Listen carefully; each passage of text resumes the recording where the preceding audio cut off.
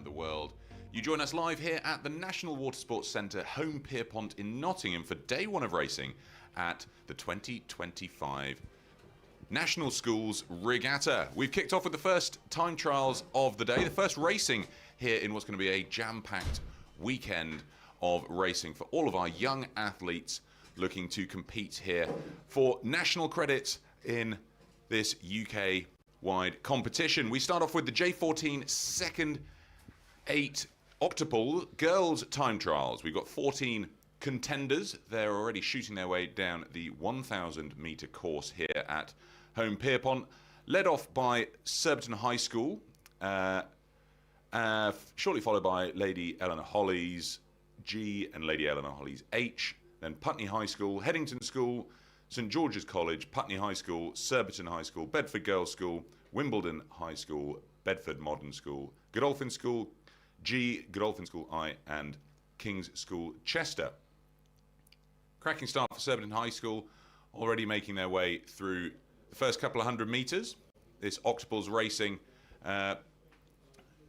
is a good start. In fact, this is Lady Eleanor Holly's we're looking at here, leading the way down the course. Beautiful conditions here in Home Pierpont. Absolutely pan flat out there on the lake. Not a whisper of a breeze out there. Perfect conditions to kick off what I hope will be a great weekend's worth of racing. And yes, welcome to everyone back here. I think probably Peter's already talked about being back here after a 9-year gap. It's fantastic, and what a day Nottingham has given us today for the first day back, welcoming us back with mill pond flat water it was this morning on my run around the course at 7:30 doing my own course inspection. And it was absolutely fantastic. But there's a little bit of breeze on there. Again, this is a 1,000 metre time trial. Lady Eleanor Hollis with number 2 on the back of the bow girl, just coming down at about 35 strokes a minute. It's only 1,000 metres. And then the fastest 12, I think it is, through to the fastest 6, sorry, through to the A final.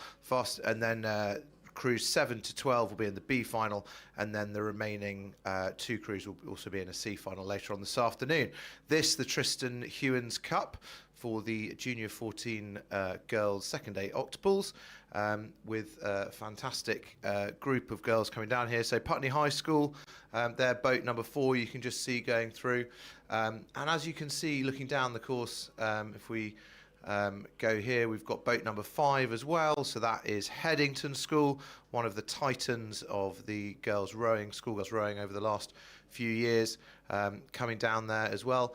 And you see that they're slightly in different lanes there. We've got Putney High School rowing in a different lane to Headington. So what the marshals do at the start of these time trials, and they will do all the way through, was to make sure that there aren't any clashes or anything that is coming in together, is they will set them off one in one lane, and then they'll set the next boat off in the lane next to them. So it makes it a lot easier for them to have a really good run at the time trials kind of coming down. So this is from here. And if we look back at the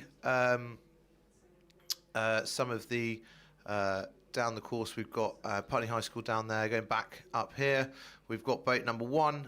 So that is Surbiton coming through, just finishing there, as you can see, across the line, and with Lady Eleanor Hollis set off in front of them actually. And even though we do have a numbered start, they don't always go off in line. It doesn't really matter, because what they do is they take down the number of the boats they cross the line for their time trial, and they work out how fast they're going. So it's not strictly a number order, so don't worry if your girls are seeming to be behind the boat that was numerically in front of them. That doesn't mean that has happened. So yeah, it's a beautiful day here of what we got out, and we're about to see a beautiful view down the course of 3 lanes worth of girls. So they're kind of in a chevron formation that comes along the course, which is great. So they're sculling down in lane, I think that's probably lane 6, isn't it, closest to us?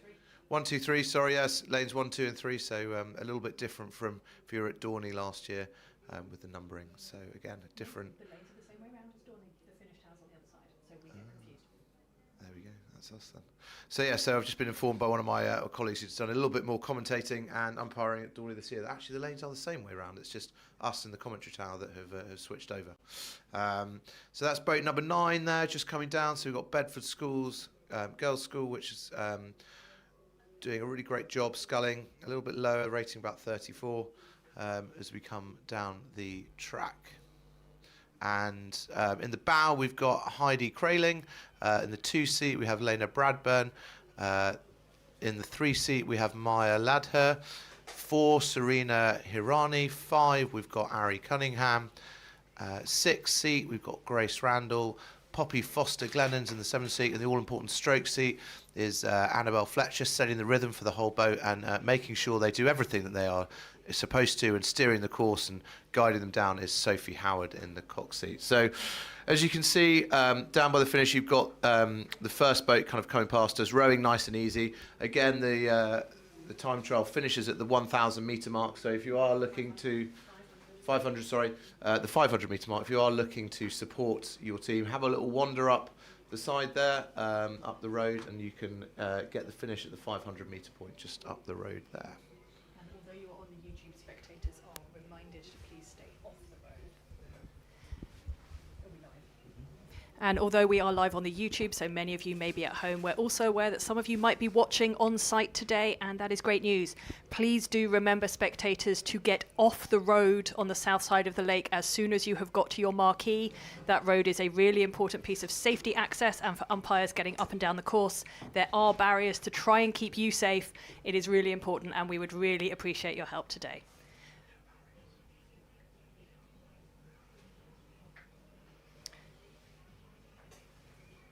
And as my colleagues have said, this is indeed the first time trial of the National Schools Regatta 2025, back at Nottingham for the first time since 2015. And this was the under-14 girls' second octuples, who are just finishing up. As we've mentioned, they are racing a 1,000 metre time trial, and that means they start 500 metres from the start and finish 500 metres from the finish, because it is a 2-kilometre lake. This just gives us and them a little bit more space to turn them boats around at the top, make sure they are straight and ready to start.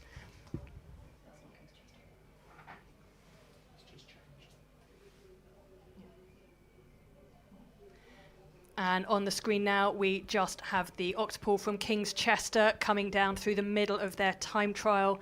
And on the screen now, we've just seen the stern of the boat that is stroked by Ava Currish-Jones, with Lucy Caldwell in the 7 seat, Millie Fletcher backing her up from the 6 seat, Laura Cap-Sutter and Elena Griffiths providing the power from the engine room in the middle of the boat, Harriet Sewell, Amelia Potocci and Esme Potter, the sharp crew in bow, first blades in, first people backs into the wind to break the wind for the crew. And they are ably steered down the course by Jahan Butt. And we also now on the screen have back crew number 10, which is the crew from Wimbledon High School. And we will just click through and we will bring you them. And so this is the H crew for Wimbledon High School, which means if I can count my fingers, my alphabet's pretty slow this morning. They have at least 7 crews here at this regatta. You will see lots of crews with letters. That just reflects the number of crews their club have in the event in general. Doesn't mean anything about their ranking. But on the screen now, we have that octuple from Wimbledon High School, which is stroked by Layla Bennett, with Laurie Agneson in the 7 seat, Zahara Al-Salah at 6, Sienna Dawson at 5, Thea Bolton at 4, Eve Dell at 3, Lilia Kube at 2, and June Benito Monlian in the bow seat, steered by Natasha Kersley in the coxing seat. And they were going down at 32.5 strokes per minute through the middle of their time trial. We've now got that lovely drone. Oh, we've just flipped away from it again. We had the lovely drone shot of the overview of the lake, and the conditions here are still immaculate. You can see from time to time just a little bit of a ripple on the water, showing a little bit of gusting wind across, but this is perfect conditions for these young athletes here this morning. And now on the course, we have crew number 11, the girls from Bedford Modern School. And they are stroked by Jennifer Zhu, Kira Halfpenny setting down the rhythm behind her in the 7 seat, Bella Newbury, Izzy Heavey, Annabelle Lammy and Simran Chana in the middle 4, Antonia Bosco and Hetty Farrow in bow pair, keeping things sharp in the pointy end, and steered by Anya Pilling. Just panning background. We've gone to the drone shot again. There we go, the one I mentioned before. That is that beautiful overhead shot where you can see the use of lanes 1, 2 and 3 to make sure that all of these athletes have a clear run down the course in their time trial. We didn't want there to be any worries that they were going to catch up with someone in front of them, so we alternate the crews, so there should be a good big gap and everybody can have a fair crack at the whip. We've just got the last couple of crews coming down through the junior girls octuple time trial, which should be a couple of crews from Godolphin and Latimer, and then from King's Chester. And I think at the moment on the screen we have the King's Chester octuple,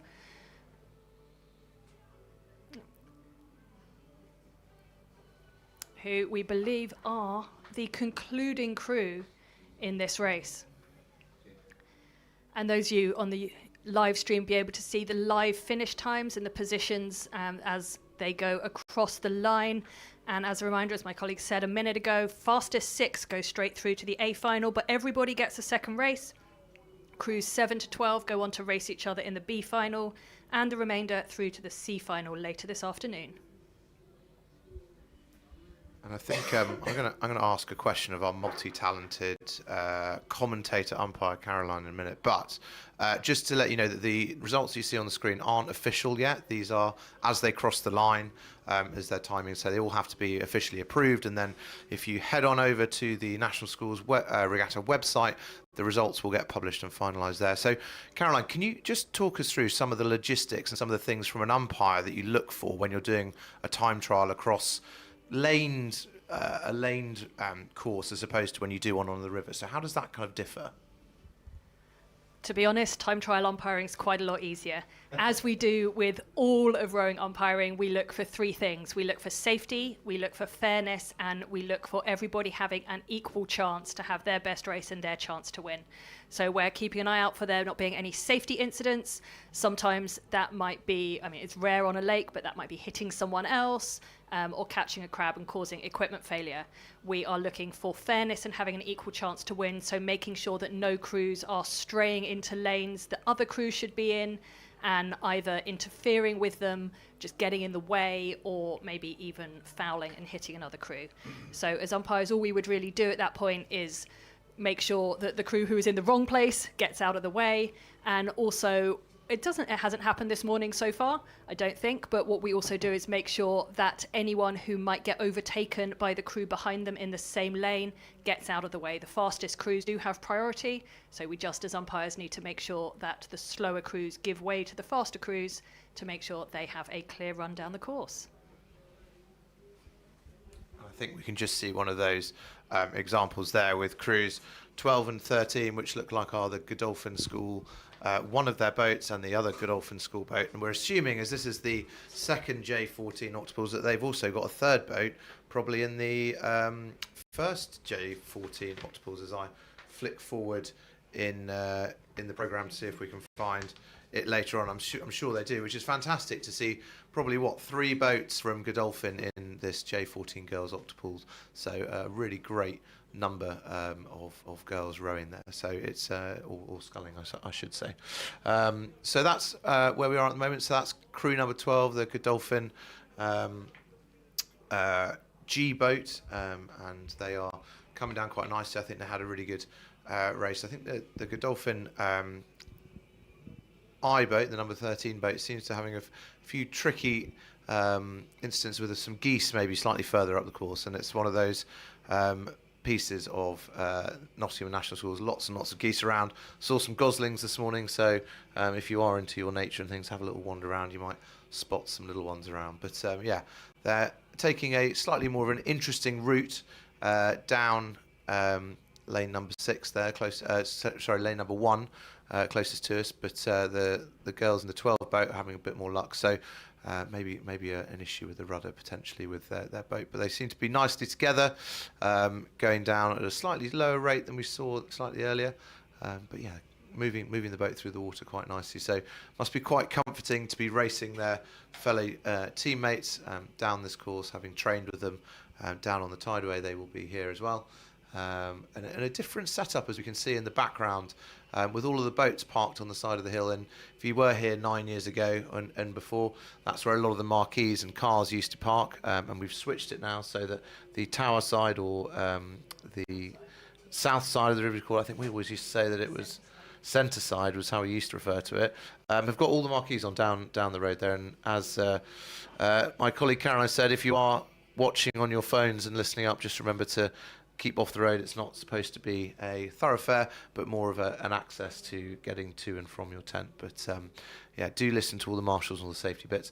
We don't have any issues with bikes. Bikes are on the far side, so what we used to call the boat park side, which is where they're kind of boating from over there. And a few of the extra tents over there. So I don't know whether they've got a athlete's tent. So I know Lady Ale and the Hollows, I can see over there past the finish line, also have a tent further up the course doing their catering and things. So whether they've got 2 tents, which would be great. So on to the boys event, or the open event, sorry, the J14 second octuples time trial, and that's boat number 15 you saw coming down the course as we span to the wide view. In lane 1, Hampton with their yellow blades as you're looking from the stern, and their black blades coming down, and then Radley College, as we can see here, all looking very smart, mostly with their sunglasses on, almost matching, which is always a great one.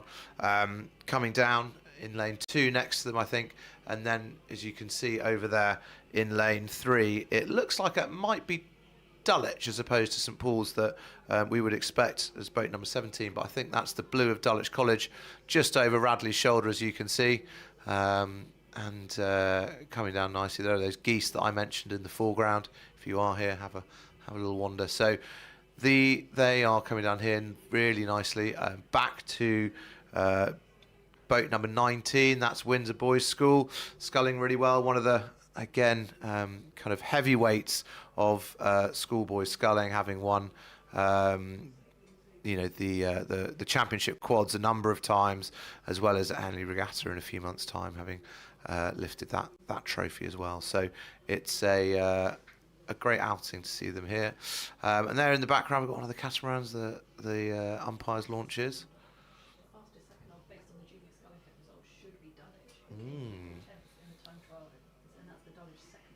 Right, so I've just been told that the Dulwich second octuple, which is the one that we'll be seeing soon as we look at Abingdon on the screen, that I did mention earlier that were coming down the track in the 3rd place, actually came 10th in the head of the river.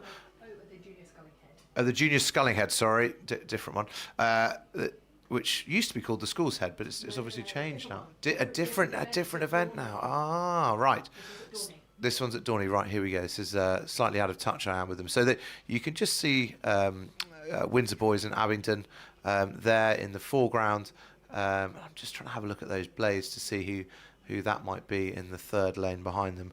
You would want to think it might be one of the other Hampton boats, but it could also be the St Paul's boat that we haven't seen come down yet as well. So yes,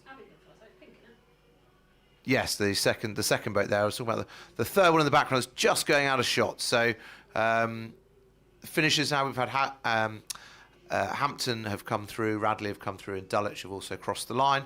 Again, these are just the provisional times. These are not results yet, so we should hopefully get those online a little bit later on, and when they get published we will let you know. But again, head on over to National Schools Regatta website where you can get the full results that come through. So there's that first 3 that come through in this, the Junior 14 second 8s octuples, with Radley coming down again. So they're just kind of coming up to finishing up for what they're looking to do. And there's Windsor Boys School that have come through as well. So they are there.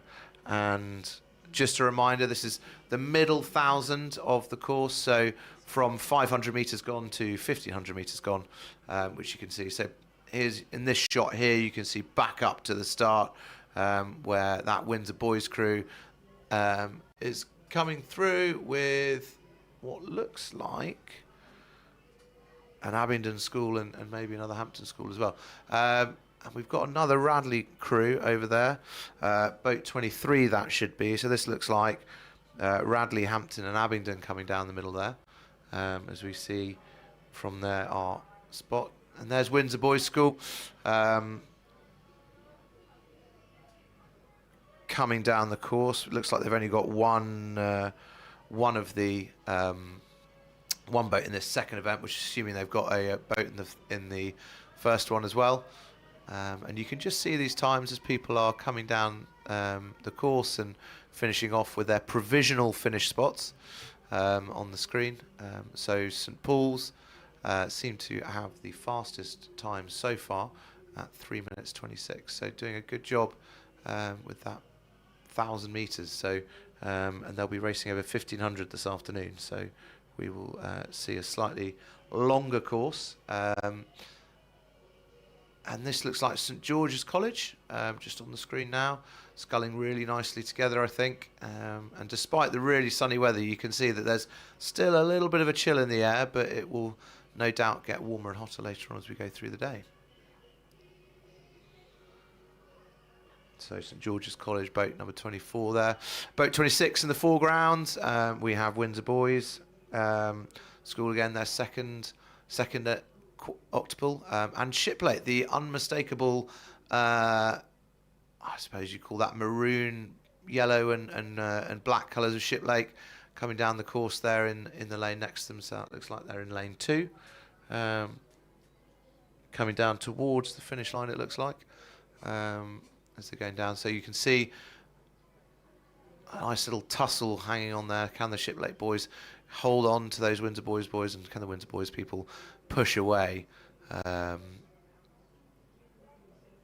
from them? And back to crew number 29, another Abingdon boat. So this is their second eight they've got in this octuple, sorry, they've got in this race. Abingdon School L. Again, the letters after the name just dictate the number of crews that have been entered. It doesn't have anything to do with if there's a first boat or a second boat, so I don't get caught up on those. But they're coming down there, which is nice to see, and 9 finishers so far, as it looks like. Abingdon School with one of the slow times, and back to crew number 31, so Westminster School, just coming down in the other cerise coloured club as they come down the course, with Abingdon also in pink, that we were just seeing a little while ago. And Pete, do you know much about that make of boat that we just saw? Kahua, yes, it's one I've not really known much about. Well, Kangwon actually, they're quite a big boat maker, particularly on the coastal rowing scene, and they've started to get into the flat waters, and we see a lot of them in the American side of the Atlantic. Cracking boat maker. But looking here at the next boat coming down, it's good to see these J14 Octos, second eights, large entries from a lot of the schools. You can see they've just crossed the line there. Now we look to crew number 28, Dulwich College, stroked by Dylan Trigger. Only 1,000 metres in the time trial here for these J14 young athletes. For many of them, the first regatta that they'll have taken part in. So good for them to start building up that race experience. Time trial puts a little bit less pressure on their side-by-side competition and allows them to set a time and start to look across the competition and field of entries in this J14 second octuples category for the Dulwich Cup for junior octos. Fastest 6 will progress through to the A final. That's where they'll be competing for medals in this Dulwich Cup competition. Places 7 through to 12 will go through to the B final, 13 through to 18 to the C final, remainder through to the D final. It is a large old entry, this, with many of these schools entering at least one boat. 1,000 metre time trial here, but not finishing at the finish tower. They're taking this race taking place between the 500 metres and 1,500 metres of our 2,000 metre course here, just to make sure that we can get the timing done cleanly in and around the setup that's required for the side-by-side racing that will take place later on this morning. As I said, though, beautiful conditions. You couldn't hope for better racing conditions here at the National Water Sports Centre, Home Pierpont in Nottingham, a site that was rejected by the RAF before it was turned into a rowing lake. So the people who thought best to build a rowing lake on a site that was too windy for the Royal Air Force, at least here today we have cracking conditions. Looking to the next boat that's coming down the course it's great to see these young athletes getting into rowing, and with so many from these schools. As we were saying, this is the second 8 competition, which means we're going to have at least 1 or 2 octos entered in the category for J14 first octuples. Just shows the depth in the field here at the J14 age group for octuples racing. So we'll look forward to seeing how that turns out. I think that's Shiplake College, stroked by Liam Ellison, coming through towards the finish line. Great racing here in this second octuples category.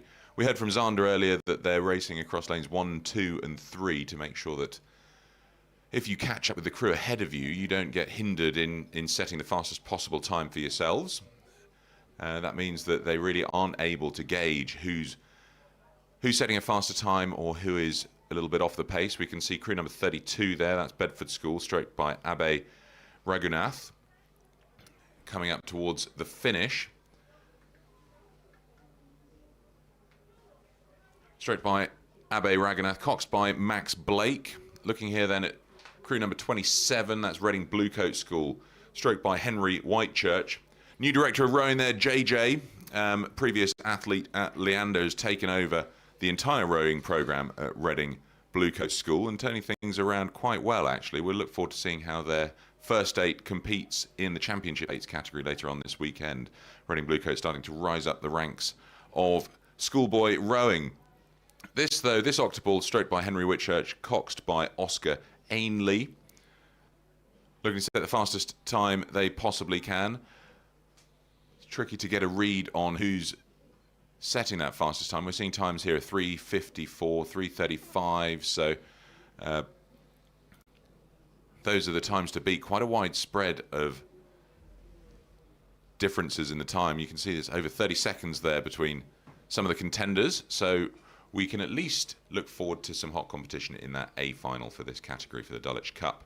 For Junior 14 octuple sculls for second crews. Crew number 35 there, we're getting towards the end of this time trial order. Bedford School, stroked by Angelo Miliotto, coxed by Arjun Batty.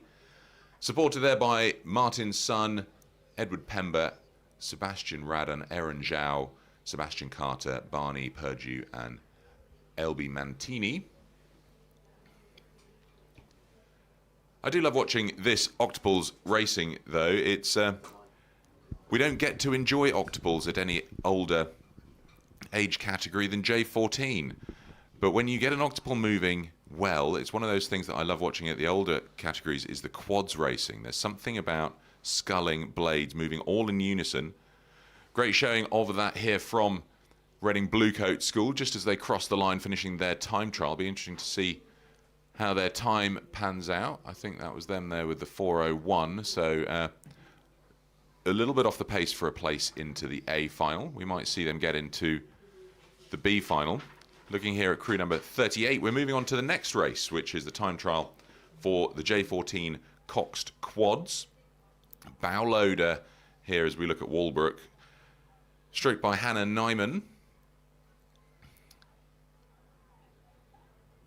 Great little demonstration of sculling at its best here. In fact, that was a good showing there. Hannah Nyman in the stroke seat, setting the rhythm, making sure that they've got a good pace and are able to put their power into the water cleanly. You can see here this overview of the lake here at Home Pierpont as all of these athletes come down the course. Looking here at Trenton Boat Club, stroked by Evelyn Greenhall. Something impressive about watching quads rowing together. And just to add, looking at the results from a little earlier in the season, Trentham, who we've just seen on the screen, came second at the All Sport Junior Sculling Head, and then they went through to come third as well at the Junior Sculling Regatta, both at Dorney a little bit earlier this month. And notably Walbrook, who we had on the screen a few minutes ago, who led off this division in the Junior 14 Girls Cox Quad time trial.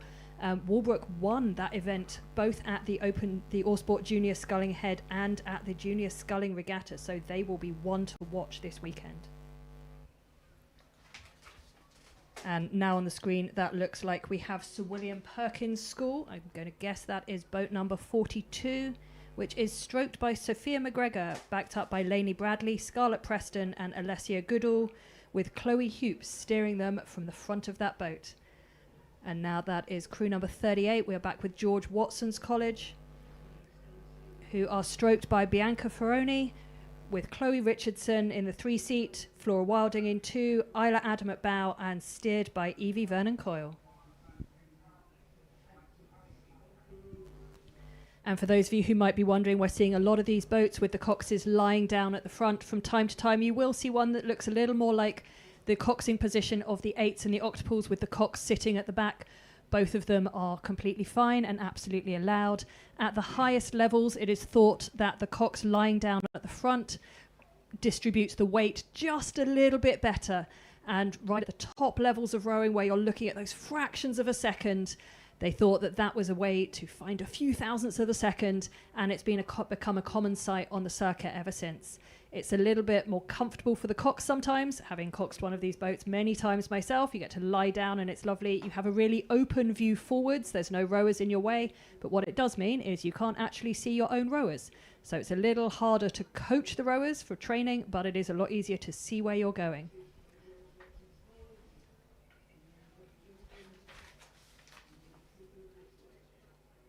And on the screen now, I'm going to guess by the colours of the kit and the blades. This is crew number 52 from Stratford upon Avon. And you can see they have the other kind of boat with the cox sitting up in the stern. And indeed, that is, as we just get to see their number on the back of the cox's buoyancy aid, which of course coxes wear for safety, is crew 52. And that is coxed by Scarlett Wheeler, sitting there at the back, exhorting her crew to try as hard as possible, while she also has to steer and give them the strategy, the direction and the encouragement they need to push as hard as they can for those 1,000 metres. And the girls on the receiving end of that are Abigail Dunn in the stroke seat, Charlotte Mansfield in the 3-seat, Meredith Paul at 2 and Raya Hothy at bow. Seeing a lot of Janacek Stamfleas coming down the course. That's the boat maker, of course, and one of the few British-owned boat makers still in business these days. Good to see them making their way and well represented here in the J14 category. Crew number 49 making its way down, Yarm School, stroked by Katie Cheeseman, supported by Ellen Athy, Taya Shepherd and Yui Chan, coxed by Ewan White. Ewan there in the bow loader. As we were hearing from Caroline, great to be able to see the full course and make sure they're steering the straightest possible line down this 1,000 metre time trial. Wimbledon High School on screen at the moment. Timing is everything when it comes to rowing, making sure that all of the athletes are putting their power into the water at the same time leads to the best boat speed. And another Janacek racing boat here, crew number 57, Wimbledon High School, stroked by Maya Blassie, supported by Kiara O'Rourke, Delia Luckin, Edie Hopkins, and coxed by Fiona Hughes. It's a big entry, this, the J14 Cox Quads for the Hunter Cup for J14 Cox Quadruple Sculls. First 6 will go through to the A final, places 7 through 12 to the B final, places 13 to 18 to the C final, and then the remainder, places 19 to 24 in this 24 boat entry, will go through to the D final.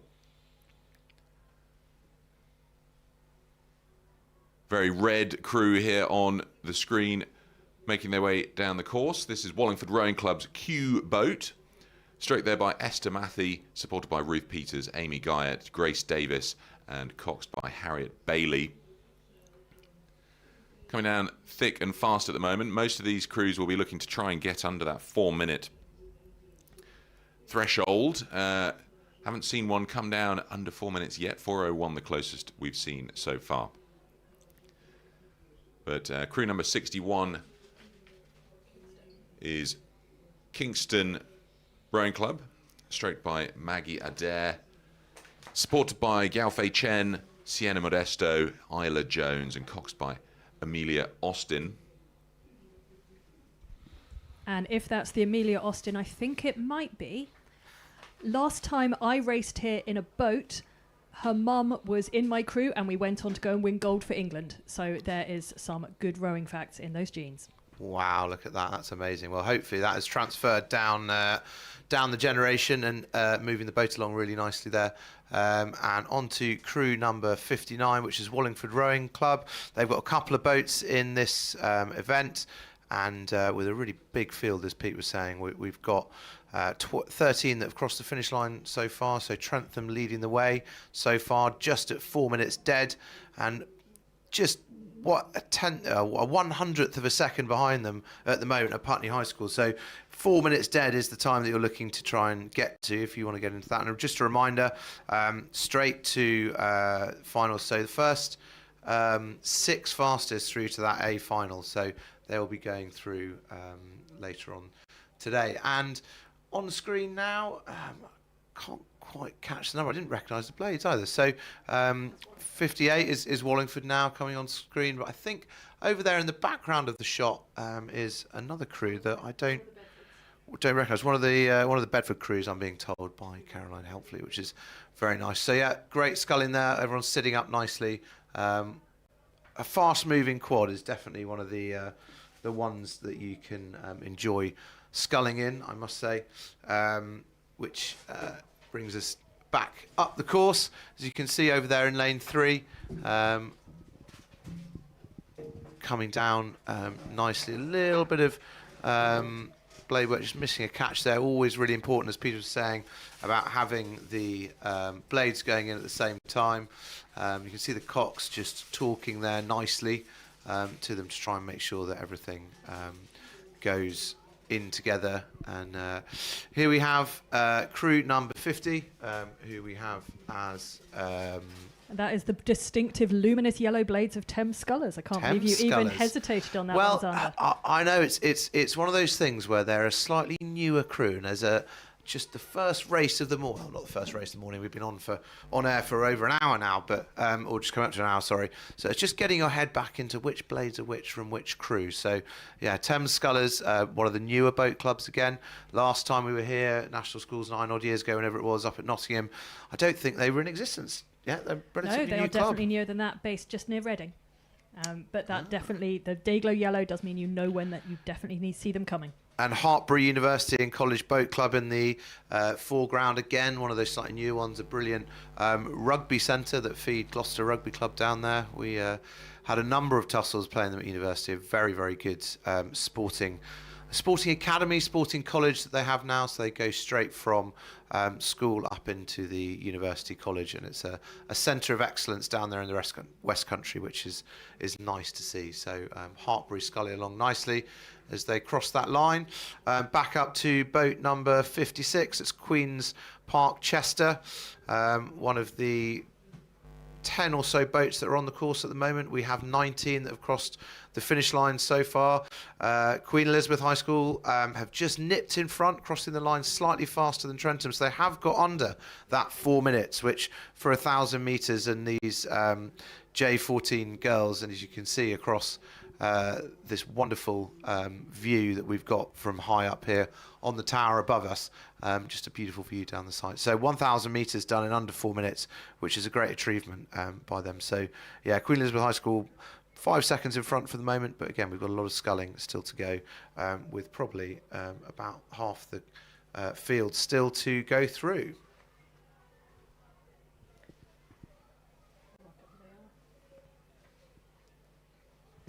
And on your feed now on the screens, we have, I think it's Hereford Cathedral School with the distinctive yellow chevrons on their blade. Not quite distinctive enough for me to pick them up very quickly. Sorry about that. And they are stroked by Clara West, with Hanyan Wang in the 3-seat, Tabitha Smith in the 2-seat, Freya Panyas in bow, and steered by Elizabeth Abansky. And in the time it's taken me to run through that crew, we have switched to a lovely shot of the Bedford Girls' School, who have just passed you on the screen in their purple with white stripes. And as you can see, they're really flat conditions this morning, which is making for fantastic time trialling event, and some brilliant tracksuit bottoms there from the Cox in club colours. So I think that looks fantastic there, with the boat, the stern loading Cox just going through that 500 metre mark. So getting off to a really good start there. Bedford Girls' School sculling really nicely, and again, look at that colour coordination, the matching headband of the Cox's microphone. colour coordinated to the school colours, going down there. And back to that stream. So going down in lanes 1, 2 and 3, they're all being set off at different marks coming down the course, and more of our boats coming through the finish and going through. So that kind of shot, you can see some of the girls have stopped rowing, and that is because they have finished their 1,000 metres. So 1,500 metres to 500 metres is where they are sculling to and from. So make your way up the course if you want to cheer. There's if you're down in the last 500 metres or so, between the 500 metre point and the finish tower, they will have finished rowing, so your cheering will go unabated. Crew 48 just coming down there in front of us, who are Hereford Cathedral School, the one that Caroline picked out earlier, slightly further down the course now. Really nice together sculling, sitting up, doing a great job at getting down the course as well. So going on to the other Hereford Cathedral boat by the looks of it. So their second one in this 71. There we go, all the way through. Such a long list, it's gone on to a second column coming down. So yeah, we're getting through it now, and there's a large number of crews here. So I think we've got almost kind of 40 odd boats here in this entry, which is fantastic to have as we come on down the course. So a lot for the umpires and timekeepers to get on hold of. So it'll take a while for us to get through to the results. So just a reminder that the first 24 will go through to finals this afternoon. So a few people will unfortunately not get through, but with such a big entry, it's great that we can get 24 crews having a row side to side next to each other this afternoon for this, the Hunter Cup for Junior 14 Cox quadruple sculls for girls. And on your screen now, we have the William Perkins School crew of Eleanor Leach in the stroke seat with Saskia Collins-White, Anya Ingua and Lena Nicolette Doyle, who's in the bow seat, steered by Karina Mystery. As we do a very quick pan back on the live stream to crew number 73, another crew from the Bedford Girls' School. Once you know the colours, they're very distinctive, quite easy to spot. And that is stroked by Florence Sexton, with Lena Wilk in the 3 seat, Ella Dimmond in 2, Amelie Deer in the bow seat, and steered by Maya Watt just off the screen. Oh, you can just see her head popping out every stroke as she is lying down in that bow loader with that beautifully clear view in front of her. And they look like they've just finished. They're winding it down, and we go straight back to more crews on the course. Who do we think this one is, Xander? Oh, I have a feeling that could be the scullers from, is it Durham? No, that's not the right colours at all. Maybe. And ladies and gents, this is why we ask the coxes to wear numbers. Yeah. Makes it much easier for us to figure out who it is. I'm going to, actually, is there, I think that might be it's not Norwich. Just trying to have a look on who started. So we've got 6 crews left to go. On the course at the moment, we have St Edward's School, St Michael's Rowing Club from Limerick. Big shout out to Jerry, our fellow commentator from Ireland, who's not made it across this year, if he's listening. And it's not King's Canterbury, my alma mater, as I know their blades really well. So it could be Oundle or St William Perkins are blue and yellow, aren't they? So yes, so we panned here to boat 80 as we are trying to find out who that is. So that's St Michael Rowing Club from Limerick. So come all the way across from Ireland, which is fantastic to see this UK-wide, UK and Ireland-wide junior rowing event. And actually, this still is the largest junior sporting event that is held every year within the United Kingdom and I think even Europe. Someone was saying that I think because we were almost over 5,000 competitors, I think, this weekend. And we'll find the exact numbers of how many entries we've got this weekend, how many different rowers and scullers over this 3 days that you can watch here on the National Schools Regatta YouTube channel, which you've tuned into. And again, if you're looking to keep up with live results, head over to the regatta.time-team.nl and you'll be able to click on the National Schools Regatta and follow the results in real time, as we are doing as well. So just another 4 boats left to go on the course.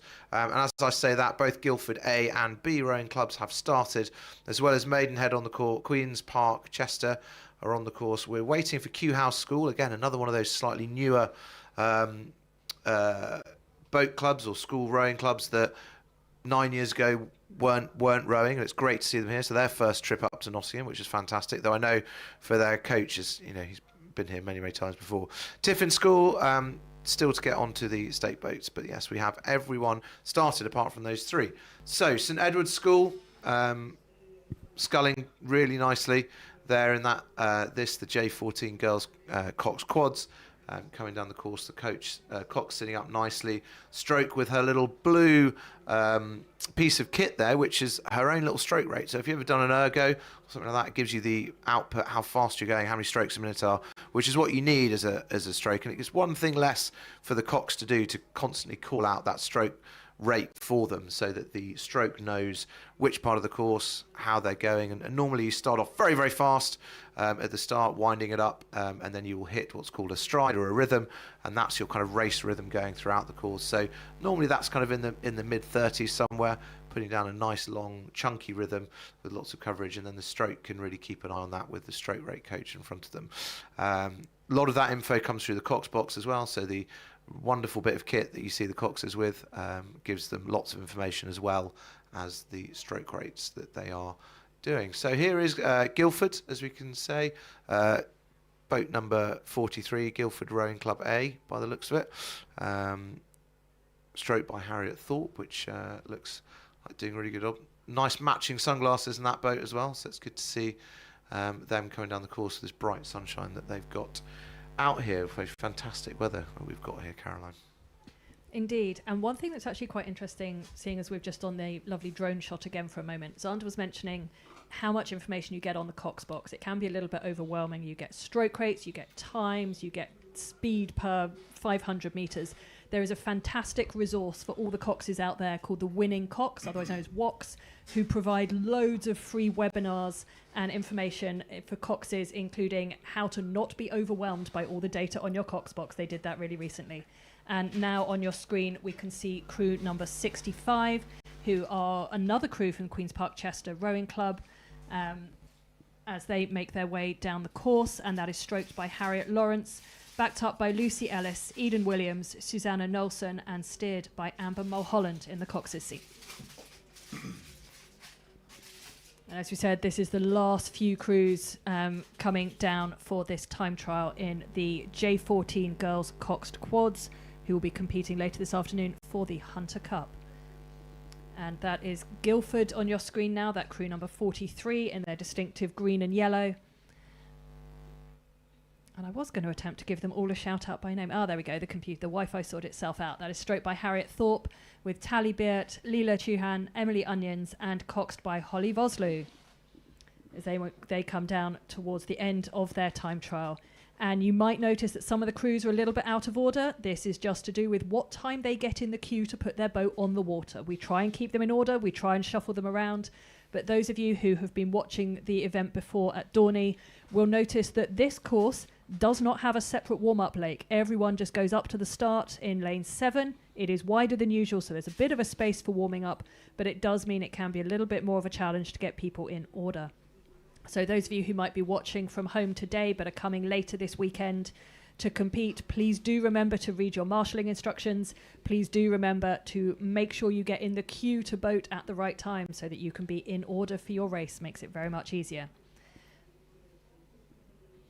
And the results of this time trial have gone green on our screen and have now been declared official. Oh no, sorry, that's the first race. That's the J14 Girls Second Octuples. We now have official results to bring you the top 6 crews going straight through to that A final, which are Headington, Lady Eleanor Hollis, Putney High, Surbiton, St George's College, and another crew from LEH. If you are in clubs that have multiple crews, it is really important to make sure you know which crew you are following.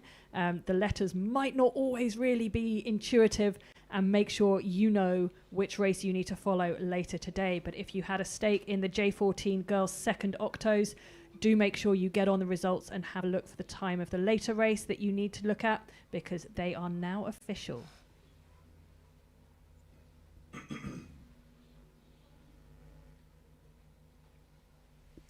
And the same goes for the J14 Open second octos. For the boys, we have the top 6 that we can bring you for the A final there, which is St Paul's School Boat Club G, Hampton School Boat Club I, St Paul's H, Radley Boat Club L, Windsor Boys School P, lots of crews from Windsor Boys, and Radley College M. So do make sure you know which crews you're following. Those are the 6 that will go to the A final later today. Of course, everybody in those octuples gets a second race. You just need to make sure you know which time. And this now looks like we have started on the next race, which is the J14 Open Coxed Quads, who will be competing for the Canterbury Cup. And we seem to have been kicked off by the crew from Abingdon School. And they are stroked by James Snell, with Ethan Kingsley in the 3-seat, Finn Clayton in 2, Joe Waters at bow, and steered right from the bow of the boat. You can just see him on the screen looking round behind him to check what's going on. That's Rafiq Dajda steering that first crew down the course in that time trial for the Open J14 Coxed Quadruple Sculls.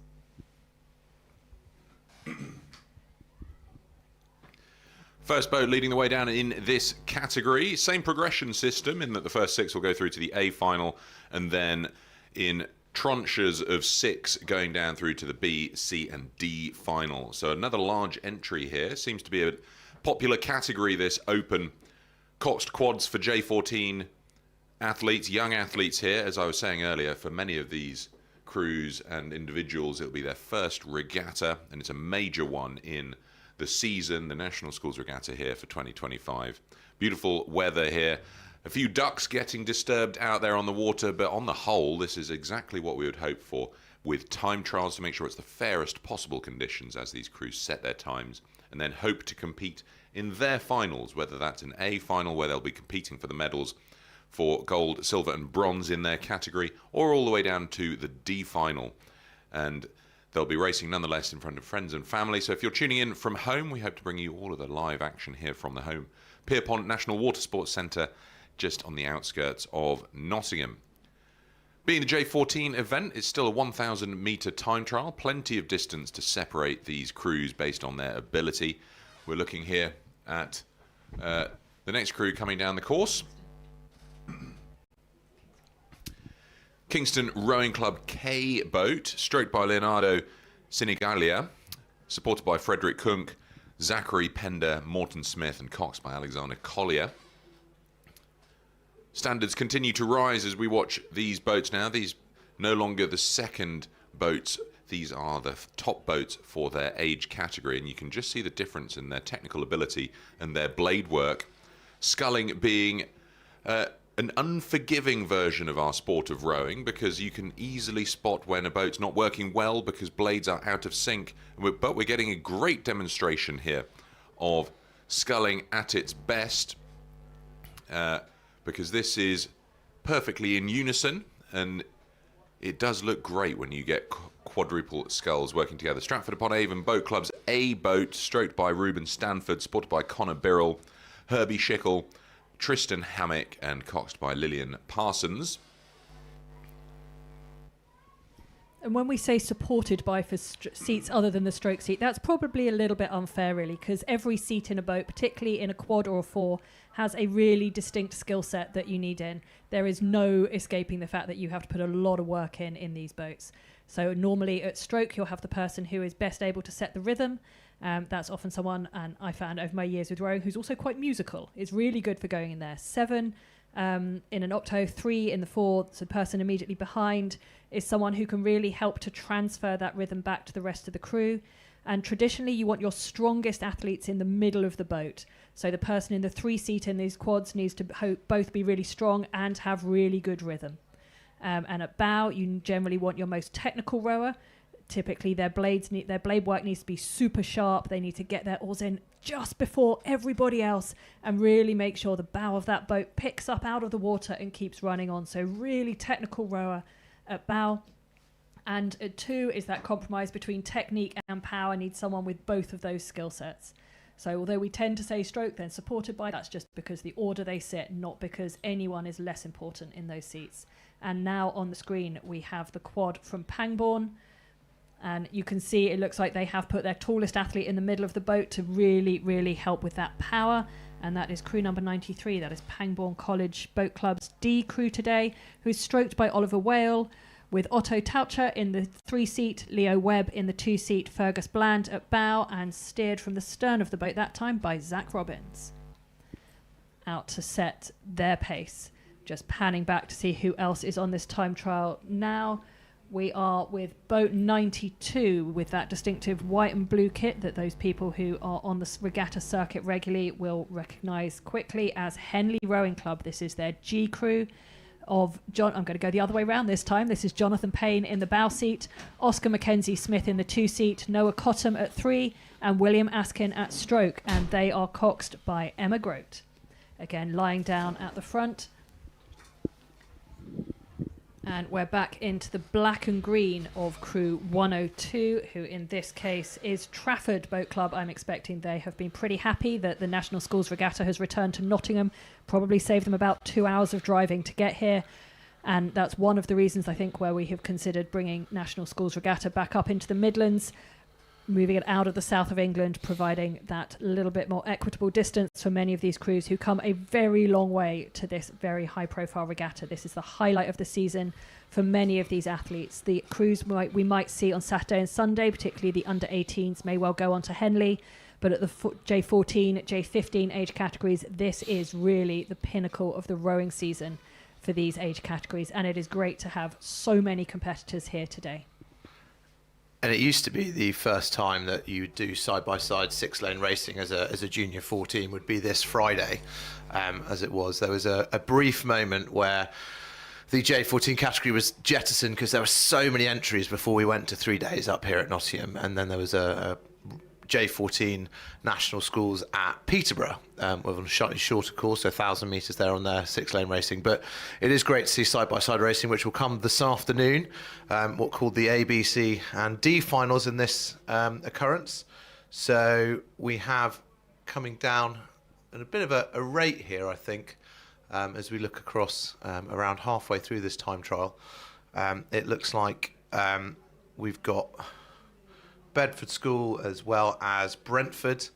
Boat Club again, another one's great to see up here. Trafford, another kind of newish name.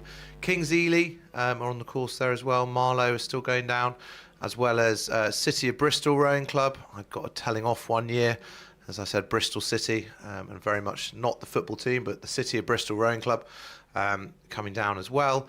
Winchester College, back where I'm from, my neck of the woods now. Royal Grammar School High Wycombe. Haberdashers Monmouth and Royal Grammar School High Wycombe again in this race, as we see those groups of 3 set off. The umpires and marshals doing a fantastic job spreading them out nicely, giving everyone a really good shot down the course. So just a reminder that these J14s are doing 1,000 metre time trial. When we get to the J15s in a few races time, they'll be doing it over 1,500 metres, so they'll be starting from just after the finish, just after the start line, and going all the way down to the 500 metre mark. And coming into your screen now, we have Haberdashers Monmouth School with the cox streamline there, down really low in that boat with the... And that is Sebastian Shaw down in the bows, steering that Haberdashers Monmouth boat, with Oliver Maunder at stroke, Edward Luce in the 3-seat, Noah Chadwick at 2, and William Brett at bow. That's right, and then into the shot now. Looks like the single Nelson 111, City of Bristol in their distinctive green tops with the green and white blades, rowing down there in the West Country, doing a really great job. Cox having a little look round, checking to see how his boys are doing, getting down there in the course, looking towards the end, and in the background you can see some more octuples warming up there like the J15s, as Caroline said, in the background warming up in that lake. And we flick over to, that looks like 100, it was a 4, wasn't it, maybe? No. Who did that look like? We are going to profess being rusty at blade colours. Those are not ones we necessarily recognise. If it's got a 4 on the end, I'm going to guess at Leeds Rowing Club, perhaps. Yeah, could be, I think. The kit looks about right. Yeah, that's right. Wasn't sure about the blades. Yeah, coming just towards the end of their 1,000 metres there. our binoculars don't quite stretch that far up the course, unfortunately. But I have to say, previous years at Nottingham, the commentary was done from the standard box down below. So you're looking at the commentary tower, us in the live stream, we're right at the top, so an absolutely fantastic view down the course, but still 1,000 metres is a little bit tricky for us to see as far out to. And the beautiful shot from up above us, I think on the roof of the commentary tower, down the course, and again the boats in the foreground have already finished. You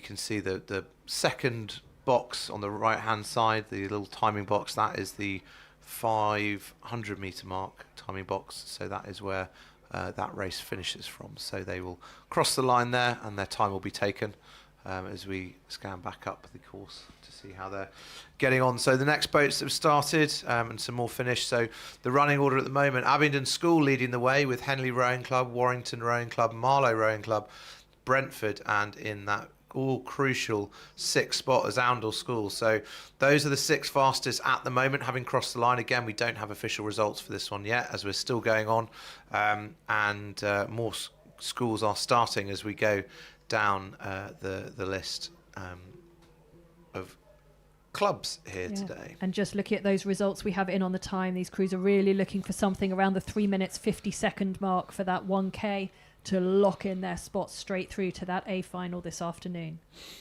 And we also have a B, a C and a D final, so again 24, but again such a huge entry that we have here. It means that there are going to be some people unfortunately miss out, but yeah, at least 24 crews having another go this afternoon to try and place themselves from this afternoon. So we've got 17 boats that have come through the finish line so far, with a few more still yet to go.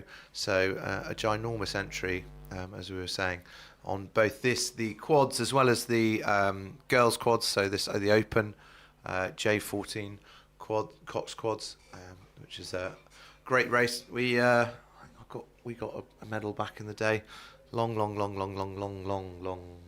time ago. But yeah, so it's great to see this competition still going really strong, and I think the field was probably about half the size back in the day, so it's lovely to see all these new boats, and with those bright green blades of Q House coming down there, and just in the foreground there, that's 107 I think, so that's Maidenhead Rowing Club you got on your screen just now. And right now we have 104, which is Great Marlow School in their black and red. And that Great Marlow crew is Jack O'Reilly in the bow, with Alfie Clark in the 2 seat, Mitch White in 3, and Henry Constable in the stroke seat. And they are being steered and exhorted on and encouraged by Jake Clegg in the coxing seat. That's back to Yarm School now, coming through, sculling very nicely. Slightly shiny lycra as opposed to the more dull coloured cotton ones that you sometimes get. So a little bit of a sheen on that coming across the line there. There we go, as you can see. In the background, that was 105, wasn't it? So that was St Paul's School just finishing off. King's School Ely as well have gone through and finished. 24 boats through the finishing line now.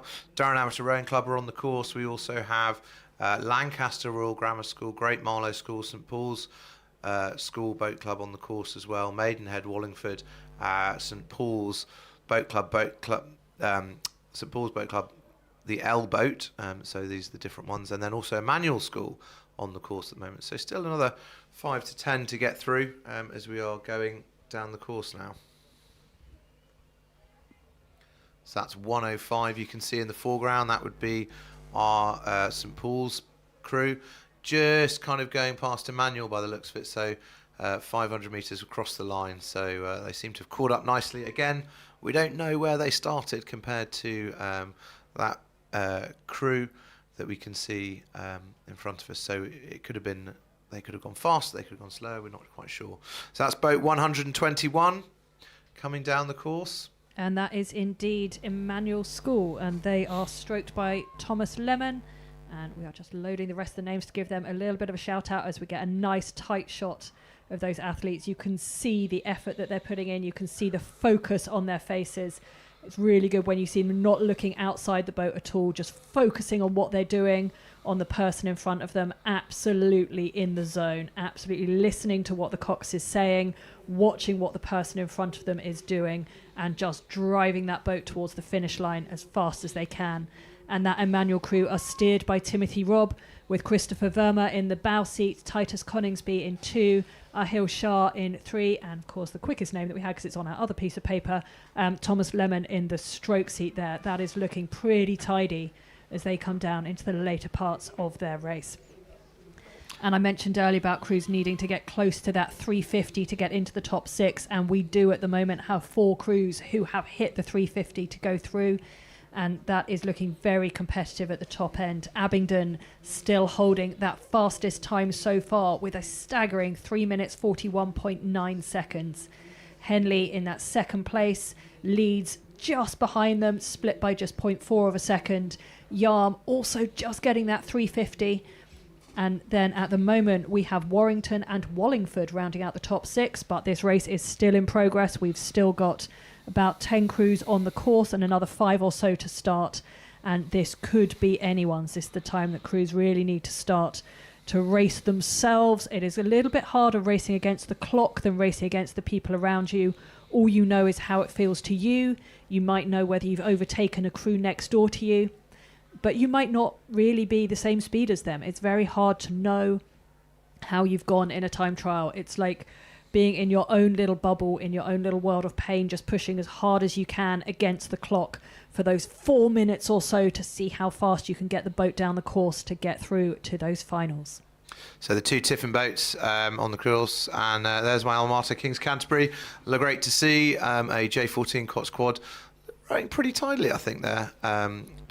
In that white boat number 124.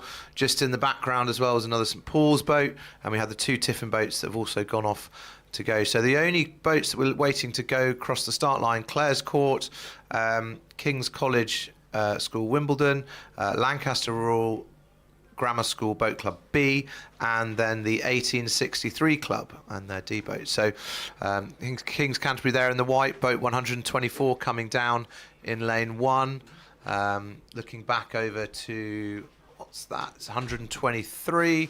So that is Aberdeen School Rowing Association, where our chairman is from. And we've just had a cheer as Carol has stepped in. We've got a bit of a shift change going on. The retired voice of world rowing, Peter O'Hanlon, will be going down to do some sight commentary, and sadly taking the Haribo with him, which will make us very sad. Yeah, and I've just been told I'm getting the yoink as well, as I need to be passing down. So I will pass my microphone off to Carol. We'll be back with you later on the YouTube. If you are down at the course, you will be having to suffer my voice a little bit more on the on-site speakers. How live is it? And that race still in progress now with crew 125. That is the crew from Peterborough City making their way down the course in their time trial. That is Peterborough City's I crew. They've got a good number of crews entered this weekend. And that has Jamie Ravel at bow, Joshua Turner at 2, Thor Lima in the 3 seat, Jack Bosma at stroke, and Lucy Agyapong is coxing them from the stern there. You can see the back of her head, so she's sitting there. She's able to see what her crew are doing, able to maybe give them some technical input as well as that race strategy and all that encouragement to keep them going. You can see that lovely shot now, 3 crews coming down one after the other in the time trial, battling each other, battling themselves to get their boat across the line as quickly as they can, still gunning for those positions into the best final that they can reach. And that is Peterborough City, and we are just trying to work out who that is behind them. Can't quite see the number yet in red. I'm going to have a guess at 1863 Club, who do row in red and black. They might be the ones right at the back of this, who I believe will be rounding out this time trial.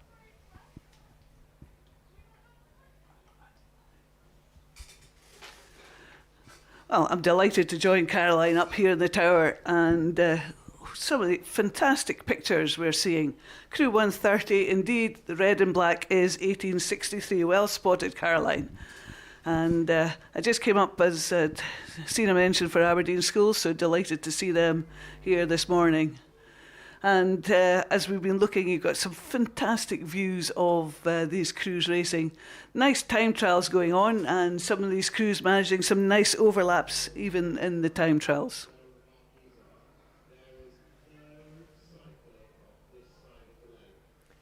And we've just heard it over the site commentary, and I'm just going to put it over the YouTuber as a reminder as well for those of you who might be watching this on site or might be up Saturday or Sunday as well. Just as a reminder, there is absolutely no cycling on the side of the lake that has the finish tower and the centre and the grandstand with the blue chairs and all of the tents. If you are going to cycle, please can you do it on the country park side for anyone who will be on site this weekend. Thank you very much. And we are back to crew 126 on your screen, who just had a little problem with their blade work, a little bit of a bump. That is King's College School based in Wimbledon with their boathouse down on the Putney stretch in southwest London, seeing what they can do to get back together and push through the last metres of their time trial, aiming for the best final they can get to go through to that side-by-side 1,000-metre racing early this afternoon.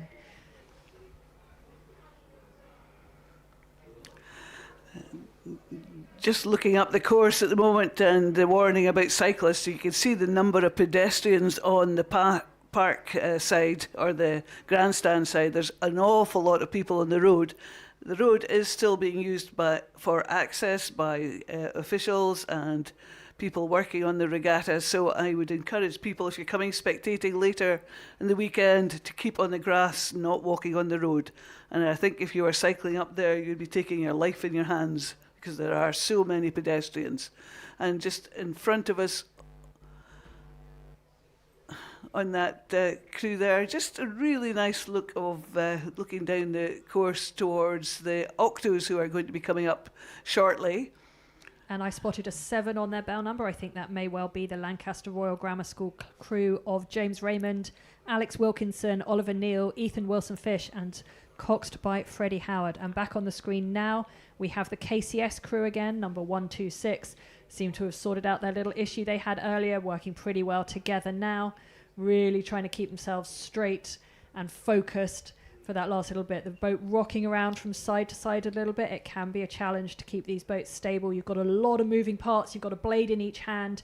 You've got to keep your hands really level and your body weight really under control and your core really strong to try and get these boats running absolutely flat and stable in the water. And as they take their rate down, it looks like they have crossed the line, and that was their push for the finish. I just had a smile on my face there because I did pick up their boat name. It was called King Kong. So yes, maybe they were a bit undersized for the weight of the boat. But we're just moving on to the first of the Junior 14 first octos for the Windrush Trophy. And the first crew in front of us, I can see crew number 139. And of course, should have been spotted the kit colours of Molesey. And then behind them we have Henley Rowing Club. Always a great club for producing really quality junior women. But 139 Molesey there. Just, I do enjoy watching an octo race. I just think there's something really nice about it. When you can see a really tidy octo, it's a bit of timing issues in some of these boats, but still they're moving the boat through the water quite nicely. That's Molesey just leaving us on the screen there. Distinctive kit with the big M on the back. You know, it helps commentators out when you can see that from a distance. Absolutely, and I'd be inclined to agree. I think a well-sculled octuple is one of the most beautiful boats to watch. When they go well, they go so fast, and that is also the reason why you do not see octuples beyond the 15 age category. They are simply too fast, and by British rowing, they are considered too dangerous, and they don't really stop very fast if you get them going well. So that's why they are generally for the younger athletes. If you want a big boat, when you get into the 16 and above age categories, you'll see people in 8s, and you will never see an adult octuple racing. But they are great boats for younger athletes where you don't want to go to sweep rowing yet. The asymmetry of only having one oar is a little bit more challenging on the growing body. It's a little bit easier to keep symmetrical and focus on sculling instead, which is another reason why these younger athletes will all be in sculling boats. And as we get through the age categories through the weekend, you'll start to see more and more rowing. And that is Putney High School on your screen now, crew number 138. Their distinctive purple and white with the black on their blades, another crew based down in southwest London, looking really tidy in that octuple today. It's just a fantastic view seeing all these octuples. We've seen so many in the second octuples earlier on. And now we've got the first one. So it's just a lovely view indeed. Here we have Molesey again. Didn't quite catch the number of the crew in front of them there, and I can't quite get the colours. I think that's Henley Rowing Club. White tops with little dark blue piping, dark blue blades. That is going to be crew 134, stroked by Olivia Baker. It's a little bit harder in the octuples to give you the full rundown of all the names. They move quicker, and there's twice as many of them. So apologies for not being able to do the full shout-outs for the octuple names, but I think that is Henley, who look like they have squeezed past Molesey on this time trial. It's a little bit of a funny camera angle. It's always difficult to tell unless you are straight on sideways to the crews, but I think they will have had a really competitive race against each other. Well, that's what they want. They're all racing for this time in the A final, so it's all to play for, and that's where you want to be. You don't want to be just miss out by a tiny little pip, so you really want to be pushing it along, even in the time trial. And it sort of brings you into two sort of different styles of racing, because you race a time trial slightly differently as you would a side-by-side race. So these days, crews have to be adaptable. They have to be able to race a good time trial, but also be able to race very well side-by-side. And a lot of adult crews could learn from some of these junior crews quite how to do it. Crew 141, I did think I recognised the colours of Headington there. Beautiful bright blue colours, matching the colours of the lake as they come towards us. Headington also a very good junior school, producing lots of wins over the years that I can remember. And that looks like Sir William Perkins now on your screen. Another thank you, Caroline. Fabulous, dug me out a hole there. Another fabulous rowing school, huge programme. It's lovely to see such depth and so many crews from some of these schools where rowing has been a big part of their school for a long time and clearly still going strong. And that is great to see, getting more young athletes into this sport at the J14 category. I love the way the girls have thought about their crew kit there. Their sunglasses are almost matching all the way up the boat. They've obviously been reading the FISA handbook and just going for total matching everywhere they can. It all seems to have the white rims round the shades, very trendy shades. But rowing very nicely together. This J14, that is some rating that's being maintained there by Stroke, but the rest of the girls going with her. And there was a little bit of problem from the girl in the 7th seat there. Just lost her right hand blade briefly, and hopefully we will get that back together. We're now with the LEH octuple, the Lady Eleanor Hollis School, who are looking really together as well. It's really easy to see when you have these white blades with the red chevrons on, that when they flip up and square up together, you can spot anyone who's a little bit out of time. And then we have Wimbledon High, there, who've had a little bit of an issue. Again, their 7 girl seems to have lost her right-hand blade. It's behind her back. She's struggling to get that back. It's one of those ones where you actually have to lie flat on your back and get your blade back over your body in order to get it back round. That's going to be a little bit tricky unless they stop completely. She's doing a very good job of taking both these blades out of the water, though, so they are not impeding the progress of the boat. Unfortunately, there are only 7 of them rowing, but the blades are not stuck in the water, slowing them down. And there on the right-hand side, we have that Sir William Perkins crew I think we saw earlier. And on the left-hand side, that is Surbiton, the big green S's on the back of their green lycra make it pretty easy to tell. We love it as commentators when people have really obvious kit. So that is William Perkins and Surbiton pretty much side by side, really having a chance to race each other, even though it's a time trial, clearly being set off quite close together. And those blades to me from here look pretty close to the buoy line in between them. Coxes are going to have to be careful to keep themselves well apart, keep themselves clear, not get those boats tangled together. I do think the angle of the camera is a bit misleading there. I think there's a bit more of a safety zone than you would think. But 147 Bedford girls in Bedford Girls School. Distinctive kit there, nice. Just trying to think of the colour. It's a sort of mauvey, lilac-y, darker than lilac. But just pulling on really nicely there, getting out nice and long in these reaches. These young flexible bodies that are a bit more flexible than some of the commentators up here.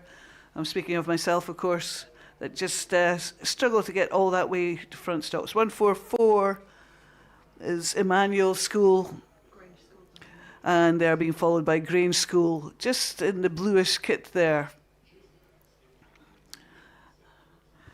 And I think that is and that is Pangbourne just coming onto your screen now in the white with the navy and red stripe across, in a tidy display of octuple rowing. You can see the hair blowing around about their ears, a whisper of wind sideways across this course. You can see it on some of the wide shots and the little ripple on the wind on the water. And that is now Sir William Borlase, who've just come into screen. They look like they're near the beginning of the time trial. They're rating pretty high. They are really going for it in that Borlase boat at the moment, number 146. If we stay on them for another couple of strokes, we can just get a rate. We've got our rate watches here. And they, to me, look like they're up at 34, 35 strokes a minute. And that looks sharp. Let's hope they can maintain that all the way down the course in that Borlase octuple. I think they've just taken it down to about 32. Just you come off a start rating a bit higher, something that isn't sustainable all the way down the course. And at some stage, you have to make that decision as to when you come down to some rating that you can actually maintain a position. But some of these junior crews are very happy to keep and maintain this high rate of striking all the way down the course. They often have the fitness and the enthusiasm to be able to drive it along, keeping the rating high. I think older crews tend to drop the rating and go for more power through the water. It's a bit of a balance there, high rating blades in the water more often, just tapping it along. Octos, you get the boat speed up quite fast, so it's often easier just to tap it on and keep that rating high and just maintain the speed that way. Crew 150, Clare's Court School. I didn't get the colours of the blades until just we got a bit closer to see them. And of course, they're based down in Maidenhead, share the boathouse with Maidenhead Rowing Club, so a little bit of local rivalry there. We also panned quite quickly past a few other crews, including some more Irish visitors from Enniskillen Royal, who were crew 145. You might have seen them skim past on the video with the big E's on their backs, makes them nice and easy to spot. So great to have, as Xander said earlier, these crews over from Ireland to join us at the National Schools Regatta this year. And here we have the Clare's Court crew in the foreground, and I believe that is going to be one of the Bedford crews in the background with black with the double red. I think that Bedford Modern 149. There we go on your screen now.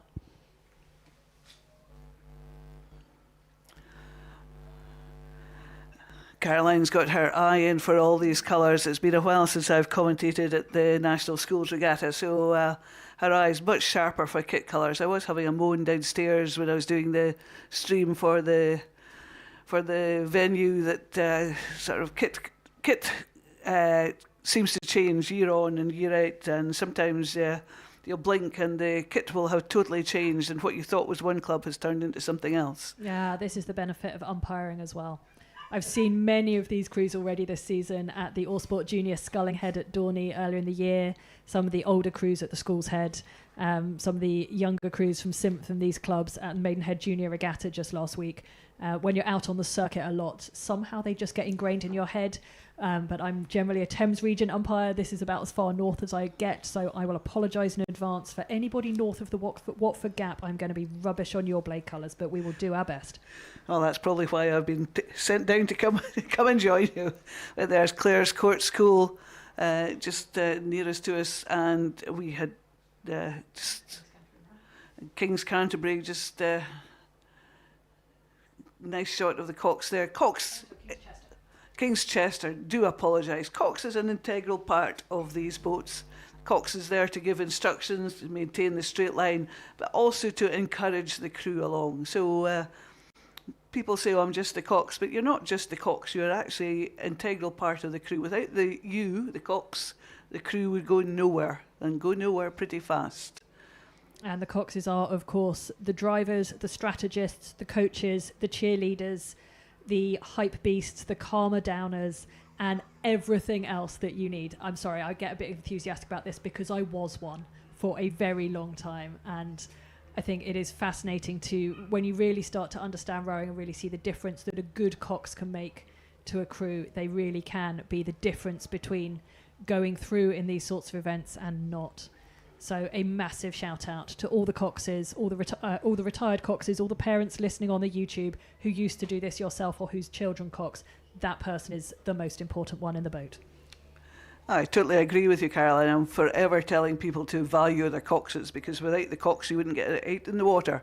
You wouldn't be able to race, and as Caroline has said, they can make the difference between a good finish position and a pretty rubbish finish position. So value your coxes. And one more shout out, we've done one already this morning and they deserve them constantly. Anyone who would like to develop their coxing, the Winning Cox on Instagram, and I think they're on all over the socials, otherwise known as WOX, are a fantastic resource. They're probably selling some merch at the 557 tent today, and there may even be representatives here as well. They exist purely to help coxes develop and to really strengthen their skills, because, as Carol said, without the cox, these 8s are going nowhere. So crew 154, King's School Chester, we've seen them before, and then it was 156, Eton Excelsior. And 155, St Michael's Rowing Club from Ireland, another of our Irish crews coming over to join us. I was just trying to get the kit colours and I couldn't get it from my knowledge of north of the border, but nice to see so many Irish crews here today. Caught me out a bit earlier on in the morning, but lovely to see that they've travelled and are taking part in this event. By Sunday afternoon, we'll be colour perfect. And while the results are still just live at the moment, and they won't be official until you get the green flag on the top of them on the National Schools website, on the timing team site, we've got two crews still on the course at the moment, just to round out this J14 first octuples for the girls time trial.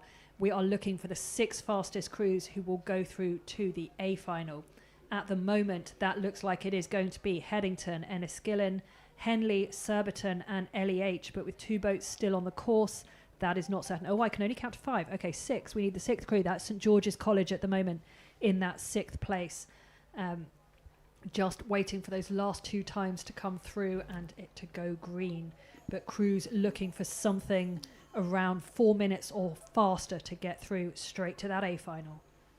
Yes, you can never count your chickens till everybody's raced, because some of these crews can be sort of start off later, and it is all pretty random as to their starting order. So it, as we've said earlier, the time trial is there to give you the opportunity to show how fast you can be, so you can get into this A final, and that's where you want to be, rather than the B final or the C final. But also never to discredit those B and C finals. Not everyone is going to be the fastest 1 to 6 boats in their category in the country. It is still an absolute celebration of rowing for those crews that get through into the lower finals, to have that chance to race each other, people who are similar speed to them, to really have a competitive race. I love it when we go all the way down to the D finals. I think so those are some brilliant racing where you get to race people who are similar speed to you through the time trial, and it gives really, really good competitive experience to all of these young athletes. And this is one of the final crews in this time trial. This is Godolphin and Latimer, crew 153 on the screen now. They are being shouted, cheered and encouraged over the line by their cox Ava Welch, and that is Sophie Hradeka-Hausen at stroke, Fifi Chenek at 7, Alice Tuktamis in the 6th seat, Chloe Crowther in 5, Emily Arculus in 4, Lily Mitsis in 3, Arabella Field in 2, and Irini Georgiadis in the bow seat. This is the good thing at going at the end of the category. You do get time for the full shout out of names. And that is looking pretty tidy, actually, from those last crews coming down the course. Very tidy. And as Caroline said, as commentators, what you want is exciting finals. And time trials produce exciting finals. As she said, down to the D's and the E's, and however far up the alphabet we go, we do tend to get very exciting finals. And if you're around for these later in the day, I would recommend coming back and joining us for some of the finals, because if that's where you want your excitement, then that's where you're going to get it. From the girls' first 8s, we're going to move on to the open first 8s for the Cherwell Cup. And to me, that looks like a Windsor Boys crew just coming off pretty fast. They've gone into this time trial very aggressively. They're certainly attacking the start there, making sure they go through that timing point flying. And to me, I think they were flying. They really are. You can see, even from the back, you can see the determination in that rowing. You can see the effort going in, and you can see the heads all pointing forward, matching hats. It's a great look. And there's something about fully matching kit that as a crew just makes you feel that little bit more confident on the start line, that little bit more special. But also, because they're all wearing caps, you can immediately see which way their heads are pointing. And by and large, they are straight down the boat. Eyes are in, focus is there. Cox just checking over his shoulder. But that is a swift octuple. They had 2 8s in the second 8s, as 2 octos in the second octos as well. And I was looking down the line of the crews, and as Caroline said, they look, to my mind, if you're a matching kit, you look professional. You look as though you mean it. And this crew certainly looks as though they mean it. Matching kit. In fact, looking at the heights of the boat, I think the crew were chosen for a sort of size as well, because they're pretty much all of a similar size and build. So good coaching there. Great to have so many athletes to choose from. You've got 3 octos in over 2 events at this age, and that will produce sort of athletes further down the line or further up the age categories, which is great to see. Crew 159 is from St George's College, and they had I'm sure at least one crew in the second octos earlier. Shows you how unused I am to commentating about octos, but it's great to be able to do it today. So 159. And this is what you want to see, all these octos racing together. We've still got Windsor Boys School in shot. I can't quite get the darker crew on the right-hand side of the screen yet. Can't quite get the number. I am going to hazard a guess based on who we know has started. It depends what colour the front of their blades are. From the back, that might be Hampton or it might be Dulwich. Both with dark blades. We need to get a little bit closer, and we've mentioned this before. They are racing the middle 1,000 metres of this course today, and none of us brought binoculars that are quite good enough to get more than 1,000 metres down the course. Where you're very used to using binoculars to make sure we can see as far across as lane 6. 1,000 metres is a bit of a push. I think that is crew that's 157. That is Hampton. So their blades often from the back are black and from the front are bright yellow. Yes, just to keep us commentators on our toes. Crew 162 Radley there. That one's easier. The red and white, distinctive as. Even I got that one. Yes, just lovely shots. These shots side on, just going up the crew, just seeing what they're all doing. You can see their bodies moving pretty much in time with each other. Stoke there having a look over his shoulder. I'm sure the coach will be shouting at him for that, because as a rower, you just need to keep your head still and looking forward. It's the cox's duty to look to where they're going and tell the stroke person what's happening around him. Now that looks like Dulwich in the dark blue and black stripes. The hoops, horizontally across, who are then have a Radley crew behind them, and I believe in the fetching pink, that's going to be a Westminster crew coming through behind that Radley boat. Well spotted. 160 Dulwich College, 161 Westminster, and 162 Radley. So we're not quite sure in which order they started, but maybe there has been some crews progressing faster than others. Yeah, the marshals do their best to wrangle them into order, but fundamentally there's not so much space on the way to the start. It will be entirely determined by when they put their boat on the raft. So 163 Bedford School. And regretfully, I'm going to have to abandon Carol to carry this on her own for a little while, because I'm here wearing a hat as both commentator and an umpire this weekend, and I've got to go and do some control commission now and help these crews get on and off the water. And so those of you on the YouTube, it has been an absolute pleasure. I hope to be with you again later in the weekend, and do keep watching, and hope to see some of you on site as well later in the weekend. Well, thank you very much, Caroline, and it's been a joy as ever, and I'm sure we'll catch up later. 166 St Paul's School, just rowing nicely there, and over on the far side, 165, Reading Blue Coat School. And I did spot a Reading Blue Coat School, it's very hard to say fast, in the second octos earlier. Yes, looking forward to watching them race over the weekend.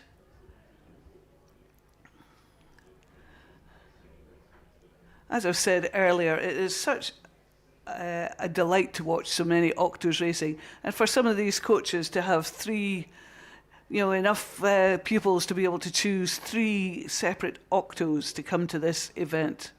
And that is just wonderful.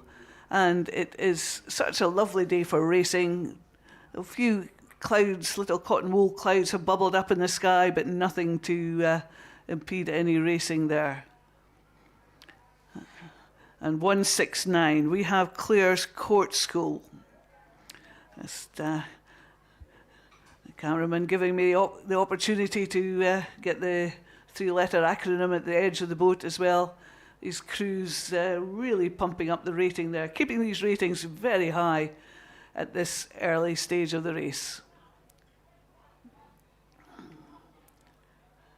And looking at the faces of these crews, you can see how much it means to them and how much they want to do well in this time trial. And you look up the course, you can just see how many crews we've got racing at any one time. Takes a huge... Caroline said she was going off to umpiring. She's going off to check the boats going out on the pontoons just to make sure they're safe and just check that they've all gone off at the same time. But all the way up the course, we've got various umpires, water marshals, just helping these junior crews be in the right place at the right time so they don't miss out in any racing experience. Crew 170, Bedford Modern School. I should have got that from the colours, having seen a few Bedford Modern School crews earlier. And it's interesting, J14 could have quite a range of sizes and physiques, because this is just the age where these juniors are starting to develop. So 168 from Wolsey, should recognise the kit, very distinctive, nice big red M on their backs to help us out. As you can see, just going through the timing point there, these crews will be timed at the start and the finish, and it is the 6th fastest times that will go through to the A final, and they're being timed from 500 metres to 1500 metres. So the middle part of the course is where the action is happening, but we are so lucky to have so many cameramen on the course just panning around, giving us a fantastic view of these racing crews.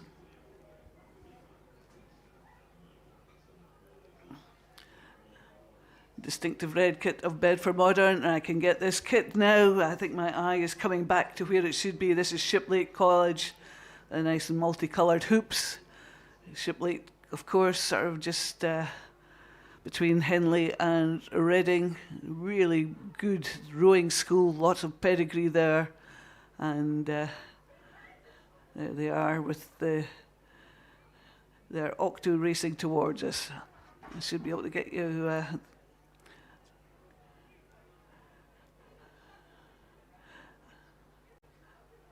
and crew 167, Sir William Borley's Grammar School. I should have got that from the colours, but I was used to seeing a bit more reddy colours on there and less navy. But Sir William Borley's, that is some phenomenal rating that these crews are coming down at. 34, just... and 176 is crew from King's School, Chester. And there we go, the 3-letter acronym. If you're in any doubt, you look down the boat, you can see these 3-letter acronyms on the boats, which helps you out sort of to figure out which crew it is. But of course, it's not always the case, because crews can borrow boats from other clubs. It's nice to see coxes being able to cox with just club kit on. The conditions out there today are very nice. Not too warm, I would say. It is very bright. It is very sunny. You'll see lots of the crews wearing their sunglasses. But gentle little breeze, I think maybe about 15, 16 degrees. So pretty good rowing conditions for all these athletes. And see the flag, National Schools Regatta flag hanging here, barely moving at the finish tower. But the finish tower is 500 metres away from where these crews will be finishing. These boats really moving nicely. Crew 174 is so kind of the cameraman. Winchester, three-letter acronym, as I've said before, helps this commentator from north of the border out, because Caroline's done a lot of umpiring south of the border. I don't tend to do much umpiring south of the border. I tend to prefer coming down and doing some commentary, because it's often fun coming and doing the commentary. It's a different view of racing.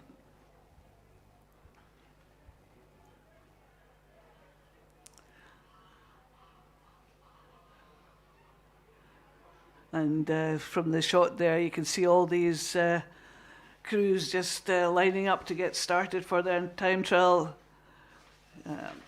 From the octos, we're going to move on to the quads, but crew 177, St Edward's School, and they have got distinctive racing colours too.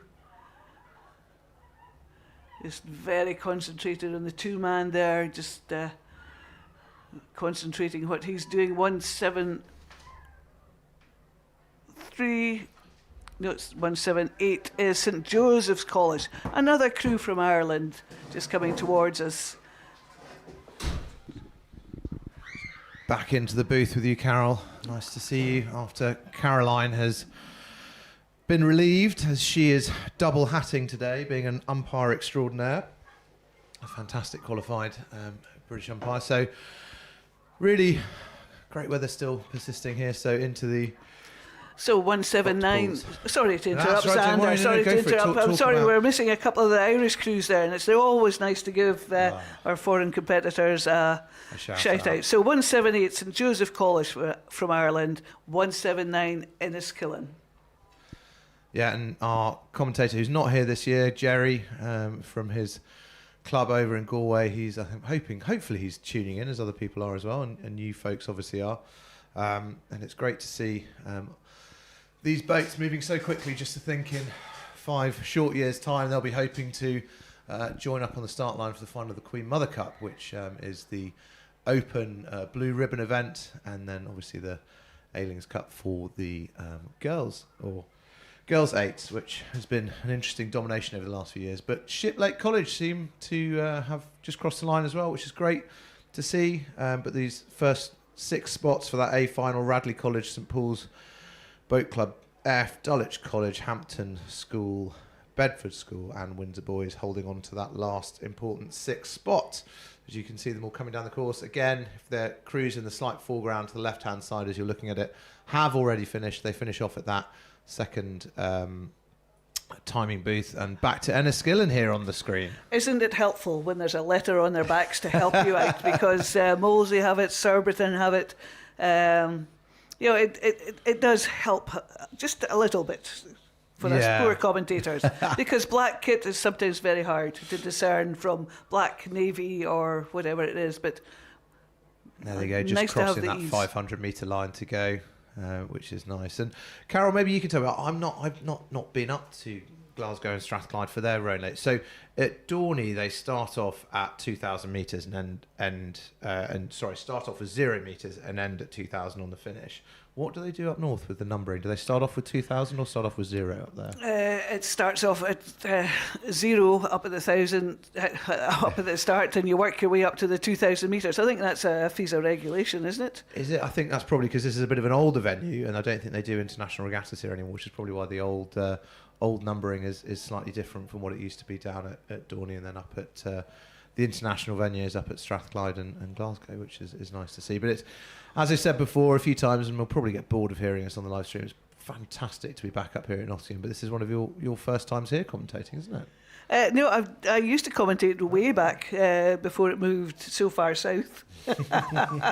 It's just that extra 4 hours or 3-4 hours was just a bit too much for Yes, you can, from Aberdeen, you can do Nottingham in about 7.5 hours if you don't want to stop. But that extra little bit was a bit far to jump in the car post-work and drive down. But, never mind. These days are past now, so it's nice to be back at Nottingham. It's one of my favourite courses, it has to be said.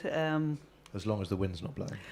Well, Strathclyde Park, if the wind's blowing a gale. It's just, I think you have to be able to row in all conditions. And I think, people who row in mill ponds just get caught out with rough weather. And I think if you can row in rough weather, you can row in a mill pond.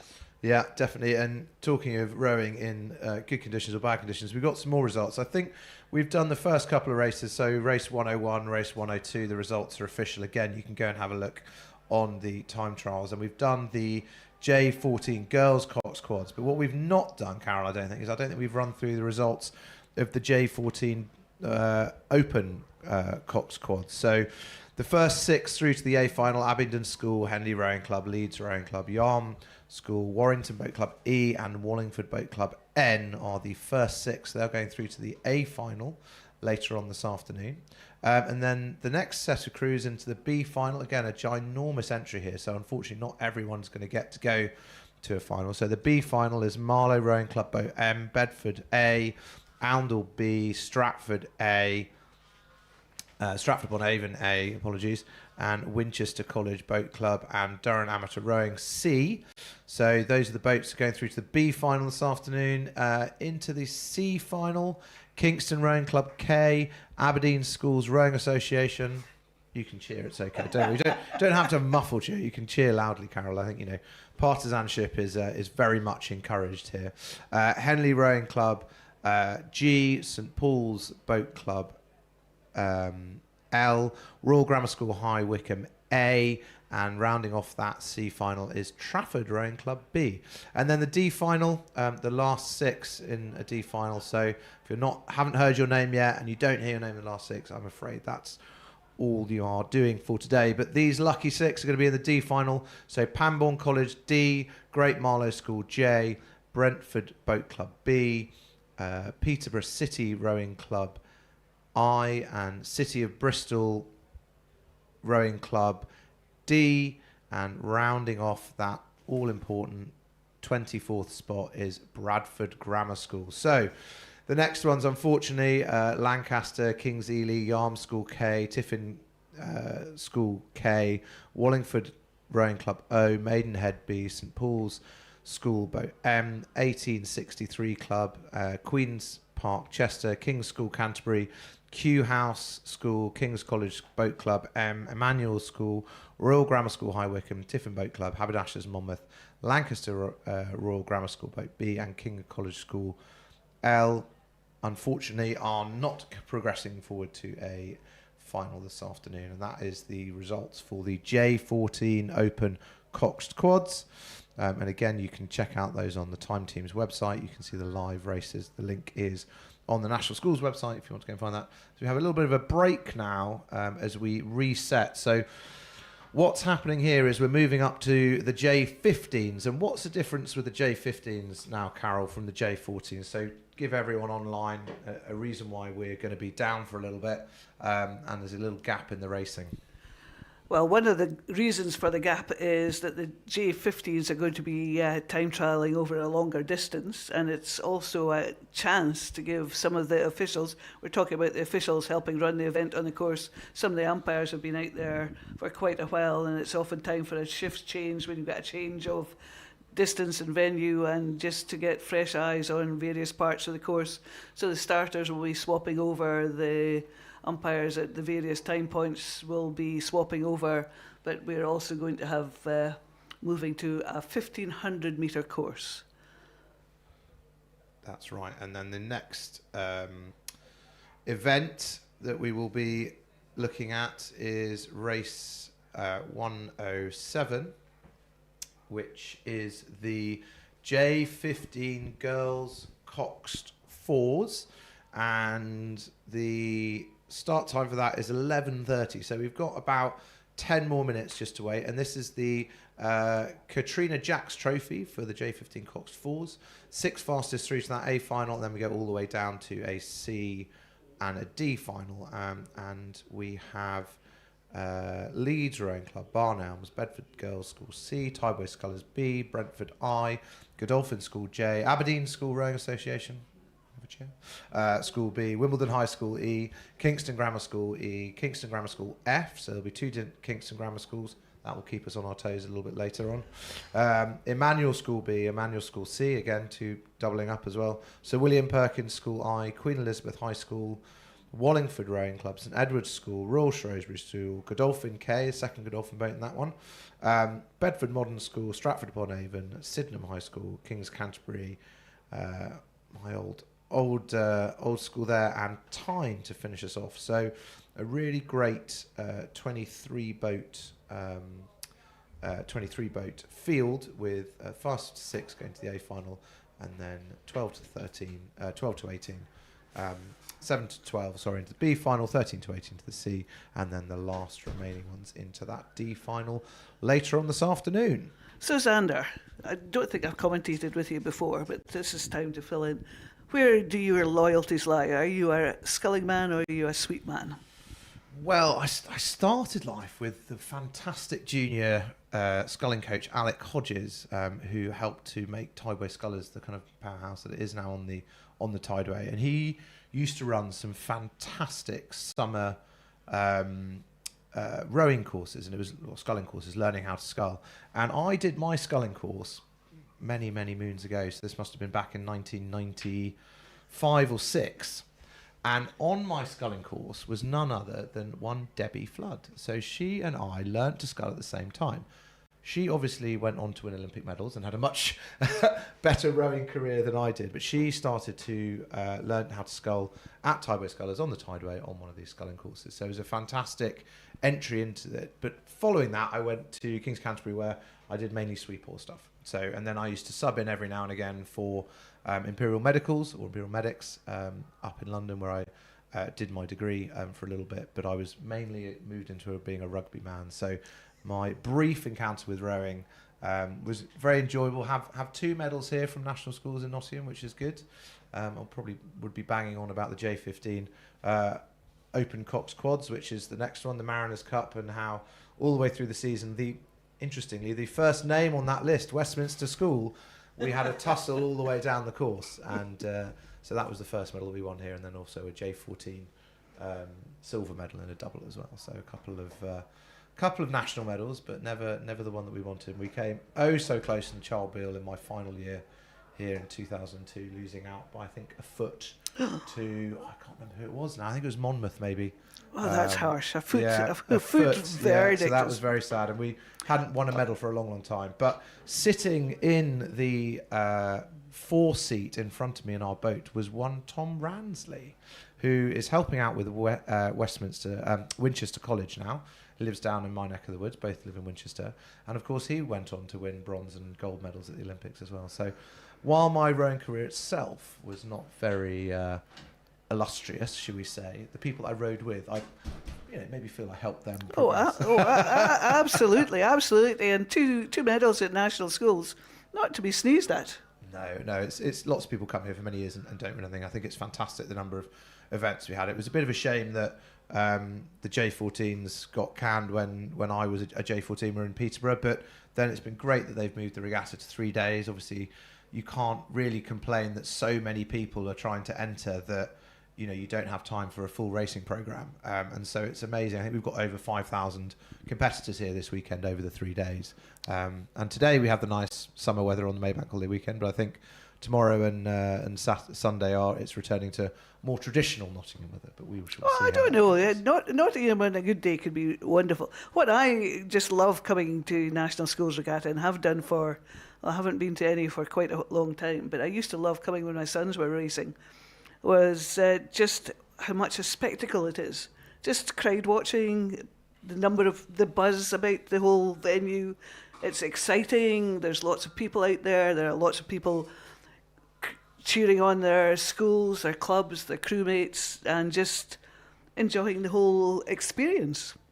Exactly right. It's nice to see the National Schools Regatta flag just down below us. I think at Dorney the flagpoles were on top of the boathouse, weren't they? So it wasn't so obvious. But right down here by the finished pontoon, and for those people who are on site and still watching and listening to YouTube, this is where the medal ceremony will be, down below us in the tower. And it's not after 9 years of being back, rather than on the far side of the lake as it used to be where the spectators were in Dorney. It's going to be right down here by the control centre, by the centre side of the building, and the National Park side is the far side, which is where you can see all of the boats below the scoreboard there. So we're doing the time trial.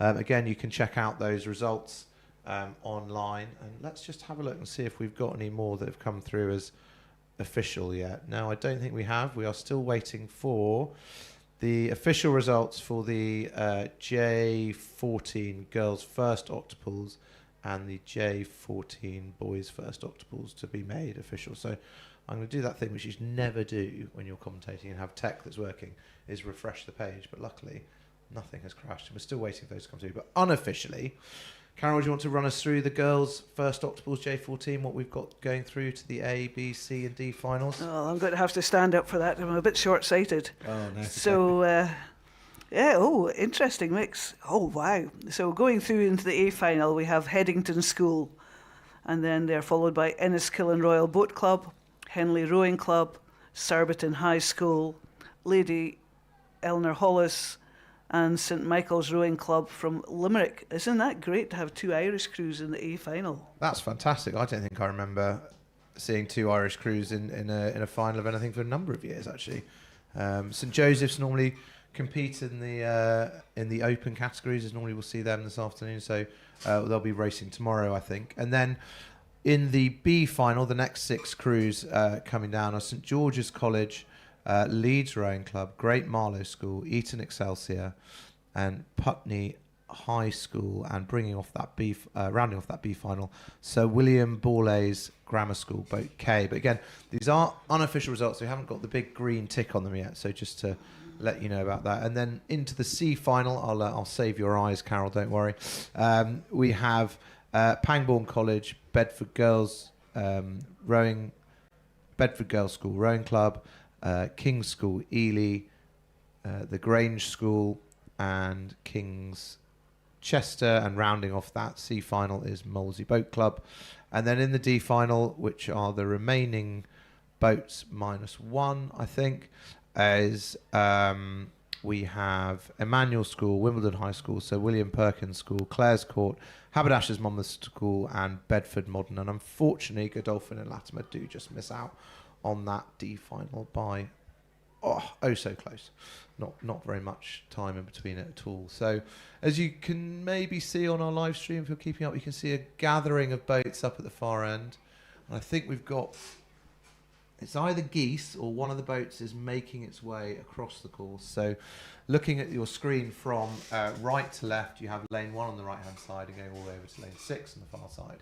And they will be coming down lane 1, 2 and 3, as you've seen earlier, in a kind of set off in 5-10 second gaps they normally have, don't they? So it's I thought the gaps used to be longer, but they seemed quite short this morning by the speed that the octus were certainly coming towards us. So maybe it is only 10 seconds. I know in other events it's 10-15 seconds, which, you know, there's a lot to be said for being set off close together. It gives you something to aim for.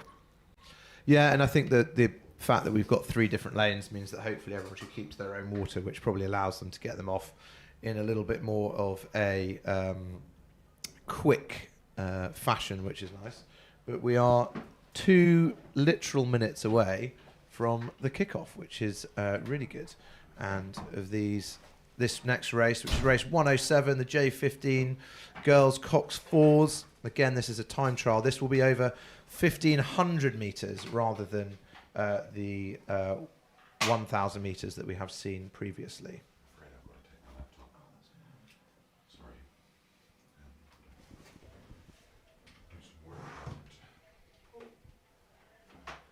Just having some tech change as we speak.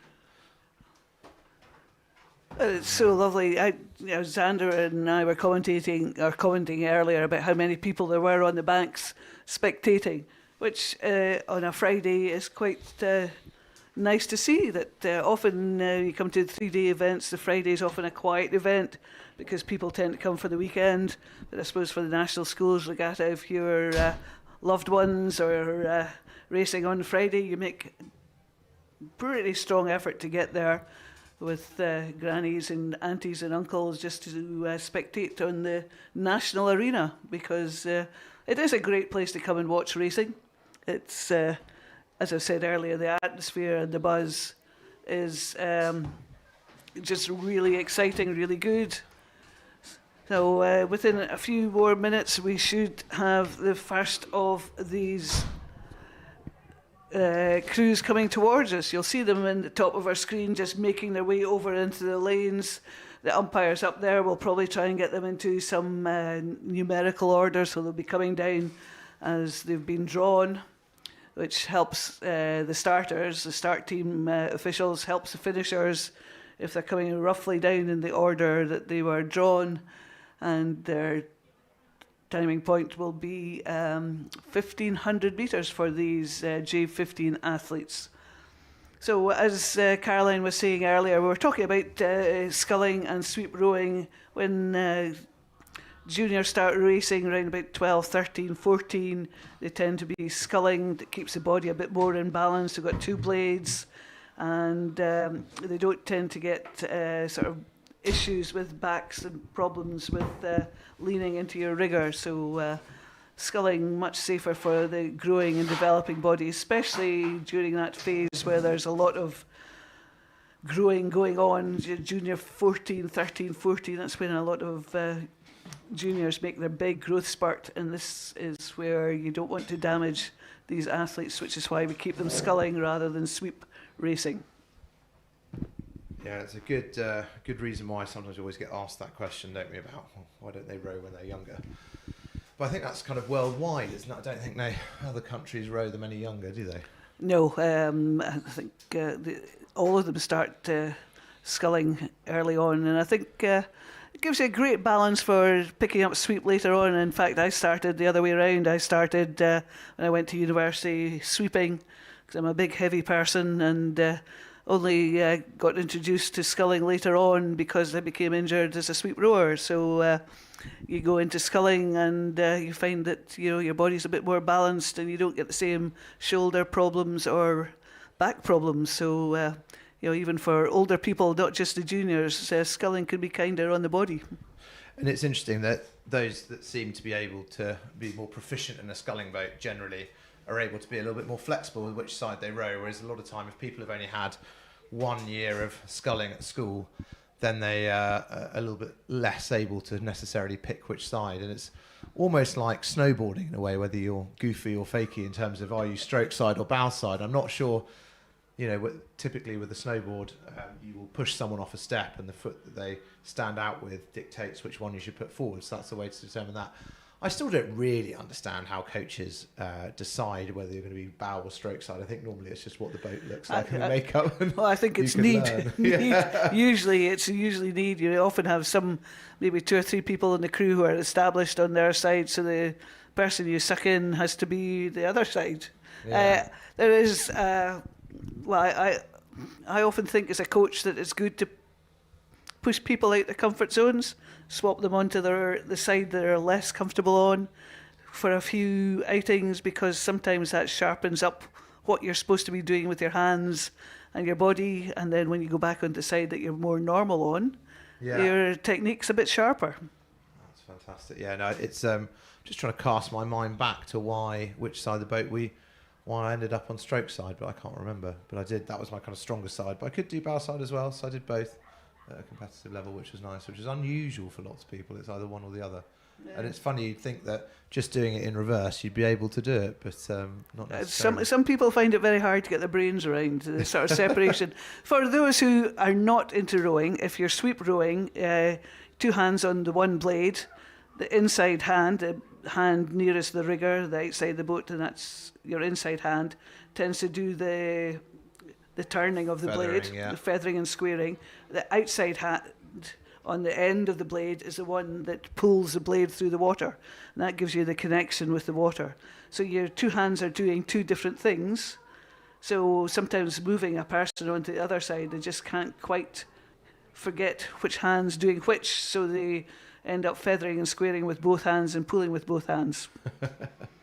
Yeah, and the feathering of the blade is when you take it out of the water, it pops out square, so the blade is perpendicular to the water, and then you turn it parallel to the water flat, so you don't catch any little waves and things. But gazing up, enough waffling from us. We seem like we have some people on the stake boats up there. So these J15 girls, Cox 4s, look like they're getting into positions for the time trial. They haven't quite set off yet, but as you can see, we have at least 2 abreast, it looks like, up there nearer lane 4 and 5 actually, and unfortunately we're not going to be able to tell you who they are, though we could have a good guess. I see some red blades, so I reckon that might be Bedford Girls' School over there in lane 4. But yeah, here we are, panned all the way across over to lane 6, queuing up, waiting to go, just in the starting blocks, raring to get going. This bit before the start's always a bit nervous. And there's a bit of faff that goes on. So normally when you're warming up, you might have a t-shirt or a long sleeve t-shirt on at the top to keep you warm. But then people will strip off into their race gear and dump out the water from the water bottles, because you don't want to be carrying, a litre or half a litre of water down the course, which translates to a kilogram, because that's extra weight that you have to take down that you're not carrying with you. So bit of faff, bit of t-shirts coming off, getting ready, last little bit of water, tightening those shoes, making sure your gates are tight. What were the other pre-race rituals did you have, Carol? Tightened my feet, made sure my feet were, the straps on my quick release were quick releasable, just in case. I have had to release my feet very quickly in Nottingham a couple of times, but it's one of those things that you just get into your brain. And I think just sitting there, the Coxes will be having a little chat, a little pep talk, talking through the start process, talking through what they're going to do, how they're going to start, when they're going to put their pushes in. Because a 1,500 metre race is different from a 1,000 metre race. You've got longer to settle into different phases, and we can see now that first crew are just starting to build it up. They're going to come, they're not doing a start off a stake boat, they're doing a rolling start, taking a few strokes just to get the boat moving, and then starting building in the power, building it up the rating, building up the boat speed. And that first crew there is just starting to do that. You can see them just picking it up now, just getting those blades in, squeezing it on. And by the looks of it, that is actually Leeds, the blue blades, I think, coming down. We'll check out in a minute. And then behind them, it looks like there might be Barn Elms with the slightly lighter colours. And then where I learnt my sculling, Tideway Scullers over there in lane 3, with their very distinctive red and yellow blades. Oh, absolutely, yes. You can't miss them. And their kit has not changed for a long time, well, which is nice. It is good. They have changed manufacturers and everything else like that. I think the advancements in kit technology nowadays has made life a lot more comfortable on the river, I have to say. So these are sweep oars. We talked about that difference. So 1 oar per rower, 2 on each side. So the balance is slightly more difficult to do, I think, because you're relying on other people necessarily to keep you there. So coming down, doing 1,500 metres in this time trial now. So we're on to the J15 girls and open categories, where these are students who are 14 on the 1st of September, which is when we run our year, our age categories, I suppose you'd call them. So it's academic years, isn't it? Academic years. So it's makes it in with the school year, the academic year. For seniors, it tends to be 1st of January, especially when you get up to the ancient categories that some of my friends row in, myself included. So it's, yes, these are all academic years, but we're talking about the balance of the boat. Rowing is an ultimate crew sport where you are reliant on your the other people in the boat. You're reliant on the cox. But just to help you do the balance, you all want to be doing the same thing at the same time, moving together, sliding together, blades in together and out together. Simple, really.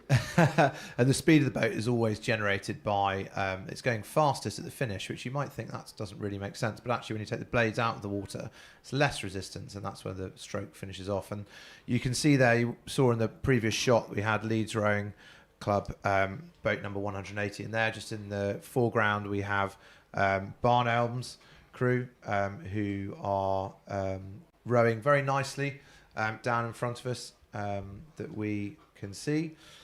I just saw the cox with her bit of paper there. She's obviously got a race plan sort of written down just in case she forgets any of the calls. And often coxes have their race plans with them. Sometimes they'll strap it onto their thigh so they can just look down and just keep up with their race plan.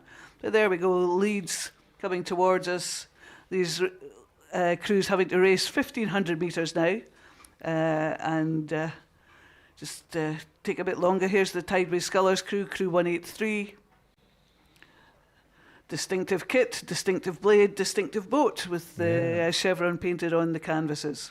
So Mariah Sellier there in the cox seat driving them on, and then Isabel Ogland in the bow seat. Gia Fritz in number 2, and then in front of her is Mariti Sikrovsky, and then the stroke is Lara Peel, who is setting that rhythm for them. And back out of focus to that Leeds boat. In the bow seat we have Ava Lister, in the 2 seat we have Freya Long, the 3 seat we have Anna James, and the stroke seat Grace Lister, and Clay McMillan is driving them forward there, boat number 180.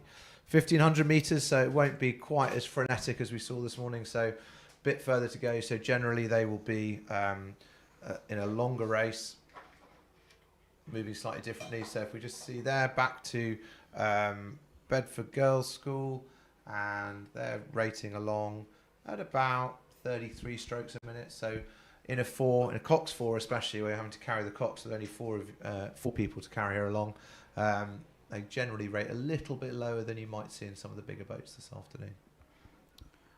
That'll be interesting to see that. But you know, some junior crews quite happy to rate higher and just keep that rating high. But that's the colours of Barn Elms there, just paddling along quite nicely. They've got it well into their race plan now. I can just see that they've maybe picked it up there, gone up a couple of pips in the rating side. Just driving those legs on for every stroke. Looks like they're coming towards the end there, and that's 185, which is Godolphin School, and those are rowing quite nicely there. Godolphin and Latimer coming through. So Maya Westfee, Matilda Price, Claire Seaton-Rogers, Daisy Coate in the stroke seat, and Eugene piloting the boat, one might say. Well, you wouldn't get very far without the cox. Very important person in the boat, especially in a time trial. You need somebody to jew along occasionally and just pick it up. And there's a boat I can recognise without being told who it is. Aberdeen Schools Rowing Association. So the girls persuaded me that it would be a good idea to come back and do some commentary, and I'm glad they did. They were going very well at our training camp earlier this year in Poland, and certainly, maybe a bit biased, maybe a boat to watch, but maybe that's a commentary kiss of death, so I better shut up now. We'll see how we're going. And also just started now, we have Queen Elizabeth High School have started their time trial, so William Perkins Emmanuel School, boat C and B, Kingston Grammar Schools E and F, Wimbledon High School, boat E, Aberdeen School Rowing Association we just talked about, Godolphin and Latimer we've spoken about, you've seen them on there, and on the screen now Wimbledon High School with their distinctive blue and green kit, and even down to the green ribbons in the hair. It's I love a crew who thinks about all these details. Accessories, yeah. Not accessories, details, making a pride in being a part of the crew. Fantastic, and they're just coming down to the finish line here, as you can see, and they will be rowing from 500 metres all the way down to the finish line here to cross the line for the time trial. So you get a bit more of a finish as they cross over the finish line, which is in front of us.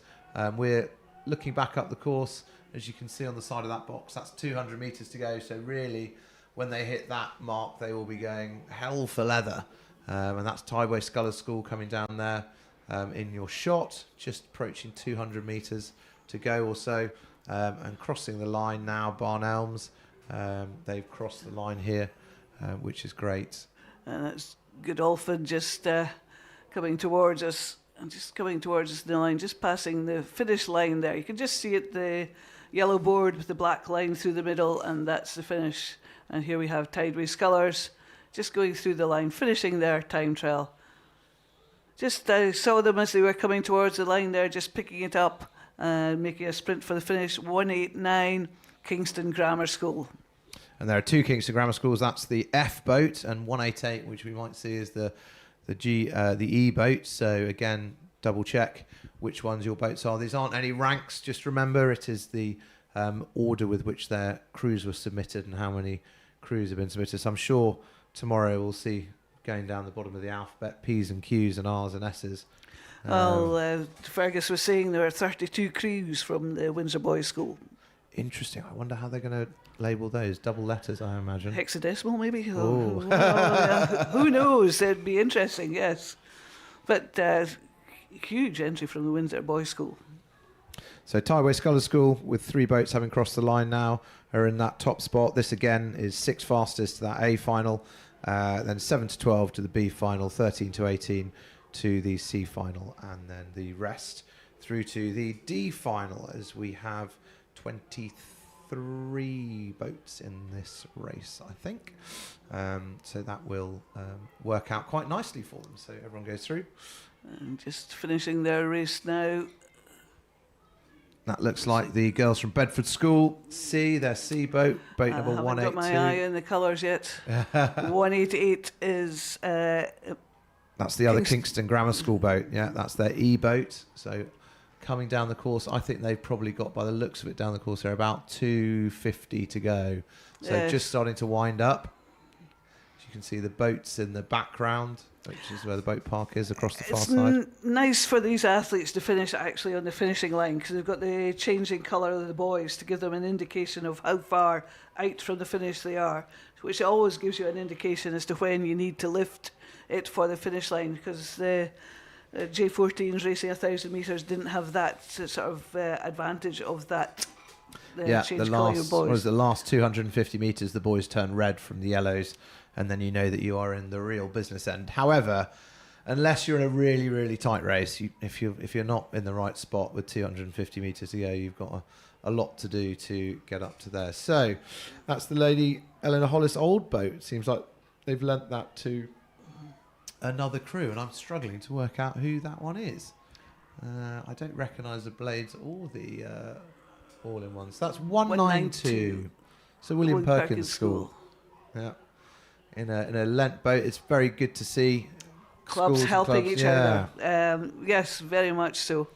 You get a lot of that when international crews come over for Henley and things like that. You'll see Oxford and Cambridge lending out their boats a lot as well. And just winding up there, you can see these girls really pushing on as they come towards the end. Kingston Grammar School there, really charging them down the lane next to them. Perspective is always a little bit tricky sometimes. But they're chasing them down. It looks like they're trying to get hold of, back in touch with them. Just there. We, again, don't know which quite order they set off in. But Kingston Grammar School E just crossing the line now. They've taken the top spot away from Tideway Scullers. So 8 minutes. So if we think about it, used to be... some of the junior boats were doing 1,000 metres in 4 minutes. These girls have gone down 1,500 metres in 8 minutes. So 195 St Edward's School, just distinct blue kit there, just coming out of shot. And they are rowing next to, I think, that's that. So William Perkins School, I think, there with the blue and yellow blades as well. So 2 blue and yellow clubs next to each other, having a good ding dong as they come down the course. Looks like they're at about 500 metres to go as we gaze down the course from where we're seeing this shot, which is great.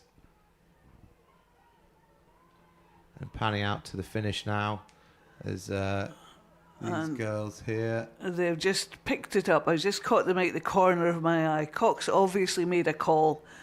She's obviously seen the change of colour of the boys, and she has just ramped that crew up to, and you'll see them shortly come into shot, just as she is really pushing that crew on. Just very much pushing them on it's to a manual school. Get a good time. Crossing the line now, just in the frame, and in a second we will see Kingston Grammar School come through. No, we flip back up the course to boat number 197, Godolphin School K. They're coming down the course nicely. The Cox driving them on midway down by the looks of it. Sitting up here in the tower, you probably won't hear it from the mic, but we certainly still get some residual calls from the coxes coming on there. Just shows you how much enthusiasm these coxes are putting it into it. Yeah, and that Kingston Grammar School boat F just crossing the line there, as we've seen on the results. Going back to the wide shot from the finish tower all the way down the course.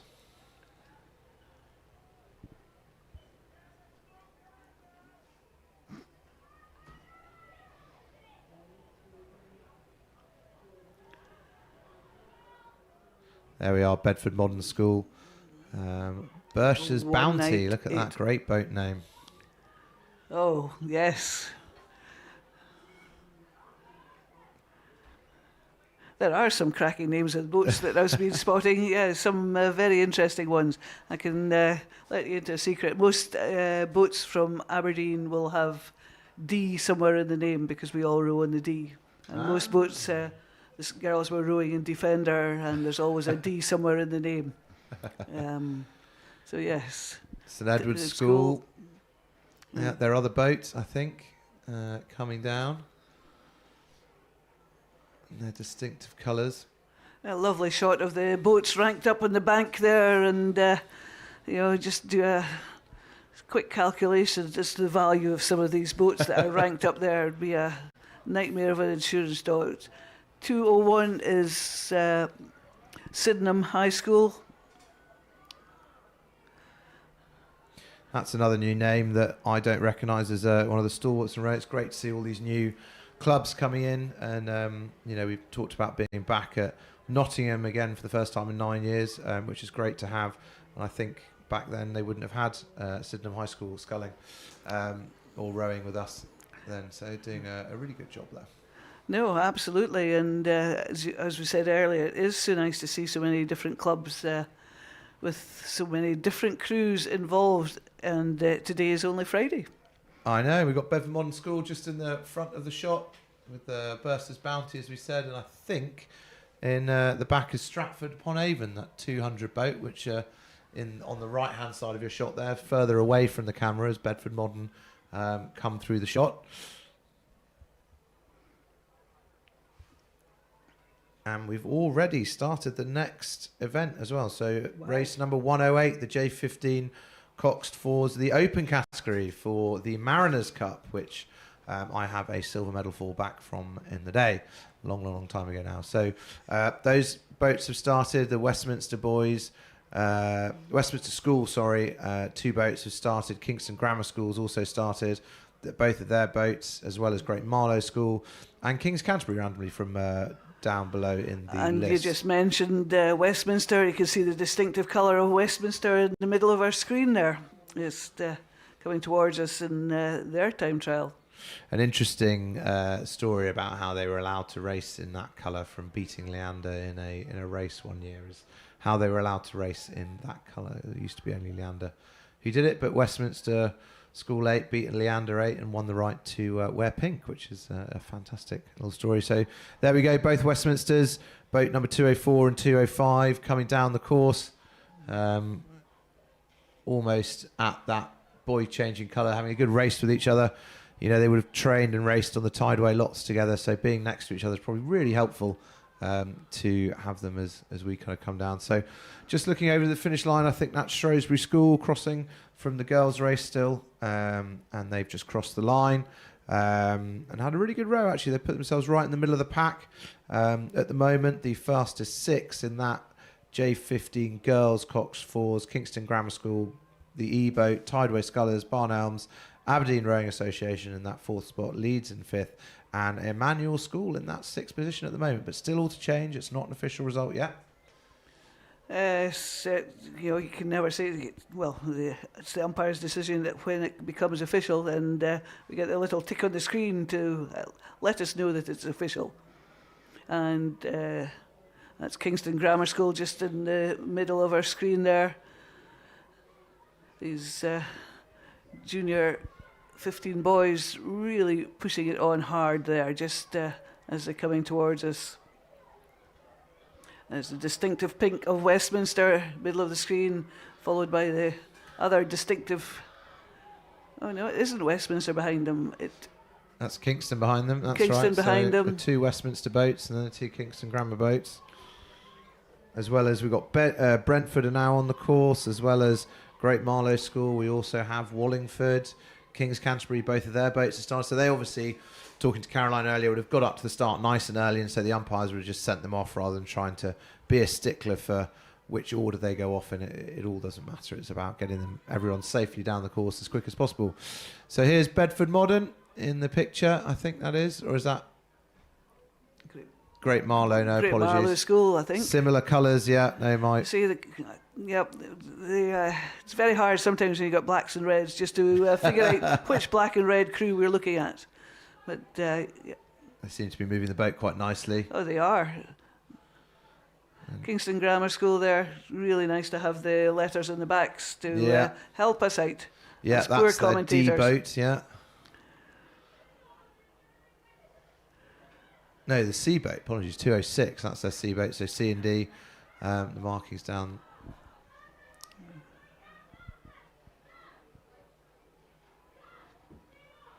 And a nice little tussle here. We've got a Canford boat and not sure who that is next to them. No, I can't quite get the colours.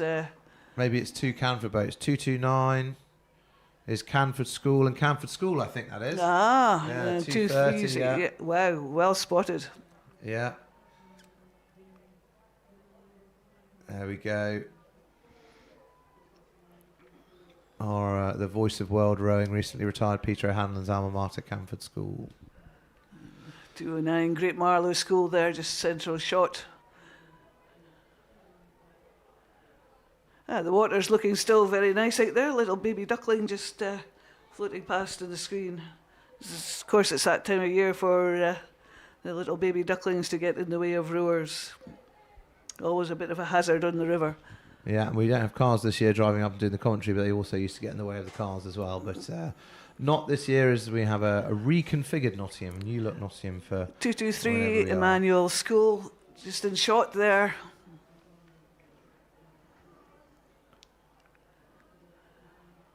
Some of these crews are looking incredibly well schooled. The coaches will be proud just to see how well they're looking in camera, because the camera catches out a lot of little wobbles and niggles in boats. But some of these crews are looking incredibly well schooled, very tidy and very neat and together.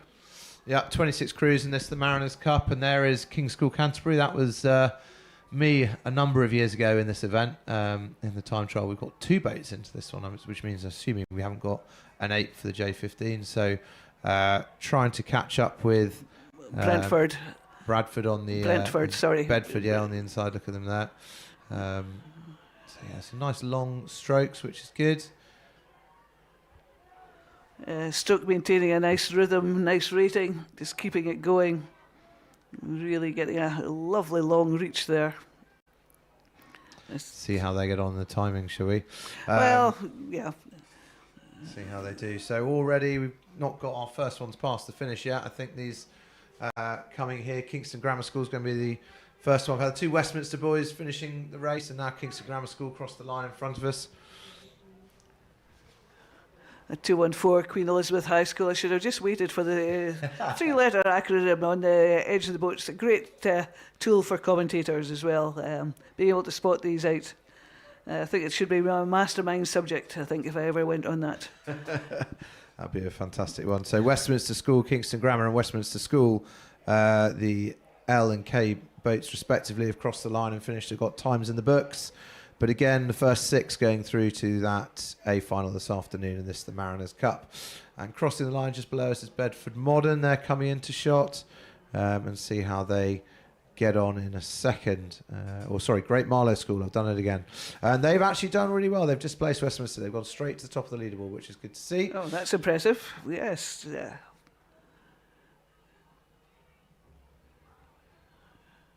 And there are the ducks and geese that we were talking about. And a King's Canterbury Boat Club I has just crossed the line now as well. So they've done very well in that bow-loaded boat that's just crossed the line. Back up the course, Kingston Grammar School. Yeah, alongside Queen Elizabeth High School there in the background in the red boat. There we go, 2:14. Kingston Grammar School just pushing along nicely, a little bit higher rhythm than the people from Queen Elizabeth High School there. You can just see, just racing a bit faster. And that Cox is white down in the middle. And there's a boat from Winchester College, down where I'm from. The great Olympian Tom Ransley helping out down there, who sat in front of me in a boat many, many moons ago when we were still at school. He went on to do great things, but he's helping the coaching team down there with his gold and bronze medals he's got from the London and Rio Olympics in his back pocket to give him that experience. They look to be moving the boat really well. And in green, 2:10. Barn Elms. There we are, Barn Elms, just across the river from Tideway Scullers. We saw the girls racing earlier, and this is the boys now, just showing us what they can do. Yeah. Seems to be raising it. This looks like the last kind of 500 metres or so as they crop up. It's a bit tricky in a time trial. With a normal race, we know where on the course we are. With a time trial, kind of bopping everywhere around. But there we go. There are the red boys. Shipley College just appearing in screen there. 215. Yeah, the J boat. I think they've only got one boat in this event, which means they've probably got a couple of 8s from the J15s, which we'll see tomorrow. So yeah, Shipley College there.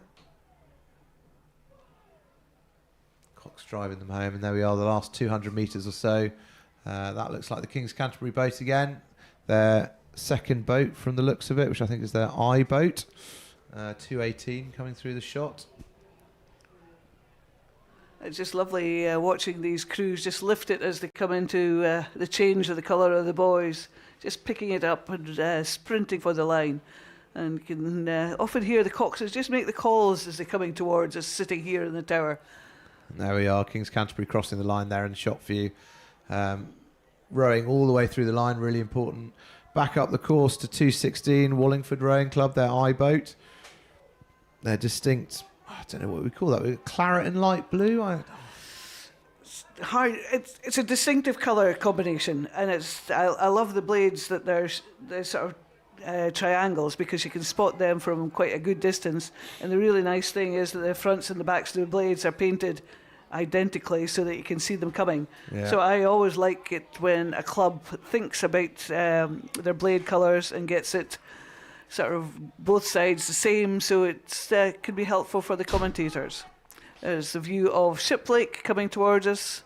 Bumblebee stripes. Are they bumblebee stripes? Maroon. Oh, they are. They've just added the maroon in there as well. Yeah, it's a very distinctive colours, I must say. So they're coming down in the last kind of 200 metres or so. You can see them up the course there. There we go.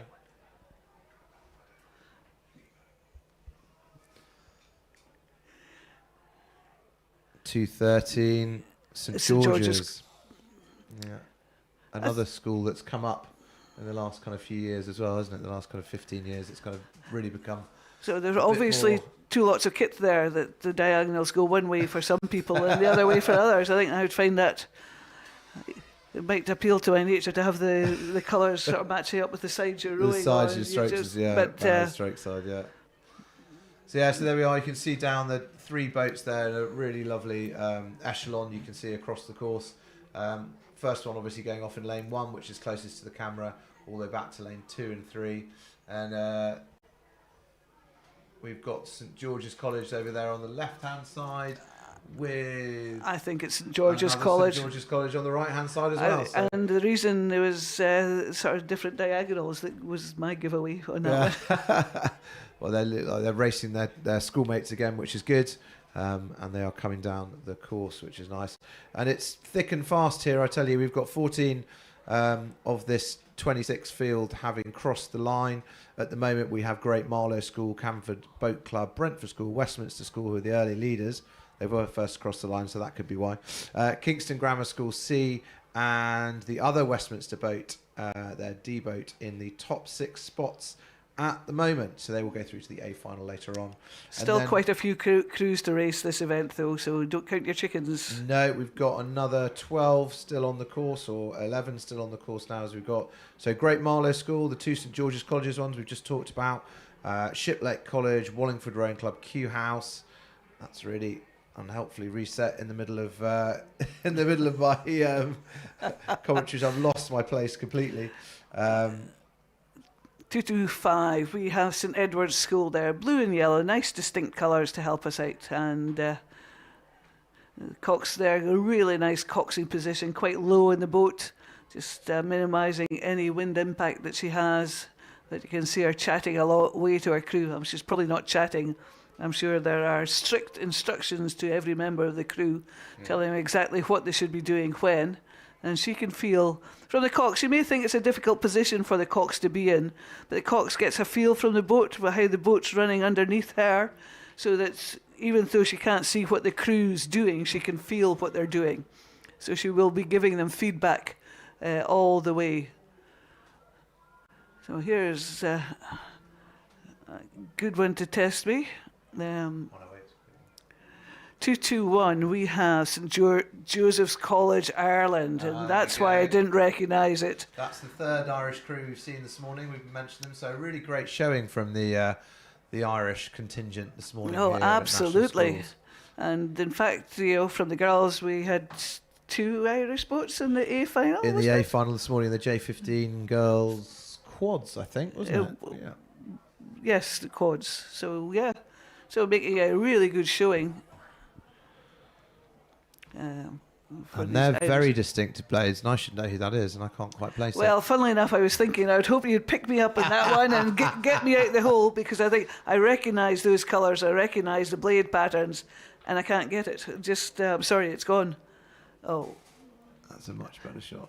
Here we go. We're both peering at the screen. This is 2 commentators caught out. 226 is Leamington. No, I shouldn't have known it. That's okay. Well, confusing them with someone else. Well, I'm confusing them with somebody else. I think it was maybe one of the Bristol crews, but the colours were wrong. I thought Bristol as well. Yeah, so that's it. But also another West Country crew, so not a million miles away, which is comforting from our side of things, or maybe we're just trying to make excuses now. So, but they seem to have a very long rhythm. Their rating slightly lower at about 32 there. Dipley, I can recognise as an Aberdeen Schools boat. Or it used to be an Aberdeen Schools. Sorry, it isn't. It's Grange. And that is the first of the J15 girls' second. I do apologise. So that's on to the next race. So we haven't quite finished off the boys or the open Cox 4s yet, but we've got some of the quads coming down already. So it comes thick and fast. That's race 109. So the Grange School, Nottingham and Union Rowing Club, Marlow Rowing Club, Sir William Perkins School, Molesey, the Grange School and Sir William Perkins School again, as well as Henley Rowing Club, have all started. So this is the J15 girls coxed quads that they've flicked onto now. Well, as an umpire, if you got the crews there, you don't want to have them hanging around getting into mischief. You want them on the course and out of your way as fast as you can. So 233 just coming into shot there. The cox quite upright in her position. And Marlow Rowing Club.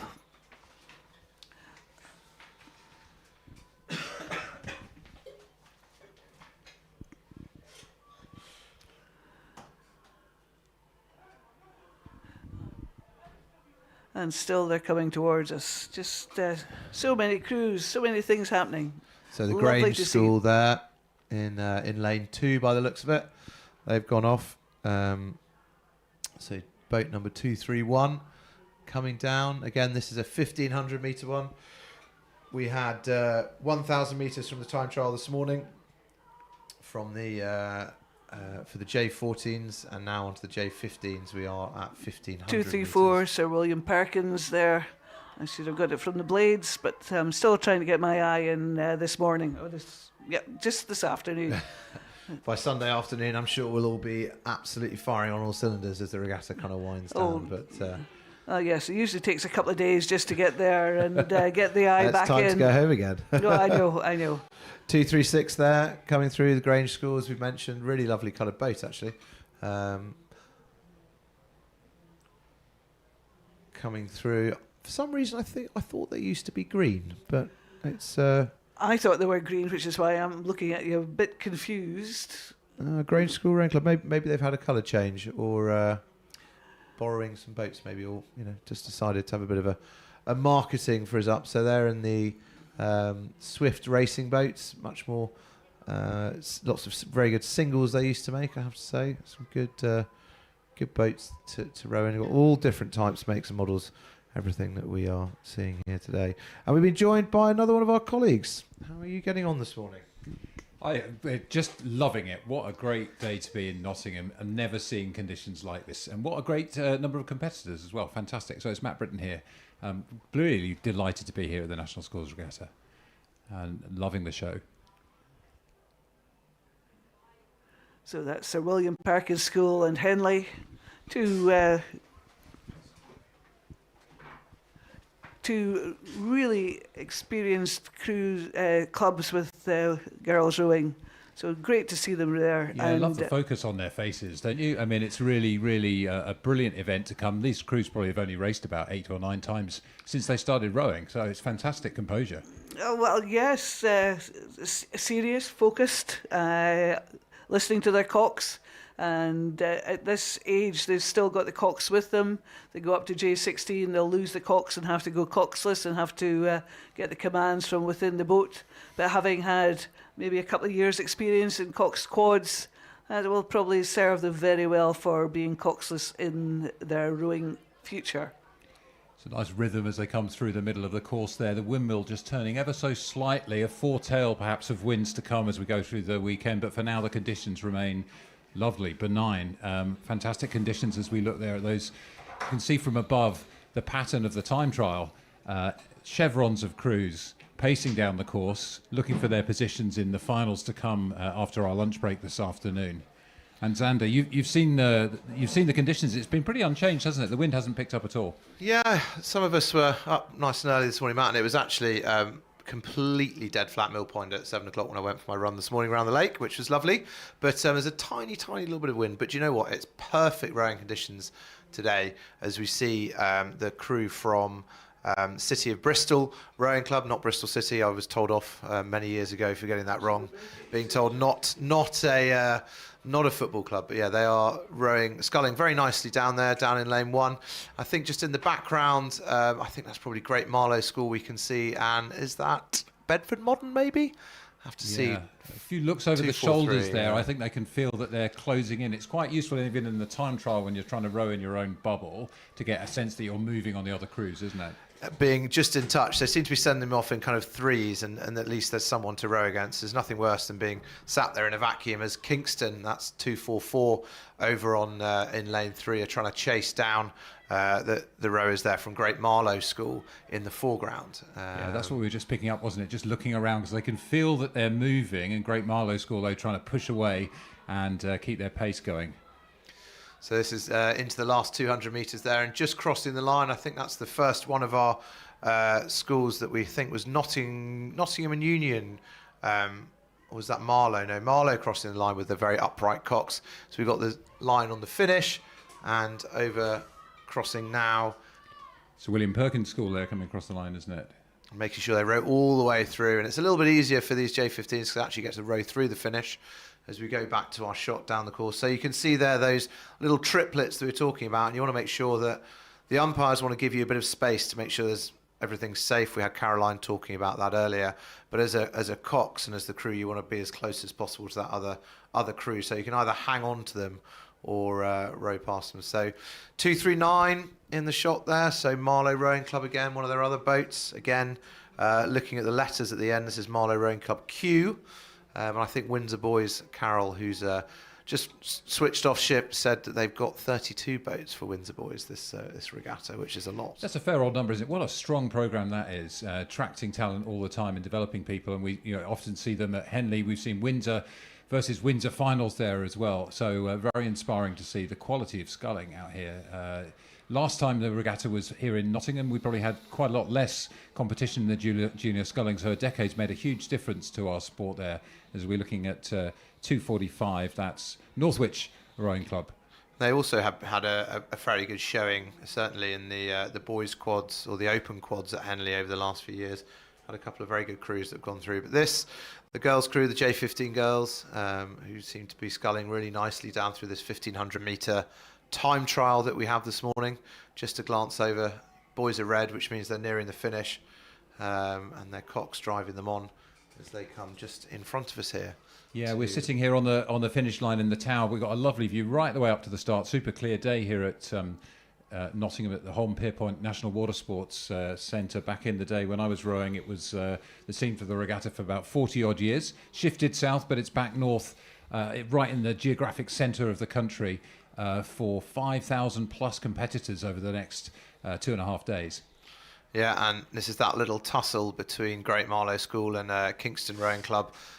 Kingston Rowing Club with their distinctive stripy all-in-ones, and Great Marlow School with their dark red and black all-in-ones there. So you can see the difference there between a bow-loaded quad, which is Kingston with the stripes in, with the coxes at the front, and a stern-loading one where the cox is a bit more sat upright, where you see the coxes in the 8s, which we'll see on octuples this afternoon in some of those A finals. So, Kingston haven't caught them, and they've really held them off very well in the Great Marlow School crew, and they'll be happy to have held off that attack in the middle of the race from Kingston. Yeah, so about 500 metres to go. You can see those big blue timing boards across there. And actually in the top spot at the moment, you've got the rundown of who's holding those first 6 spaces at the moment. So that's Henley Rowing Club with Nottingham Union behind them, then Grange School, Molesey Boat Club, the N crew from Molesey, William Perkins G crew, Marlow P. Those are the provisional timings at the moment as we look through the list. And the time trial continues with crew 240 going across the line in front of us now as we look back down the course and see more coming through. Yeah, and that's distinctive where you just see the boats parked on the country park side of the course is just around 200 metres to go, 250 metres to go. So just going through our shot now, you can see they've got 250 metres to go. Those red boys, which means that, it's the business end of the race, as they say. But I think we were commenting earlier, if you've not quite got yourself in contention there, you won't have done. So 246, King's School, Worcester, their rowboat, sculling nicely there in the middle, I think, probably around 1,000 metres or so down the course in a little bit of a vacuum. Well, they've got the geese. They've got the geese to push off, and if you can get through the geese, you're in pretty good shape there, because those geese see every type of condition. I think we're going to see the conditions get a bit tougher through the weekend. That's the forecast, so I guess these young women will be quite happy to be racing today. And with the wind starting to pick up, I can just see the flags below us giving us a little bit more wind, but it's not troubling 246, which is the crew from King's Worcester. Behind them we should see Tiffin, and as we look just crossing the line there, we're getting through these time trials pretty quick and fast. Yeah, it's the Grange just crossing. I think they had a little bit of a crustacean or crab problem, as one of the girls had her blade not quite where it should have been in that one. And as we see here, 251, that's the first of the open J15 second coxed quads that are coming down the course now. So we've still got, if you're here on site watching, we've still got some of the girls crossing the line, but we've flicked back up to, there we are, back to the last of the girls' crews are getting rowed into or overtaken by Henley. Look at that, 249 has just overtaken a couple of girls' crews. So maybe that'll be helpful for the girls to push off their foot plates. I don't know whether you saw that interview with Hugh Laurie a few years ago on Saturday Night Live, talking about winning a rowing race is very much a different experience from everyone else, because you're looking at the people that you are beating. And I think one of the coaches always say, push them into your foot plate, is one of the good bits of advice coaches can give. Yeah, Hugh Laurie famously rowed for Cambridge in the boat race. Unfortunately, I don't think he had the chance to enjoy that feeling in the boat race in the 16-year period of desolation for Cambridge, but it's flipped over more recently in Oxford, looking to reinvent. But here we are now with the open J15 coxed quads. 254 is underway. That is the crew from Grange School B. And having a look there, you can see the cox lying in the bow seat, head just being touched by the bowman. I never find that a very comfortable position, but maybe it's reassuring for some. Yeah, and it's interesting. I don't know whether I've missed this colour change, but I could have sworn that they used to be green from the Grange, but maybe the blades and everything have had a bit of a rebrand and remarket. Carol and I were discussing earlier. Yeah, well, here we go. Just some tussles going on right in the middle there. Not sure if there's some steering happening there as well. You can see that looking quite close to the boys there. I think, yeah, they've had to go round that slightly. The last crew from the girls' event, I think they've just been caught up and overtaken there by what looks like a very fast Windsor Boys School, who, with their distinctive green and orange blades, have just done a little bit of steering around them, as you can see them coming down in lane 3. Lane 1, just down the course here, there they are on screen, the Windsor Boys School. Yeah, you can already see the kind of tidy, smooth style that the Windsor Boys School tend to have, can't you, even in these crews with less experience, trying to be smooth as they come through the course, really efficient. That's what they're looking for. And just looking out the window, not on your screen, but Henley are the first boys' crew to cross the line. Windsor Boys also looking relatively rapid as the boat from Henley crosses the line now. And again, this will be the first lot of the boys that have come down. So if you're looking on the results website, go on to timeteam.nl. Race 110. This is the J15 second Coxed Open event, and Henley Rowing Club and Windsor Boys, the first two teams, two crews to cross the line, both looking very fast indeed. And the provisional kind of fastest 6 from those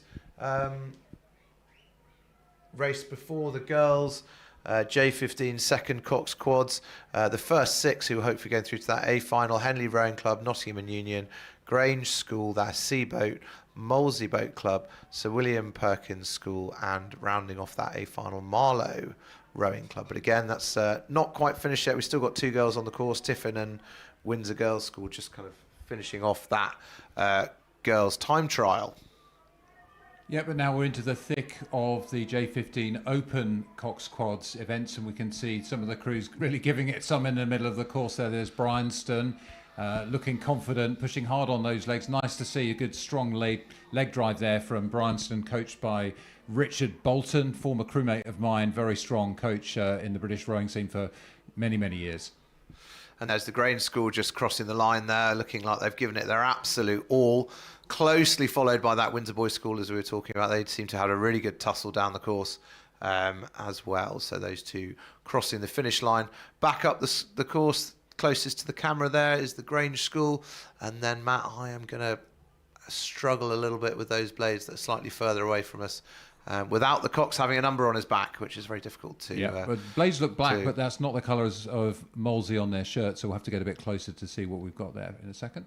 Yeah, and looks like the Grange School going well, just rowing past the geese in the foreground, making sure to keep well clear of boys and geese and everything in the water. So if you're watching this race back later, one thing we look for as you get more experienced in rowing is to try to keep the heads in the boat and just focused on what you're doing. It's very distracting when you come to these events and you haven't done many of them before, but looking up and down the boat, staying really focused on the rhythm and your crew, that's the only thing that's going to help you go faster. It does, of course, help you if you feel like you're drawing away from the other crews in the races. And right, we're in the middle of the race here, and another good tussle happening. Yeah, Marlow just going through that shot just now, and then on to the scullers from 259 Bryanston School and 258 Brentford, their e-boat there. So having a good row. The Cox is the one that's allowed to have a look up, and their job is to tell the rowers what's happening so that the rowers don't have to look out and can just concentrate on their sculling as they're going down. So the Cox will be giving the rowers that information, because obviously, going back to that Hugh Laurie quote, you can't see people when they're behind you, so they will be coming What's your along. feeling, and talking what you can see, what's your feeling about having a bow Cox who sits with the crew in their vision, and the bow Cox lying in front of them, or stern Cox with the crew who can see? It's a tricky one, isn't it? Because I think certainly in a smaller boat like this, in a 4 or a quad, because there are fewer people and fewer blades, that you can get a bit more of a feel for it. So I think actually the ability of having the cox in the front of the boat being a bit more streamlined, maybe you can still know what's going on, and turning around won't upset the balance too much. Whereas you feel that certainly when they're in a stern-loaded boat, it can be a little bit less aerodynamic potentially. And I think there was a famous stories from back in the Sydney Olympics where they had some. I can't remember the cox's name from that 2000 boat, but they had a little blanket that went over his legs to try and decrease the drag from the aerodynamics on him. So that was another little every second that you needed to save in that instance. That would be Rowley Douglas, I guess. So here we are looking at the Tiffin crew as they come into the Red Boys, the last 250 metres. A bit of trouble going on in some of the crews down here. A little bit of knitting going on with some of the oars. I'm not sure we can pick that up on the video here, but picking up and recovering as they approach the finish line, and they keep thundering down the course.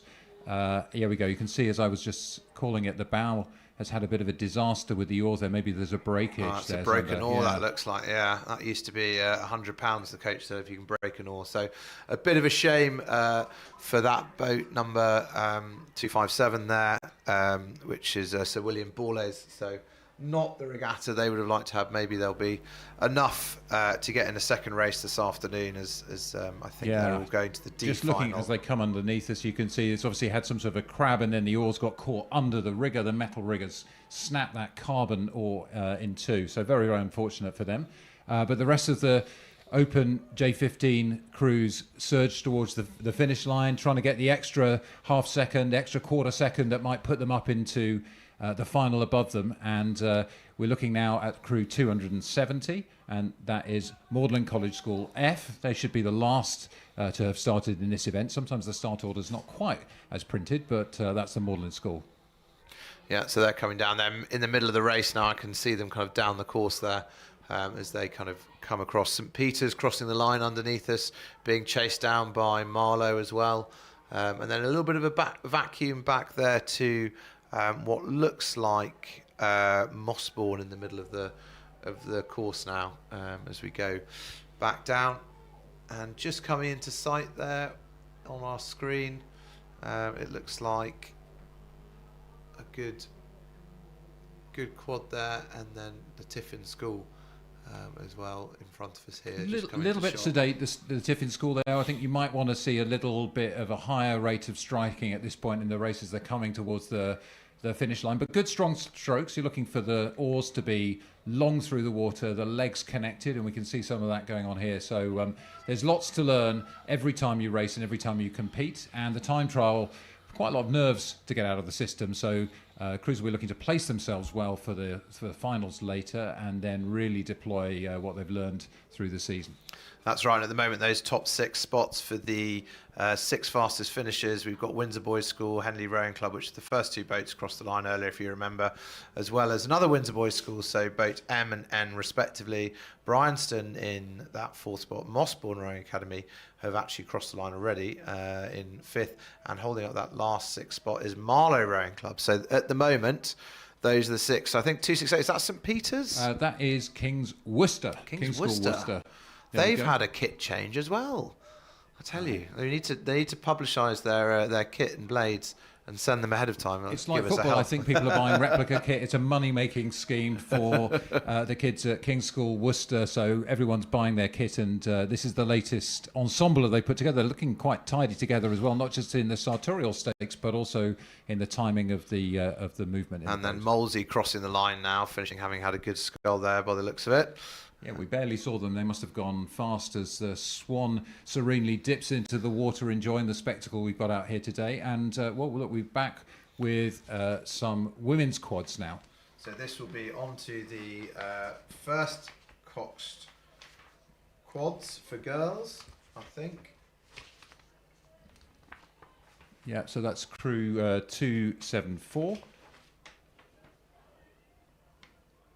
Looking good. We've got the sunglasses on now, the sun beating down in the middle of the day. Extra speed, very nice focus from this crew. Absolutely, as we were saying earlier, the head's in the boat, the legs driving, the shoulders opening together. Really nice sculling from that crew, from Marlow, I think it was. And now we've got crew 271. Yeah, so there are... Henley Rowing Club. Yeah, so this is for the Leslie Langton Cup J15 coxed quads for girls, and there are over 35 entrants for this one. So there's going to be a lot of entries coming down here. So these are the first quads. So I think they're the ones, if you've won any events this year, you have to go into that first category.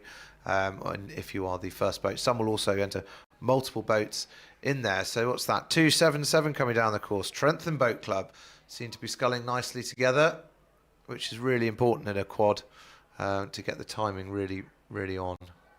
Yeah, it does show up, doesn't it? If you've got slight discrepancies, it shows up more clearly than it does in a sweepboard 8, just because the oars are closer together. Cox is in control and in command. They're looking at the back of 274. That's Marlow Rowing Club, their distinctive purple.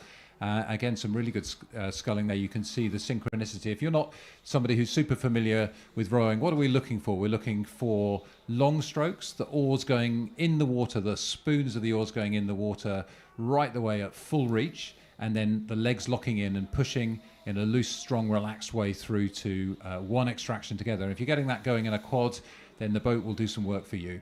So William Perkins just going out of shot there, and then back to Canford School. That looks like coming up is the next... It's Headington, isn't it? Headington, sorry, yeah, 276. All very similar colours. They're trying to confuse us. But again, Headington got a great sculling programme, and they've produced some really fast crews in recent years. This looks to be no exception. They're 276.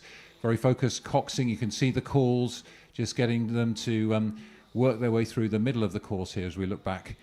Headington coming through.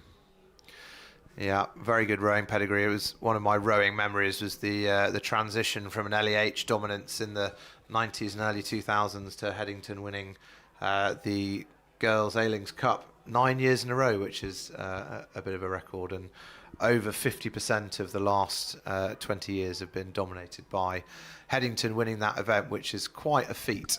As we flip over now. City of Bristol Rowing Club here. They are trucking too through the middle of the course. Great to see that. Really determined. Very strong leg drive there from the City of Bristol.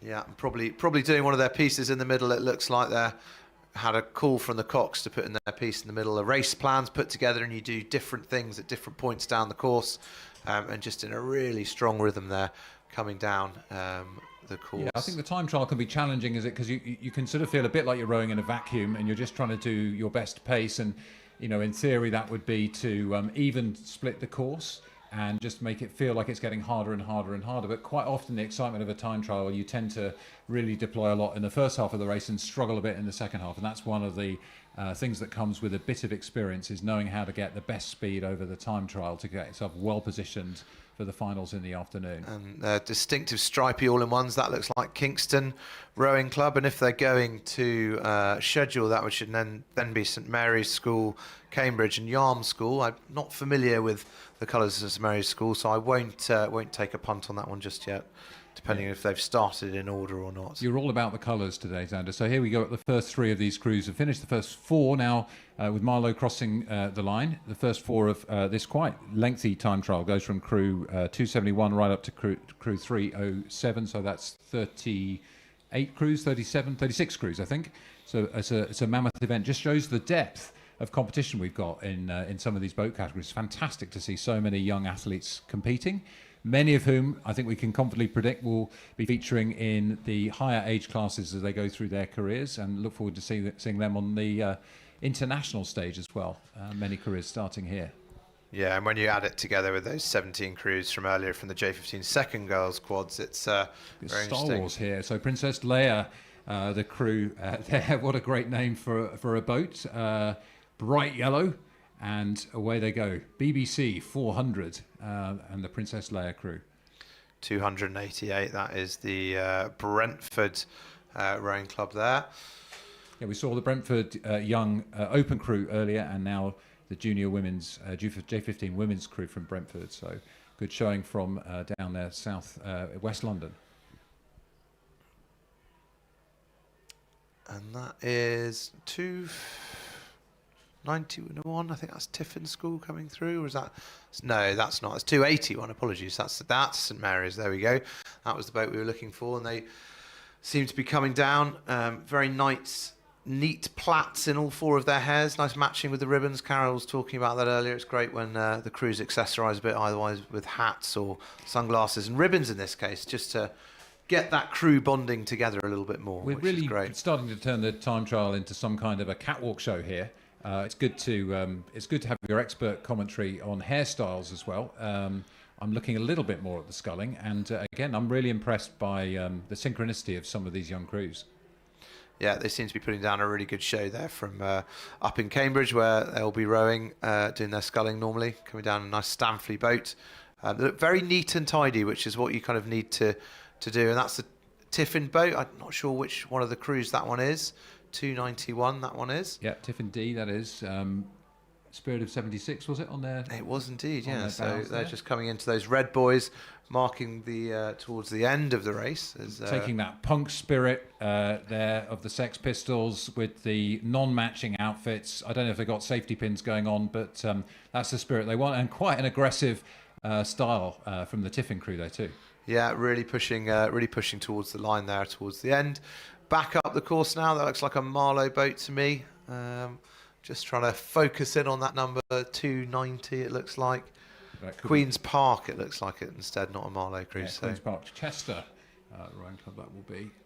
Another newer name for me. I think probably the last time we were here 9 years ago, I'm not sure they would have been competing back then, but I might be wrong. Not one I recognise. I know certainly down at Dorney they kind of came on with the likes of Kew House and Sydenham High School and a few of the other newer boat clubs. But it's so great to see new boat clubs popping up all of the time.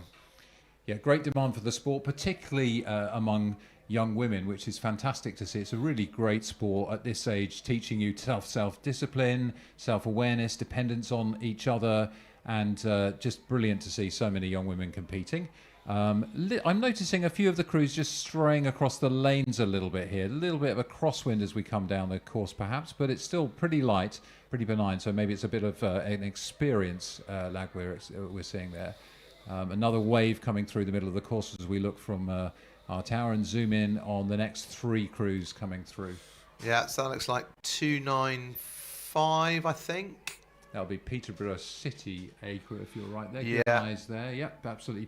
Peterborough City. They should be followed by Infinity Boat Club and Cheltenham College B if they've started in that kind of order. I had a feeling Cheltenham's red, and that looks like it's a blue boat in the 3rd lane, doesn't it? So who might that be? Hinksey? Oh, so you actually were calling that's 285. That's King's Worcester. That's why. King's so, Worcester. There we go. And then 292. And that's the next Windsor Girls School. There B. we are. So, So yeah. the umpires are keeping us on our toes this evening, or the starting marshals anyway, this afternoon, making sure that we are not just assuming they're just sending them off in order. And that blue boat coming into focus now, 286. Yep, so that is Hinksey. That is Hinksey. Yeah, Excellent. the distinctive blue of I did Hinksey pick for them that out. race. Excellent. I've not forgotten everything in the few months since we last commentated on the row. And the cock's really barking her instructions there. You can really tell. And I think Caroline was mentioning Wax, I think, or Wox, which is a online tutorial for coxes, which helps the coxes to marshal the boats and get them in position, but also how to gain as much information out of your cox box as well, and also helps the umpires as well. As we flick back up the course. Yeah, welcome if you're just joining us to the live stream. We're in the middle of the J15 Junior Women's Cox Quads, and we're about halfway through the sort of 36 odd crews that we've got racing here. The conditions are really exceptionally good for Nottingham. You can get quite gusty up here, so these crews are enjoying lovely conditions to perform in. Nice warm sunshine, keeping them loose, no worries about getting chilled here, and lovely flat rowing conditions. So you don't need to get your oars clear of any trouble, and if you're a bit less experienced, it will probably make you more relaxed in this race, this time trial. Hereford Cathedral School in the centre of the shot, and their distinctive yellow and blue colours. A little bit of as we talk about a vacuum, so when we say this, it means there's no other boats around them to push off, which can sometimes make it easier or harder. You get distracted by other boats sometimes, whereas if you're just rowing your own race, you can put down a really great time. So There's that obstacle course wall in the background, which means we're around 1,000 metres. They've just gone through that. So coming down the course here, pushing off. Cathedral School there, looking good. Very distinctive boat colours. I know you're appreciating the colours here. We've got a lot of yellow and blue going on in this shot with Hereford Cathedral School. Quite nice upright style of sculling there. A really nice clean back end. Cox also sitting upright. She can see her crew, which gives her the chance to pick up technical points which they've worked on in training. I can see this is quite a nicely drilled crew. If you're not a rowing expert and just sort of try and zoom out and see the big picture of the motion, you can see the bodies moving pretty well together. Nice sharp entry with the oars into the red buoys of the last 250 metres here for the Cathedral School from Hereford. And the other crew in the background of that was Peterborough Rowing Club, who are in the background, who might pop into shot in a second. Just panning back, here they are.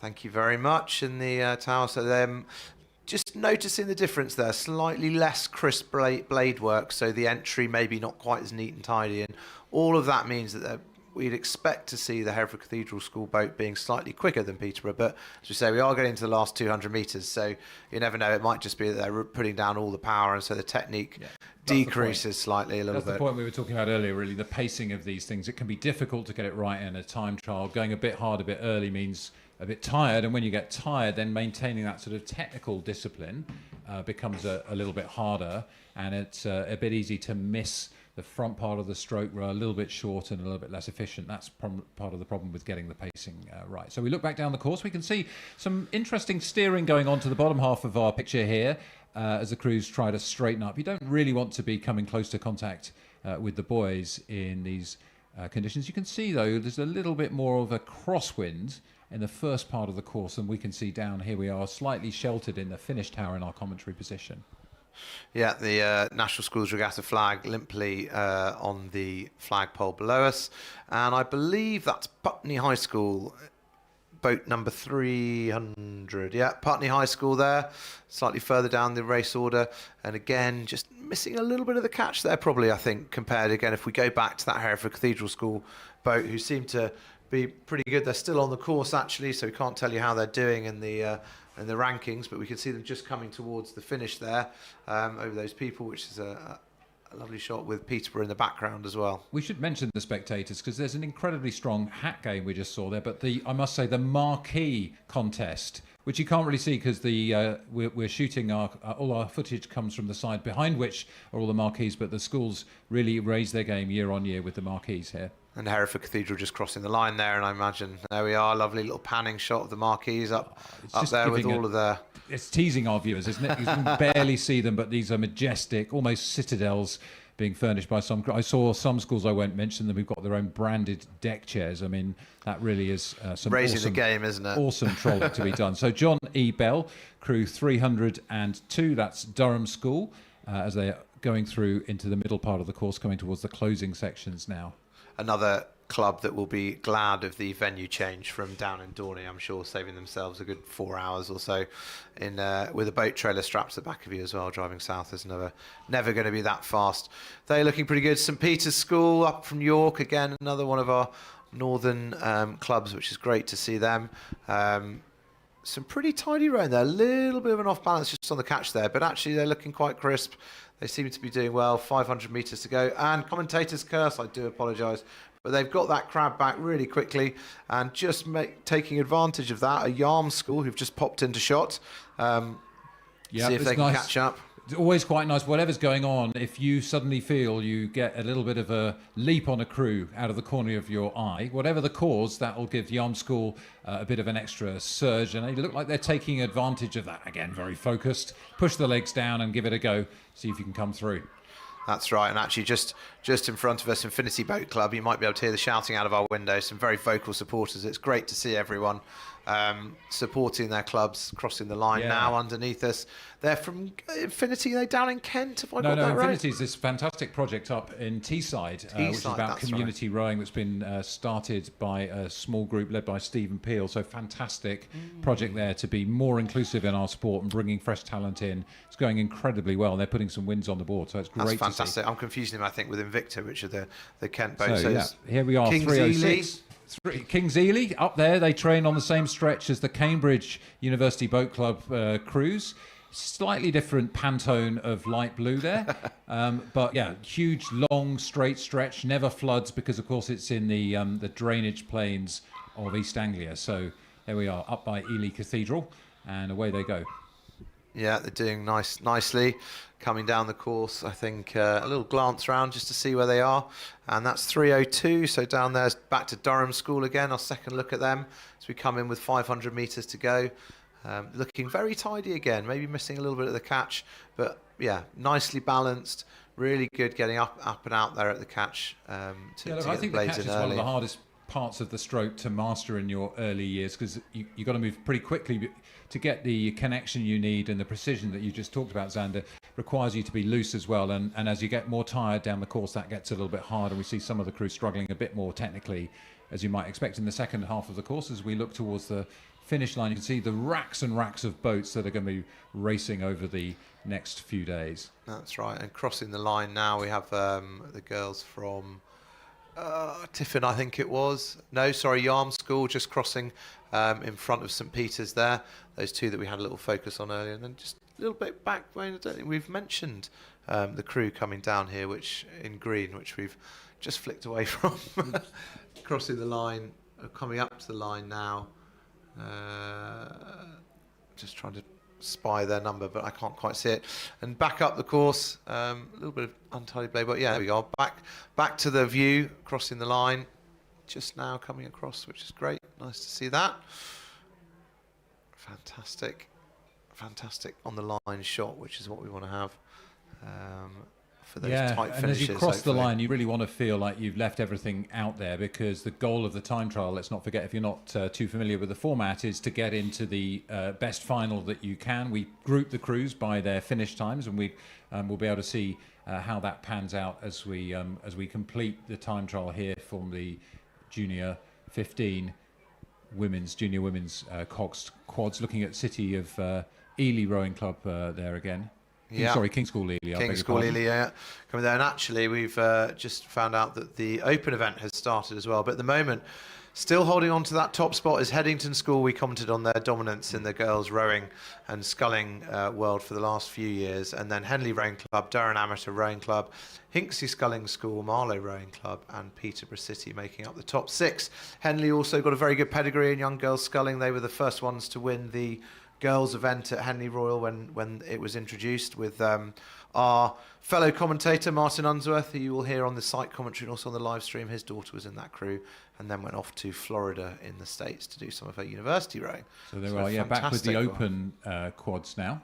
That's Yarm School with their fantastic. Is it an eagle or is it a phoenix? I'm not quite sure what it is on their chest that they have as their mascot. Again back with the fashion advice. We're going to find out more about the Yarm School and exactly what animals they have on their chest and what animals they have in their hearts as they compete to get the best spot they can in the final. Some good headgear going on down the course as well. We saw there some bucket hats, and people believe bucket hats can give you free speed. I'm not convinced that the science proves that, but maybe we'll see as the races and interestingly, just above Yarm School in the starting order is Falcon Boat Club again, which is another one that I have not. Can we just say thank you to our director for picking out another amazing hat there? That is crew, what is that? 112, Maidenhead. Maidenhead, great hat game there in the two-seat from Maidenhead.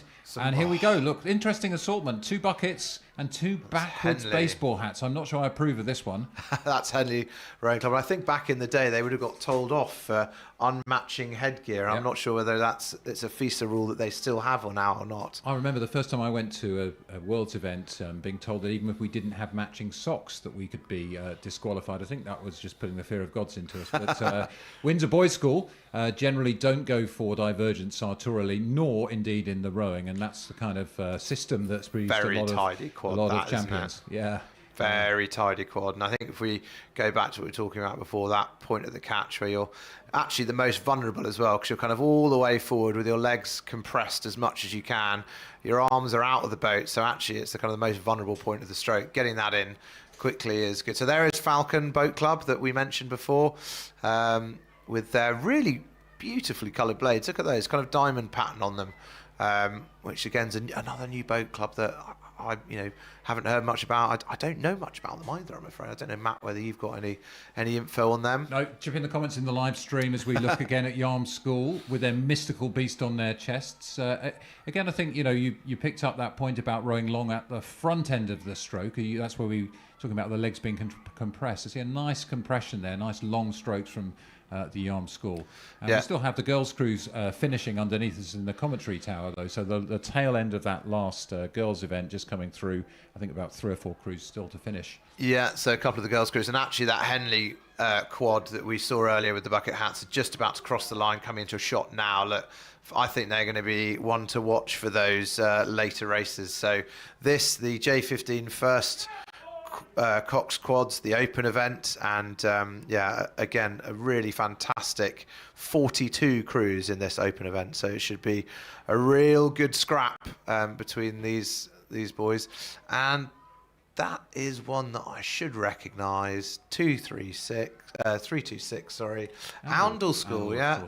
Again, matching bucket hat, good hat game. Good glance over the shoulder there from the Oundle Cox, making sure that they're getting clear. Sitting there in their Yanisek boat, running quite nice and flat. As sailing being flat is very fast. In rowing, you want the boat to also run as flat as possible. Back to Windsor boys, having a bit of a scrap there with. I didn't catch the number on that yellow boat that's coming down the track. But yeah, they're having a good little tussle next to each other. A couple of lanes apart, so may not feel them as that. Potentially St Paul's. We got St Paul's in this one. Or is that I can't quite see. No, can't quite see it. Nothing jumps out at me from the blades. But yeah, Windsor boys just going out of shot now, having a really good scull by the looks of it. And I would imagine them and Henley would be doing well. So it's Lymington. Here we are. I think this is Lymington Boat Club. That we've got in shot now, seem to be doing a good job. Again, another boat club that I think 9 years ago we didn't have any entries from them. Yep. Last time we were back up here at Nottingham. Down there rowing on a channel with a bunch of shipping. They'll be good with the wash, but they don't need that practice today because it's really very flat, calm conditions all the way down the course, so not troubling them with the waves that they might be used to. We look back there, we got 326. That's Oundle we picked up earlier with the very strong, consistent headgear game, and looking nice and long and sharp through the middle of the course for them as well. I think Brentford, that crew that I mentioned in the yellow boat. Spotted, yeah. Yeah, that was the one. As we go back to Chester, I think 321. Sorry. Cheltenham. It was Cheltenham. Yeah. You're right. So we were almost there with them. And Hereford Cathedral School just crossing the finish line now underneath me, but back into the shot. We have 318. That's Mossbourne A. Yeah. Coming down in the yellow vests. Those are the ones we were struggling to pick out before. So yeah, with the black spoons and the yellow vest, could do with a lick of paint potentially on some of those. Have to have a word with the boatman, Matt. We'll see how that goes. 320 in the background. Yeah, so 320, that's Marlow in their familiar burgundy colour there. Quite sharp, quite aggressive style from Marlow. And then behind them, it looks like Cheltenham C, 321. And you just saw there one of the blades not quite getting fully buried. And that was, we were talking about the intricacies of getting your blade in nice and firmly at the catch. And if you don't quite plant it properly, that can happen. And effectively all you're doing there is you're leaving some of the power that you might be connecting through the water, but it's going through the air, so it's kind of a wasted stroke. And there's the Grange School with their rebranded kit, as we've discussed already. I'm getting used to them now, though, so I can pick them out, which is great. Yeah, just looking there, the Grange School, nice kind of finish movements, quite fast hands away. As you can see, the 2 oars coming in and then sort of straight out again. And there's different styles that people can choose to have. Some people tend to be a bit slower at the back end. These guys are quite sort of whipping around onto the next stroke. And then we're looking back and it looks like we've got a Molesey crew in the distinctive black and white with slightly better painted black oars there in the front of our picture coming through. as the Oundle crew come noisily across the line. The Cox really geeing them on, and I hope they haven't had a wardrobe malfunction on the stroke, who seems to have either jettisoned his hat or maybe the wind has caught it. Hopefully it's not going to cause a problem. We'll see, later on we'll see a guilty-looking goose. There it is, he's got it back. There we are. I thought a guilty-looking goose would have it, but there we go. So this is Molesey 322 from down by Hampton Court on the Thames there. Pretty well drilled crew as well. Very nicely balanced boat, if you can see that. It looks almost like it's rock solid in the water there. Sculling along nicely inside the last 500 metres or so. And we were discussing earlier with Carol the difference in the numbering, in that this is a slightly older course, so numbers from 2000 down to 0 as opposed to 0 up to 2000, which I think is the FISA way of doing things. As we flick on to Westminster. That's too nerdy even for me, I'm afraid. Let's look at some of the rowing out here. I don't know what numbering we've got in the lanes, but what I do know is we've got a lot more crews still to come today. Thanks for joining us from wherever you're watching. If you're having a crafty look at the National Schools Regatta from your desk at work, if you're at home, stick it on the big screen on YouTube. Welcome to viewers from around the world and around the country. Here we are in the centre of England at Nottingham, the National Water Sports Centre, as we look at Westminster going through this time trial for the J15 Open cruise. So it's 1,500 metres for the J15s. This is the last of the time trials this afternoon, and the fastest 6 boats from this afternoon, but in theory this morning's racing, will go through to the A final, which is where the medals are. But then we also have boats 7 through till 24 going to a B, C and D final respectively. So this is William Borlase in the red and blue, the big letter B, standing presumably for Borlase, not Billy. And some good. We're really seeing some good technical sculling from these J15s. Again, another powerhouse of the junior open sculling world. Number of Henley finals and things. I think they haven't won recent times, but certainly got close a couple of times, and have had a couple of boys or athletes that have entered the an amalgamator cruise. So that's 328. Yep. Just going through here. That's Lancaster. And away they go, another stern coxed crew. Their cox sitting there has the advantage of seeing all of the crew in front of her, giving a chance to give them some technical coaching. The job of the cox, what are you doing? You're giving information, so the boat speed, where we are in the course. You're giving some technical calls as well to get the crews together, and you're also giving some coaching, some motivational encouragement as people start to flag. So it's a pretty important job to be done. Yeah, so just going out of sight there, we had Nottingham Union, who is 325. We also had St Peter's and Westminster School in that 3 across shot. We've got the Grange just coming in towards the finish line there as they come down through that shot, and almost taken out by a goose, which almost made me fall off my chair as it flew past. So crossing the line now. Brentford just crossing the line, thank you very much, helpfully from a spectator down below. And there we go, there is the Grange School crossing as well. That finishing line, it will be all a little bit more exciting when we get the side-by-side racing this afternoon. So this is 3:33, that's King's School Worcester, I believe, that we're still on here. And good triple Nelson there. Yeah. One of the things I'm looking at when I'm looking at these sculling crews, and you can see where they don't have a t-shirt on, is how relaxed are the arms. You want to see the arms strong, but really connecting in the lats, sort of below the armpits, really loose shoulders. And you notice some of the best crews in the world look like they've got no work going on above the armpits. The shoulders are sort of really loose, and it's all happening in the core and the legs beneath. And that's always described by my coach. It just needs to be a hook. So all your arm is at the beginning. You're not pulling on it at all. You're not exerting any energy. It's to lock in the legs, and then the last bit, just bringing the blades around for the finish and taking them out. So St Peter's York. Yeah, looking good, actually, St Peter's York. Some lovely blade design there, I have to say. I think we're getting some of the best variety of colours and kit and blades design. That's one of the things that makes the rowing feel a bit like a festival sometimes, isn't it? And we look now, a nice orange palette is being brought into us here. Oh, who is that? I was just about to say, is that the American School in London? I was Yes, saying they have.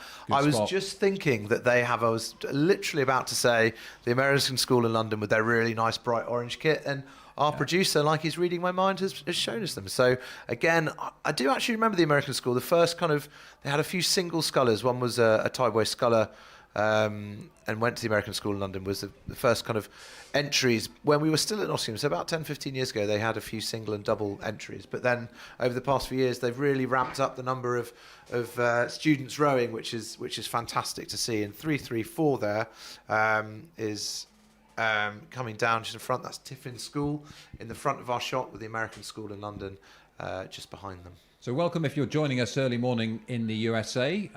We're sharing our love with you, and the colour orange on the American School of London's. We're not going to make any further political comment here. Tiffin are trying to push away from the American School. But so one of the joys of this is it brings new people to rowing, the families and friends of these crews. So we're delighted to have you with us and try to give you a bit of a sense as to what the sport is all about if you're new to it. So the American School, based in London, and they are in the middle of the time trial here, and we've still got crews coming underneath us. We've got about half the crews in this time trial have crossed the line already, about half still to go. Yeah, so still these 42 odd entries. We've got Henley Rowing Club, followed by Hereford Cathedral School, Windsor Boys School, Yarm School, Bryanston School and Mossbourne are the first 6 that are occupying those top 6 spots. And just coming into shot now, we have all of these bow loading boats. And GLS to 341. So that is Glasgow Academy Rowing Club. And Carol, our friend from north of the border, would have been able to probably pick that out really easily. So apologies on our half. But again, lovely coloured kit there in their boat as we go back to that shot. And as you can see, we've got them in 3 lanes. They're not really racing each other. From that side, they're racing the clock to be the fastest. And the umpires set them off.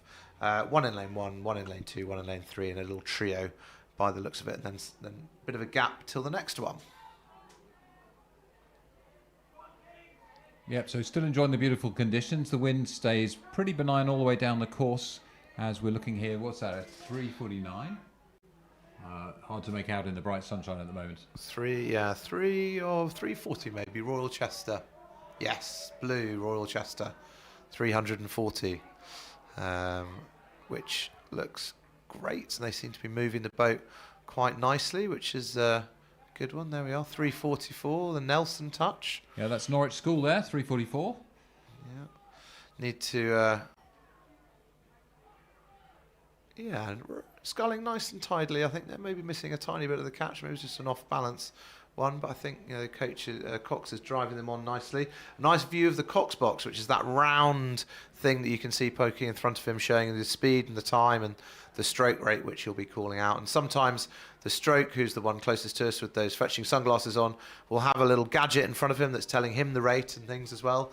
As in theory, you're kind of your stroke a lot of the time is kind of your captain of the boat, who kind of is instructing everyone, telling them what to do. And then when you get without a Cox, it's the person who's got their foot on the steering, foot steering. So Glasgow again. I like the way the boat's running here. You're looking for a boat to be not checking too much, because obviously, you know, you're accelerating the boat when the oars are in the water, and then you're trying to let it run and not slow it down. So a lot of rowing is about the push of the legs and the power, but some of rowing is about not slowing the boat down too much between strokes, and that's about moving with sympathy with the boat. And I like the way the Glasgow crew there were doing that. Efficiency and power combined in a poetic motion. That's what we're looking for. Yeah, and we're still kind of going down. We've got, by the looks of it, the last 6 or 7 boats on the course now, with St Joseph's College Rowing Club from Ireland. Again, a really strong showing from the Irish contingent today already, which is great. We've got a couple in an A final later on this afternoon, which will be really good to see. So the last few boats coming down, and then we're going to have a little bit of a break until the next bit of racing, which will be going through D finals up to the A finals. And there we are, the Cox with her race plan in front of her, making sure that she is instructing. A shopping list of instructions in Kew House School, another one of those newer boat clubs. And it's fantastic to see with their lovely green blades, and great to see a new rowing school. And I love the use of the cue cards there. I mean, why not? Quite often, there's quite a lot of information for the Cox to work through. So just checking her calls coming into the red boys, that signifies that we're in the last 250 metres for Kew House School. As you say, Xander, it's a new rowing programme. It's great to see them competing here.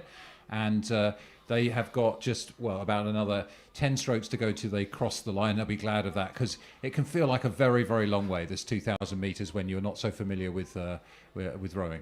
Yeah, especially when there's a tiny little bit of headwind slightly further out into the course, but really nothing to complain about as they cross the line. And, also another thing to note is, and some people might not know this, is that the cox can be of any age and gender. They don't need to match up to what the category is. They don't need to be a J15 to be in the J15. The cox is free to be of any age, and sometimes you see some more senior coxes in boats, which is great to see, and they're able to help the younger crews. But sometimes there might be a J14 in the boat. There's a minimum rate requirement still for coxes, which they need to be of a certain way, otherwise they need to carry weights within the boat.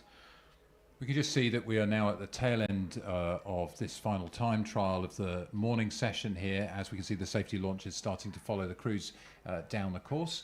And as we look at this shot with the marquees on the far side, that's just approaching the red buoys of the last 250 metres there. So a final push. So when you're pacing a time trial, you'll still want in the last 250 to really leave everything out there to make sure that you gain that extra maybe quarter of a second that's going to put you a notch up in the rankings for the final. So the time trial sifts the crews into groups of 6 by speed, and then we run the finals in those groups for those that make it through. And here we go, coming through to the line now, one of the last 4 or 5 crews on the course. Might be a good time to do some results as well for you. The J15 Open Coxed Fours. The still unofficial, we don't have a green tick on them yet, but we'll give you the order in which they've crossed the line. We have to wait for the umpires to officiate all of those. But the first 6 going to the A final: Great Marlow School, Brentford School, Westminster School K, St George's Boat Club, St George's College Boat Club A, Barn Elm School, and the 6th and final one is the Westminster School L. So Westminster getting both of their boats into the final of the J15 Coxed Fours, the Mariners Cup, which I have my silver medal for from back in the day. Kew House School crossing the line underneath us now, ahead of Norwich School as well. And we've now just got 2 or 3 crews left to cross the line. And the time trial work for the day will be done. The last couple of crews coming towards us now. And the J15 second girls Cox Quads, the first 6 going to that A final: Henley Rowing Club K, Nottingham and Union Rowing Club, Grange School, Molesey Boat Club, Sir William Perkins School, and Marlow Rowing Club, bringing up that 6th spot. Again, an unofficial result. On to the J15 Open second Cox Quads. Windsor Boys, that crew that looked really good, and Henley Rowing Club, Windsor Boys again, Bryanston School, Mossbourne School, and Marlow making up those 6. And St Joseph's and 1863 now crossing the line. I think that's pretty much the last of the crews to go today. So we've had a huge number of crews down in the time trials in the Junior 14, Junior 15 categories of our Cox Quads this morning, and they'll be starting to get the results and look at how we sift them into the finals that will race this afternoon. That's right. We've just got a couple of announcements to read out as the flotilla of umpires come down the course, and joining us here at the National Schools Regatta, which was first run by the founder when Mr. Desmond Hill was the master in charge of rowing at St Edward's School in Oxford in 1947, invited 3 other schools to race, and then he founded a regatta which has now come a long way to over 5,000 competitors this weekend. Originally it was known as the Colts and Third Eights Regatta. It expanded over time, and now we are in the 78th year of this event. And in 1964 it was renamed the National Schools Regatta to reflect the scale and the differing events that here. 1979 the regatta took a significant step forward by introducing the first girls event, a coxed four. So there we are. So we should be back at 1:30, which is when the first round of finals starts. So thank you for joining us through the morning, wherever you are, at home, at work, surreptitiously keeping an eye on your phone, supporting from across the UK and around the world. Thanks for joining us, and look forward to some great racing, not just this afternoon, but throughout this bank holiday weekend here in the UK. So from Matt and myself, Zander, it's signing off for a bit of a lunch break. And if you are watching on your phone here at the regatta, do pop along to the regatta shop, which is selling lots of wonderful hoodies, the traditional hoodie with your name on, and long sleeve t-shirt and things, and all of the other supporters that we've got here. So we will be back later on.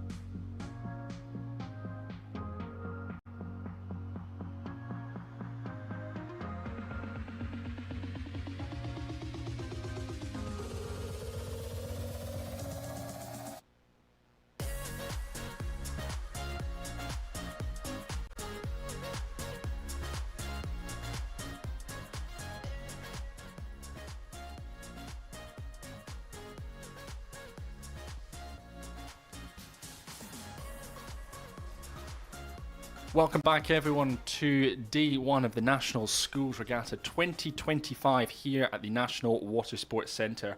We're thrilled to say the sun is still out. A bit of a headwind has picked up across the course, but we are on to our side-by-side racing. We're on to our minor finals, and we are kicking off with the D final of the J14 second octuples. I'm Fergus Mainland. Alongside me for the next hour or so, guiding you through some of these D finals will be Matt Britton. The two of us very excited to talk you through all of the racing. Of course, all of these crews have been in action this morning, taking part in their time trial over 1,000 metres, and here they are lining up on the start line for a crack at the D final. And Matt, the time trials this morning, we've had a fantastic start to the day, and the standard of racing has been particularly high, hasn't it? Yeah, Fergus, hello you and hello everyone. It's been really amazing. Firstly, the conditions here in Nottingham are to dream of, really. It's been sunny, it's been relatively flat, the wind, as you say, just picking up, but been really impressed with the standard of sculling we've seen, particularly in the time trials this morning. And people a bit nervous, I think, coming here. It's a big event, 5,000 plus competitors, but getting that out of the system, and now we're going to see the side-by-side racing, which is what we all live for, really. Yeah, certainly. Well, this is the D final of the J14 second octo, so it's all of the second crew. So all of these clubs will have another crew racing in the first octo category. So to give you a scale of the number of crews participating, this is the D final, and in this race we'll have Bedford Modern School, Bedford School, Abingdon, and the second of the Bedford School crews as well. So all of those racing in the D final. So if I do my maths correctly, this will be positions 19, 20, 21 and 22 that they will be competing for. And at the moment, we're just in the final few minutes as they're getting lined up, ready to go on the start line.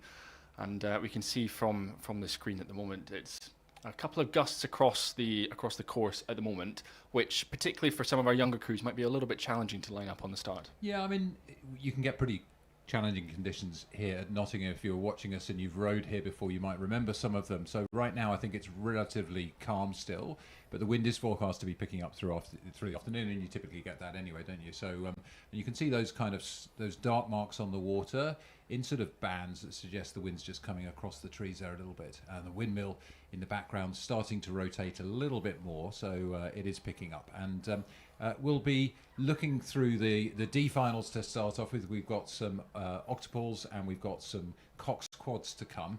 And I always love seeing the standard of sculling here. And frankly, the number of entries is amazing. This is a sport that's really grown and grown. Yeah, so we can see there on the start line, our crews getting ready to go. And there in the middle of the course, lane 4 is one of our two Bedford School crews. They are flanking Abingdon School, so from left to right as we're looking at it will be Bedford School, Abingdon, the second of our Bedford School crews, and Bedford Modern as well.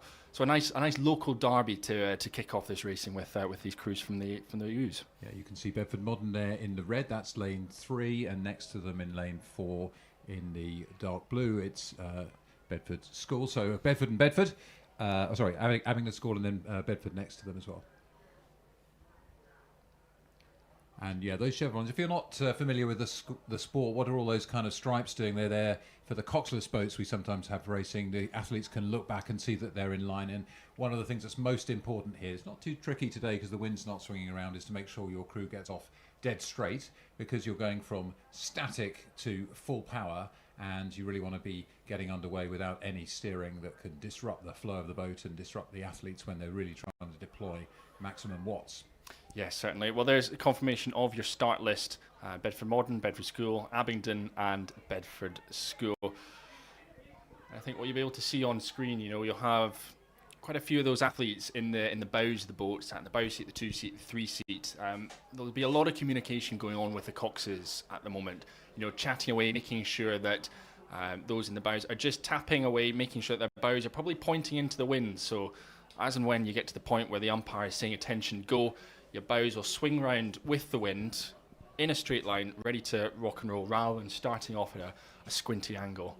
Or at least that's how it's supposed to happen in theory. Exactly, and this is the most tense time, and here we're dealing with athletes. It's J14's, the open event. They will have probably raced no more than 7 or 8 times in their rowing careers, and so it's pretty nerve-wracking to have this experience sitting on a 6-lane course right in the centre of the country that's unfamiliar to you, and they are away. Yes, we're underway. Our first final of the day. This is the D final of the J14 second octos. As we said, from right to left on your screen, Bedford Modern School, Bedford School, Abingdon School and Bedford School, the second of those crews as well. And all 4 of those octos are flying out of the blocks. I think it's one of the great sights in rowing. You either have it when the 8s are charging out, but I think it's even better when you've got the octos. 16 blades, of course, part of each of these crews, and all 4 of these boats off to a great start. Yep, so the nerves will be jangling, but then once you start moving and once you are able to get into your rowing pattern, then really the focus just becomes on trying to keep it clean. And with the lack of experience that these crews have, that's quite challenging sometimes, because the temptation is to grip the handles of the oars tightly, and if you clip the water then you can start to swirl around. And we can see a slightly messy start from a couple of the crews getting underway, but hopefully they'll be able to lengthen out and establish a rhythm in the next 100 metres or so. Yeah, and I mean, you talk about a crew being clean out to the start. I mean, Abingdon in particular, you know, their bright pink blades, all 8 of them are very much in time at this point in the race, and particularly in a headwind or a bit of a crosswind. That's exactly what you want to be doing at this stage. I'm smiling at you, Fergus, because I think, you know, when you're videoed as a crew, actually what you want is to have dark coloured blades. It's quite hard to separate them out. The bright coloured blades are the ones that are easier to see. So I wrote Molesey where the blades are black and then you are sort of slightly undercover from the eagle eye of a commentator like yourself. So yeah, underway into the sort of second 200 metres, and this is where they're wanting to start to move from the all-out anaerobic respiration of the start into some kind of a rhythm and a pace that they can sustain through the next 2,000 or 1,800 metres. Yeah, it's off to a great start, I think, particularly for Abingdon School. We've mentioned Bedford Modern School in the red kit, and over on the left-hand side as well, we're keeping an eye on the second of our crews from Bedford School. It looks like they've really tied up there. If you look, we're zooming in here on the blue boat of Bedford, and they've absolutely stopped, haven't they? Yeah, bit of difficulty there for Bedford School, but back up and running. And I think what was fascinating before, you know, they were charging along, thundering along with an incredibly high rate of striking. A little bit of an error there from them, but they're back up and straight back up to that really high stroke rate. I'm really impressed with that, because as you saw, they really stopped dead, and the cox called them to order, and they sat in the right position, and they just got moving, and they just basically restarted. And next to them, Abingdon, well, they look like they've got a little bit freaked out as well. And it shows you the challenge of this octuple racing. You know, inexperienced athletes determined to do the best that they possibly can, and sometimes that extra enthusiasm and extra force can lead to a little bit of an explosion, which is what we saw there. On the right of our picture, and it's hard to judge, isn't it, Fergus, from this camera angle, exactly where we are the race. On the right of our picture, you can see the 2 other Bedford crews, red and blue, Bedford Modern School and Bedford School. And it looks like Abingdon and Bedford Rowing Club have got more of a lead here. Yeah, those 2 crews. I think what's fascinating, you know, obviously Bedford School, Bedford Modern, their boat houses are right next to each other on the Ouse. Same with Bedford Girls' School as well. But Abingdon, they've also been racing at Bedford Regatta quite recently in the past couple of weeks or so. They reached the semi-finals at Bedford Regatta in this event, so they'll know these crews already. And despite having not raced a huge number of times, as you said, so 7 or 8 times, you know, they've had some competition against their competitors they're up against, and it's close. It's tight racing as we're coming up to the finish line. Now, as we can see, as we zoom in on the crews, we can see a little bit more of the determination. Now, in more experienced crews, you'd expect the heads to stay straight down the boat, but at this level, you're just looking across, stroke for stroke, looking at their opposite number, and that can be a bit disruptive, frankly, both of the balance and of the rhythm of the boat. So the coxers will be looking for the athletes to keep their heads in the boat. Looks to me like they're pretty close as well. So again, there's plenty of room in these lanes. It looks like the Abingdon crew and the Bedford crew there are quite close together. Yeah, they are. Abingdon holding a slight advantage. Oh, here we go again. Look, both of them almost stopped dead. A bit of inexperience there. You'd want to be capitalising on this. I wonder if the umpires called them to order because they were starting to clash. It's not quite clear. We'll have to see what we can follow here. Not sure, is there? So not sure. We got to the line. It's just a bit unclear because it's a 1,000-metre race, we think. So sorry, just trying to read what's going on at the moment. They're still short of the 1,000 though, and I can see the umpire's launch had come in behind those two crews. So we think at the moment, we think it was Abingdon School just over the line ahead of Bedford School, but we will bring that result to you as and when we can.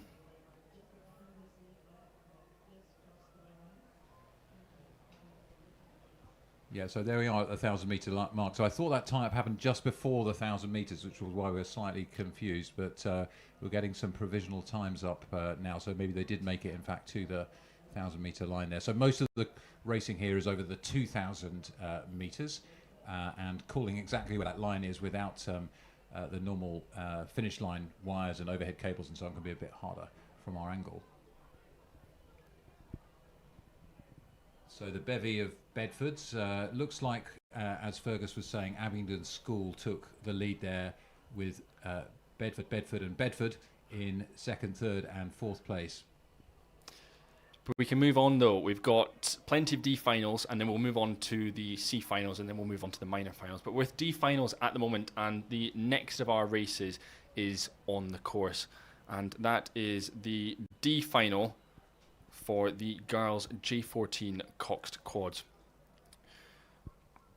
It is a full D final, and from right to left on your screen it will be City of Bristol, it will be Brentford, Pangbourne College, Great Marlow School, Peterborough City and Bradford Grammar School are your 6 crews contesting this D final. Yeah, we just had confirmation there of the previous race winner, Abingdon. Well done to them. Quite an exciting race, but we're now getting underway in the D final for the open coxed quads, and so not 8 but 4 athletes in each boat. So it looks a little bit more, a little bit less dramatic, a little bit calmer. There's a little bit less to go wrong, as we saw in the last race. There's a lot to coordinate when you've got 8 athletes and all that determination. But they're underway and they're cleanly off the start.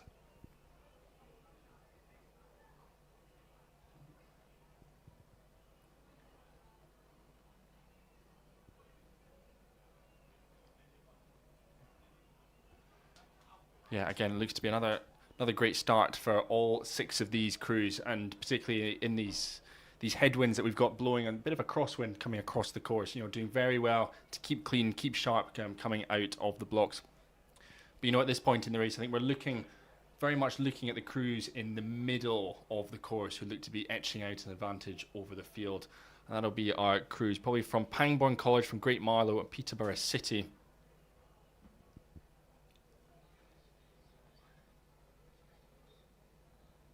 Yeah, just looking in to see, you can see a bit more of a crosswind has come in. It's actually looking quite a bit trickier now at the start than it was for the time trials, and that'll be testing these relatively inexperienced crews. We can see some of the steering there, just trying to correct. You want to stay in the lane, keep the oars away from those yellow buoys, because clipping an oar could lead to the oar then catching in the water, and that's a real sort of boat stopping moment. So keeping it clean, keeping it straight down the course is going to be on the minds of all of these coxes we've got in this D final of the girls' coxed quads.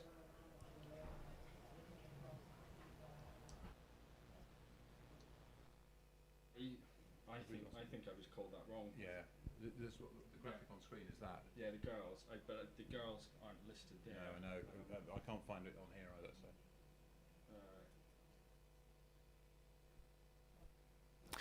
Apologies, everyone. We now have the correct information in front of us. Sorry for that mistake. The D final of the girls' J14 quads, from right to left, from lane 1 to lane 6. Stratford upon Avon, Oundle, Durham Amateur Rowing Club, Wimbledon High School, who we can see on screen. They're your current race leaders.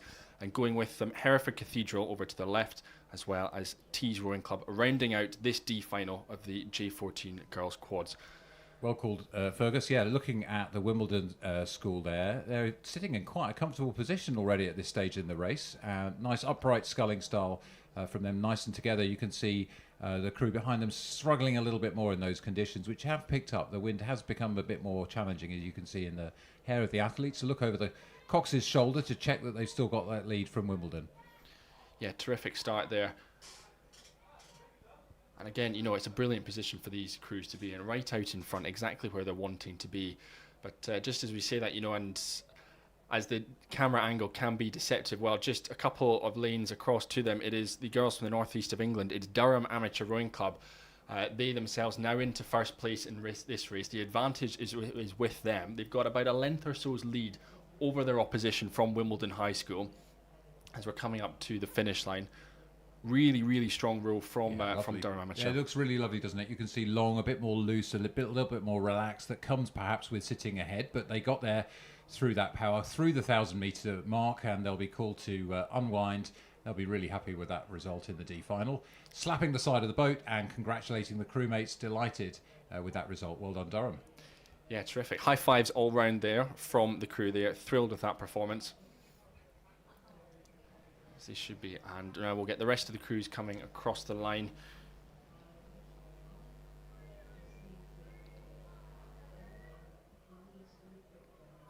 But of course, that was the D final of the quad, so that will be Durham Amateur provisionally taking 19th overall in the girls' J14 quads. Yeah, it's confirmation of that result coming up on our screens now, and all cleanly finished. So these first few races, J14, just the 1,000 metres, means we'll get through the races fairly quickly. Quite a relief to only row half the course as a J14, isn't it? That second half can be very painful. It comes as quite a shock when you do that step up to J15, and you've got to keep on trucking after that 1,000-metre mark. The confirmation there, we can see Durham Amateur with the win, first place in this D final ahead of Wimbledon High School, Tees Rowing Club, Oundle. Yeah, great margin actually from Durham and over the rest of the field there. So that was indeed a really strong row, as you called. So we're back up at the start though for the next race, and this, I should say, apologies, this is the D final of the J14 coxed quads. And yes, from right to left, it is City of Bristol, Brentford, Pangbourne College, Great Marlow School, Peterborough City, and Bradford Grammar School. Yeah, a great lineup here. Looking forward to another good race. It's 1,000 metres, so you've got to think differently about this sort of thing. Most of the races on these courses, we're thinking about the pace, but 1,000 is sort of close enough to be a sprint that you are anaerobic for quite a lot of it, and away they go off the start. Anaerobic sprint mentality to start off with to get the boat up to speed. Yeah, a bit of a crab though for one of our crews just on the right hand side of the screen. I think that's either Pangbourne or Brentford. Just in a bit of difficulty there off the start, hoping to see them back up and running as quickly as possible. I think that was Pangbourne College there, but there we go. Just as we saw previously with Abingdon and Bedford, straight back into their rhythm out of the start. So great to see them back up and rolling again. Yeah, it's interesting this shot looking back at the start, because you can really sort of get a feel for how the boat surges up and down. I'm looking at the bows of the boat, that sort of the pointy end that's closest to the camera. You want that to be as flat as possible. It's hard to call on the angles exactly what the race position is from here, but good, strong, powerful rowing there. Look at that. I know, I was just about to call out, Peterborough City there, next to them, Great Marlow School. The rhythms that they were starting to establish at this point in the race, so strong. And catches right up at the front end, still in this wind, they're getting length out front, and they're staying connected right the way through the drive. So at this point, particularly at this point in the race and at that age, it's a terrific display of sculling. Yeah, good maturity, as you say, contending with the conditions well, and the pressure of having those other crews alongside you in these 6-lane courses. There's an awful lot going on to distract you, and what you need to be doing is keeping the head in the boat, keeping focused on the pattern that you've been doing in training. But these races, well, they haven't been through many races, and so that experience is so vital. And was it Nelson Mandela who said, I win or I learn, and you're looking to learn with every stroke, with every race. So Peterborough here looking like they're in a strong position, aren't they? Yeah, they certainly are. I think probably at this stage, I'll be careful to call them the race leaders just until we get a proper picture of how they're getting on. But you can see just some of the wind, the challenging conditions that these crews are up against. You look at the cox of the Bradford Grammar School crew, just clinging on to his bucket hat with dear life in the background of that shot. But a few glances across there from the cox of Great Marlow School. They've got probably about a minute or so left of this race, so just making sure he's exactly where he wants his crew to be, and perhaps mount a bit of a charge against this Peterborough City crew, who just seem to be motoring along. Yeah, I think that it looks to me like they have got that lead, because you can sort of tell in maybe a slightly slower stroke race and a longer stroke, and certainly looking more relaxed than the others who are still attacking to try to get back on terms with them. But that's very impressive and mature rowing, as you say. Yeah, very impressive. And I think we just saw there just a flash of Brentford Boat Club, they themselves just on the opposite side of the course, moving well, moving very nicely in the final stages of this race. Probably about 100 metres or so left to go. Yeah, it looks like they're starting to tire a little bit, not quite as together as they were in the early part of the course there, but they've got an advantage in terms of the power. Bit of attacking coming in from Pangbourne next to them here. And as the windmill turns behind them, and the wind, I think, was probably a bit stronger at the start than it is in this more sheltered area behind the trees. And there's a good attack going on now. Yeah, they certainly are. They're clinging on. They've got about a half a length's lead over Great Marlow School at this point in the race, and they'll do all they possibly can as they come up to the finish line. That was on the line almost, was it? On the surge. That's quite something coming through. Great Marlow School there in the red and blue, and we'll have to look. Did they take the win? Wow, 0.58 of a second between Peterborough and Great Marlow. Peterborough held them off. Wow, that was a really tremendous race from these young athletes. Yeah. And we mentioned Brentford, great finish from them, just sneaking third place ahead of City of Bristol. So the two of those crews racing well right the way down the course. And great to see, as well. Pangbourne, after the start they had, great to see them recovering and getting back into their rhythm and finishing so strong and pushing Bradford Grammar School right to the very end of the race. So confirmation of the results there in the spread across the field in that 1,000 metre final, the D final, and a couple more 1,000 metre races for us coming up now.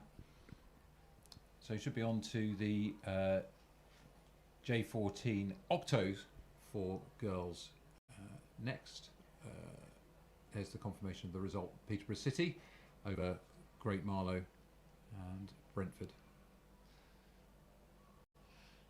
Yeah, and I think the packed racing that we've got this afternoon, it is testament to the thousands of competitors that we've got. We've got over 5,100 competitors between the ages of 14 and 18 racing, and I think it just ends up turning into a real celebration of efforts and PBs. Right from these J14s potentially taking some of their first strokes at a regatta, right up to those people who will see racing tomorrow and on Sunday.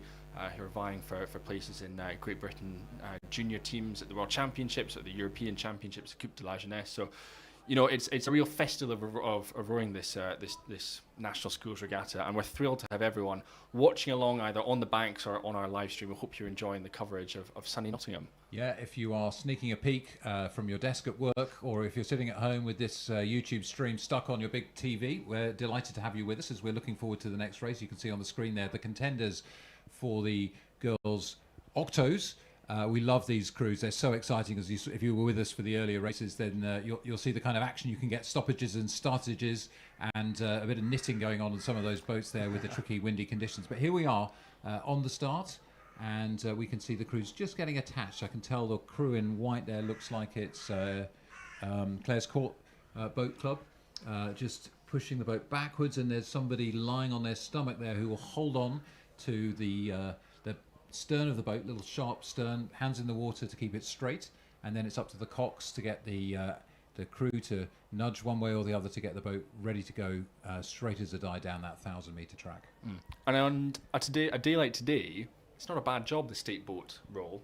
Out in the sun, get a bit of a tan on, but it's, when the rain starts to come, it's perhaps not as enjoyable. But, you sound like you speak from experience there. Well, having done a few shifts up at Strathclyde Park, when you can get the weather will change and get 4 seasons in one day up there, you've got to be prepared. So you take the sunshine when you can. But, we're incredibly grateful for all of the volunteers who play their part in helping to ensure these regattas. I think we should say, none of this happens without the volunteers. It's an entirely volunteer-run event, the National Schools, that was started in 1947, I think, much smaller scale then, and I think Desmond Hill, who started the event all those years ago, would be absolutely blown away to see over 5,000 athletes, as you say, over 3 days, from J14 right the way up to the championship junior crews, open and junior women's events that we've got coming up this afternoon and over the next couple of days. So thanks for joining us, and we'll be looking at the start in a second of the J14, the D final of the J14 girls Octos. And yeah, just seeing those stake boats, I think every stake boat person should probably go to Strathclyde and get lashed by the winter to earn their spot here in the beautiful summer sun of Nottingham. It's not often we have the privilege of saying that. Nottingham's not always seen as the friendliest place to race in terms of the weather conditions. I think it is a little bit tricky on the start. You can see a little bit more wind there coming off those sheds behind the start line.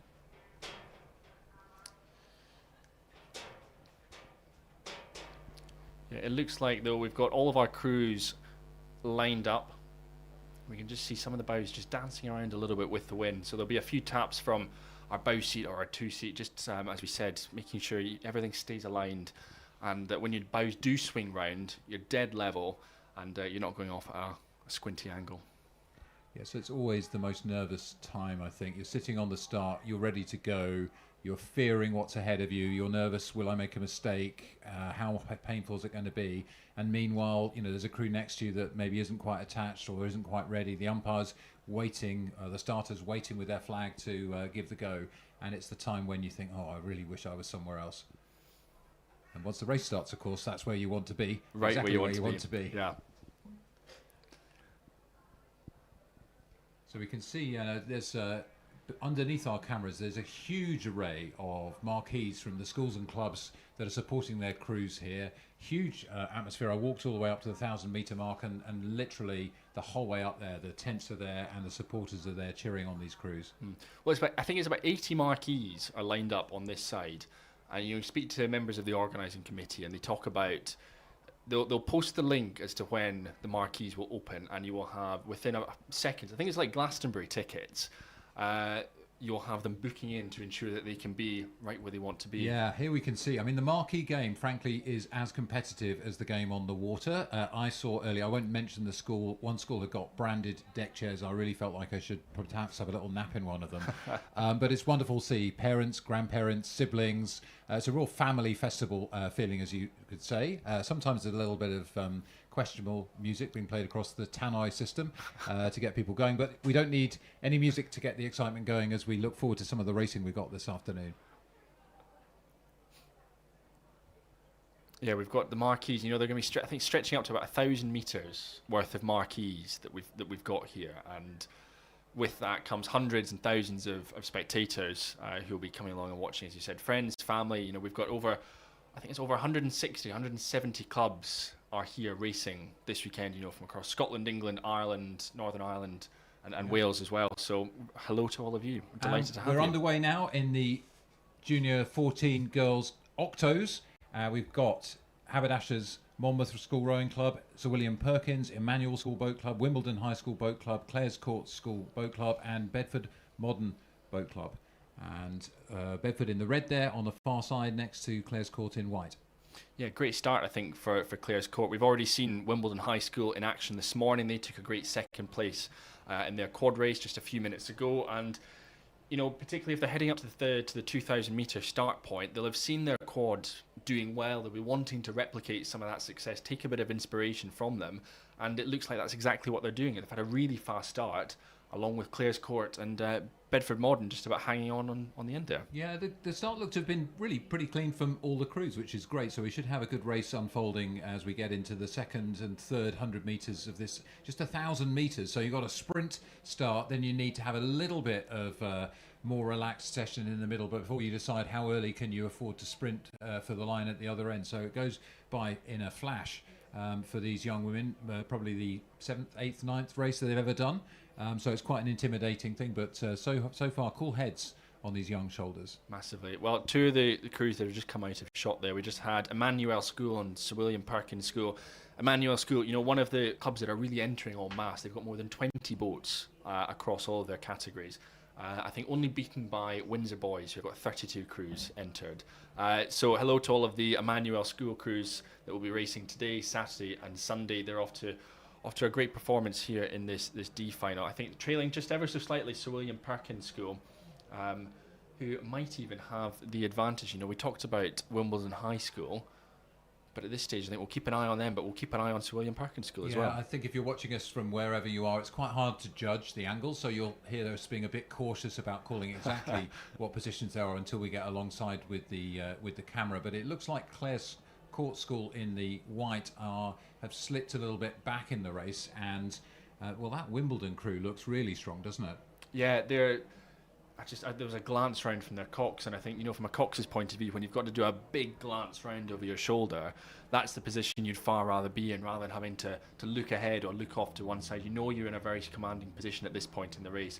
And we've probably got about a minute and 20 seconds or so to go. Not a huge amount of time there.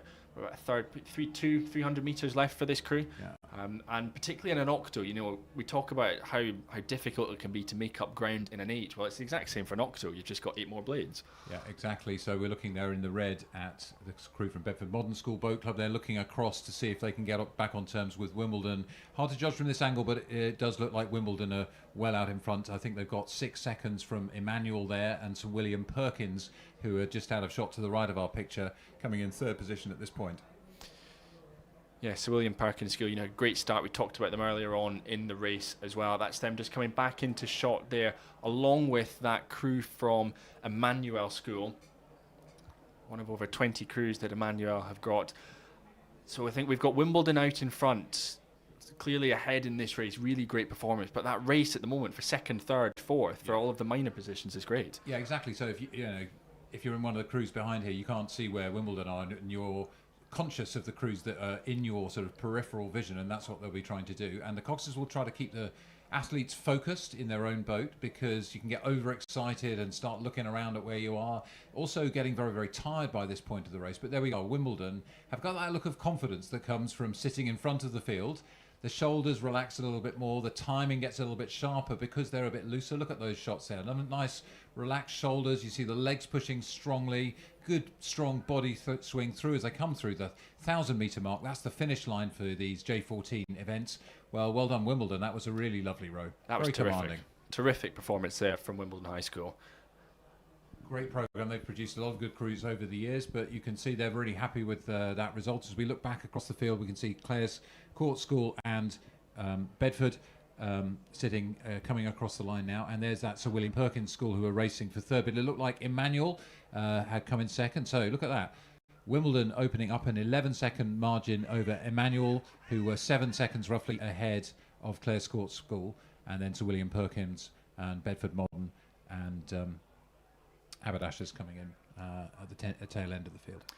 I think Wimbledon will be particularly pleased with that result, because in the time trial they were beaten by Emmanuel School. They beat them by about a second or so. That Emmanuel ended up, they placed 19th, so that's why they're all into this D final. But Wimbledon just flipping that result and finishing with a nice win there for them, which they'll be very pleased with. Yeah, so there we go. Confirmation of those results. Big margin by Wimbledon. Credit to them sitting in the middle of the course and dominating really from the start of the race over Emmanuel Clare's Court, Sir William Perkins Bedford Modern, and then Haberdashers Monmouth School. So that's 1,000 metres blast for those wonderful octos from the J14 girls, and we'll be moving along to the Open J14 octos final as well.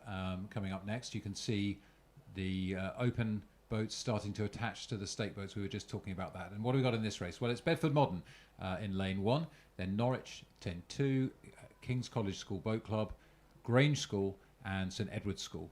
5 crews going in this D final. Yeah, well, we've seen one of the Bedford Modern School boats already in action. They raced in the 2nd Octos race, so now we get an opportunity to see their top crew in action, who will be looking to push themselves up towards the top end of this D final. But probably a couple of minutes or so away from starting. We can see Grange there in the green kit on the left-hand side, just trying to back themselves onto the stake boat, and then just 2 crews over to the right-hand side. That crew from KCS Wimbledon, again, just aligning their bows at the moment. Yeah, that's right. It looks like that's St Edward's School in the blue we saw on the left of the pictures. We pan across to the right, as you were saying. Here's the Bedford Modern School Boat Club in lane 2. It looks like they're getting attached as well. So, and there you can see the starter's tower, that brick tower in the middle. That's where the starter will call the go. Once from that vantage point, they can see the course is clear, obviously for safety. They want to see that the coxes have got their hands down. They put their hand up when they think they're not ready to go. The hand goes down, indicating they're happy the boat is straight and ready to go. And then there'll be a moment of silence before an explosion of all of those oars, all of those legs, and all of those lungs start working. So as I say, probably just waiting a couple of minutes or so for these crews to get aligned.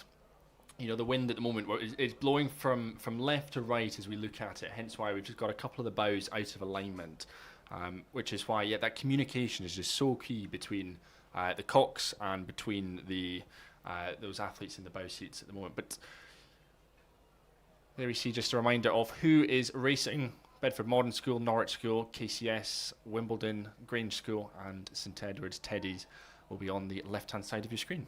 Welcome if you're just joining us, and if you're new to the sport, what we're doing is just getting attached for a 1,000-metre sprint down the first half of the course here. The Junior 14 crews just going halfway down the 2,000-metre course here in the centre of Great Britain at the National Water Sports Centre at Holme Pierpont, and crews attached and just waiting for starters' orders to get them underway. Always gets quite tense and nervous at this time. And what the coxes will be doing is, we were just saying, they'll put their hand up and say, we're not straight, and then we'll call to maybe the bow person. The person nearest to the camera has got the most leverage on the boat. Maybe just a tap, as you can see there, one oar in the water there, just to push the boat around to be straight. Our crew's looking much more aligned, so I think we're getting even closer to racing this D final. But just an opportunity now just to have a mention for Hudson Boatworks, who are one of the sponsors for this year's National Schools Regatta. They are one of the world's leading racing shell manufacturers, known for high-performance boats used by Olympic and national teams globally. They're based in Canada and are an iconic name in elite rowing, and we are absolutely thrilled to have them on board for the 2025 National Schools Regatta. You can check out their latest designs in the row show area. They're engineering innovation into every stroke. I can see them out of the window of our commentary box. We're sitting here, Fergus and I, in the finish tower at the far end of the course, and looking down we can see some great pavilions with rowing kit and rowing boats, including Hudson and others coming to ply their wares amongst the 5,000 plus athletes who are here with us. Now we're waiting to start in this Octos event. Bedford Modern School, there are the names up on the screen for you. Give them a bit of a call out. Great crew there, ready to go. Yeah, you mentioned some of the row show in the village. There's all sorts of things to get stuck into. You know, we've got, I think there's dozens of universities who will be making the trip down, particularly Saturday and Sunday when they're not studying, to show what student life is going to be like for a lot of our athletes, what the next step of their rowing journey could be like. And as you say, we've got boat manufacturers, kit sellers, we've got all sorts of things going on. It's, as we say, a real festival as rowing becomes a phrase we use quite often. It feels like that, lots of colour, as you say, and just looking at these names, it always strikes me when I look at the J14 events. It's the beginning of your rowing career, but you know, every Olympic champion, every national representative we've had has started out on this event, and so these are the names of the future for rowing here in Britain, and many of these athletes will go on to compete through the school. They will potentially trial for representation for a home nation or for a Great Britain vest, but they're now underway, and the race on their minds is not in the future, is the one they've got in front of them right now. It's the D final of the Open Ox for J14s. It certainly is, and you know, immediately I think my eyes are drawn to that crew. I think from Norwich School, you know, in one of our middle lanes at the moment. I think off to a terrific start. We're having a bit of difficulty there from the Grange School, bit of steering difficulty. Oh yes, that's not good. It looks like they've had some problems there. They really swung across there in the Grange School. Ahead of them, though, King's College School are not at all deterred by that. In fact, they're pushing on harder to try to capitalise on that advantage, and Grange have stopped dead. Grange have, you know, we hope they'll be back up and running nice and quickly. At this point, you know, it's important. Stay calm, keep communicating with each other, get your blade back, and then you'll be able to recover your rhythm that you had previously, because they got off to a great start. There we go. Yeah, Grange School. They've heard you, and that reset is what you need. A moment of calm, isn't it? And they've just done a new racing start. Basically, as they practice, they're just repeating the motions and trying to get out a bit more cleanly this time. But, well, unfortunately, that means they are a little bit far out of the race. It's going to be a bit of a miracle for them to get back on terms with the other crews who are a couple more lengths down the track now. Yeah, I think at this point, I was about to say, have a quick look at KCS Wimbledon, because they were rocketing out of the blocks. I think now we're about a minute and a half in, that pain will have kicked in as well, that lactic acid. So I think now they're just starting to step down onto a bit of a race rhythm. But they were going like an absolute freight train off the start line, and I think it's paid dividends in the early stages. Fergus, you call it absolutely right, and I think it's still going like a train, isn't it? But with a little bit more rhythm. So what you're looking for at the start is generally you're kind of doing a few more strokes per minute than you can sustain all the way down the course. So you want to change gear a bit, and now we can see there just 1.5 seconds ahead of the next place crew. We're just waiting for confirmation of which crews those are. We don't want to call the exact positions too early from the angle of this camera position, so but we can see the spread in the field there, and look at that deficit of 20 seconds unfortunately after that stoppage for the Grange crew. They're out of the medal positions for this race, I'm afraid. Meanwhile though, that train continues. Yeah, the KCS train is absolutely rolling on very much into the second half of this race, and again going with them that crew from Norwich School, I think, up alongside them. But again, we'll keep our eyes on the likes of St Edwards. They're just coming into view at the moment over on the left-hand side. Nice bright blue kit. You can spot them well out on the course. Kit and blades. It's great to be able to see. But yeah, KCS Wimbledon out in front, and we're getting closer and closer to the finish line, and no one seems to be catching them. Yeah, it's a lovely row from them, isn't it? As you say, you can see the St Edward's School on the far side, but I think they're well down on this KCS School, which has had really a very composed row, and just looking at the oars there, really synchronous still. Comfortable position, but St Edward's and the top of our picture, you can just see them. That blue crew is not giving up. They're not giving in. They're giving them a really hard race, and St Edward's are surging. St Edward's really surging. Here come Teddy's in the closing stages of this race. As we get the camera panning. Well, we're on the line with the camera, aren't we? So we're nearly there. I think, yeah, Teddy's still got contact as we come up to the line. That's a tremendous roll from St Edward's. The Oxford-based crew looks like they've come through. Have they come through Norwich School or not quite? Not quite. I think Norwich School have just got second place up to the finish line. We'll need to wait for official confirmation, but that is a tremendous roll from KCS Wimbledon, King's College School Wimbledon, up to the line in this D final of the J14 Octos. Yeah, and you called it right. It was Norwich School coming in second place, 3.6 seconds behind, and then St Edward's 5 seconds behind. So a bit deceptive, but a late charge from both of those two challenging crews probably to battle out for that silver medal position that was taken by Norwich there. So a great race, but very composed race, and Fergus called it right from the start. That express train of the KCS School trucked all the way down the 1,000-metre track, and a nice victory for them in the D final. We've got Grange School on screen at the moment. Great recovery from them off their start. They're back up and running.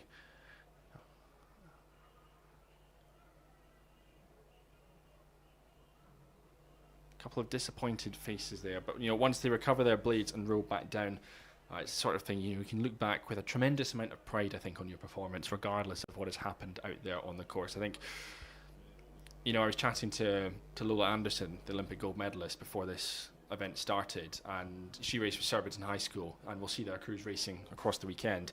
But she spoke about that pride that you have representing your school, representing your club. When you can put those colours on and race on a national stage like this, it's an awesome feeling to be able to do that. Absolutely, and I think even at that level, as you say, with the Olympic medal, the club colours that you first rode under really mean something for you, and you go through a lot in those early years. Every athlete who's won an Olympic gold medal has also had sort of disastrous races that they've had to learn from, particularly in the early years of their careers, and you really learn, and that's what makes you stronger. So confirmation of those results there we can see on our screens: King's College School over Norwich, St Edward's, Bedford Modern, and then the Grange School after that unfortunate incident at the start, trailing in the 5th place position in the D final. We'll see the higher ordered final. So what we've had this morning were time trials that have sorted the crews into groups by their speed in the time trial, and then those groups are racing in these finals. So this was the slowest group from the time trial this morning in the octuples. If you're looking for your athletes for the crew that you're supporting, you'll see them coming up later.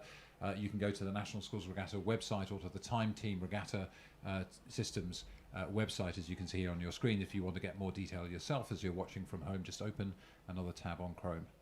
It's worth noting that actually, because of the sheer number of entries that we've got across some of these events, unfortunately, not everyone will get a side-by-side race.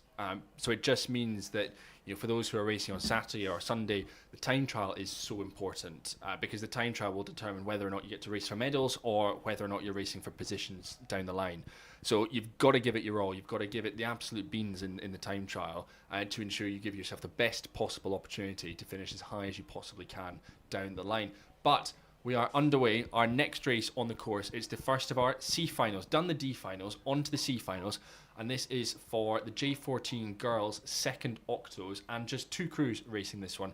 We've got Bedford Modern School, and we've got Godolphin and Latimer School Boat Club. So Bedford is on the left of our picture, if I'm not mistaken. They're having a bit of steering challenges, coming straight for our camera position. I hope they correct that before they reach the lens. But they are correcting now. So a little bit of the wind trouble we talked about earlier, potentially off the start. It's not easy to get off completely straight and aligned. And sometimes you've got maybe somebody misses a stroke through inexperience and the boat will swerve from one side. So there's the Godolphin and Latimer School Boat Club crew listed there for you. Again, names we might see in the future. You mentioned Lola Anderson, having come through her club and school to win Olympic gold medal. I think selected now in the single, if I'm right, maybe not. Some of the Godolphin School there, and Bedford Modern School. Also trucking and underway, and their athletes listed. I think we could be on for quite a good race. Just looking back on the results from the time trial, just a second or so, about 1.3 seconds separated these 2 boats over the time trial. So I think as we unfold, I think this could be quite close at the end. I think both crews struggling a little bit with the steering from the angle that I can see here. They're kind of having to correct from steering towards us a little bit to straightening up and getting parallel to the boys, and that will cost them. So steering in these boats isn't just adding to the distance you're travelling, but also every time that rudder is applied, well, you're slowing the boat down. And I can see them going again. Look, they are coming across the lanes. They're actually out of their lane. Umpire following will be keeping a careful eye on that, looking potentially to go into the bag and look for a flag to warn them if they're going to come across and encroach. Yeah, and it just means, your crews will just be travelling a little bit further. From start to finish, it's 1,000 metres, but if you start adding on 1,001, 2, 3, 4, just so you see both crews now starting to come together, making sure they stay apart with that buoy line. Both of those crews just starting to drift into each other, which I suppose can naturally happen. As you've got 2 crews racing against each other, naturally you can just be brought in the heat of the moment. So all important for the coxes, just to make sure they keep aware of where they are on the course. Yeah, at the the moment. umpire's flag, as we suggested, just going up, asking the crews to stay apart. Looks to me like Godolphin and Latimer are being warned on the right of our picture. The flag points to the right. And, well, they've chosen to correct quite dramatically. They've taken a hard left turn there, and actually also so have the crew from Bedford Modern School. So they are slightly writing their names in the track here, perhaps not in the way they would have liked to, these 2 octos. They're almost they're moving along in synchronity. They're quite synchronized the way they're moving along, one and then the other. But it's strictly come octo here at the National Schools Regatta, the National Water Sports Centre. Anything can happen in this race. The coxes are looking at each other. The athletes are wondering quite where they're going on this safari, but that's one of the challenges at this level of experience. So they're 500 metres into the race, and we'll get a read on that as to what's happening and what the results looking like. For me, that the Godolphin and Latimer School on the right of the picture are probably a little bit down, suggesting 6.5 seconds or so down on the crew from Bedford Modern. Yeah, we're expecting it to be close, and I think, we're just starting to see that crew from Godolphin and Latimer, I think, just starting to break free now. So I think the question is, are Bedford Modern, are they able to just straighten up ever so slightly and just have a little squeeze on? They've got less than 500 metres to go. And I think in these conditions with the wind, yes, we know that the octo it's long and they've got a lot of distance to make up, but I think it could be doable. Could be doable. Let's see what happens in the closing stages. As I said, this race has been full of eventuality. The athletes are looking at each other quite a lot. I mean, if you were coaching, you'd try to get them to keep their heads in their own boat, but that doesn't seem to be affecting the advantage that they've got in that crew from Godolphin and Latimer there. No, this has been a terrific row, and I think for both of these programs, I think the depth on display, to be able to field a second octo at J14 level, as well as have your first cruise racing as well. Fantastic rowing programs going on at both of these schools, and great to have so many of their kids involved and racing at national schools this weekend. I mean, that's absolutely the point, isn't it? This is a unique experience for young women to row with 8 of your peers, to try to be in time, to come onto a big stage like this and perform and get the chance to race. It's side-by-side racing, one-on-one here, which is a bit more intense, a bit like we see at the Top Regatta, Henley Royal Regatta. Usually you have more crews, but that's just a function of the number that were entered in this event. So these were the slowest of the slower of the crews in this event, but nonetheless putting down a good display as they cross the line first. Well, they've gone maybe a little bit further than that 1,000 metres says on the sign there, but they still crossed the line first. Godolphin and Latimer School provisionally winning this C final of the J14 second octos, and we'll be seeing more of them later on with the B finals, and then our second octos racing for medals in our medal finals later on today. But the two of those crews, Godolphin and Latimer and Bedford Modern School, over the line, as we said, brilliant to have second crews at J14 level from both of those crews. I think it means that if you're working with a squad of sort of 16 athletes, or probably a little bit more, probably a little bit of selection went into these crews. It's a great group to start rowing with at J15, at J14, but you will continue to row with at J15, J16, all the way through. So great memories that they'll be forming at this stage. Great memories and friends for life, forged through the battle out there and on the National Water Sports Centre here in Nottingham. Confirmation of the result. Godolphin and Latimer beating Bedford Modern in that C final of the Junior Women's Octos.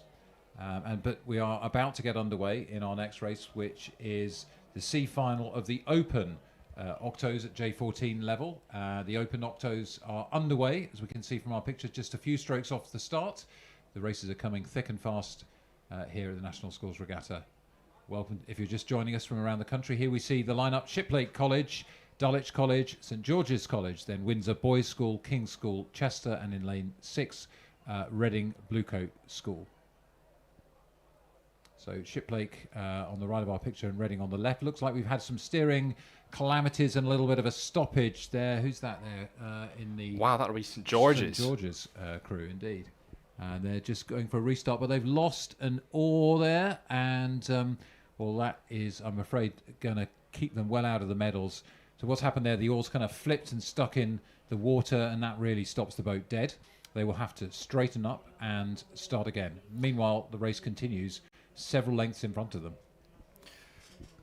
All sorts of drama. It's all go. Everything's kicking off in this opening 200 metres of quite a lot of these races, and I think it shows like the wind's picking up. They are difficult conditions that our scullers, our crews are dealing with. So you've got to be switched on. You've got to be paying attention and making sure you're getting a good tap down at the finish. You're clearing your puddles, and you're not scraping your blades along the water. Otherwise, you do run the risk of catching your blades. But we've got eyes on Reading Bluecoat School at the moment, and eyes on King's School Chester, and the two of them just seem to be locked stroke for stroke at the moment. Yeah, Reading Bluecoats on the left in the white, King's Chester on the right, also in the white. Slightly confusing, all whites race here, and they're going for it against each other. It's almost like a side-by-side race, but I think a little bit of a lead for Reading Bluecoats, if we can call it right. We'll have a look as we go through the 500 metre mark to see exactly what's going on. Behind them you can see the crews on their way up to the start, so they should be staying well clear of this race for safety reasons as it passes them. Yeah, I think King's Chester, there we have our race leaders at the moment. Yeah. Dulwich as well, though. It's a fantastic field, really close racing. And of course Windsor Boys School, one of the 32 entries that Windsor have got across national schools. It's quite an amazing depth, isn't it? So King's Chester and then Dulwich, followed by the Windsor Boys School in, we've got Shiplake College coming in there as well. And there's quite a good race developing in the middle of the track here. This is really good, isn't it? Really good. And, Windsor Boys out in front, that's a great position for them to be in. Really great position. And because they're in the middle of the course as well, which sets them up nicely. You have a little look out to the left, little look out to the right.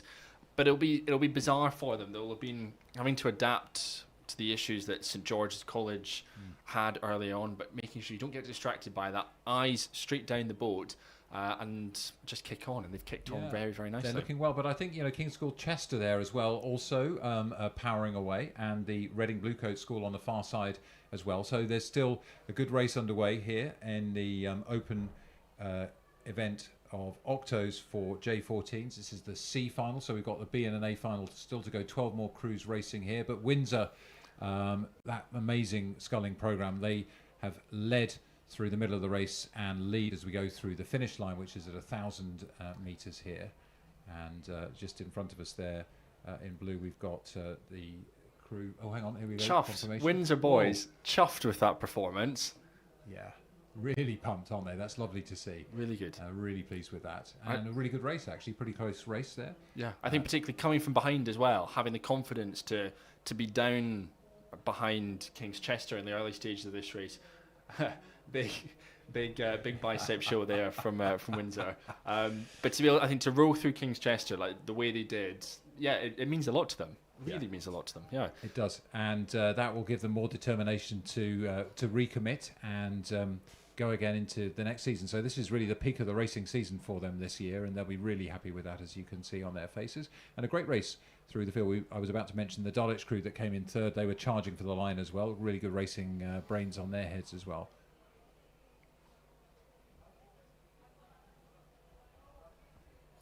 So confirmation there, Windsor boys winners of the C final of the J14 second octos.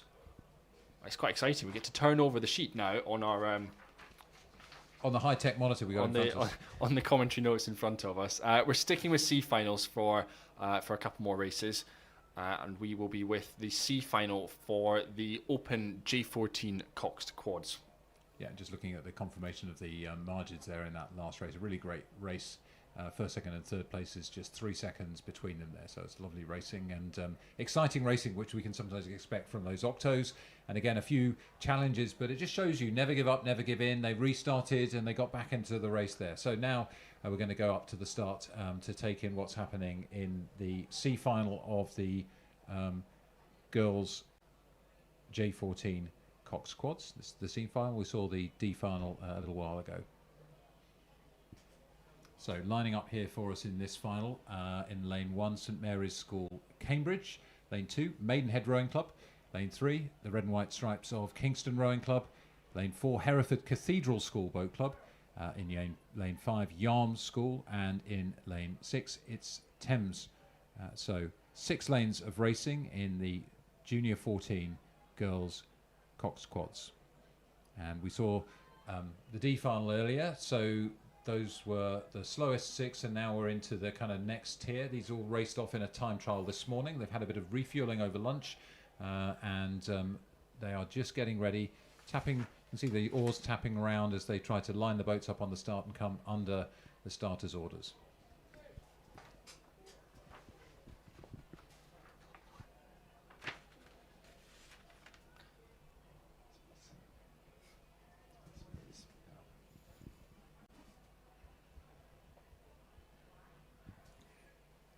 I think the conditions we thought as things kicked off this post-lunch session, the wind was getting up, but I'm just checking it out. It feels like it hasn't got much worse as these crews get away in this C final. C final, yes. Just a reminder of who you've got: St Mary's School Boat Club from Cambridge, Maidenhead Rowing Club, Kingston Rowing Club, Hereford Cathedral School Boat Club, Yarm School, and then Thames Scullers. That is from right to left on your screen. I've got to say at this point, Thames Scullers, my kind of crew. I love that. Nice bright kit, bright blades. I can see exactly where they are, who they are on the course. Yeah, it's sometimes quite difficult to call, isn't it, from a distance? Same exactly as Kingston Rowing Club. Kingston, I love as well. The stripy red and white and the red oars, very easy to see. Some of the others, they're white blades, they're dark blades, who knows who they are. But anyway, there's Kingston, and they're making their marks, slightly correcting their steering as they get into the rhythmical part of their race, off the blocks cleanly, but a little bit of steering going on. And then, as you say, look at those beautiful luminous blades there. Does that Terrific. give you extra speed, do you think? I think so. Has to. Yeah, lightning quick, or I don't know what, but yes, I think it does. Yes. But next to them as well, Yarm School. made the trip down from the northeast.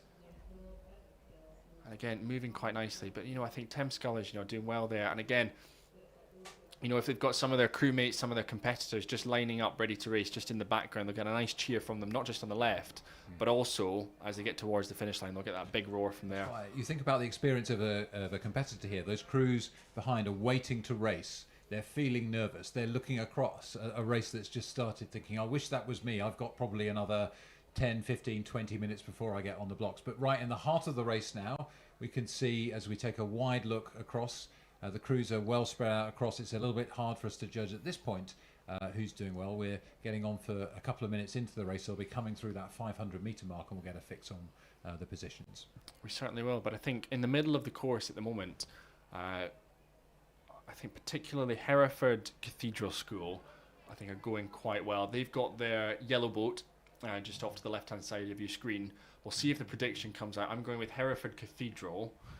But it could be Maidenhead as well, up there in the mix in the top couple of positions. I think these are bold calls. Let's see what the machine tells us as they come through the 500-metre mark. We experience Hereford School. They're ahead of Maidenhead, and then Thames Scullers, where their distinctive colours in the third position, ahead of St Mary's Boat School from Cambridge, and then the Kingston Rowing Club, the Yarmouth and Kingston. Yeah, and I think particularly for those top three crews at this point in the race, 5 seconds separating them, you're looking at probably just over a length or so in these J14 quads. So with less than 500 metres to go, 400 metres to go, it's still time to close down that gap, that margin. We saw what Windsor Boys did in the previous race. They came motoring through in the second half of this race, but Hereford Cathedral they're sitting up really tall, looking good at this point. I'm just looking at that technique actually, and you can see there's one of the first things to look for is are the oars going in the water at maximum compression to give you the length forward? That's looking good. And then the push together on the legs, which is where the real power comes from, and then moving in sympathy with the boat so they're not slowing it down. I think that's all working quite well for Hereford and giving them the edge in boat speed over the rest of the field. Yeah, moving very, very nicely. Maidenhead as well, sitting in second place at this point. And then just over to the right of them as well was the crew from St Mary's School from Cambridge. We're coming up to the line at about 100, 120 metres or so to go. And we get a nice side-on shot of this crew from Hereford Cathedral School. Yeah, it's sort of flattering, isn't it? This image, it makes it look like it's closer than it is, but I think Hereford have maintained and maybe extended that 3 or so second advantage they had at the halfway mark. Head's getting a little bit tired, as they rightly should. You don't want to leave anything on the track, even in this position. Let's get everything done. Let the blades do the talking. They cross through the line. Maybe a touch of clear water, maybe a bit more over the next cruise. That's a great row from them. Really, really impressive from Hereford Cathedral. Maidenhead do well. They hold on to second place. And Thames Scullers as well. They were third at 500. Well, they've held on third place when they crossed the finish line at the 1,000-metre marker. Yeah, St Mary's and then Yarm, and then bringing up the rear Kingston. And I think what's quite nice actually, when you're in the position like that, you've got a stern-loaded quad. Yeah, you get to high-five your cox, because I find at the end of the races, the coxes will be lying down, not really included in the celebration. So nice high-five, but we don't have time to talk about the high fives. We're back up to the start. Our next race is on the course, and this is... It looks like a re-row, doesn't it? Because we've got Kingston in the middle, but this is the J14 Open Cox Squad C final. So we saw the red and white of Kingston in the middle of the picture. So from lane 1, we've got Royal Grammar School High Wycombe. Lane 2 is Henley Rowing Club, then Kingston in the middle next to Aberdeen Schools Rowing Association, St Paul's School Boat Club, and then Trafford Rowing Club B Crew. So that's the mix, and they're all underway. They got away very sharply this race. Suggests that they were well aligned at the start, and they're now 300 metres, 250 metres, 300 metres into the race. Yeah, absolutely flying. We'll keep our weather reports coming throughout the course of the afternoon, but it does look like the flag just off to our right-hand side is fluttering a little bit less, so the lining up on the start line is a little bit easier than it was earlier in the day, hence we can get them up and running a bit quicker. Up at the halfway mark here, Aberdeen and St Paul's in a real tussle, just half a second separating them in the middle of the course, and then the rest of the field battling it out a little way behind them. So what's going to happen in the second half? Can Aberdeen School Rowing Association hang on to that marginal lead? Can they extend it? Well, I think so, and I think Aberdeen schools have got a great tradition over the years of producing some outstanding athletes. And one that springs to mind immediately is Miles Beeson, who will be racing with the GB squad at the European Championships. Again, he was saying before the event. I speak to all sorts of people before events, but he was saying he only won national schools once, but his brother Alexander won it 3 times, including the J14 quads. So Aberdeen schools have a real history in this event, and here they are. They're racing in the C final on this occasion, but a terrific conveyor belt of athletes have come out of the D.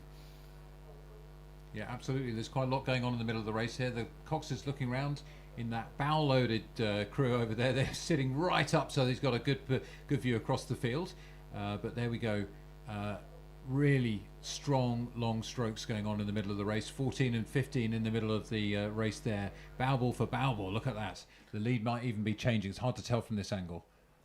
Yeah, this is great. Aberdeen schools, St Paul's schools going at each other. The 2 black and white kits are exchanging. They're going blow for blow at the moment. But I think it is Aberdeen schools just about hanging on as we're coming up to the finish line ahead of St Paul's.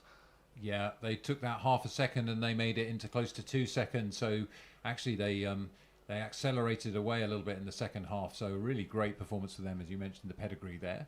And then St Paul's coming in ahead of Trafford Rowing Club, and then Kingston Rowing Club and Henley bringing up the rear. Great role from Aberdeen schools. Again, it's the cliche that comes with them. They'll probably travel the furthest out of anyone to come and race. I think apart from some of our crews who have come across the Irish Sea, who've got a ferry involved as well to get here. But wherever you've come from, it is wonderful to have you, and wherever you're watching from, we're thrilled to have you on board for our broadcast, for our coverage, and we hope you are enjoying the pictures that you are seeing from Nottingham. Yeah, confirmation of those results, and then we'll be going back up to the start as we see some octos getting attached. This will be our next race coming up, which is girls octo C final. So they're just getting themselves ready to go. So we enjoyed the results, and the crews recover enough to paddle clear. Once they paddle clear, then the starter can start to marshal the crews for this C final. So in lane 1 we have King's School Chester, then King's School Ely. It's a race of the kings for these queens of the octos. Pangbourne College and Bedford Girls' School are in the middle of the course, and then Grange School and Molesey Boat Club in their black and white in lanes 5 and 6. So the C final, there's still 12 crews ahead of them in the B, and the A final still to come, but this C final will start to see the intensity of the competition going up after they were sorted into this order in the time trial this morning. Certainly will. We've just got one of our crews there just over on the left-hand side of the screen. I think it's Molesey Boat Club. Just getting themselves aligned. I suppose Molesey, they'll be far more used to a nice flat stretch of water, won't they, Matt, that you train on? I rode down at Molesey still as I call myself a masters, but really an old man rower. It's quite nicely sheltered, generally get pretty good water there. But it's pretty good water here today, actually. It's still remaining flat, a little bit of a swirly wind, but not too much in the way of a popple on the water, which can sometimes upset maybe some of the less experienced crews, but I think we've seen them doing pretty well in these conditions so far today.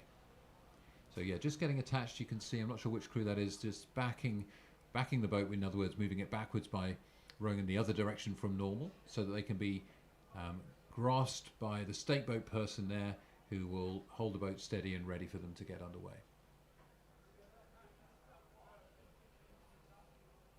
Is that the Grange School going on lane 5? I can't tell from the distance. Yeah, Grange School. Grange School just coming on, and next to them we will have Bedford Girls' School. That's in the red. So Grange on the left in the blue, Bedford Girls' School in the red on the right. So we can tick off all 3 of those boat houses. We've done Bedford School, Bedford Modern, Bedford Girls. So I think we've just got Bedford Rowing Club and Star Club left, and we've done all of the crews from the Ouse. Bedded down Bedford. King's School Ely. We've got the Kings coming here. Nice to see the list of names here. As we were saying earlier, it always makes you think about the paths that might lie ahead for some of these athletes. All of us started doing events like this in the J14 category, wherever we ended up our rowing careers. And we all take something away from rowing, whether it's just a few races you do, or you go on and row for decades later, like some of us. And these bonds that are formed in the early days of rowing often last lifelong. As I was walking up and down the towpath earlier on, I ran into a few parents of people who are competing today, some of whom won a few medals in their own careers. Well, there's the Molesey crew. I'm sure you'll be following this race with great interest. Attached to the stake boats and starting to try to get straight, just getting connected, swinging around quite a lot there. I think we'll want to get these boats under a bit more control.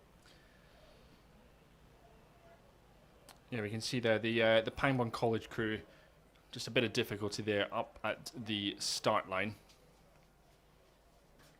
Yeah, that's Pangbourne, and next to them King's Ely with the white oar. So King's Ely are in a good position, but Pangbourne sort of have slewed across a little bit. They need to extract themselves from there. And actually, once the boat has gone round sideways like that, it takes quite a lot more effort to bring it around. If it's just a few degrees offline, you can just tap with one oar and you're back in alignment. So it'll take them a little while to get round, and they'll test the strength of the arms of the stake boat person there.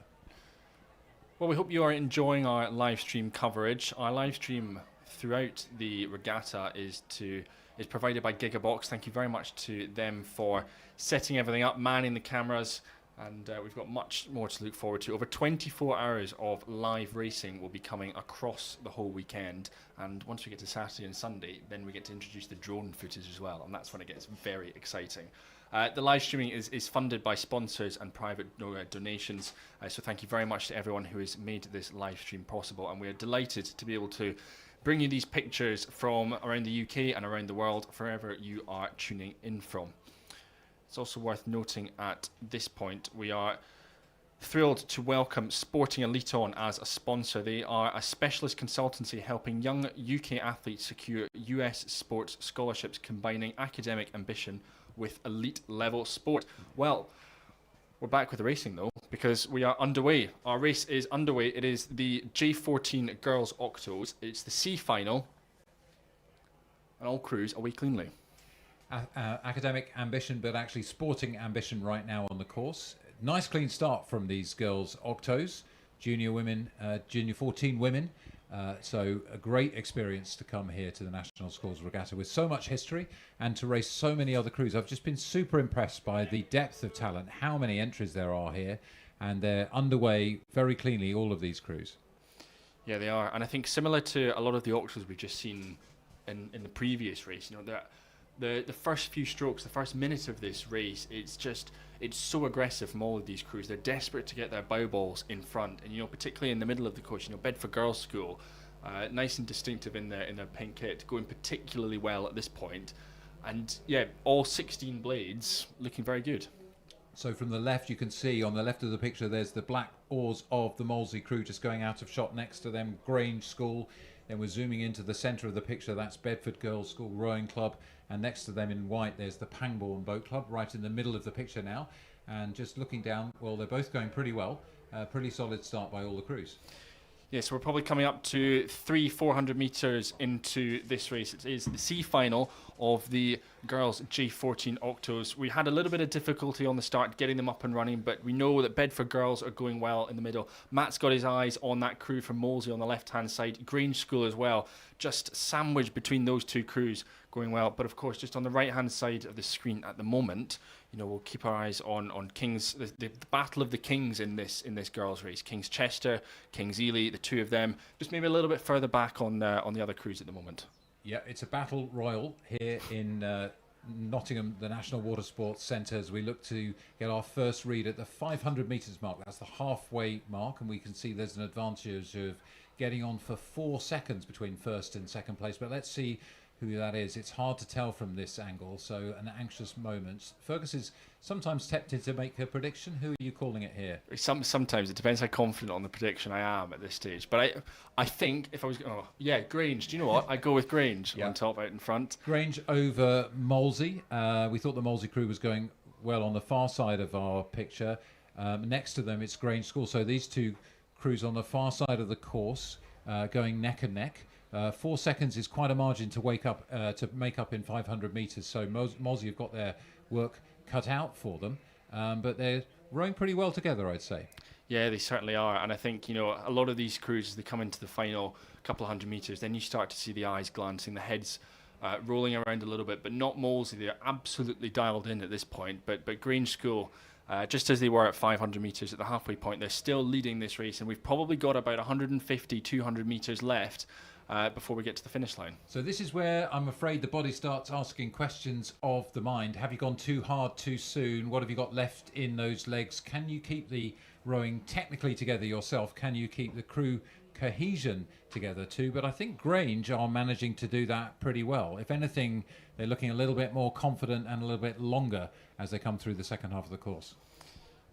Yeah, Grange School. I think they've updated their kit in recent years. I think it's a new design, new kit, and they're looking great as they are charging out ahead of the opposition. And I think over 1,000 metres in an octo to get clear water is a brilliant position to be in. And actually, for my money, they've accelerated and they're coming through to the line. We'll consult our sartorial consultant later on the kit colours, but for now we can see, well, it's Grange, and actually the lead's changed, and looks like we've had a bit of a surge from Pangbourne taking the second spot. They came from behind Molesey, who were challenging at the halfway mark. So a really good second half race there from Pangbourne.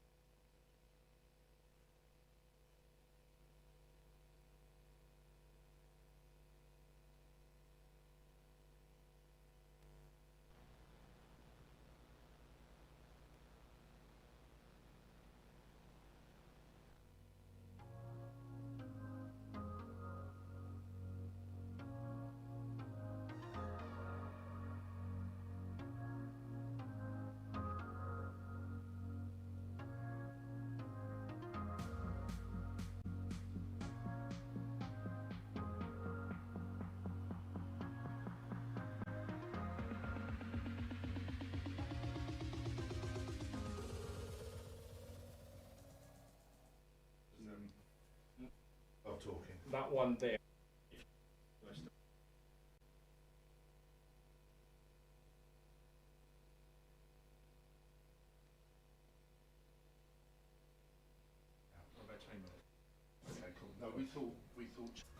So welcome back to this. We had a change in the commentary box. I'm joined here by my fellow colleague Martin Unsworth. Seat next.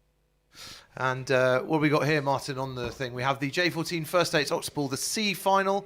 So these were the crews in the open category that were not quite good enough for the A and B final. So we're talking crews 13 to 18 here. And Winchester College Boat Club in lane 1, Abingdon School in lane 2, King's College School Chester in lane, King's School Chester in lane 3, Clare's Court School in lane 4, Molesey in lane 5, and Sir William Borlase in lane 6. The race is already off and running, as you can see just in the background.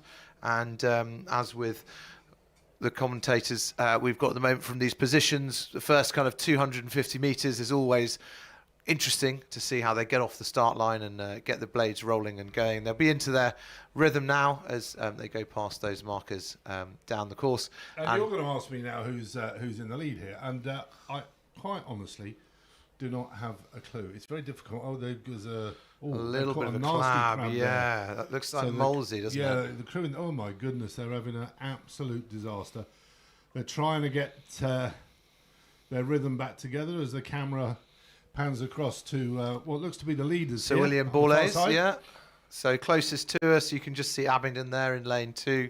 And then across we've got King's School Chester, lane 3, Clare's Court, lane 4, Molesey, then in lane 5 and lane 6 over there on the far side is Sir William Borlase. It does look like William Borlase are the tidier crew. They seem to be certainly putting a bit of power on. So we've got the times through for the first 500 metres, and we're looking on our laptop in front of us as well to see who has actually crossed that 500 metre line first and will be going into the second half of this 1,000 metre race with the lead to come. But as we've seen, so yes, King's School Chester in the lead, coming across that 500 metre line first. So right in the middle there, and we're looking at Borlase now on the far side, who were there. Abingdon School followed by Winchester. So William Borlase in fourth place. Clare's Court and then Molesey had that little bit of a crab slightly further back, as we see them down there. So sculling across in the middle, King's Chester out in front, which is that boat just there in the middle, just behind the umpire at the moment. And we're on to Clare's Court. Again, a little bit of untidy blade work. We talked about balance earlier, Martin, didn't we? How important it is to keep the boat nice and balanced so that you can put the oar in the water and really drive. So there's King's Chester. In a bit of a tussle with Abingdon, it looks like. It looks like Abingdon might have overhauled them here from this angle, actually. Martin, what do you reckon here? Well, that's Clare's Court that we can see in the centre there. Nearest to us is Abingdon, and as they come up towards the finish line, it looks to me like Abingdon ahead of Clare's Court.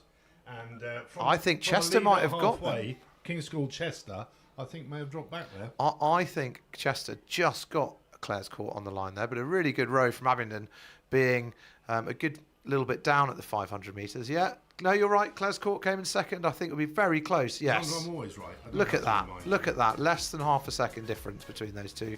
So Abingdon crossing the line first, and results aren't final, of course. Clare's Court crossing the line second, and King's Chester crossing the line third, followed by Sir William Borlase, who managed to catch up well in fourth place, Winchester College in fifth, and Molesey had a little issue with a crab bringing up the last place in this, the C final here of the J14 coxed octuples open category. Yeah, there's a confirmation come up on the screen there. Abingdon School in the time of 3:41.66. Good to be back, Xander, up here in Nottingham.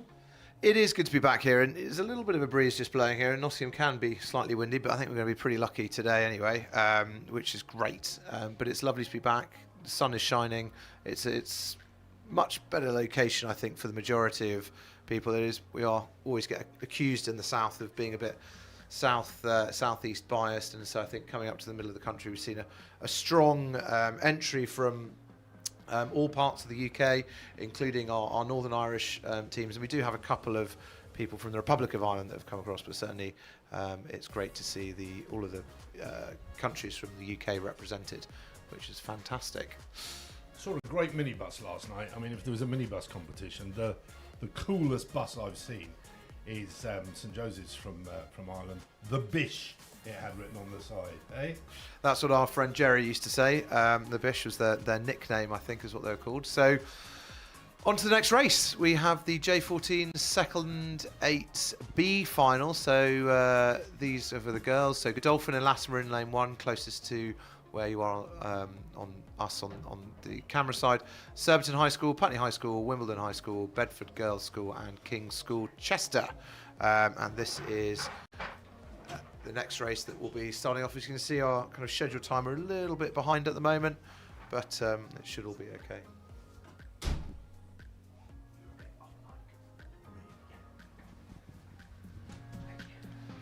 And we can see them getting straight on the stake boats. Our colleague commentator Caroline is one of the umpires here today as well, and she will be helping to get them straight.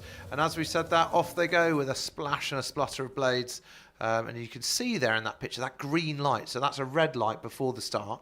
And then once all the coxes' hands are down and they're straight and ready, the umpire will call them to attention and start them. So looking here, it looks like we've, and there's the umpire coming out into the middle of the lake. Just a reminder, we have Godolphin in lane 1, Surbiton in lane 2, Putney High School lane 3, Wimbledon High School in lane 4, Bedford School in lane 5, and lane 6 is King's School Chester. And we're having a bit of untidy blade work there from whoever is in lane 1. I think that's Godolphin struggling a little bit with their blades there to get. Must be a little bit windy up there, as you can see the flag fluttering down here, just outside our window. I was just going to say there, Xander, that the breeze does appear to have picked up a bit here, so it's very possible down at the start that it is it is a bit gusty. It looked like it just caught them off the start there. It did. It can do that. When you get a bit of a gust, it can throw your blades up in the air a little bit, which then makes the catch and the following stroke a bit tricky. But Surbiton seem to be making the best effort there as they go across in lane 2 and panning across. Putney High School with their purple blades seems to be going really well. And next to them, we've got Wimbledon High School with their black and white blades there that we can see going all the way across to Bedford's Girls' School. And finishing up there at the bottom, we have King's School Chester. So they will be coming along nicely again. Oh, we've got one blade out of the water there from King's Chester. Something may have happened there. Come off their seat sometimes happens in these octuples when they are racing as fast as they can. But I think for me, it'll probably be in the middle of the lake. We'll probably have Putney and Wimbledon High Schools kind of battling it out, I think, for these places. This is the B final, so again, this is for the rankings, no medals as yet. That comes next in have a C final, and then we've got our first A final in a minute, which is great to see. So 500 metres gone. We've got some times coming through for everyone. As you can see, there's a bit of a gap between. So yes, Putney High School. Yeah, Putney High School have gone through the 500 metre mark in a time of 2 minutes and 3 seconds. They are followed by, in a time of 2:12, Bedford Girls in second. Wimbledon crossed in third, very, very closely followed by Surbiton. And then it was King's School, Chester, and Godolphin and Latimer making up the last place. Our call of Putney High School being out in front, they're 9 seconds in front of the rest of the crew. So I think they normally say it's about 3 seconds a length, don't they? So they could be as far as 3 lengths up on the rest of the field. But actually, when you look at this blade work, look how neat those girls are sculling in that Putney High School boat. It seems really, really neat and tidy.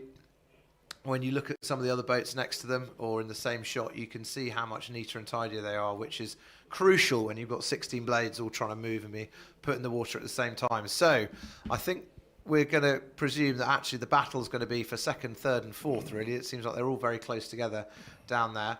Putney High School, I think, have put this race to bed for them as far as they're concerned. But there seems to be here, even on this side angle, a really, really big gap back to the other boats in that in this race. Yeah, they're approaching the 1,000 metre mark now, which is the finish line, and a really good performance in this, the B final of the second octuples for girls. Just coming up to the line now. Putney will cross the line just now. There we are, the blue marker. So they have come across the line in first place, which is great to see. A really, really impressive scull from them. They're winding down, and the rest of the field seems to be a little bit more spread out behind them.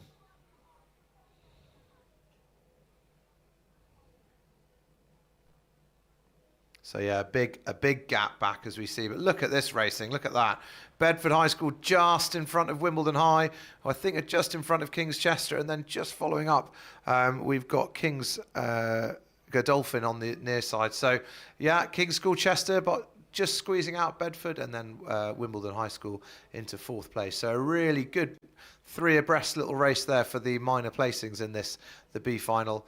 Surbiton High School finishing off in 5th place with Godolphin and Latimer coming across the line in 6th. So those are the provisional results there.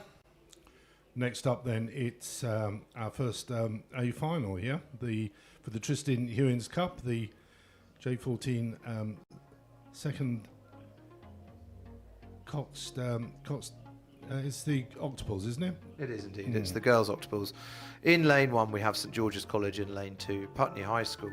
Headington School in lane 3. Then lane 4, we have Lady Ellen Hollis. Lane 5, we have Surbiton High School. And in lane 7, we have Lady Hollanders H. So we have 2 LEHs in this race. So G and H, we can presume that one is the top boat, one is the other boat. So we'll see how they go. So we will... It is for second 8, so quite possibly they're the second and third boats.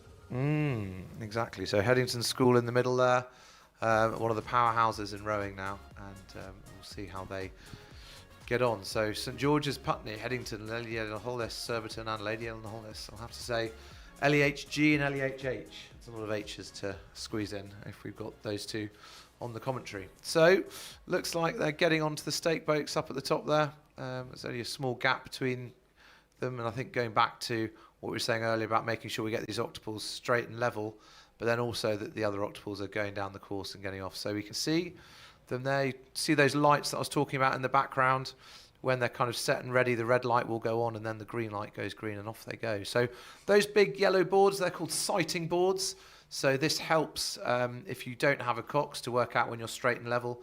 You need the black tip of the one closest to you to line up with the black tip of the one furthest away. So they help when you don't have a cox and you know you're trying to get straight as a rower yourself in a boat without a cox. But the stroke normally helps and advises people with that. So the umpire's doing a fantastic job getting these octuples straight. You can see that boat there in lane 2 tapping, and what's happened is that the girl in the bow seat has passed her oar forward to the girl in the 2 seat, and she will be using that extended reach just to keep the nose tapped into the wind in the right way. Otherwise, you're sat still, you're straight and level, and the wind will knock you off. It's a tricky and precise swim. And there we go. Obviously straight enough. The green light has gone. So this, the first A final of the day.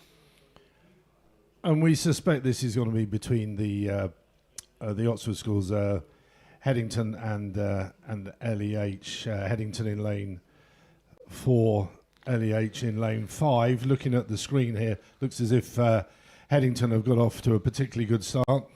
They have indeed, and again, notice that blade work we talked about being really neat and tidy. Just focusing in on Surbiton High School down there in lane 5 and Lady Eleanor Hollis H in lane 6. In the middle there, with their white blades, you can see with the blue boat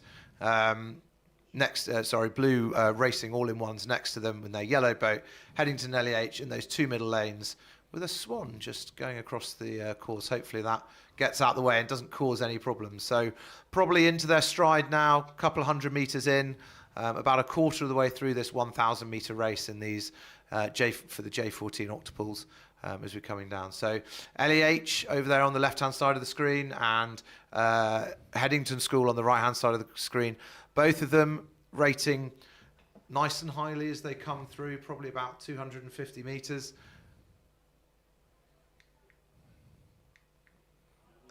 And LEH rating at about 35 and Headington rating at about 34. So a little bit lower than they should be, maybe a little bit breeze into this headwind as we come down the track, approaching halfway. Not easy from this camera angle. They look to be fairly close together, I would say. I think so. We'll have to get the first timing boys to be coming through any minute now, I suspect. We look about halfway down through this 1,000 metre race. Over there on the far side, seems to be making a little bit more heavy weather over it on the far side, the second LEH crew. Surbiton seems to be whipping it along quite nicely, depending on how we look at them coming across. But I think this is going to be the focus when we're looking back and towards the middle. But that LEH crew and Surbiton seem to be having a good ding-dong, not too far away. So there we go, very, very close. It might be a length's lead, whoever is out in front. Looking down on the screen here, we'll have to see how they all come across. So all within a length of each other, and those first 3 boats are out in front doing a really good job, and those boats in second and third place fighting it out for that bronze and silver medal. It looks like it's going to be really close, though it does look like one boat has a length lead over the other 2 that are fighting next to them. So we'll get confirmation of who that is any second now, I'm sure. So Headington LEH is where our money is. Martin, are you going to hazard a guess? Well, it's not easy to say on this camera angle that we've got. However, as you say, yeah, it's just about 3 and a bit seconds, which is not. But they can pick up in the second half of the course. It looks to me like the battle is between Headington and LEH. Yeah, I think my money's on LEH being slightly in front. If I'm honest with you, I think that's where I'm going to put my money at the moment. Well, it is LEH in a time of 1:57 that have gone through the first 500 metres. And in second position, it's Surbiton, and then Headington. But not a lot to choose between those three leading boats. No, and that's fantastic. And we did say Surbiton looked to be pulling it along really quite nicely. So that's good that we're not imagining things with our old eyes. So coming up towards the line now, LEH looking to be maintaining this length lead over Surbiton High School, and then Headington, who seem to be coming hard. Look at that. They're coming really fast up. That length lead looks like it's going to be less. So crossing the line, LEH leading Headington, leading Surbiton High School with a 1-2-3. Crossing the line there is what it looked like. So well rowed, girls. So the first medal of the afternoon to be confirmed. Head goes back, the arms go in the air. Look at that, they're celebrating. And it was obviously a very hard race. They obviously got out quite quickly and just disappeared on the rest of the field. So after being only 0.5 of a second in between Headington and Surbiton for that second and third spot, Headington turned on the afterburners to secure themselves that silver medal for this afternoon. So crossing the line, Lady Eleanor Hollis G Crew, Headington, followed by Surbiton High School in third place. Fourth place was the Lady Eleanor Hollis H Crew, the second boat. Fifth, Putney High School, and in last place coming in that A final was St George's College. So that was the 1, 2, 3, 4, 5, 6 of that race. Wow, first medal race result today. And if your child does win a medal, you'll need to make your way down from the marquees up down here and come all the way down to the medal presentation raft, which is down in front of us. So what a great first A final that was. It seemed like a really good race all the way from the top. LEH going out and I think probably just stamping their authority. I think the next one is on the stake boats though. So next up we're back to a C final, I think. There we go.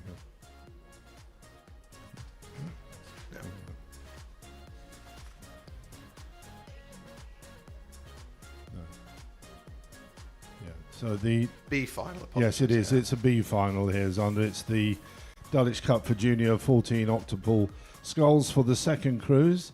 And we have in lane number 1, Abingdon, lane 2, Westminster, 3, Dulwich, 4 is Shiplake College, 5, Hampton, and in lane number 6, it's King's College School.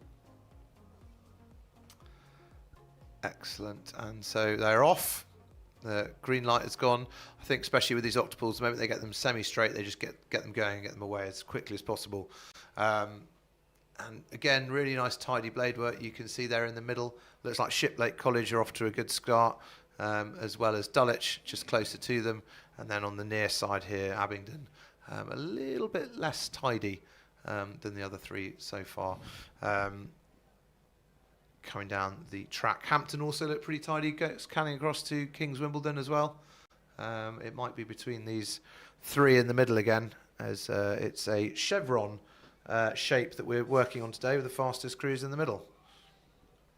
Yeah, the fastest cruise drawn in lanes 3 and 4 here. Dulwich College are in lane 3, Shiplake College in lane 4. Not easy to view once again with the camera angles, but I suspect it's Shiplake and Dulwich that are having the tussle here out front. Yeah, and Westminster seem to be going quite well inside Dulwich College as well. So Hampton going along nicely. A little bit untidy blade work there from King's Wimbledon, so I think they might be just struggling a little bit with that headwind. Blades just what's called skying a little bit, which is when you just miss the beginning of the catch, which means that you're missing out on a bit of the stroke, so you're not putting the boat as forward as fast forward as you can. Hampton across, here comes Shiplake as well. So Abingdon are closest to us. There's Shiplake. I think they seem to have the neatest blade work of everyone out there today. And this is the B final. J14 second octuples, the open. So the A final is still to come of this this race, which will follow up straight after this one. So we'll see the next fastest. Oh, a little bit of a shipwreck there. Who was that? Looked like it was Dulwich College. Having a bit of an off balance. Shiplake still seemed to be motoring along quite nicely. coming up, gone through the halfway mark. Shiplake, there we go. Just half a second in front of King's College School Wimbledon, in front of Dulwich, who are on the right-hand side of Shiplake. And then we have Hampton in 4th place, Abingdon in 5th, and Westminster in 6th. So the crews on the Park side having a slightly harder time, it seems, than the ones maybe further out into the middle and the far side. But Shiplake, as we said, seem to have the neater blade work, seem to be motoring along quite nicely. So King's College School, interestingly, that we said were struggling a little bit over there on that far side, seem to be pushing hard. So it could be either one of these two. There was only half a second between them at that halfway point. So Shiplake College leading King's College School Wimbledon, leading Dulwich College. And then down in 4th place, we have Hampton School. 5th was Abingdon, and then 6th was Westminster School. But not very much between them at all. Only less than 500 metres to go now.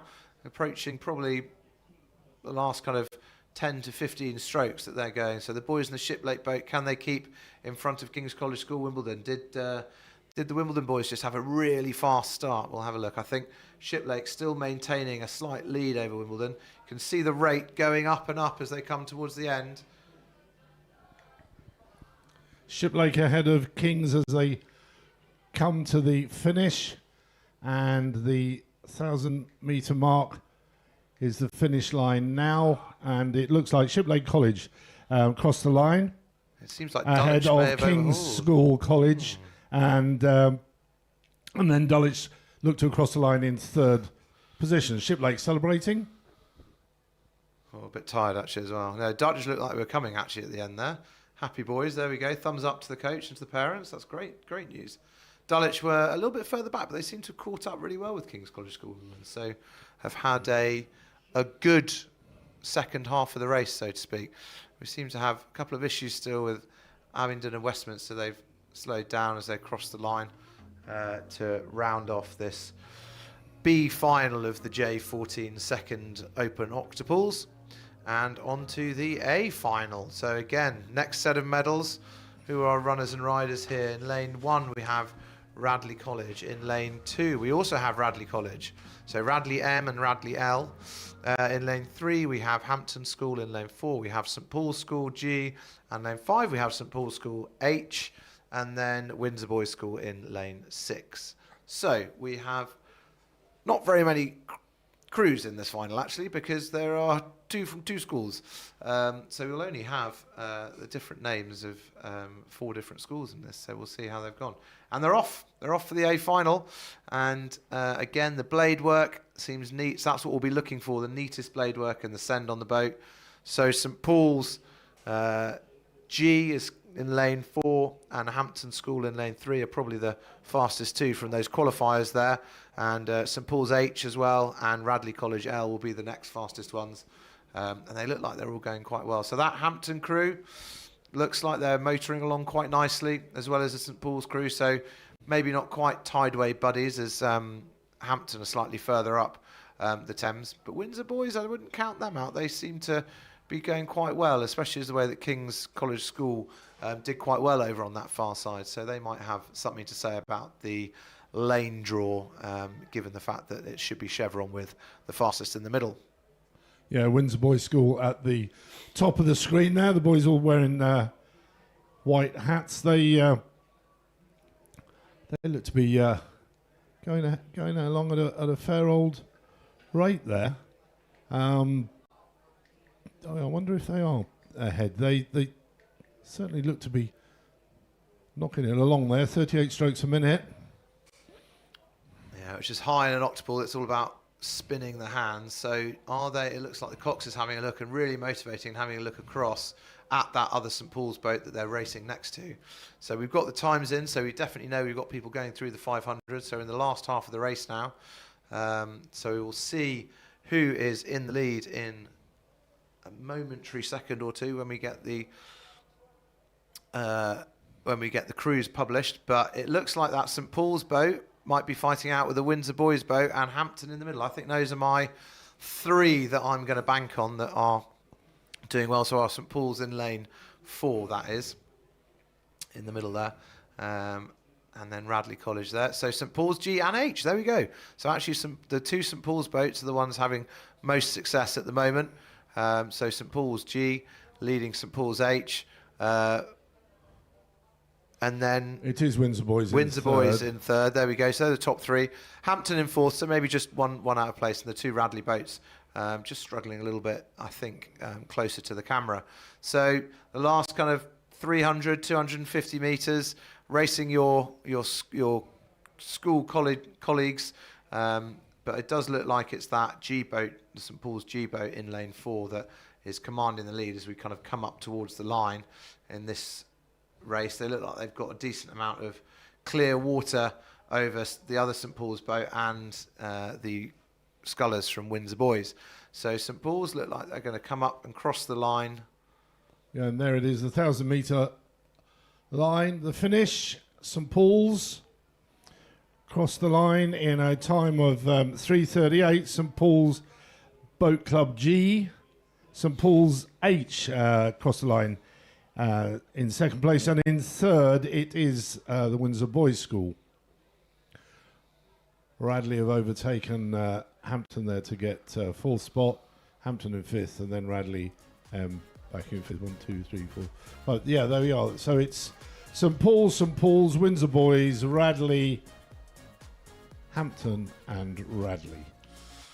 Yeah, so just giving each other a well done. So that was for the Dulwich Cup for junior octuples, another A final. Now we go on to the Hunter Cup for junior 14 coxed quad sculls.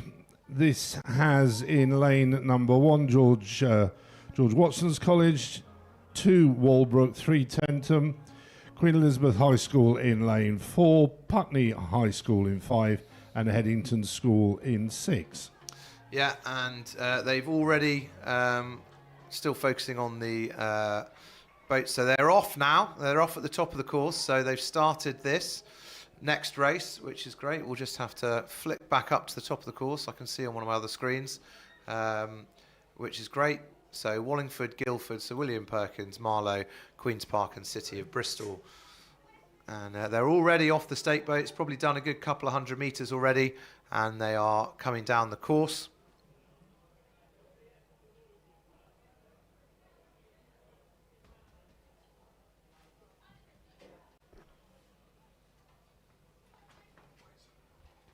Yeah, so I think the graphics aren't quite matching up to the race that we've got. I think actually we do have George Watson's College, Walbrook, Trentham, Queen Elizabeth High School, Putney High School and Headington School by the looks of it. That's what we should have here.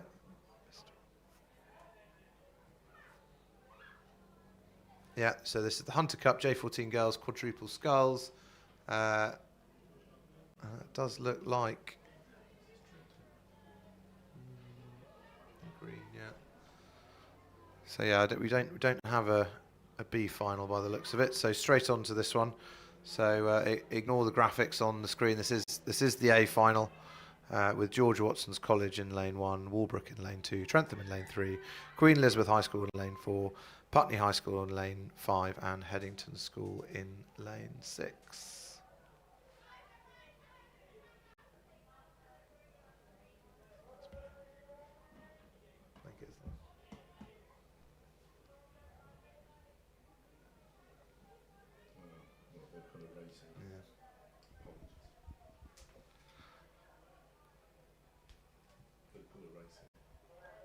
Actually, the paperwork we have in front of us is not right. The graphics are right, so we'll go back on ourselves there. So Wallingford in lane 1, Guildford in lane 2, Sir William Perkins in lane 3, Marlow in lane 4, Queen's Park, Chester in lane 5, and City of Bristol in lane 6. Just going through the 500 metre mark.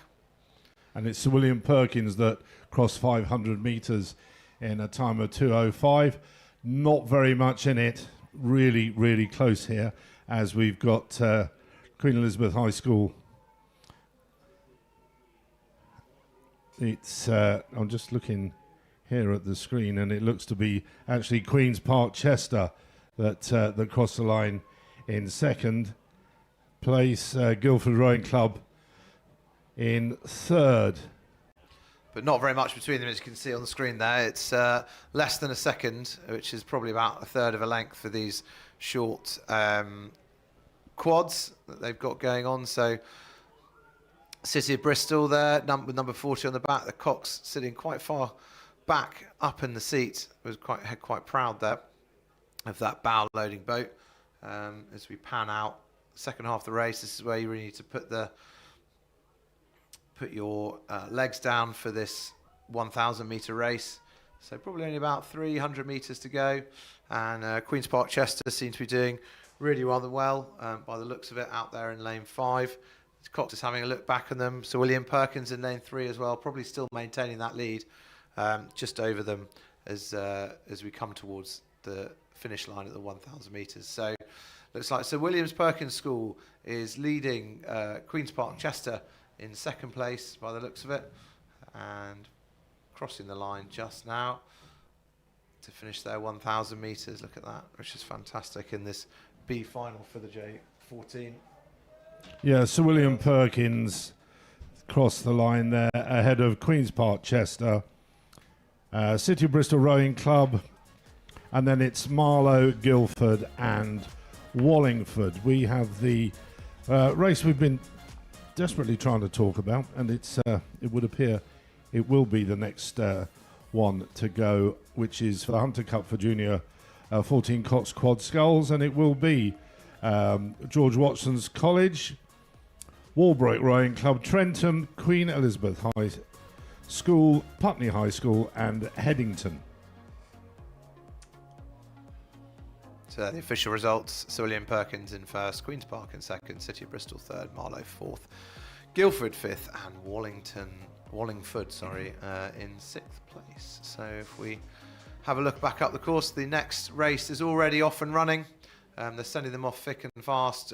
George Watson's, Walbrook, Trentham, Queen Elizabeth High School, Putney High School and Headington School Boat Club. So they are already probably coming up to what looks like 300 metres, maybe towards that halfway point.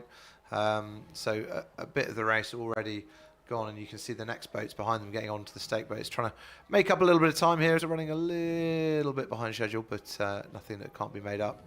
And right there in the middle, we seem to have some really great sculling. Headington on the outside there with Putney High School, who had that really tidy quad earlier in the J14 octuples. So does the sculling continue to be of really good level from Putney High School? I imagine it does.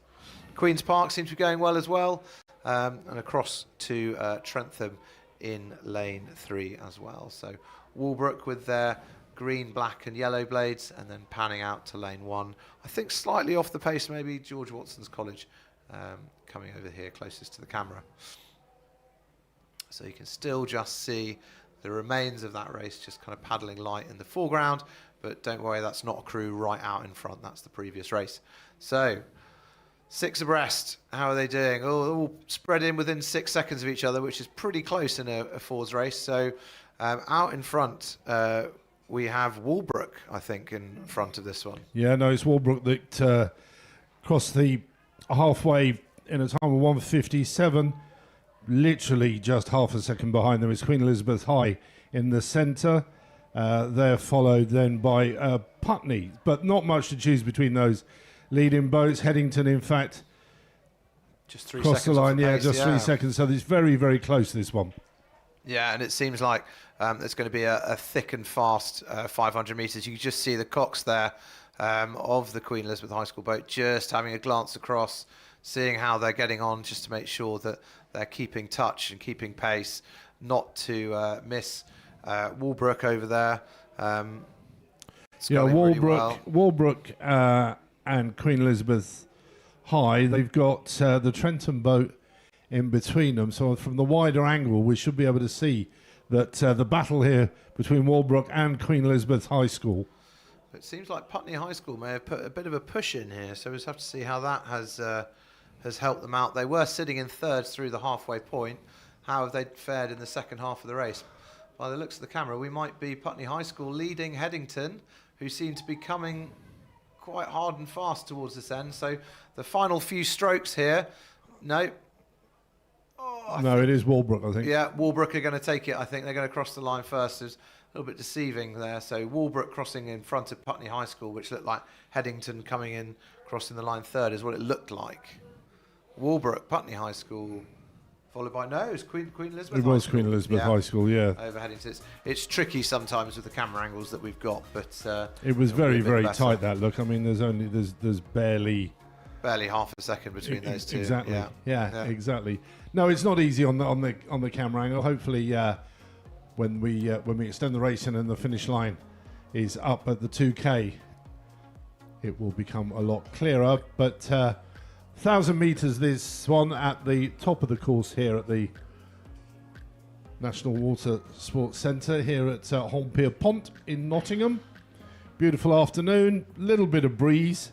The flag is blowing pretty much across the course as the prize giving is taking place underneath us here, underneath the tower, and we've had a couple of A finals already. That was the last A final there, which was won by Walbrook. Next up, we have the B final for the J14 Cox Quads, and it's Winchester in 1, Oundle in 2, Marlow Rowing Club in 3, Brentford Boat Club in 4, Stratford upon Avon in 5, and Durham Amateur Rowing Club in lane 6.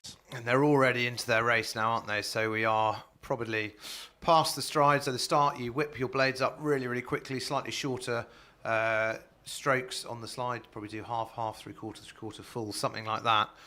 Which is the length of the stroke, so that you can get the boat moving. Lots of little steps. If you think about a 100-metre runner spinning his feet as quick as he can in short steps before he gets out into the stride. But it looks like we're going through the 250 mark there with that red buoy coming across. So hopefully, no, that's the 500-metre mark. Apologies there. So 500 metres gone in this race already. Wow, it's completely going. Oh, some real tricky blade work there from. What looked like it looks like Durham crossed Durham in lane 6 so they will be at the top of your screen. They crossed the halfway in 1:55. Just behind them you had Brentford Boat Club, and then it was Stratford, Marlow, Oundle and Winchester. Again, very tight this one, Zander. Yeah, I think 3 seconds again across the whole of the field seems to be good. Hopefully the boat there, we've got Brentford back into their stride after a slight hiccup in the middle of the course, but they seem to be doing really well now and sculling away quite nicely. It seems like those over there slightly closer to that bank seem to be making a better fist of it at the moment. And just in shot here, I think we've got Brentford, Stratford and Durham. So Durham over there on the far side seem to be doing relatively well. Yeah, it was Durham, of course, that crossed the halfway mark ahead of Brentford. But it's all about the sprint finish here. They'll wind it up. Remember, this is only 1,000 metres. They're well into the second half of the race now. So if they can wind it up, and the trick there in winding it up and going for a finish is to keep it together. That seems like what Brentford have done, actually. They seem to have overhauled Durham over there in lane 6. And it looks like they're going to cross the line in first place. And it looks like Durham are going to be overhauled as well by the rowers from Oundle School as well. So they may have just snuck into second spot by the looks of it there, or Marlow, sorry, crossing the line. So yeah, Brentford followed by Marlow, followed by Durham with a 1, 2, 3 in that one. Oundle just squeezed out into fourth place. Stratford upon Avon and Winchester bringing up the end of that contest. So a really great one. So now on to the A final. So who have we got here, Martin? This is the A final, scheduled to go off at 17 minutes past the hour, and it's now so we're running about 12-15 minutes late, but not too bad, and they're catching up. Canterbury Cup for Junior 14 Cox quadruple sculls. This the final. Warrington in 1, Leeds 2, Abingdon School in 3, Henley Rowing Club in 4, Yarn School 5, Wallingford in 6. My money's on Henley. And they are off. They are off. The umpire's launch, you can just see through the graphic there, coming around to the back. So that light's gone green behind the stake boats. There's a dog there even as well. So it's going to be a tight tussle for this, I think. Your money's on Henley. I think I'm probably going to put my money on Abingdon, so we'll see how they go. Abingdon just there on the right of your shot. Next to them are Henley, so we reckon that these two might be the ones that will be racing out. Though, the people in lane 6 do seem to be doing quite well in the first half of the race. Pink Blades of Abingdon, you can see there, and to their side, the dark blue blades of Henley. Warrington leads Abingdon as we pan across the field. Henley, one white cap in the bow, across to Yarm School and Wallingford over in the far side. So we shall see. We were asking this question earlier, Martin. Do you know what the bird is on the front of Yarm School's all-in-ones? I was Whether going it's to an come out with eagle some or a smart phoenix, answer there, yeah. but no, actually I don't. What I was going to ask you though was far side here looked to be performing quite well, particularly off the start. So it could be that the wind is getting up slightly. Yeah, slightly sheltered by the raised canoeing bank over there on the Country Park side of the course. Abingdon Cox having a quick look across, which seems to think that maybe they're getting pushed a little bit by Leeds next to them, and Warrington over here in lane 1, who are in the middle of the shot now with their blue and yellow blades. Very smart looking all-in-ones as well. We're through 500 metres. And again, there's only 4 seconds in between the whole field. So this, again, is a really nice, close race. My money's, again, on Abingdon, as I'm saying. I reckon they'll be looking pretty good there. So as we look at the screen now, that's Abingdon with the pink blades and all to the left, and Henley ahead. I think those two look like they might be ahead. There we go, Abingdon, Henley. And then we do have Wallingford, as we were saying. Warrington, sorry, in lane 1. Yeah, so the Abingdon Cox having a look over to his left, seeing the danger from Warrington. He knows where Henley is, over to his right. He's really geeing his boys on there. You can see that. They're doing really well. Leeds in 4th place, Yarm in 5th, and Wallingford over in lane 6. Now, I think Warrington are actually in 6th, apologies, and Wallingford. Other way around. Yeah. Warrington are 3rd and Wallingford 6th. Right. Excellent. That's glad we sorted that one out. 2-1. But yes, the real race, it seems, is between Henley, that you can just see in the foreground there, and Abingdon. So those two coxes with their reflective sunglasses will be looking at each other, eyeballing each other, making sure that they do not...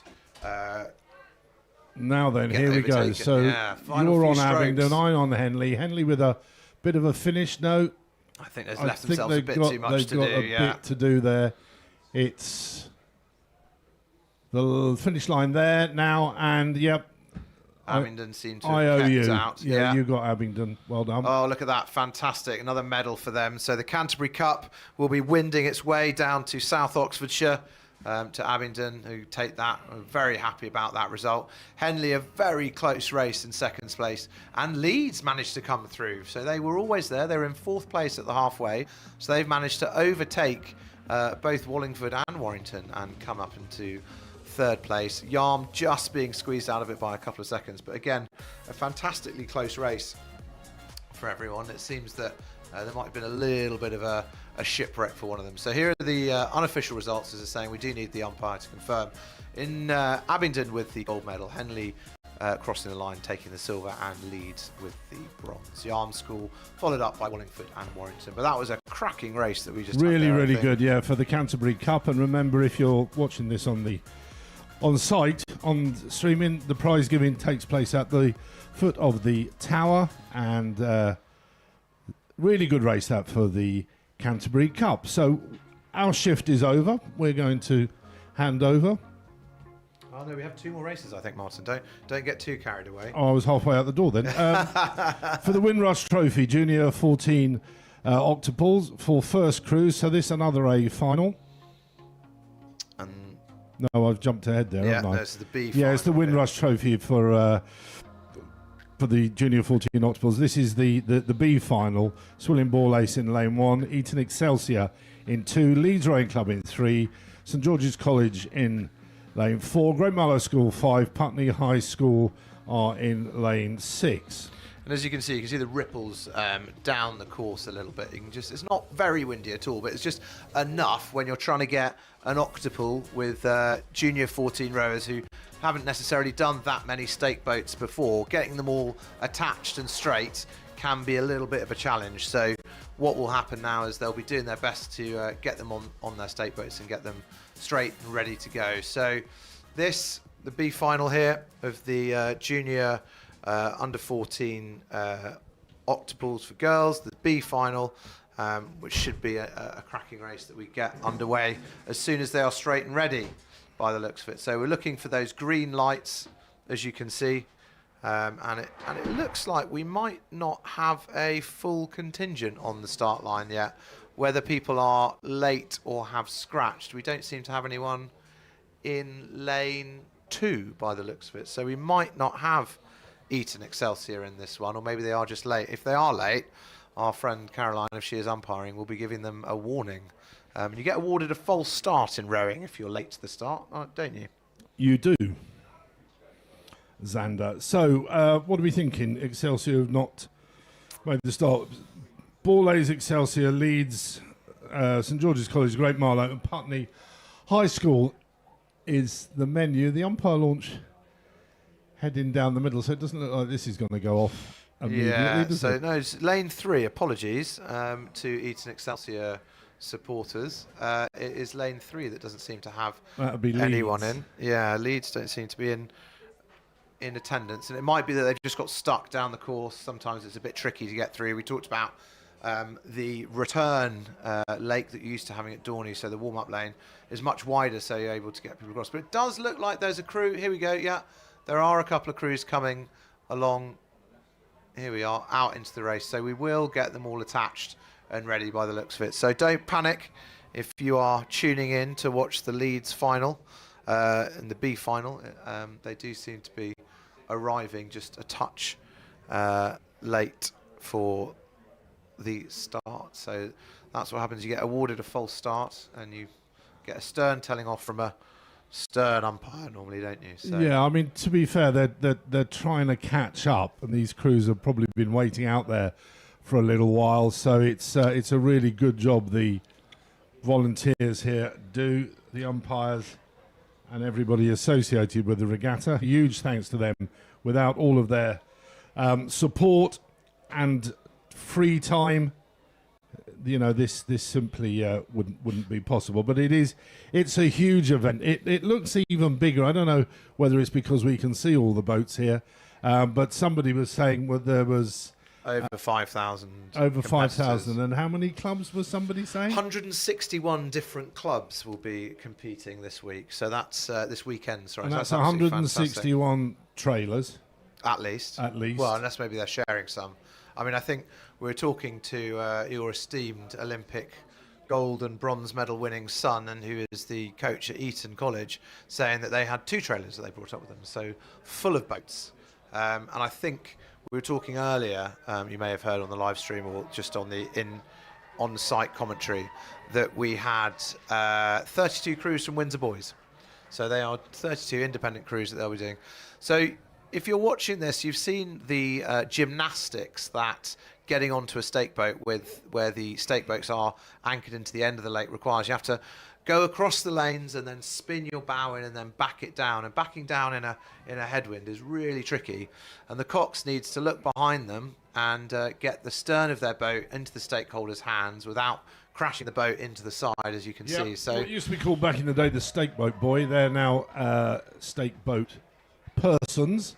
And I think, if I'm not mistaken, they're from a local club. So all volunteering there and doing a terrific job, holding on to the boats just before the start, as Xander was telling you, indicated by the light, and then the umpire launch tucks in nicely behind. So we're okay. We've got coxed racing here, so hopefully the steering won't be too much of an issue. Those fun and games, I think, start tomorrow when they're coxless. B final this. At the start, William Borlase, Eton Excelsior, Leeds, St George's College, Great Marlow School and Putney High School. They seem to be going forward to get ready. You see the blades squared and ready going forward. And there's the green light. So off they go. First kind of 5 strokes, as I was saying earlier, are a bit shorter strokes because it's like trying to pull a jumbo jet. You can't just press go and you're off going. You have some short little strokes to get it going. Never tried that, pulling a jumbo jet, but I know where you're coming from. So again, you're going to say the centre lanes here are fancied. Sir William Borlase nearest tourist, Eton Excelsior, Leeds, St George's, Great Marlow, and Putney High School will be at the top of your screen. Let's have a look here and see.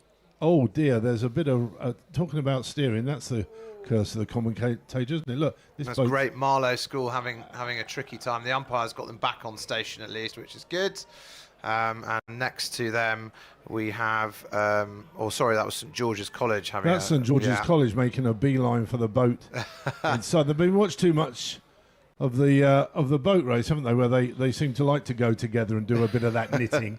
But I don't think the umpires here will really go for that. There you go. They're up and heading straight now.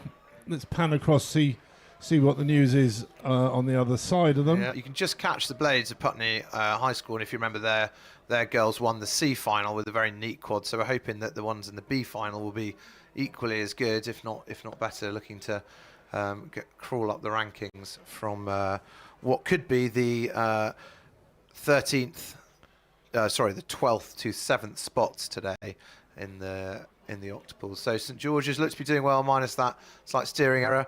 But I think also Great Marlow School seem to be looking relatively neat and tidy over there on the far side, as will Putney High School as well, I think. But maybe not quite in the race for this one. But there we are, the two there over on the far side, the country park side of the course. And going through that 500 metres, I think it might be Great Marlow School out in front is where my money is going to lie. George's College had that slight steering issue, and then maybe Leeds, so we'll have a see. St George's looked to be going well, but sadly off the start in the wrong direction. So there's a bit more of a spread in this race. If you remember the last race, we were all within about 3 or 4 seconds. So it is Great Marlow School. There we are. And then Eton Excelsior, who we haven't really mentioned at all, in second place. Well, they're tucked in nearest to us, which is... No, they're actually in the second lane across. That's right. Yeah. So St George's College in third. We were right. They were running quite well. Putney High School in fourth, not out of it at all. And then in fifth place you have Sir William Borlase School, who are in the middle there, on the outside. Sorry. And then in sixth place we have Leeds Rowing Club. So not doing quite as well as their seeding should have suggested. So there is Great Marlow School. Oh, they've just had a little bit of an issue, I think. If you look at that blade work, a little bit untidy, maybe as they come out of the shelter from some of the trees and get a little bit gusty. So Great Marlow School doing really well, as Putney High School behind them, slightly lagging behind. But that's where we had the leader at the halfway point. Great Marlow School followed by Eton Excelsior in lane 2, slightly closer to the camera angle. And St George's, even if they had that steering issue, will they be able to claw back into that third spot? Well, you wouldn't rule them out. I mean, if they've got a bit of a finish on them and they can keep going straight, they could make some inroads here, certainly to try and get in amongst the places. And we're looking at the crew from Great Marlow School there. Yeah, the last kind of 5 or 10 strokes of this race, it looks like they might be out in front by quite a way, actually, doesn't it? A good length or so, maybe potentially even a little bit of clear water there. Yeah, no, they've done very well there. Great Marlow School. And here come Eton Excelsior. Yeah, no, only about half a length. Look at that. It's a bit of a race to the finish line there, actually. Great Marlow School just hanging on. You tend to think that maybe if there was a little bit more water, Eton Excelsior might have got them. Yeah, Great Marlow School. Fergus doing a tremendous job there. You know why Great Marlow School was famous, do you? I do indeed, but go on, tell me, because I know you're dying to. No, go on, you tell me. Well, it was where our previous chairman of Henley Royal Regatta, Sir Steve Redgrave, learnt to row. Well, he was at school. Cause He they was didn't at have a rowing school. problem. No, they didn't. That's why he went to was school. learnt at a club, didn't he? And then Well he done. was Well able done. to help You them to passed do that test. Right, the winner there, Great Marlow School, 4:19.68. Second, Eton Excelsior Rowing Club, 4:22.75. And it was St George's College Boat Club in third spot, 4:25. Fifth, Leeds. Sixth, Sir William Ball, eighth. And sixth was Putney High School. Right, the next A final is for the Windrush Trophy for junior. It's the A final here. Lady Eleanor Hollis in 1, Henley Rowing Club 2, Headington in 3, Enniskillen Royal Grammar School in lane 4, Surbiton in 5, and St Michael's are in lane 6. Now, Martin, you gave me a question. I'm giving you one out. What is the now similarity between the YouTube channel commentary of Henley Royal Regatta and the National Schools Regatta for the first time this year? The similarity, is it a drone? It is a drone. This year, for the first time, we have a drone which will be providing us shots of the longer races. So the race for the J15s, when we get to the 1500 metre mark, we will be getting some wonderful, amazing drone shots. We can see on our production TV they're just having a bit of a learn, because it's the second half of the race that we'll be able to get those wonderful shots. So this final, we're still waiting for the last boat in this A final. It looks like St Michael's rowing club from Ireland, who will be coming in lane 6. They're just backing down onto the stake boats, that process that we told you about. They'll get on, they'll get level and straight, and then we'll be looking for those green lights. So just to give you the rundown again, Lady Eleanor Hollis in lane 1, Henley Rowing Club in lane 2, Headington in lane 3, Enniskillen Royal Grammar School in lane 4, Surbiton High School in lane 5, and St Michael's Rowing Club in lane 6. So a couple of boats from the island of Ireland have made their way across. Enniskillen are in Northern Ireland, so obviously are part of the UK as well. So just make sure we got that correct and clear. As may have had slight issues earlier this morning with saying that a Northern Irish crew was Irish, so apologies for anyone there. So here we have the lineup for each of the crews, just kind of popping up on the screen for us just while we're waiting for them to get straight and level. And again, with that slight breeze, we're running about 15 minutes or so behind, because it's, I think, just a little bit tricky to get some of these boats straight on those stake boats, as you can see. So those big yellow sight boards to get straight, and the big light boxes, they look like large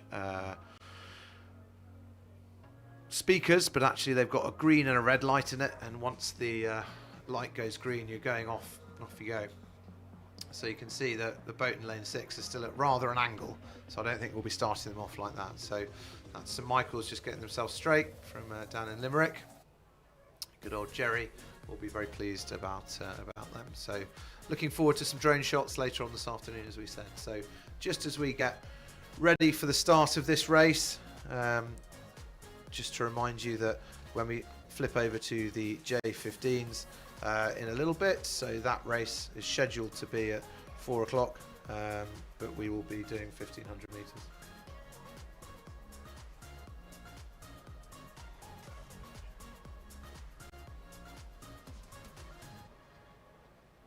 So they're getting straight, as you can see, just straight. They're all squared and buried. I imagine that green light will pop on any second now. Maybe one of the cox's hands is still up in the air, which is how you signify to the umpire that you're not straight, but hands are all down.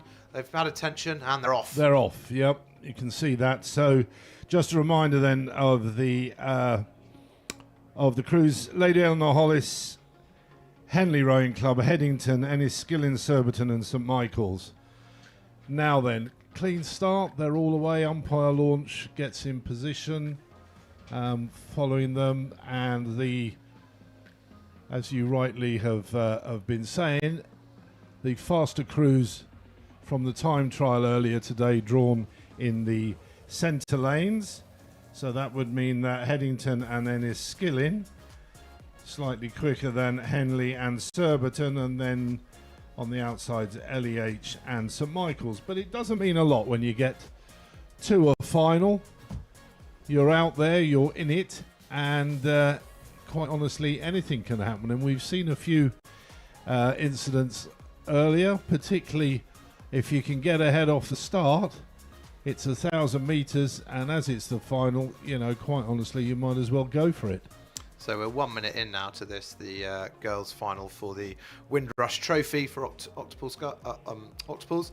And Headington seem to have pretty tidy blade work, as do Enniskillen next to them with their red blades. So my money's going to be on those two crews in the middle, if I'm honest. And Headington, the powerhouse of girls rowing for the last kind of 15, 20 years or so now, and Enniskillen hoping to put a dent in that and put the beginning of their racing competitiveness. They'll have 5 years of this competition potentially between them, so let's see who can draw first blood on this, the A final of the J14 girls octuples. And Henley Rowing Club in it. Now, Henley Rowing Club, certainly over the last 15 years, you know, produced some fantastic crews. A really, really good programme. Maybe not at the level they were a few years ago, but here they are in this final for the Windrush Trophy. And I think my money is potentially on Enniskillen and St Michael's being slightly out in front. There we are. St Michael's. You look at that, it's hard to believe, you know, they're 14 years of age. The blade work is truly superb, isn't it? Yeah, so I think that's going across the line first. It is St Michael's leading Enniskillen, the two crews from the island of Ireland, followed by Surbiton High School in lane 5. So the three crews closest to the far bank seem to be having a bit more success. Headington not out of it in fourth, very close behind Henley, again, all within 4 seconds, and Lady Althorp. So some really good close racing over this first 500 metres. And as you say, it's the crews on the far side, St Michael's, Surbiton, Enniskillen, possibly sheltered a little bit off the start. Get out, get a good start. You can see Surbiton there. There's a few heads just swivelling around, seeing where everybody else is, and that's not really what the coaches would want to see. St Michael's on the far side, putting in a really good shift here. Headington seems to have come back a little bit to this, I think. St Michael's, I think, will be way out in front. Look at that. Yeah, no, they are in front by the looks of it from this camera angle. So they look like they're going to cross the line first and secure that gold medal and that cup. But the question is, who is going to get that second, third and fourth? Because there are 2 more medal spots and they look like there are 3 boats fighting it out. So St Michael's look like they're going to cross the line first. In second place, it looks like Headington are just going to run out of water, you know. It looks like Headington are going to cross the line in second spot. And third, if we just pan out a little bit, we might be able to catch it. I think it's going to be too close to call there from this angle for Henley and... That's Henley and who's at the top of this? Enniskillen, I think I think Enniskillen probably got it. So, yeah, well, there we go. It's Headington got second, Enniskillen third, and it was St Michael's that crossed the line.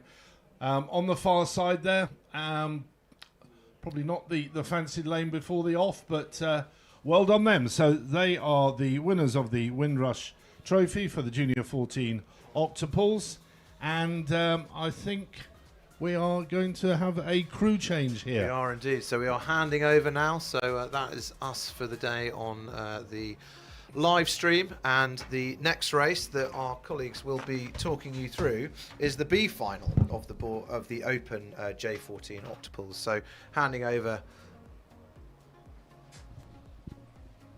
Thanks very much, Zander. Fantastic to be with you. Thank you guys for some excellent commentary and some fantastically exciting racing as we go through the afternoon. It's Matt Britton here. I'm joined by India Mattox. Welcome if you're just joining us from wherever you are, sneaking a peek from your workstation at work or sitting on a train with your phone open. Delighted to be here, and India. It's a lovely atmosphere out there, isn't it? It is. There's lots of fans out on the bank. All the parents and families of all the school members, they're lined up on the south side of the lake here. The tents are full, and I can see lots of people having their picnics and snacks down on the side of the lake here. As we fly over, it's deceptively glassy. I think I'd say you can just see we're coming to the 1,000-metre mark where those J14 races are finished, and you can see the tired legs of those crews as they're just starting to paddle clear to let us get on to the next section. And on the right-hand side, the other competition that goes on here is the competition for the biggest and flashiest marquees amongst many of the schools here, some of them quite well funded, I think I'd say. The marquee competition is as intense as the rowing. And on the left of the picture as well, you can see that that kayak canoe and then the River Trent. So rowing up here in Nottingham, something I did years ago, was blissful because you've got the 2,000-metre course, you've got the lovely River Trent alongside as well, so you've got plenty of options. And they're beautiful shots of the insect-like octos as they paddle through down the rest of the course. So the J14 crews are racing 1,000 metres. We've got a couple more J14 events to bring you, and then we flip into J15 events after 2 races, and the J15s and above will be rowing the full 2,000 metre track here. So it's quite a jump, isn't it? Now, India, you've raced here a few times. What's it like racing at Nottingham? It's very exciting to come down. I think a lot of these schools will be travelling from near and far, which kind of adds to the excitement of coming down here to race. It's just very exciting to come down with your whole cruise, and I think we're just getting away with the final. Here we are. It's the B final of the Open octuples, and we're underway here. You just saw the start order there, but we've got in lane 1 Reading Bluecoats School, lane next to them Shiplake, then Westminster in pink. We can see in the middle of our picture Windsor Boys School in their distinctive green, St George's College, and then St Joseph's College from Ireland on the left of our picture. So that's right to left, the start order. And there we see Westminster in pink, looking quite tight, looking quite sharp in this 1,000-metre race. So you don't have far to go before you have to get into your rhythm, and then it's time to sprint for the finish. Yeah, you can see Shiplake there having a few troubles, but getting back on top of it now, moving really nicely together, really recovered well from that few dodgy strokes. Yeah, danger of a shipwreck there, but they recovered well, and I think that's one of the things you've got to be loose in your hands when you're sculling, haven't you, to be able to relax and take on any little bumps that come. You're an accomplished sculler, so how do you think about that kind of combination of power and relaxation? You just got to stay outside of yourself and just move well with the people you're in a crew with. And here we can see that crews are doing that really nicely. It's really challenging in an octuple scull because you've got 8 people. You've got to try and merge and move as one unit. Just looking at St Paul's there and then coming across to look at Windsor Boys School. So most of these crews will probably only have had 8 maybe races in their careers so far. So, you know, this is a large portion of their racing experience. So every stroke brings more experience, and they're coping with the conditions quite well, I'd say, after a little bit of a shaky start in 1 or 2 of the boats. Bit hard to judge. If you're just joining us, you know, we've got a camera on the 500-metre mark, so we're looking back down towards the start here. It's a little bit hard to judge how the crews are going relative one to another. So we'll just focus a little bit on how they're rowing. And look at that. Some really quite nice, tight, well-drilled rowing there. Yeah, really excellent rowing there. You can see those hands are moving away from their bodies almost at the same time, really smooth, and that's just making the stroke really efficient there, getting that power down in the legs.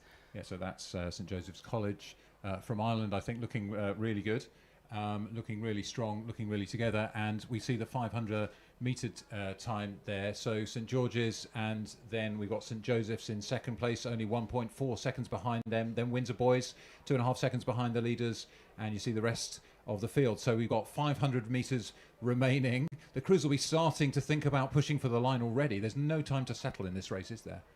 No time at all. You kind of got your start, and then you've got your mid-race rhythm, which would only last 250 metres in this sort of race, and then you've got to start winding there for the line. And here you can just see those crews just starting to wind up a little bit. Really great charge. You can sort of see the surge on the boats, can't you, as you see these 2 crews, St George's College on the right of our picture, really starting to attack St Joseph's. Their bow is surging.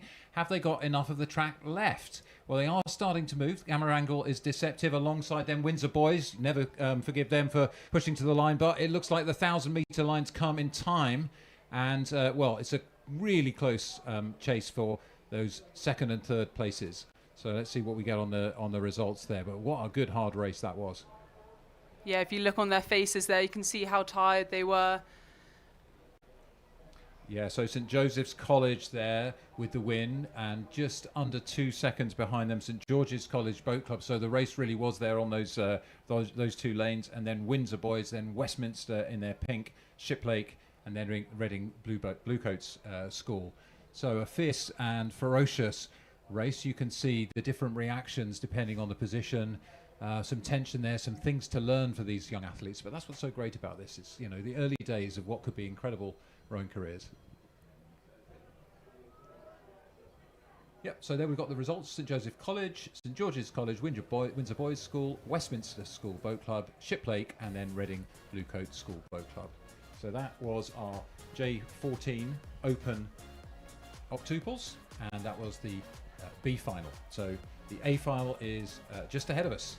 And so those were the 6 next tier crews in this morning's time trial. And what we do, if you aren't familiar with this, and many people watching these J14s, maybe this is your first experience of a rowing regatta like this, we sort the crews into time trial order so that you get the fastest 6 racing in the A final and the next 6 which we just saw racing in the B final here. So well done to them. That's the 1,000 metres in the legs and in the lungs. How you feel at the end of a race like that, eh? Yeah, definitely been feeling very, very tired. That lactate would have really built up there. So those rowers will have now 1K to row it out, get their breath back and get off the water. So we're now looking at the start order for the A final, which is about to be upon us. It's Bedford School Boat Club in lane 1, Hampton School, lane 2, St Paul's School, 3, Radley, 4, Dulwich, 5, and Enniskillen from Ireland in lane 6. So lane 1 is on the right of our picture, lane 6 is on the left, and it looks to me like they're just starting to get attached. So this is really the top of this J14 time trial we had this morning.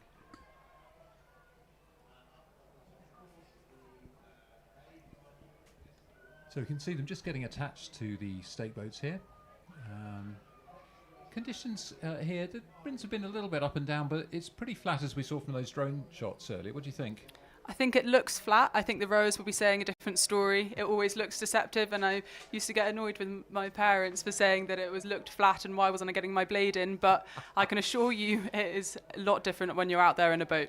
Yeah, parents, if you're watching, please don't be too critical of the technique unless you're prepared to get out there and do it better than your offspring. So here we are looking at the start line. You can see the crews getting attached. This is always a very nervous time, however experienced you are. I've been to a few races in my time, and even at the top level, sitting on the start, waiting for the start of the race, the nerves go, don't they? Yeah, definitely. Hopefully they're taking nice deep breaths and just focusing on that first stroke, and then the second onwards is muscle memory, so they'll be fine after that. So the crew in the centre, there's Radley College in their distinctive red and white. That's one to keep an eye on so we can see what's going on. Next to them, you've got Dulwich College in the blue on the left of the picture, and on the other side of them, St Paul's to the right. And you can just see umpires getting the course clear, making sure there's nothing in the way before they come under starters' orders. So welcome to the National Schools Regatta. This is the first of 3 days, over 5,000 competitors from over 160 clubs I think we've got here.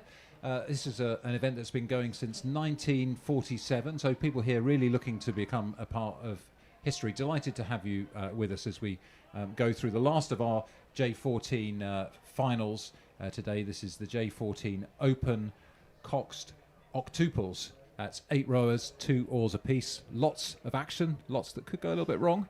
So quite tense for these young athletes.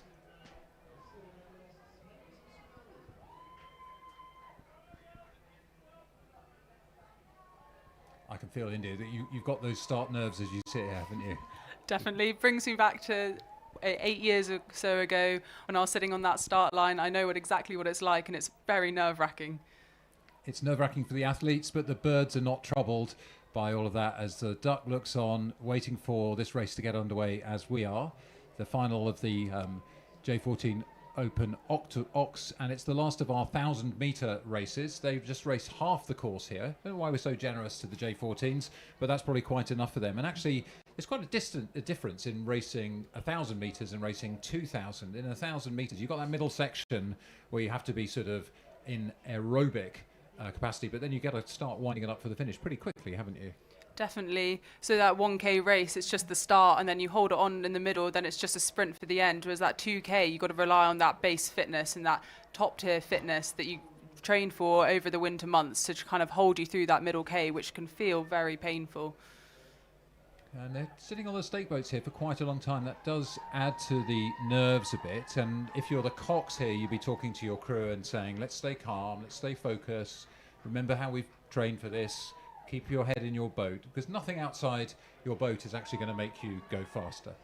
You can just see there Radley College trying to tap it up, and all crews just trying to find that middle of the lanes. That cox there has a job to try and stay facing and straight down the middle of the lane. They don't want to start an angle, so it's an extra job here when you're on the stake boats for so long for that coxswain to try and stay straight.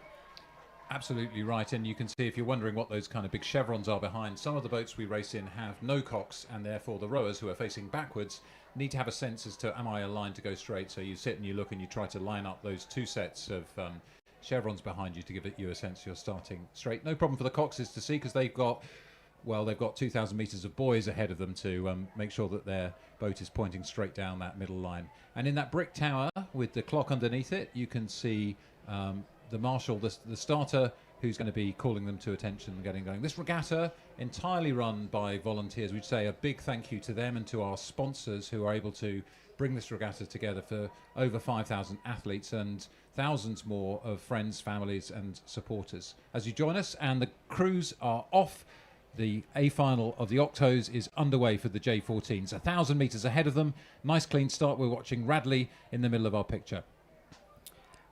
Yeah, all crews here having a very high rate off the start. Look at those hands just getting away from the bodies and that blade getting in the water, trying to pick up that boat speed as fast as they can, and it's an excellent start from all of them. Yeah, you can see the umpires launch swinging in behind to follow the race down the track. Hopefully they won't be troubled by any steering. Looks like they've all gone off nice and straight. So, as we say, Radley in the centre there in the blue next to them. We got Dulwich College, and we pan out, we can see this whole field. Looking back from the 500 metre mark. And yeah, so to the nearer side of the track here, we've got Enniskillen closest to the camera, and then Dulwich College on the right of Radley, and then to the left of the picture here we're looking at the other extreme, which is Bedford School, and Hampton should be there. Bedford on the far side, and Hampton should be next to them there. So yeah, that looks like Enniskillen. As they come towards the 500, so 120 into the race. So we've gone from that sprinting, burning legs to hopefully something that they can sustain for the middle of the course. Yeah, and if you see Radley College there, definitely strided out onto that longer rhythm there, trying to find that efficient stroke. Enniskillen there as well, great rhythm there set by the stroke man, and all the crew behind him following him really nicely. Yeah, it's really good. They look like a very well drilled crew, actually, Enniskillen, making their way across to the centre of the country here, and then Radley in the centre of the picture trying to dominate the race from the middle lane. But it looks to me like Enniskillen have got a bit of a sharper start here. Dulwich College between the two of them. It's a bit hard to judge from this angle as we look back through the trees. You can just get a little bit of a sense of the breeze there. As you said, it's a bit more tricky than it might look on the surface of the water. So the 500 metre time's coming up. We'll get a first read on the margin. Looks like 2 seconds between the leading two crews, and then another 3 seconds to the third place. So actually they're spread out already.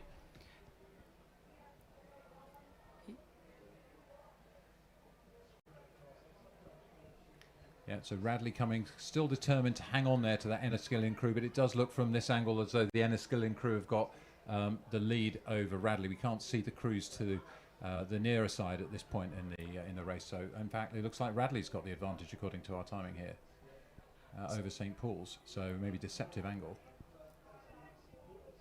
Oh, Radley going really well. Have a quick look over the shoulder. What do you think is going to be there? Is it a goose that's worrying you? Keep your head in the boat, young man. I think he's looking to see how far they have left to row, but he's very tired right now, very out of breath, seeing how many strokes left he has to take.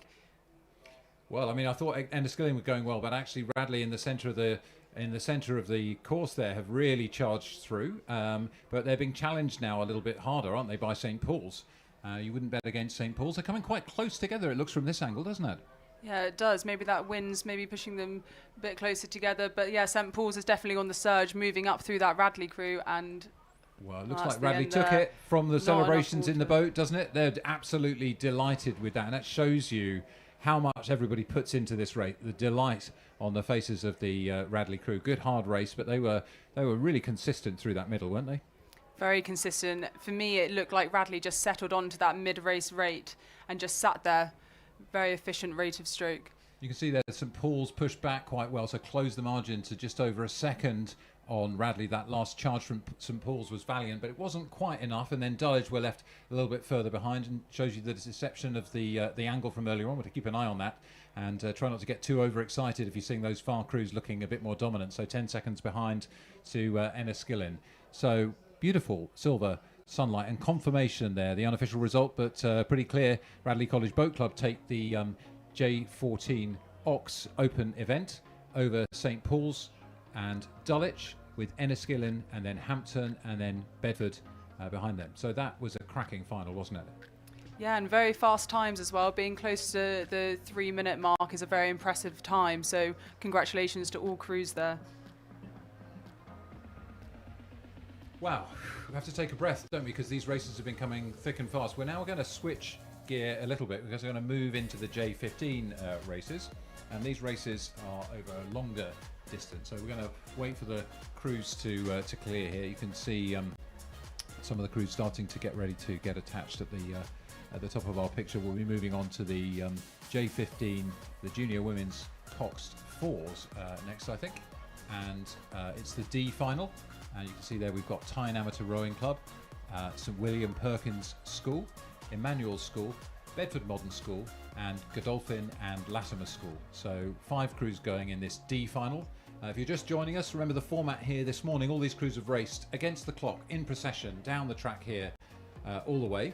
And then we've sorted them into speed order. And so we've got groups of 5 or 6 going in D, C, B and A finals through the course of the afternoon. Beautiful, beautiful sunny weather we're blessed with here, aren't we? Yeah, very nice conditions, and I can see everyone down the side of the lake here enjoying that sun. A few people getting ice cream, so a very nice atmosphere and environment down here in Nottingham. Yeah, it's brilliant to see so many supporters lining the banks here. I'm a few years older, and I remember the days when the National Schools Regatta was here for over 40 years, I think, and probably a bit less support on the banks in those days, but also far fewer competitors. I mean, the number of crews we've got racing, particularly in the junior categories, particularly the growth in the women's sport has been phenomenal over the last decade or two, partly fueled by the international success, but many great programs as well. Yeah, junior rowing has taken a huge step up in the last 10 years or so. To think national schools only started off with 3 or so schools to now having so many different schools and clubs coming from all over the country and international crews as well is astounding. Yep, so welcome if you're just joining us. It's the National Schools Regatta live from Holme Pierpoint. Share the YouTube link so that other friends and family can join and join in this afternoon's action. We're here live with every race today, tomorrow and Sunday, this bank holiday weekend. We'll aim to bring you all of the excitement of the racing as we go through these 3 days of what you're just saying, India, is an absolutely phenomenal event, and great to see so many people out on the banks cheering all the way down from that halfway mark, that 1,000-metre mark. And we've also got to the left of our picture a whole range of boats and boat tents and crews getting ready to go afloat. Sal, we're getting attached now on the start for the first of our J15 finals. This is the D final of the girls' coxed fours. So let's just talk about this. For those who are less familiar with rowing, we've moved from sculling to rowing here, and we've moved from 2 oars per athlete to 1. So what's that all about, India, for people who don't know? Well, sculling you start with, I would say, when you're younger, because it's more symmetrical. You're doing the same thing with each arm, and you're just moving up and down the boat straight and flat. Your body's just not rotating around to one side. And as you get a bit older, when you can do more conditioning with your body, so you can start going to one-oared rowing, which you do need the core strength for, otherwise there's a chance of getting injured. So that step on is a big milestone, I think, for any junior rowing, when you ditch one oar and just use one. So yeah. That's right. It's the way we start out, isn't it? But actually, you can compete in a sculling boat, a one-person boat, through to a four-person boat, even at the top level, Olympic and international representation level. So some people choose to specialise, maybe prefer sweepboard, maybe prefer sculling. But it's a challenge changing from 2 to 1, I think, isn't it? Because you go from having control over both sides of the boat as an individual to having to rely on your crewmates. So you're putting your power in on one side, they're having to put the power in on the other side. So it makes it a bit more challenging and therefore a little bit more difficult to blend as a crew sometimes. Yeah, being able to follow someone who's sitting in front of you, who's going, leaning round and rotating round to the other side, is a skill that definitely takes time to develop and is very difficult. But also rowing in a sweep boat, when you get into those eights and you get to move really fast, is such a cool achievement to have. So here we are looking down from above, our drone's up and flying high, and we can see the start area surrounded by a bit of warehousing and so on at the back. So there's a little bit of shelter there. And what you can see on the left of the picture is the crews who are assembling for the next couple of races. They're grouped up. We've got a marshal in a motorboat there and some people on the bank to make sure they stay clear of the racing. Actually, it's a bit nerve-wracking being in that position because you're sitting there thinking, God, I've got to wait for a while. I really just want to get going.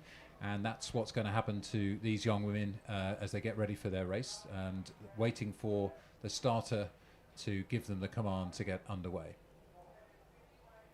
Yes, these moments just before you start racing, your heart rate's elevated and you know what's going to come, and you just need to try and stay internal and stay in your boat here.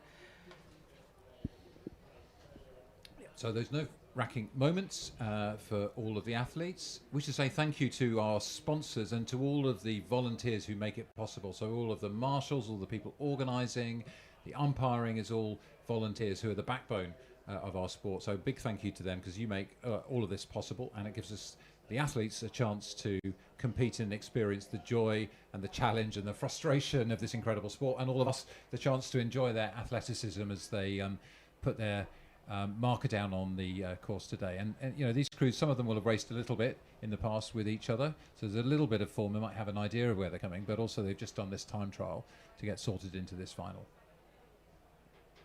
So the course is now clear of the previous competitors. India and I are sitting at the finish line in the control tower here, so we've got a lovely view all the way down the course, and we can see it's clear, and hopefully that means the umpire and the starter will be able to give the go-ahead to this race.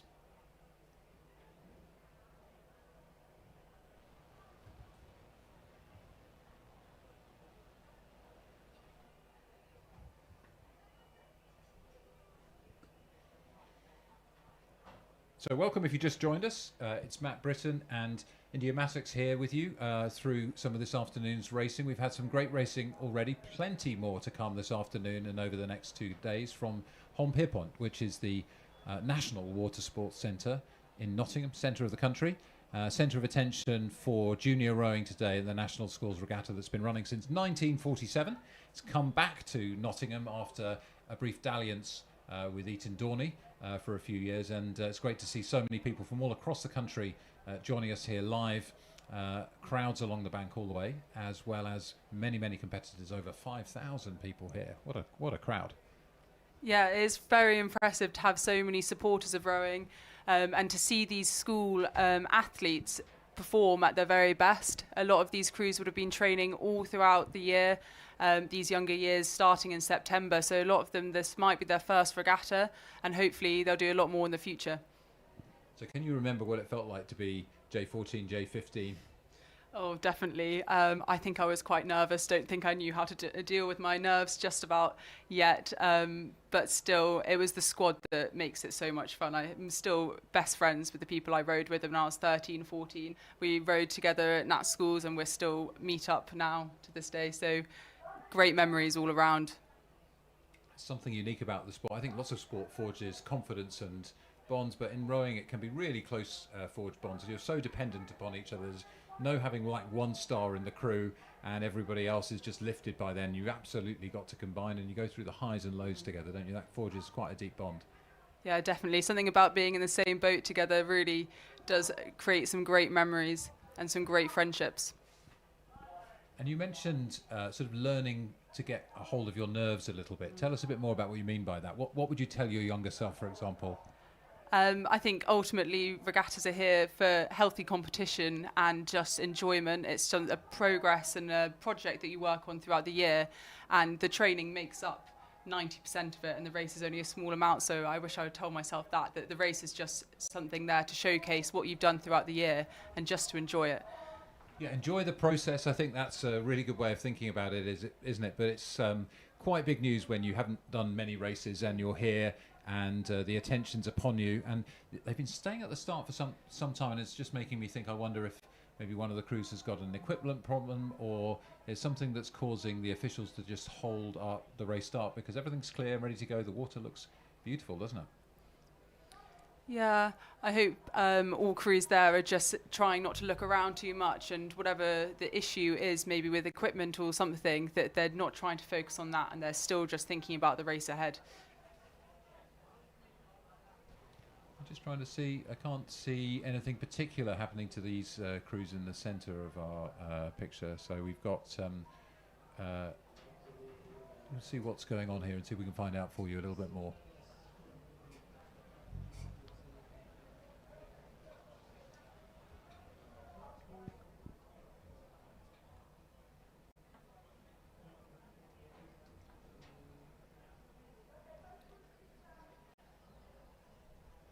Still not quite certain what's going on here. On the start we should have Tyne, Sir William Perkins, Emmanuel, Bedford Modern and Godolphin. So looking to see what's going on at the start. Here we go. So that's the crew listing there for Tyne. They are in lane 1 to the right of the picture. Coxed 4, as we were saying, sweep oar rowing, 1 oar per athlete. In lane 2 we have Sir William Perkins School down on the Thames there. Cox 4 again, 4 athletes, and you can row alternate sides in a cox 4, one side, one the other, and repeat it. Or sometimes they row with 2 on one side in the middle of the boat and 1 on the other side at either end, and that's a matter of taste and theory. Bedford Modern School E crew here also being listed out as we have a look down the track towards the start. We're hoping this means we're about to start this race. Thank you for your patience. And then Godolphin and Latimer Boat Club also on the blocks in lane 5.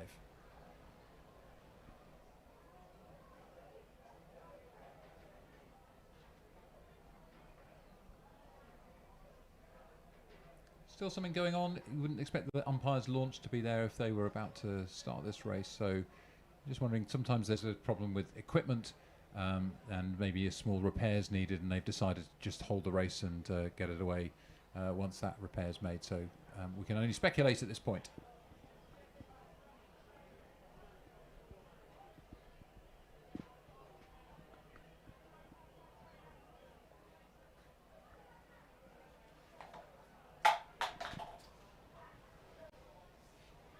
So, National Schools Regatta, a little bit of a pause in the running order as we wait for this race to get underway.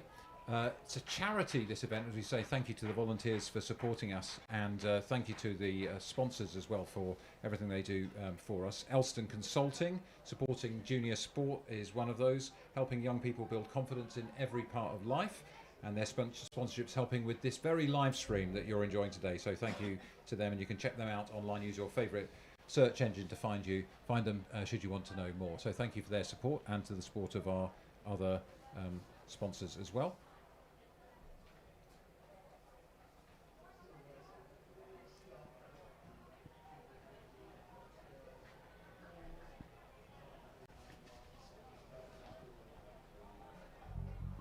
Time for me to thank a couple of our other sponsors. Sporting Elite, who are creating pathways for young people to shine, also sponsoring National Schools Regatta. Exactly the kind of hard-working, dedicated athletes who can thrive at universities across the US. Let's hope that can still continue, given everything that's in the headlines today. But the joy of the sport is that people like us, I think, both have raised our sights in terms of what we want to do academically to further our sporting career. I know you've been to, is it Edinburgh, Oxford? You've been around the world, India, thanks to your aspirations in sport as well. Definitely. Rowing's given me the opportunity to go far and wide, been to New Zealand for a season, Australia, before starting my undergraduate degree at Edinburgh, and then going on to Oxford after. And I don't think any of it would have been possible if I hadn't rowed. It taught me in exceptional skills. which are applicable to academics and to sport. So yes, very, very thankful for that. So if you're a parent out there and wondering why your kids are so devoted to rowing, then give them a chance, because it can change your life in terms of your aspiration, in terms of how you organise yourself, in terms of the friendships you have. And certainly for me, I've had a long career in business. I probably learned more from rowing and what it taught me about how to work with other people than I have from all kinds of other academic pursuits and training courses over the years. So it's a gift that gives you much more than blistered hands and sore legs, that's for certain.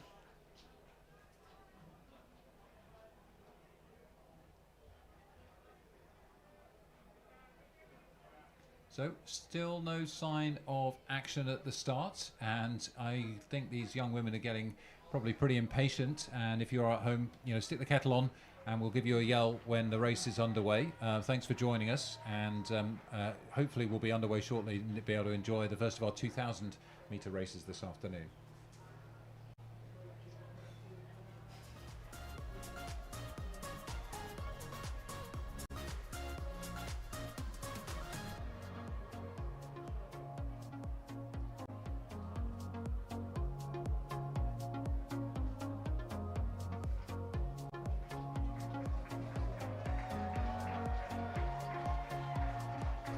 Thanks for being with us. We're just slightly delayed for the start of the J15 coxed fours for girls at Nottingham at the National Schools Regatta here.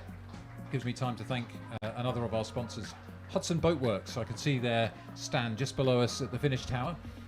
You know Hudson, they are supportive of rowers at every level with their fantastic performance boats that are used at every level, right up to Olympic and national teams.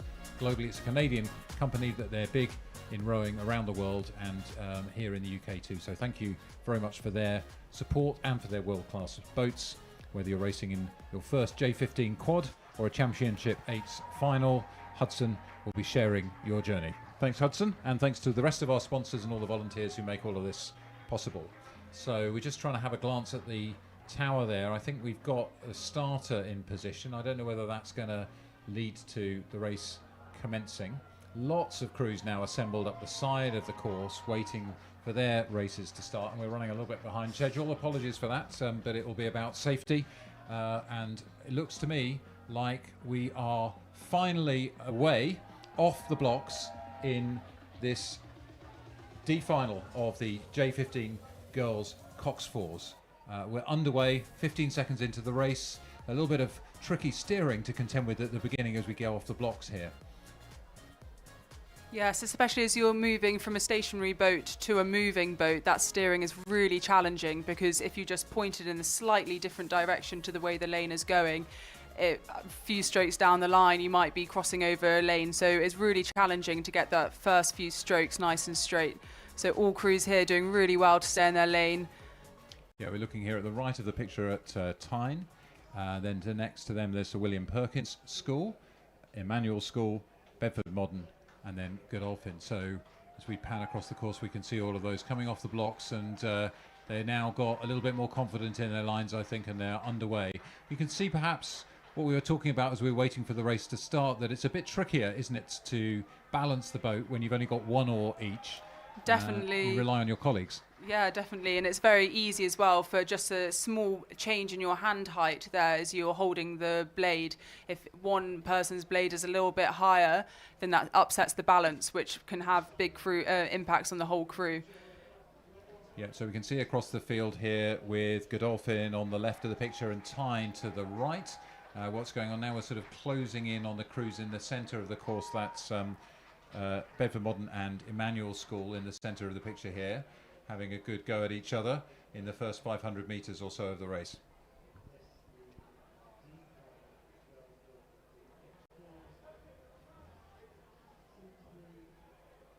Beautiful shot from above, and you can see what's happening in the middle of the picture. We've got a little bit of a tussle opening up for first, second and third place from those three crews in the centre, Bedford Modern, Emmanuel and Sir William Perkins School. And then Tyne to the right and Godolphin to the left, slightly out of it as they're approaching. You can see the white hut on the right-hand side. That is the 500-metre mark, and that's where we'll get the first look at the times and the positions of those crews. But it's a lovely view here, isn't it, that can tell you the story of the race so far. Definitely, and as this is a 2K race, this is when crews will start to settle onto that race pace rhythm. So a little bit longer in the strokes, a little bit looser, just trying to find that race rhythm that they can hold for the whole middle K before they start their finish wind. Yeah, quite right. It's so important, isn't it, to shift from that explosive sort of start gear into something that you can absolutely sustain. And one of the challenges is you go off too hard because you're trying to hang on to everybody else and then have nothing left in the tank. That could put you in an early position of leading, but can you sustain it through the course? You can also see it's a little bit, as you were saying earlier, India, it's a little bit breezy out there, and that's giving these crews a bit more of a challenge to balance with those oars, because the oars, aside from only having one, they're kind of longer and heavier, so being a little bit out of sync with each other can cause you a problem. Also, as we look down from above, you can see how the coxes are having to steer a little bit more. So those lines are a combination of the wind blowing you around and trying to correct a little bit. And you want to steer, obviously, the straightest line you can. It's the shortest way down the course, but they're coming together here in the middle of the picture. I think that line shows, and that shot just showed how much the cox is actually doing. They're having to adjust their line so much. Yeah, Bedford Modern School here. What can we see in the boat here? They're really in the centre of the race and the centre of our picture here from above. I think, to me, even from this distance here, you can just see that really strong rhythm there being set up by that stern pair. Really long, chunky rhythm. Yeah, and then Sir William Perkins School, which is here we go, coming into shot here. Also rowing quite well and contending quite hard in the middle of the race. So there are three crews in the middle of the lanes here: Bedford Modern, Emmanuel and Sir William Perkins, fighting it out now as we're coming towards the middle of the race. Bedford Modern in the red to the top of the picture, Sir William Perkins closest to us, stroke for stroke, trying to fight it out. So what's the important thing to think about here when you've got somebody alongside you challenging? I think the main thing here is just staying internal. Do not be worried about what they're doing. You need to stay in your boat and in your lane. Don't be distracted. Otherwise, you're just going to start thinking about them too much, and it might upset your rhythm. Yeah, so it's hard to see, but it looks like the lead might be changing. We really have a great race unfolding in front of us. Really, three crews with virtually nothing in it at this stage. So William Perkins here challenging Bedford Modern and Emmanuel School in the centre of the race. The three lanes in the centre. They've dispatched with the two outside crews, Godolphin on the left of the picture and Tyne on the right of the picture. It's all about those three in the centre. Emmanuel, Bedford Modern, Sir William Perkins, as they come through the 1,000 metre. We can see 0.6 seconds separates the first two crews there. I think that is going to be Bedford Modern and Emmanuel Schools, if I'm not mistaken. Oh no, Sir William Perkins and Emmanuel School, I beg your pardon. Bedford Modern in third place. And that's really gutsy rowing there from all three crews to be so close coming through the K. They're really digging in deep here. So really impressive to see.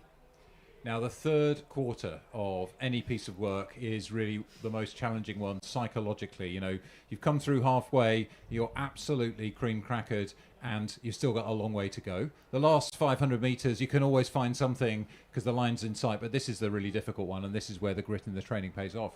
Definitely. I think even when you're doing your training pieces on the erg, you always train for that third 500. It's a very well-known thing in rowing, that third 500, because it's pretty grim. You're not yet at the finish, but you're still really tired from the first K, so it's really important here. Well, this first 2,000 metre race of the day is really unfolding into an absolute classic. These three crews in the middle. Sir William Perkins had a bit of a lead. For my money, Bedford Modern School has hung on to them, may even have moved back a little bit. The three crews across the course here, you can see having to correct a little bit the steering, suggesting a bit of a crosswind. There's a little bit of a gap in the sort of embankment on the one side of the course here, which gives you a little bit of breeze to contend with there. So William Perkins sitting, it looks to me now, side by side with Bedford Modern School as we come through towards the 1,500 metre mark. Loads of spectators and cheering going on the bank for this very close race.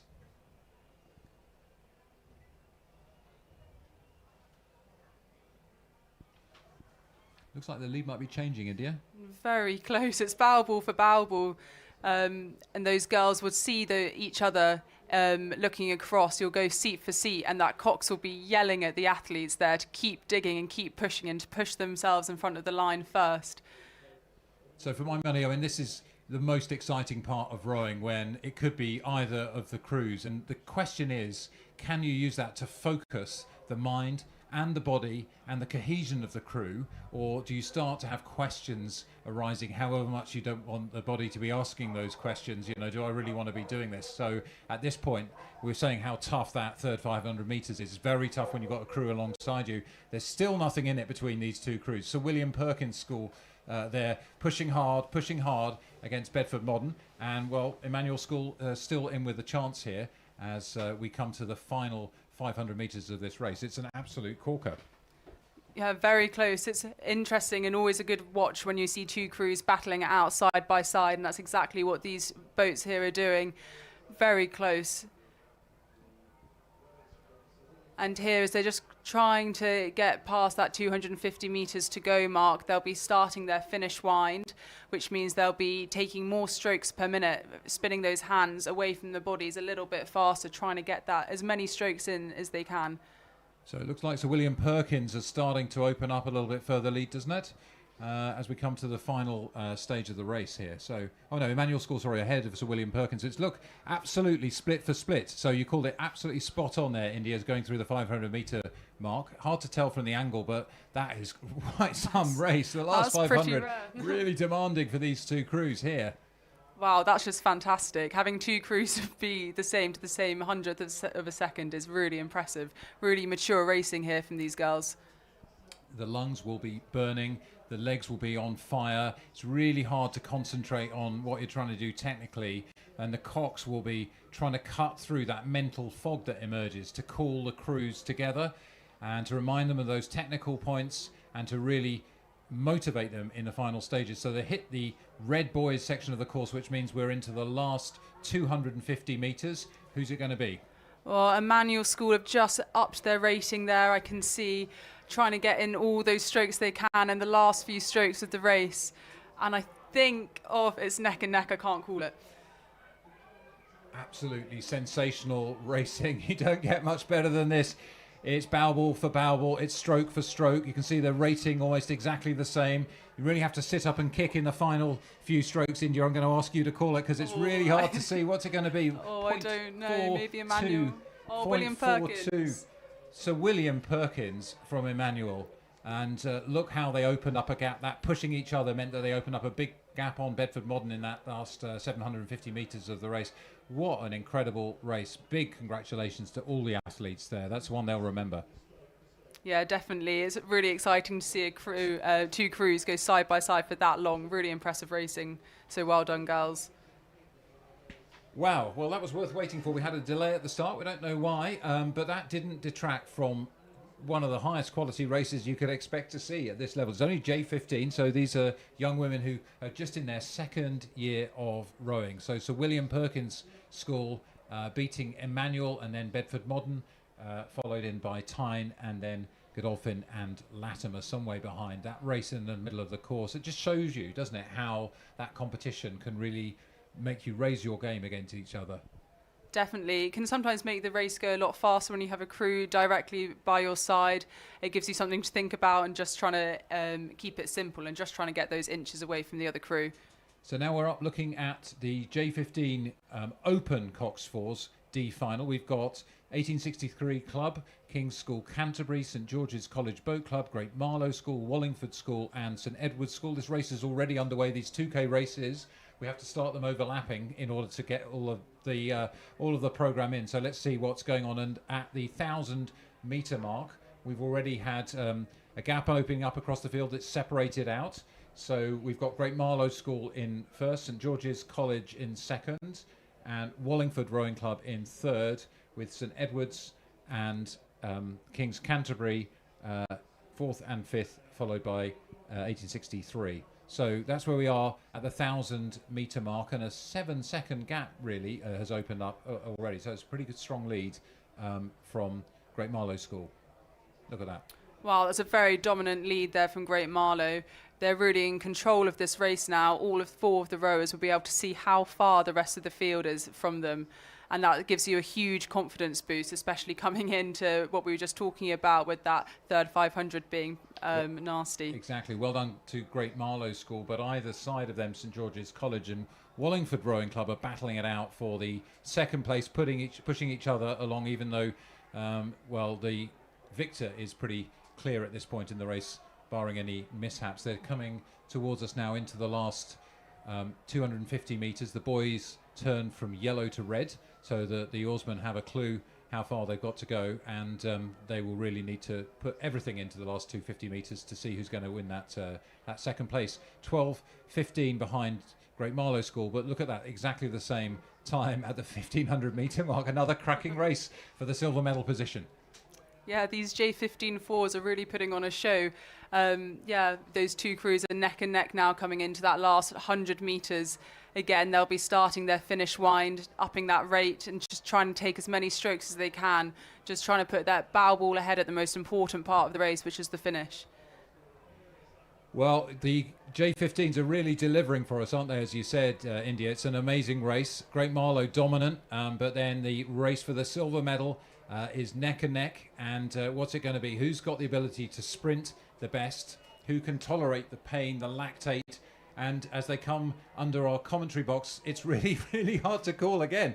My God, what an incredible afternoon of racing we've already had. Great Marlow School crossed the line, exhausted but happy. And well, what have we got in second place? Oh, it's only 0.3 of a second separating St George's College, who take that silver medal over Wallingford Rowing Club from St Edward's School, and then 1863. So, wow, what a race again. Congratulations, Great Marlow. Yeah, really fantastic racing. These crews might not have been together for that long, so to have that level and standard of rowing is really, really impressive. So well done to all crews. Take a breath, put the kettle on, have a quick stiff drink if that's what it takes, because we've got plenty more races like that to come this afternoon. What an incredible couple of races the J15s have delivered in the Cox 4 so far. And we're going to now go to the D final of the J15 second Cox Quads, the open event for Cox Quads. We've just got two in this D final. That's Kew House School and Tiffin School, both from down in London, travelling to the centre of the country for the race. And we are already underway. The Kew House Boat Club School here, shown on your screen, and the members of that crew. And alongside them, we've got Tiffin School.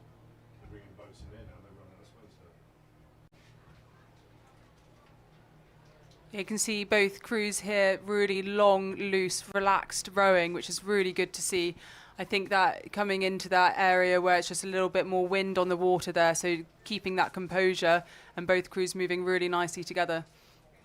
Yeah, so this is a bit weird, isn't it? Because usually you're in a multi-lane situation here and you're kind of looking at what's going on across the fleet. This is much more like we see at Henley Regatta, where it's one-on-one, and the tactics can be a bit different there. It's a bit more about the psychology, isn't it? If you can break the overlap, then it's very hard for the other crew to feel that they're in the race, whereas in a multi-lane event, you've got to keep your eye on everybody. So different sort of tactics needed here.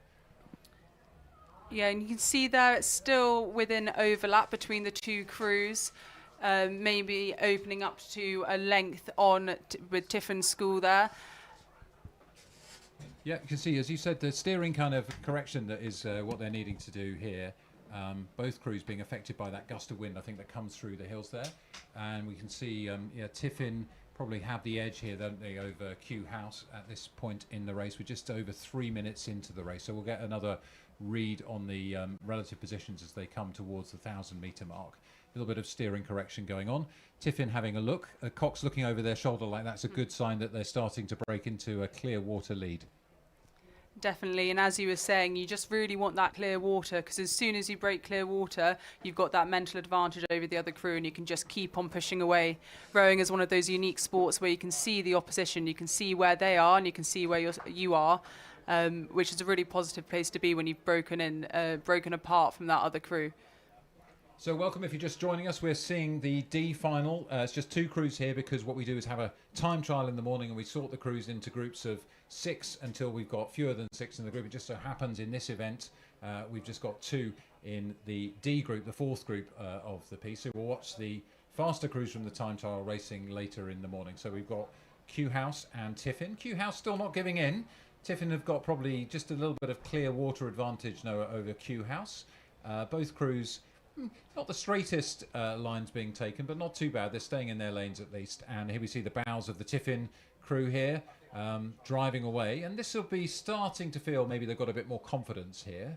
And what you tend to see when you get a bit more confidence is a bit more relaxation. Relaxation really helps us. Definitely, you can just see with that Tiffin crew, those shoulders were nice and low. They weren't shrugged up to their ears, which indicates that they're nice and controlled there, moving really nicely together. So Q House 5 seconds behind Tiffin at the halfway mark. That's getting on towards 2 lengths. So length would be overlap with the bow and the stern, and then a little bit of a gap opening up, starting to be towards a length of clear water. So it's going to be a bit tough now for Q House to come back for that. Tiffin Cox again looks over the shoulder at Q House to check that they're not moving too far, because we're in this odd position where the rowers can see the crew behind, but the Cox is facing forward and can't see what's happening. And we can see, the Crew House crew starting to wonder, well, I've got a long way to go. Where exactly are these other guys? And have I got a chance of getting back to them? So you'll see the heads in the Q crew looking across a few times now at the Tiffin crew. Yeah, and there's going to be a big reliance here on that Cox from the Q crew. They're saying where that other crew is and what they need to do in their race, what their race plan is and when they need to move. Sunny conditions, the windmills are turning but slowly, the wind's been benign and the conditions have been pretty damn good so far all day today. Not sure that's the forecast for the rest of the weekend as we look at Tiffin here, who are now nicely in control of this side-by-side Henley-style race. We've got beautiful shots from our drone from above. You see the red and blue of Tiffin, and this is one of the ways when you're coaching you can really get a sense of how the athletes are moving together, and you can see a nice push from that Tiffin crew, can't you? Yeah, you can see it's nice and low in the legs there, getting that blade in and just keeping it nice and loose in the shoulders and just squeezing the legs there. So really nice rowing there from Tiffin. So fantastic. Thanks if you're joining us from around the country, watching from work, sneakily, watching from the bus on your phone or watching at home on the big screen. Delighted to have you. These stunning pictures coming from a sunny Nottingham, the National Water Sports Centre here in Nottingham. Tiffin School. Look at that beautiful water. And the confidence that comes from sitting ahead now. Only one other crew to worry about as they go through the 500-metre mark. They've just got sort of between 1.5 and 2 minutes to go before the end of this race. And as long as they can keep rowing neat and tidy, they've got a bit of comfort zone now before the Q House School. And I'm afraid, this is a tough position to be in for these kids.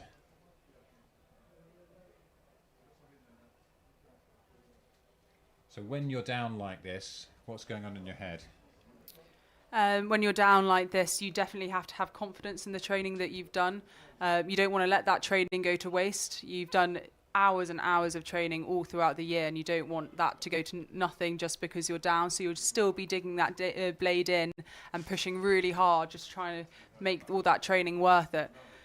And here you can see on the face of the Q crew, you can see that pain and that suffering. So they're doing exactly that. They're not giving up. They're still staying in there. Yeah, it's really tough, but this is also where you really learn, isn't it? I mean, to be able to keep going, not to just give in and say, oh, I've had it, that's it, forget it. You've got to row the race out as a matter of pride, and it's a matter of reliance on your crewmates. And I think this is one of the things, tough times are when we grow the most. So I hope that the men of the crew, the Q House crew here, won't be disillusioned by this, but we'll see it as something to spur them on and to commit to the sport and take something away from this. So this is the D final of the Open Coxed Quads. We're seeing here just the 2 crews in this event, and the C, B and A finals are still to come. Each of them will have a full complement of crews. As we come to the closing stages from above, you can just see we're getting to the National Water Sports Centre building itself on the right of our picture as we look at Tiffin, now with several lengths of clear water over Q House School. And they are now into the red boys of the last 250 metres, Q House, and Tiffin have probably got about 100 metres to go now.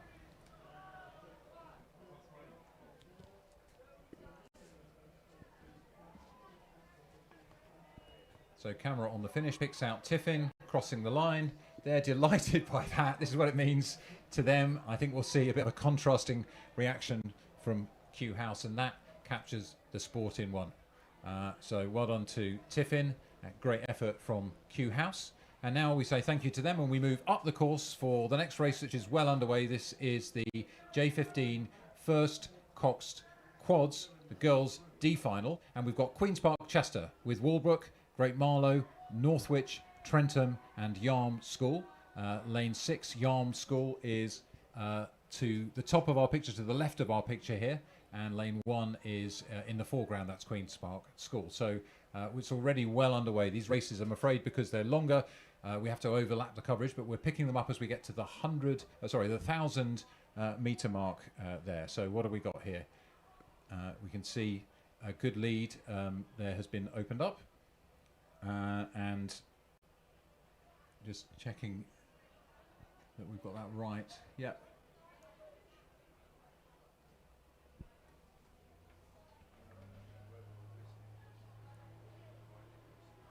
Yeah, all crews seem to be quite close together there. You can just see that 1.5 seconds separates first and second, and then 0.1 seconds between second and third, which is very, very close, especially in a sculling boat where positions can change very quickly.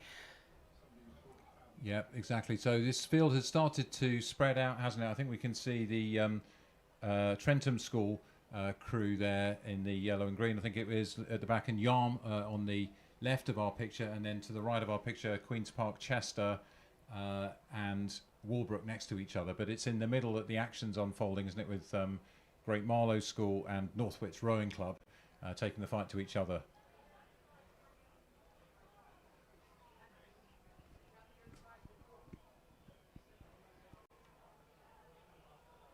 So here we go. You can see that as our camera follows them further down the course, and some great sculling going on here, some really high standards of sculling, picking it up from the drone from above. You can see how, this is why we were challenged to call it before, looking at the mix of the crews. So we've got in lane 3 Great Marlow School, and then behind them it looks like we've got Northwich Rowing Club, and in third position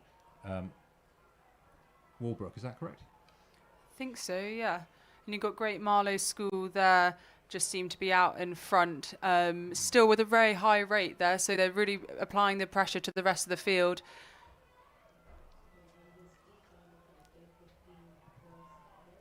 Well, this is looking great as well through the middle of the course. Nice strong rowing going on here, very composed sculling, and a good standard of sculling at a J15 level as they come into the last 200 metres or so.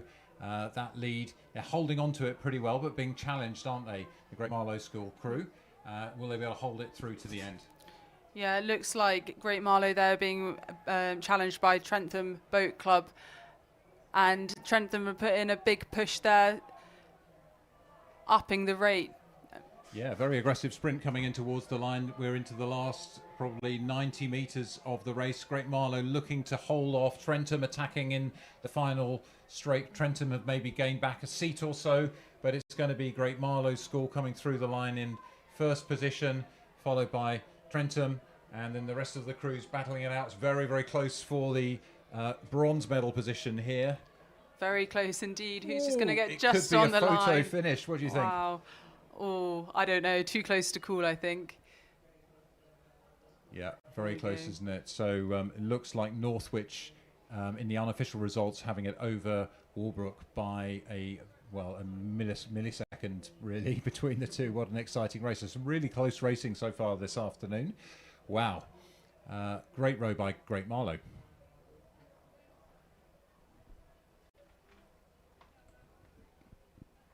So now we're going to pick up the J15 Open Cox Quads. Haberdashers Monmouth School Rowing Club in lane 1, American School in London Boat Club in lane 2, George Watson's College in 3, St Peter's School Boat Club in 4, Lancaster Royal Grammar School in 5, and Brentford in lane 6. So Brentford will be furthest from the camera in this shot, and Haberdashers Monmouth should be closest to the camera position. As we look down from above, we can see that it looks like Lancaster have taken an early lead here. And well, actually, we're further down the course, aren't we? Actually, we're into the 750 metres, maybe the last 500 metres now. We're just about to come through that 500 metres to go marker. Yeah, and Lancaster seem to have a convincing lead now, in control of the race, and they will be feeling that and have that confidence there, so they're in a good position for that final wind. Yep, so it looks like Lancaster from St Peter's School at the moment in this race. Lancaster with a nice lead over. The conditions here absolutely brilliant, giving these athletes the chance to really show off their best rowing. Not too challenging with wind or waves. and therefore we've got a chance for some excellent racing, and that's just what we've had, some really close races for the gold position, but also for the other podium positions in these J15 A finals through the afternoon. And coming towards the final section of the race, still dominant out in front, which is great to see. Lancaster really put a marker down. Clearwater over, well, second place. Has it changed hands here? I think just about. I think that it looks like Brentford, they've just pushed up a few seats, but still very, very close between second and third. So it's all going to come down to this finish wind here. Who's been training for that final 100 metres or so of the race? So sometimes when you push through a seat like that this close to the end, it can be expensive and somebody can counterattack, or it can just give you the sense that we've got momentum, we're on the charge, we're on the rise. So let's see whether the St Peter's School crew can hold off, or whether Brentford, that little push will have taken them through to come into the silver medal position. You can see out of the window of the commentary box now we're into the final 250 metres, and this is where the red cloud descends if you're in a close position, but it looks like we've still got Lancaster dominating over what now looks like Brentford, who've asserted themselves well and moved to half a length over St Peter's. Yeah, they've just moved through there, coming through that 250 marker, which is very impressive. And then we have St Peter's School there still clinging on into third position. Dominant position, dominant race there from Lancaster, crossing the line first, over 6 seconds ahead of Brentford, who snatched that second place a few hundred metres down the track from the finish line here, managed to maintain that over St Peter's, and then George Watson's College and the American School and Haberdashers coming in the tail end of that field. So that was the J15 first Cox Squads Open event, the D final of that, so many more finals to come this afternoon.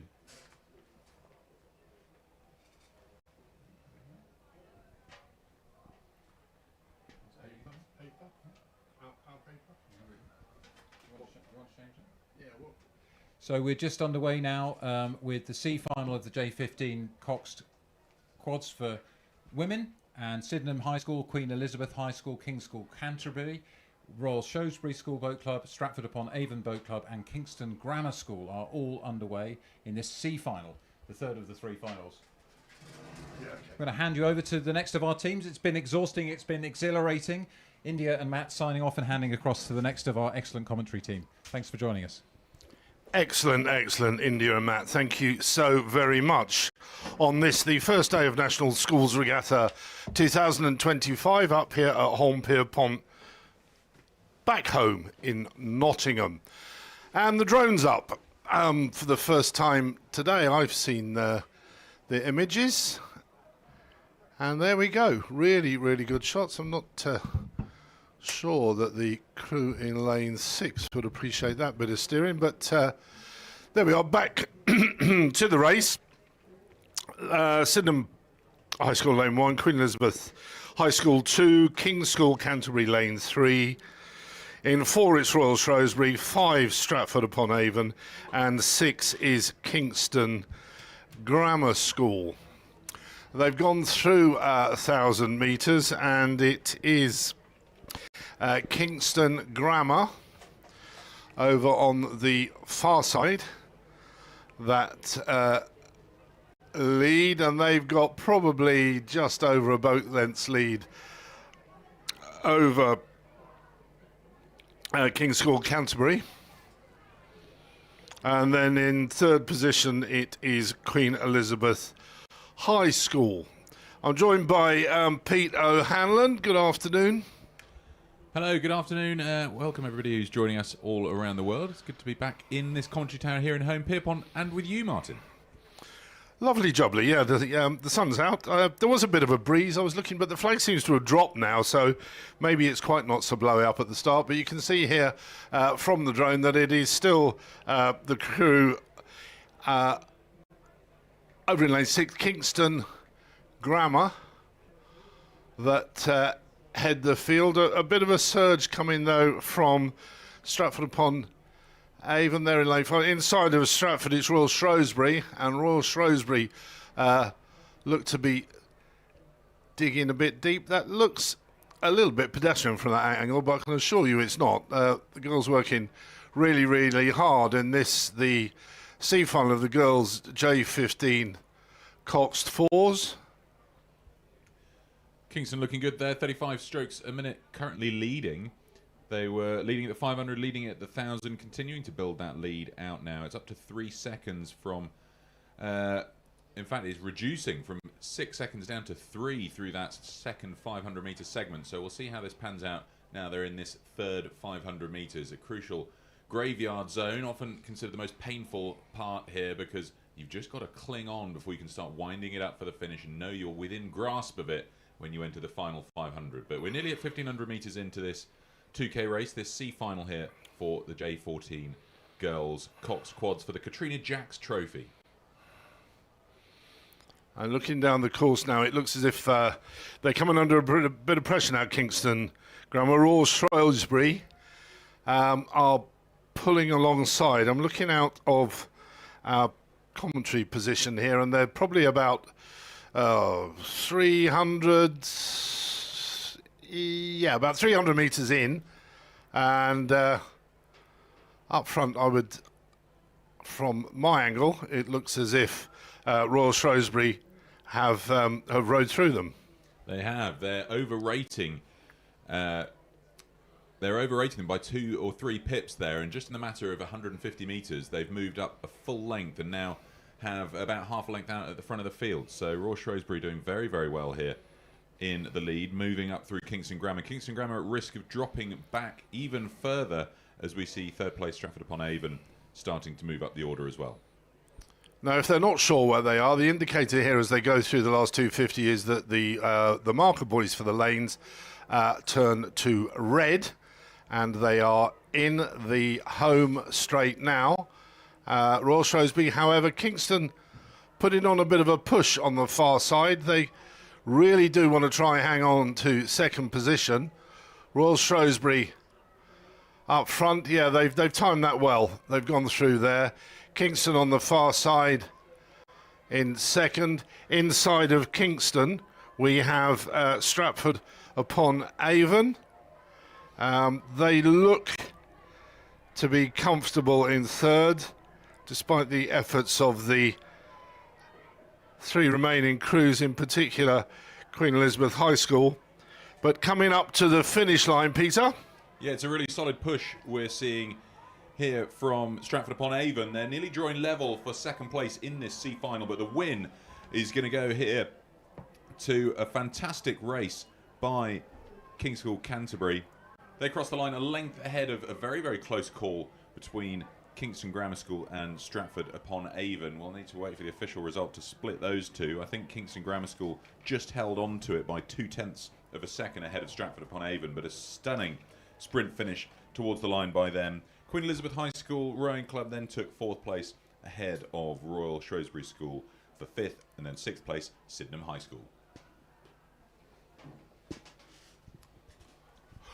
Right, Mr. O'Hanlon, what have we got here? We've got the Open C final for the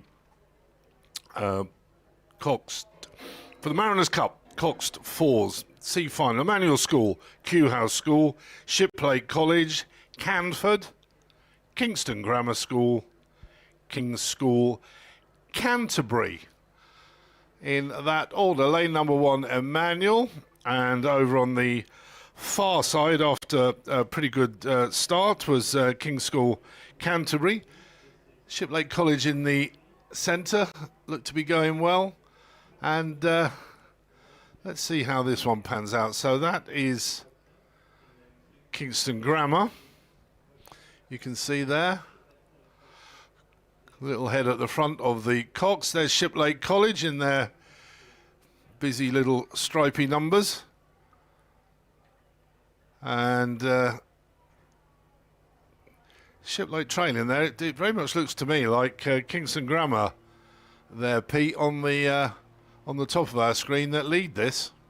Yeah, they're out ahead of Canford and Shiplake, who look pretty level going through that point. We'll see how this spreads out. They're 1,000 metres in. Kingston Grammar are out in front. They did a 3:52.83 Impressive start for them, and it's Shiplake and Canford pretty tied for second and third place ahead of King's School Canterbury, currently in fourth.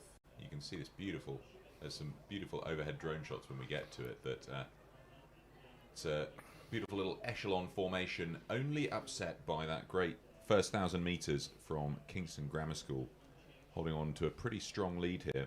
They're at 36 strokes a minute to, in fact, stroke for stroke with the two boats astern of them, Shiplake and Canford, all three crews at 36 strokes a minute.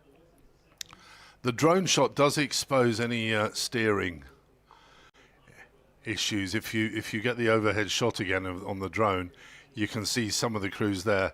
Yeah, as if on cue, my drone man is in position. Now you can see here, look, see where the umpire launch is. See how the boat in front of it is really skewing round. Yeah, the umpire doing a bit of flag waving there. So, yeah, interesting race this. Now, what have we got to go? We've probably got 1,500 metres. Kingston, can they hang on? Well, King's School Canterbury have moved up the order here. They've rode through Shiplake and Canford, now second place and contesting for the lead, pulling up alongside Kingston Grammar School. So an impressive last 500 metres for them. It will all come down to the finishing sprint, though. You can see there's about a canvas in it, separating first and second in this J15 C final for open coxed fours. Key thing is going to be who's got anything left for a sprint finish, because this was clearly a big third 500 metres for the King's School Canterbury in their race strategy. And is Kingston going to blow at this stage? It's an exciting category, this, the Mariners Cup for Junior 15 coxed fours. Interesting to see Shiplake and Canford both get rowed through in that third 500 metres there. Yeah, Shiplake, you've got to smile at some of these lads. They keep looking across to see where the opposition is, and they don't realise if I keep moving their head around, it just disturbs the rhythm of the boat. However, up front, so that's the 1, 2, 3.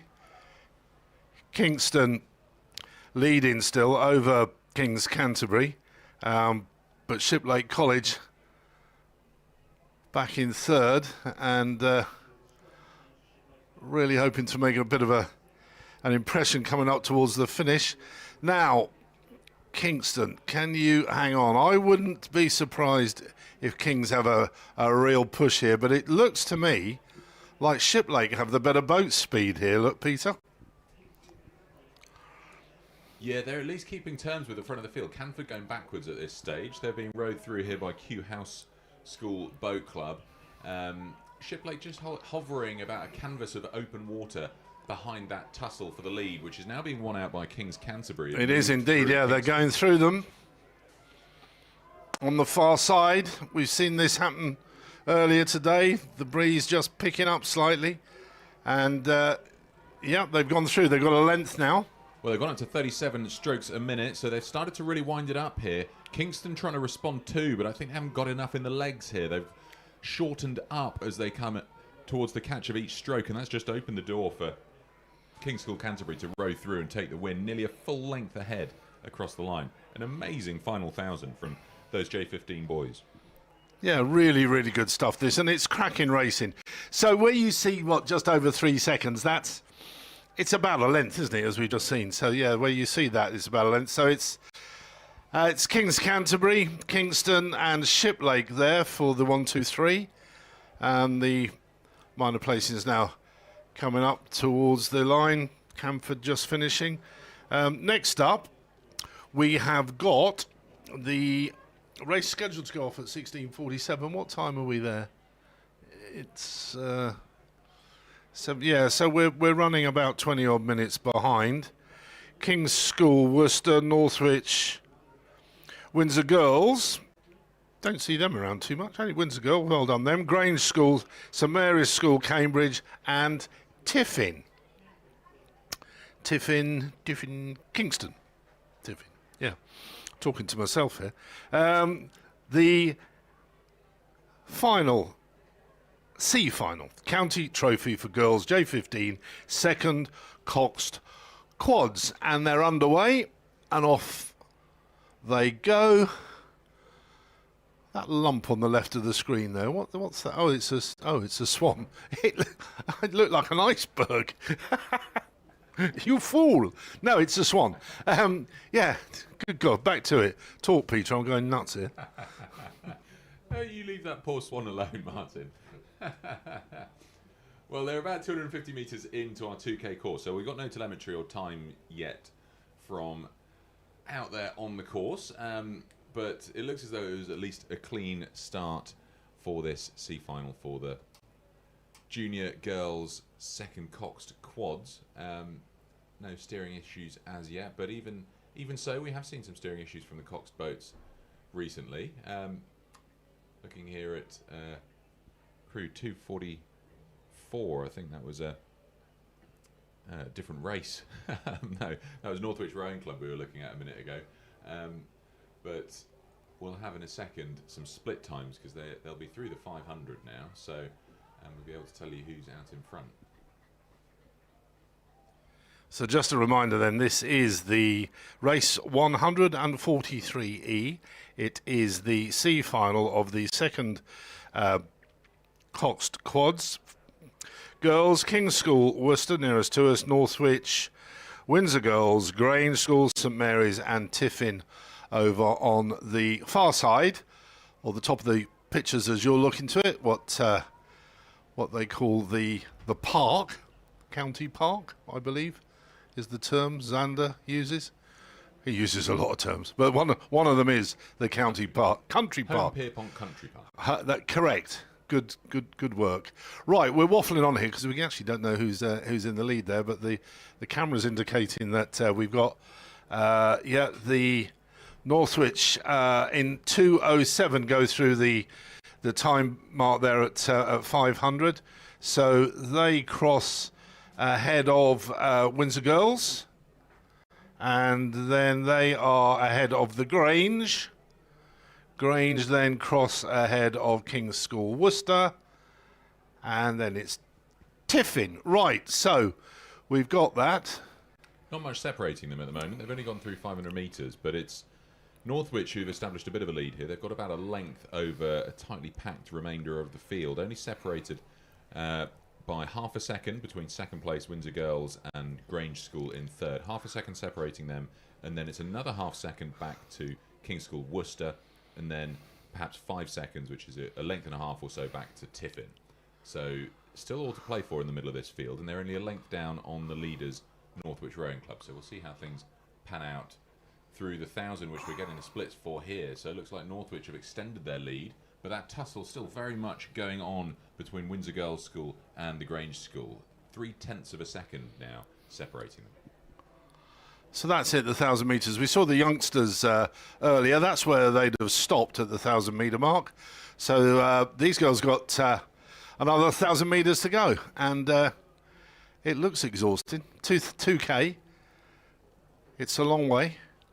Stuff can happen. But Northwich got a decent lead.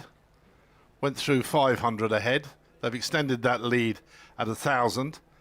And it looks very much to me as if they're still punching ahead, although there looks to be possibly a little bit of a threat here. Is that Windsor Girls coming under pressure? Yeah, it's tough to tell, but Northwich are ticking it over at 29 strokes a minute. So they're Tut, did you say? ticking it over. Oh, sorry. We often see a typical race pace at sort of 34 to 38 when they wind it up towards a finishing sprint or putting in a bit of a push. But 30 is quite sedentary, but they're holding the boat speed. So it's that could lead us to think that they've got a sprint finish in their back pocket when it comes to the final 500 metres or so, or at least something left, another gear to go to if they need it, should we find Windsor Girls School and the Grange edging up alongside them. But through the 1,000, it was still absolutely neck and neck between Windsor Girls School and the Grange School. We can see here, though, I think that's Windsor Girls moving up to contest for the lead. Yeah, it certainly is. I mean, there's still 500 metres to go, and beginning to just increase the pressure in this, the C final girls quads with Northwich having led pretty much from the start, but Grange now just beginning to wind it up. You can see there that Northwich still leading. That's Northwich there just in the centre.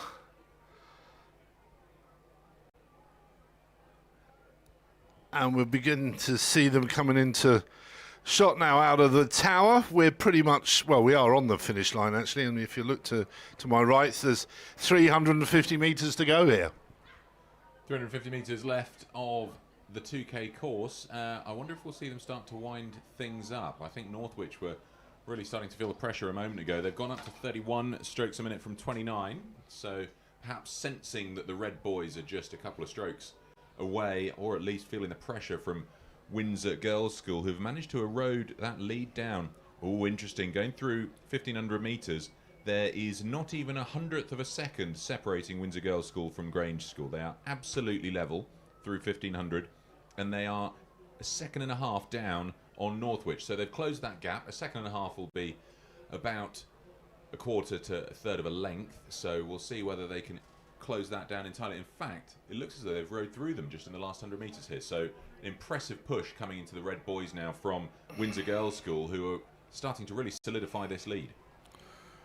Yeah, the steering just gone slightly off there with Northwich. I don't know quite why they'd have done that. Just a little bit of a zigzag has allowed Windsor Girls just to put the pressure on and lead now by what looks to me like almost a half a length. So Windsor Girls, yeah, they did have a finish. They're absolutely hanging on. Here come Northwich, winding it up with a bit of a sprint, but I think Windsor Girls have got too much in the bag. They cross the finish line ahead of Northwich.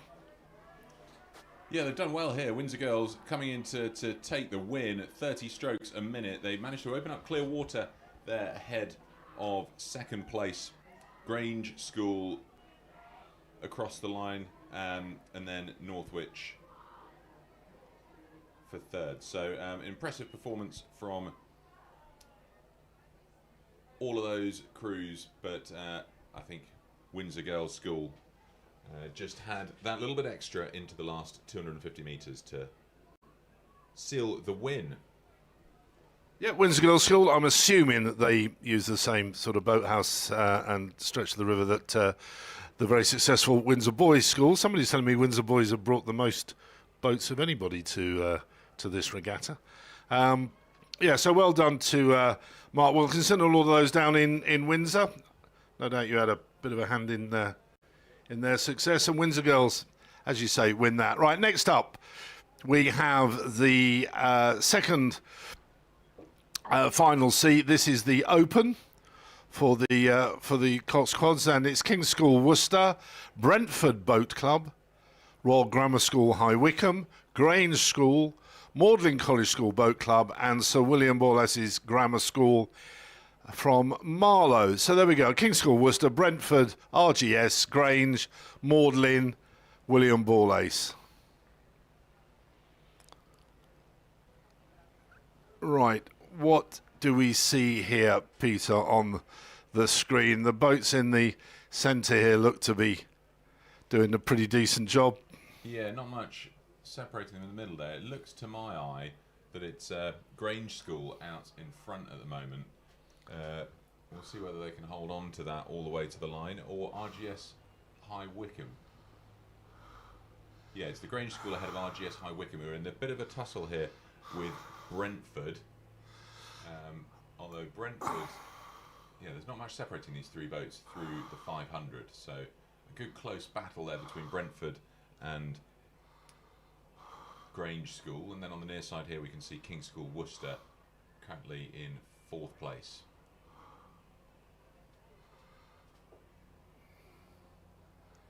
Just look how many boats are here on the side of this course, and it's filling up everywhere. Incredible. Absolutely. 5,000 competitors It's an amazing feat of logistics, getting these boats moving around at the right time in the right place, and particularly to get your boat down the course in the right time at the right pace. Yeah, no, there's a lot goes into it, and it's tremendous. You've got all of the volunteers here, and just the people, the sheer logistics of just bringing the school up and the boat. So really, these kids are out there rowing, but there's an awful lot of effort other people put in to allow it to happen. And they racing away here in this C final. King's School Worcester in 1, Brentford 2, RGS High Wycombe 3, Grange School 4, Magdalen 5, William Ball Ace are in 6. 250 metres to go. Out in front on the far side. Brentford in second. Yeah, it's just an amazing race here from Ball Aces, out in front, dominating by, that's got to be, well, an easily verdict, but what's that, 5 or 6 lengths of clear water between Ball Aces and Brentford. Just absolute domination from Sir William Ball Aces. We can barely see them on the picture because they're so far out in front. They're coming to the last 30 or 40 metres. They're going to take the win here in this C final for the Jubilee Cup for Junior 15 second coxed quads. Decent race on for third here, Pete. Yeah, nothing separating RGS High Wycombe and Grange School. Perhaps a quarter of a length now, I think, as we see RGS High Wycombe start to pull away a little bit towards the line. But second place for Brentford there, half a length, then separates Grange School from RGS High Wycombe. So Ball Aces win that. That's the second coxed quads. Now we're on to the first coxed quads, the C final for the Leslie Langton Cup. This is the C final. Hereford Cathedral School are in 1. Windsor Girls School B are in 2. Notts County Rowing Association. I've got that right, haven't I? Esme Brown will let me know if I haven't. So William Ball Aces are in 4. St Mary's School in 5. And Molesey Boat Club are in lane 6. Yes, there we are. Nottinghamshire County Rowing Association. Apologies. Right, Hereford, Windsor Girls, Notts County Rowing Association, William Ball Ace, St Mary's School Cambridge, Molesey Boat Club. The 6 boats underway. They're trying to catch up on time here, so they're pinging them down as fast as they can. This race due to go off just around 10 to 5. It's now 20 past 5. There we go. Nice shot there of... no, I beg your pardon. This was due to go off at 5 o'clock, wasn't it? So we're 20 minutes behind. Hereford Cathedral School nearest to us. Molesey on the far side. I'd take a punt here and say they look to be ahead. Yeah, they're doing well over there in lane 6, Molesey, and then the centre lanes, not much separating them at the moment, so we'll have to wait for them to go through a timing marker, get some stats from out there on the water. Interesting to see their race paces are around 30 strokes a minute here. I'm just taking a few ratings as we look at them, and particularly also in the previous race, there wasn't much of a wind-up for any sort of sprint finish. I wonder if we'll see that here in this race. Ball Ace there with a big B on their back. Cameras focusing in on them. So let's assume that they're doing a decent job and maybe leading this race. Molesey on the far side, how are they doing? Molesey Boat Club would be at the top of our screen. There we are on the left hand side there. 1, 2, 3, 4, 5. You can't see them. To the left, maybe. To the left, maybe. What do you think, Yeah, Molesey? Yeah. Just off. There they go. There we go. There's Yeah. Molesey. So they're winning quite convincingly at the moment. Yeah. Through the 500 there, they've got a length up. You can just see the bow ball creeping in. Yeah. For St Mary's School.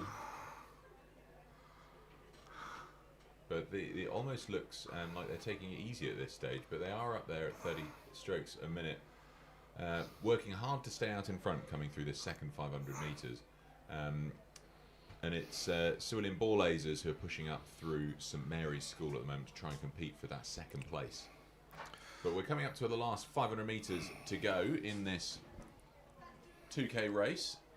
Molesey going to be under pressure here as we see Ballazers trying to close down, and it was about a length going through the halfway point, and it's only really Sir William Ballazers School who could come into contention for the win here, I think.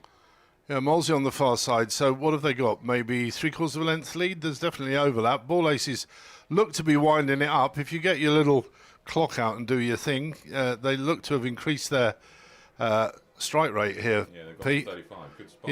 Yeah. No, I'm good at this. There you go. Into the red boys now.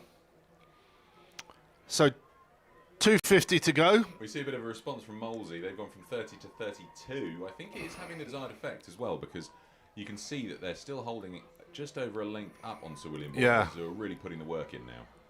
Yeah, they're really beginning to crank it up, but I don't think there's enough water. So actually, Molesey have done a good job there. They responded to that push, went up a couple of pips, and Molesey lead Ball Aces by a length. Who have we got over there in third? Mary's School. Cambridge, sandwiched yeah. between them, Yeah. Yeah, they're trying to go with them. There's a little bit of a tussle on here. In fact, the race, in my view, is between Notts County and Windsor Girls' School, where there's absolutely nothing separating them on the Tower side of the course. But across the line first, it's the Molesey for the win ahead of the Sir William Ballazers School. And then third place, we can see, is St Mary's. And then winning out in the little tussle on the near side, Windsor Girls' School just pipped Nottinghamshire County Rowing Association across the line ahead of Hereford Cathedral School. Yeah, impressive race there from Molesey. Yeah, very good. So the next one up is for the boys, or open, should I say. Final C. Junior 15 Cox Quadruple Sculls, Grange School, King's School Worcester, Peterborough City, Trentham, Molesey Boat Club, Cheltenham College. That's the order there. Marlow, Hugo, Adam, Daniel, Bertie and Sebastian. Bertie, good old name. Old Molesey boy there. Bertie, go on Bertie. So, and they're off. And it's Cheltenham College, lane 6 on the far side. And we're looking here at the crew in the middle there. Who are we looking at there, Pete? I think it's Peterborough City, is it? I think it is. Peterborough City currently in, I'd say they're probably in third place. I think out in front it's Cheltenham College and then Molesey and then Peterborough City is my view on things here. Followed by Trentham, King's School Worcester and then Grange School. But yeah, another good start from Cheltenham College. Molesey trying to stick with them over on the far side of the course, but we'll see how things split out. They're already through the 1,000. Oh yeah, there's Molesey on the far side. They're not actually as far up as I thought they were. These guys going really well up front there. 500 metres left. Molesey still out in front, a length up, and then yeah, Peterborough City looking good. You think they've moved up through them, Martin? Yes. But, you know, you're the world rowing commentator, and I thought you might know. I mean, I'm just a local lad. The last race you commentated on was the Olympic finals. Now you're asking me about J15. Good God, you can't get the staff. You cannot get the staff. Help! Right, here we go. So, in the centre, who's leading here, Peter? He's lost it. He's gone. Peterborough City. I don't know. I still hold out hope for Cheltenham College to pull this back out of the bag. We're coming up towards the red boys here, and now let me borrow those binoculars you're wearing on your head. Maybe I'll be able to see too. Yeah. It's a good race. I mean, despite us having a bit of a giggle, it is a good race, yeah.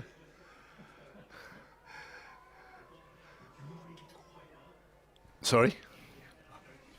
He's a world-class commentator. He's been told off for being too quiet now. It's not his day. Right, here we go. Peterborough. Posh, maybe. That's what they call the football team, isn't it? Posh. That's Posh in the centre. Molesey, Bertie and his mates over on the far side. And that's the 1-2. Who's in third here? Having a bit of a push.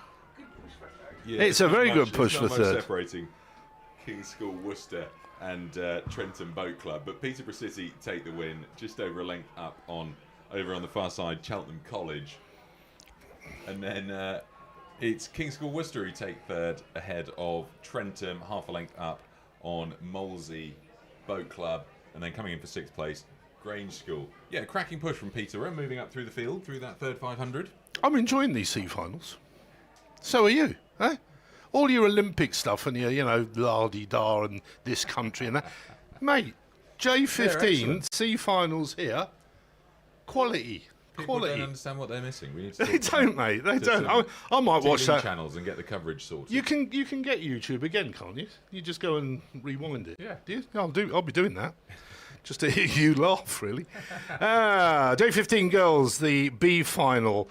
Godolphin School, Bedford Girls' School, Wimbledon High, Brentford, St Edward's School, and Wallingford.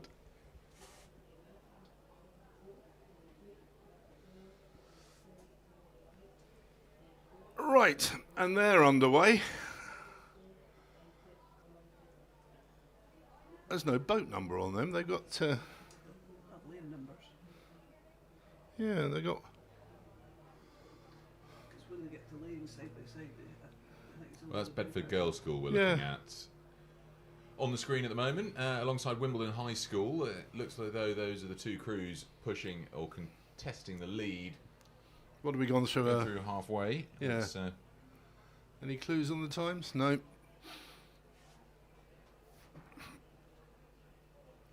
Going through. Looks a little bit breezy out there, doesn't it? Looking at. It's yeah, winds splashing been as well. picking up through the day. It's a bit of a cross headwind at the moment, so they've got that to compete with, as well as the swans and the geese. But yeah, it's throwing the balance a little bit. Wimbledon- Umpire's moving over towards lane 6 to have a look, make sure that the steering's going well. Wimbledon High, you reckon? I think it's Brentford. Do you? I think it's Brentford. Actually. Okay. how many points given to Brentford. Is it? Oh, it's up there. You've got inside knowledge here. What? Oh, you're there. Just refresh. Oh, I see. Brentford and then Bedford. It's a bit of a mouthful. I was right. Yeah, I was Brentford, then Bedford. And then Bedford. And then Wimbledon. Then Wimbledon High, yeah? Wimbledon, followed by St Edward's, Wallingford, and then Godolphin and Latimer. Yeah. Question is, can they hold on to it? We'll see what sort of work they're putting in at the moment. Brentford are working hard, 34 strokes a minute. Alongside in lane 4, Brentford in lane 4, alongside them Wimbledon High School also at 34. So I think that could be the battle to keep our eyes on through this third 500.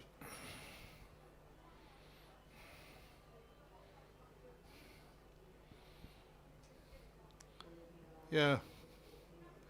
Moving on. They don't be rating particularly high. There's Wimbledon. That's Wimbledon High there, isn't it? Yes? That's Bedford. Oh, beg your pardon. But yeah, they're at 33 strokes a minute. Still out in front though. Brentford in lane 4. It looks to be that they've got clear water over the rest of the field, and we can see it's relatively tightly packed here Yeah. for second, third, and fourth, where we've got Bedford, Wimbledon High School, and St Edward's, all separated by half a length. Those three crews going through 1,500 metres.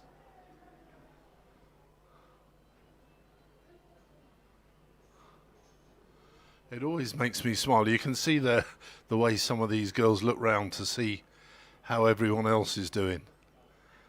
Yeah. Eyes in the boat. No, not them. They're eyes everywhere. Giving a good look round. Good on them. Right. What are we down to? The last 350. Last 350. Brentford still absolutely smashing it out in front. I do think, though, that moving up through the field, it's alongside Bedford. I think that St Edwards is moving up and could well be, yeah, just as I say it, there's nothing separating Bedford and Wimbledon. They went through 1500 absolutely level. St Edwards a fraction of a second behind them. So those are the three boats contesting second, third and fourth, because nobody's going to touch Brentford in this race. I mean, No, we're going towards the Red Boys, and they're a dominating lead. Brentford, fairly new name, I must admit. I don't remember commentating on them last. Maybe I did. I don't remember too much, but yeah, really good, really good. It's always nice to get a new name up there. So Brentford lead, Wimbledon. What were you saying? St Edwards are having a bit of a charge. Yeah. Yeah, St Edwards, Yeah. No, you're right. Yeah. They were fourth at 1500, and but they look to have moved up and taken second now. So it's been a good little push for them that last 250 metres. So St Edwards, Wimbledon, High, Bedford girls. Bedford girls. Wimbledon. I reckon Wimbledon for second here. Do you? No, I think St Edwards for second here. I think that they're moving up. They've gone to 34 strokes a minute, and we'll see when it comes to the line, though, because you're right, Wimbledon are looking good, but out in front, Brentford absolutely dominating. They're 2.5 lengths of clear water up ahead of Wimbledon. Oh, I'm going to be so angry if you get this one right. No, I will do. You will do. The Wombles. Go on, you Wombles. Well, that's Brentford across the line, and I'm devastated to say you were right, but a good win for Wimbledon in that charge to the line, holding out over St Edwards. They were pretty much level with 100 metres to go, but Wimbledon pulled up to nearly half length over the line ahead of St Edwards. And then we got about 2 lengths of clear water back to Bedford Girls' School, followed by Wallingford over on the far side, and Godolphin on the centre side of the course. Good little final. That went a bit flat, didn't it, halfway, and then it sort of revved up, and then I put my money on Wimbledon, and they're in the playoff final at Wembley. I'm going. Are you, Martin? Yeah, I am on Monday. Come on, you Wombles, playing Walsall. Anybody interested? No, not at all. Right, crack on. Katrina Jacks Trophy, the A final. Ah, here we go. The A final. Emmanuel, Aberdeen Schools Rowing Association, Tideway Scullers, Kingston Grammar School, Barn Elms, and Leeds. Right, here we go. Emmanuel, Aberdeen, Tideway Scullers, Kingston, Barn Elms, and Leeds. Kingston's Grammar at the 1,000-metre mark. Lead, Tideway Scullers. Barn Elms in third. There we go. So it's spread out a little bit, this one. Peter? It is. There's 6 seconds separating first to second here. So Kingston have 6 seconds, which is about 2 lengths when you're talking fours racing. So there's a lot to make up there if Tideway Scullers want to change the colour of the medal that they're on track for here. Bronze will go to Barn Elms if they can hold out this margin of 4 seconds, which is just over a length ahead of Aberdeen Schools Rowing Association. And then we've got about a second down to Leeds, which is going to be about a third of a length. So the field's strung out a little bit here. So the question is going to be, can they hold on to this pace? And it's a punishing pace that they're at here in this A final. A final, of course, means that this is the race in which the medals for this category will be won, and indeed the Katrina Jacks Trophy for Junior 15 Cox falls to the victors. But out in front, it is still a storming race here for Kingston Grammar School. Yep. Looking out here, I can see that they've probably got now around about 350 metres to go. Kingston Grammar. Well, they don't look like they're going to be caught, do they? Tideway Scullers in second. Yeah, looking like it. And maybe they'll come under a little bit of pressure there, but coming now through with about 300 metres to go. It is still Kingston Grammar. Tideway Scullers are moving. Well, the splits through that 500 metres. I think that it's going to be tough for them to move up to Kingston, but they're going to have to put a shift on here because Barn Elms and Leeds, a tenth of a second separated them through 1500, and they've closed right down on Tideway Scullers. They have. Now, Scullers look to have the better boat speed here, but Kingston just have such a lead. However, saying that, at every stroke, you know, Scullers are closing. They're going to run out of water, aren't they? 250 metres to go. Those three boats, nothing separating. They're all within a canvas behind the leaders, Kingston. But those three boats, Scullers, Barn Elms, and Leeds, all of them at 33 strokes a minute. Coming into the Red Boys now, this finishing sprint will be everything to play for and medals at stake. So Kingston, for me, have got the gold. Scullers, who looked to be motoring, they're now coming under pressure. But they will probably, he says, hang on. But it's going to be very close, this. They will. I mean, they'll probably hang on for silver. Length. They've gone up to 34 strokes a minute. They're holding the length slightly better than Barn Elms through each stroke, which just means they're keeping that boat speed. It's Kingston for the gold medal and the win. And then the last stroke here, and it's Scullers take silver, a third of a length up on Barn Elms. Good effort, Barn Elms. Really good effort. Sprint finish there. They saw off Leeds through that last 250 metres. Yeah. Who had given it absolutely everything to try and take a medal position here in this A final for the Katrina Jacks Trophy for Junior 15 coxed fours. 5th place then on the near side, Aberdeen Schools, and then 6th place, Emmanuel School. Okay, open next, Mariners Cup for Junior 15 coxed squads. This is a B final. St Joseph's College, Ireland, also known as the Bish. The Bish. That's the Bish. That's why it's got the Bish on the bus. That's my Bish story over. Right. Kingston Grammar School, Queen Elizabeth High School, Lymington, there's a new one on me, Winchester College, and Norwich Peter. There we have the start list, and this race already through the 1,000 metres. So out in front, Kingston Grammar School have had a cracking second 500 metres. They were second through 500, and they've moved up to take the lead, stealing it away from Winchester College, who dropped from first to third. So Winchester, a very, very fast start. Third place here. Of course, this is a B final. Norwich School moving from third up to second. So a lot of chopping and changing at the front of the field here in this open event for Junior 15 coxed fours. Further down the batting order, you'll see there that Lymington are in 4th place ahead of QEH, and then St Joseph's College. Not much separating this tightly packed field, though. We're coming up towards the final 500 metres to go, and it's certainly tight at the front. Kingston just half a second up, and you can see that's not much in terms of boat length. It's about a quarter of a length. Yeah, Kingston doing a good, doing a really good job here. Kingston Grammar School.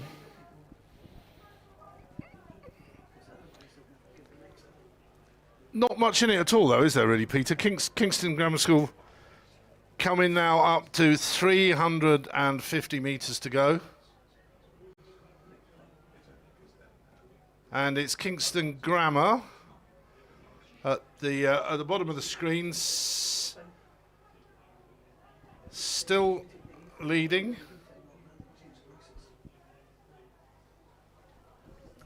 Well, this is looking like a bit of a race. It is. Wake up, Yeah, Martin.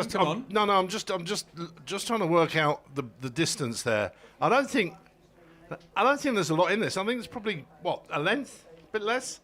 Yeah, nothing. Kingston winding it up. Kingston are doing their best, but I think they're losing the lead here because it's alongside them. QEH absolutely rocketing. They've gone up to 35 strokes a minute, trying to move up through the field, and I think they've just stolen the lead. Very little separating this leading trio of boats. On the other side of them, Lymington moving too, so they've had a fantastic second. They have had a good second. I was just looking there to see who that was, and it is Lymington having a good second half. Now, you know what? I think Kingston might not hang on here. Yeah, I think Kingston are blowing up. They put a lot of work in that second 500 to move up into the lead, and I think they're paying for it now. Just slightly greater depth. No, you're right. Queen Elizabeth High School have gone through them. QEH, and do you know what? I think Kingston might struggle even to get second place here. Look at the speed of those lads going. Yeah, this is impressive Good race. stuff from QEH. They're out in front, 35 strokes a minute, 3/4 of a length on Lymington. Good finish from Lymington. Really strong finish from Lymington. It's always impressive when you see a mature race strategy like that from young athletes able to hold something in the locker for the end. And you can see the delight from the QEH boys. Now winning that their you final. don't see too often. Sometimes people, say, "Oh, it's boring, this sport," and if they're ahead. But you know what? At 350 metres, those three boats were all in different positions. The leading boat got caught. They tightened up. Those lads went for it, and Leamington had a cracking finish. So what time are we, Peter? We are 5:45. First day up here. It's the A final here. Quarter to 6. This was scheduled to go off at 5:30. Barn Elms in 1, Westminster in 2, Great Marlow School 3, Brentford in 4, St George's College 5, Westminster School are in 6. This is the final of the Mariners Cup Junior Coxed Quads. A final. Bertie, Philip, Luke, Angelos, Thomas and Harry. They are the strokes of these quads, and they're off. Yeah, good to see a bit of a recap of the start there, but these crews now already passing through 1250 metres into this race, and out in front it's a cracking start for Westminster. They've led all the way down the course so far. They're holding just under a second up on Great Marlow School, currently in silver medal position, who then have just under a second on St George's College Boat Club. So that's the 1, 2, 3 contesting the medals. It's again a very small margin, just over a second back to 4th place, where Westminster School's other boat are currently riding just out of the medal positions. But you can see by this great side-on picture, not by much. Now the question then is, will it finish like this? Will that be the 1, 2, 3? Unlikely, isn't it? Based on the chopping and changing we've seen in the previous races, it's been these fours. They give it some welly in their finishing sprints, don't they? Yeah, they do, and I think this is the A final, and these by definition would be the better of the J15s in the country, and you would think that they've been coached to have a bit of a sprint finish. So, there's not a lot in this. Westminster, I fancy, are winding up a bit here. Coming up now, there's about 350 metres to go. And, Westminster look to me to be winding it up. Great Marlow School. I think Great Marlow might have moved into the lead here. Westminster on the far side. There's not much separating them. It's the Westminster boat in lane 6 who were leading, and they still, in fact, they've extended to a 2-second margin. That was at 250 metres ago, according to the timing splits we're getting. Right, 250 to go. Have a look on the far side. Look at Westminster on the far side there. Look at them go. Yeah, it's an impressive sprint finish from them. So that's really good. They are really so. They've thrown everything at it. Yeah, so you got Westminster on the far side, Great Marlow and Westminster. Now, can Great Marlow split these two? For me, it's the crew on the far side that have the lead. They've probably got about 10 strokes to go. It's going to be 2 medals to Westminster here. The Westminster boat in lane 6 is going to get the gold, that's for sure. And I think we're going to see just holding on to a medal, Marlow. Yeah, it was Great Marlow School there that went over the line second. And it was the other Westminster crew. Cracking race. We were interested in the fight on this side, and then over on the far side, it was Westminster School, wound it up, and off they went. Right, we're out of here. It's the turn of the girls. Well, we got one of them. We've got both of them. Here we go. Thank you very much. It's been a pleasure. We will see you tomorrow. And thank you very much to Peter and Martin for entertaining you royally for the last hour and a bit. And I'm hoping that India and myself, Carol, can live up to their level of commentary wit. So we're living in hope. So thank you very much.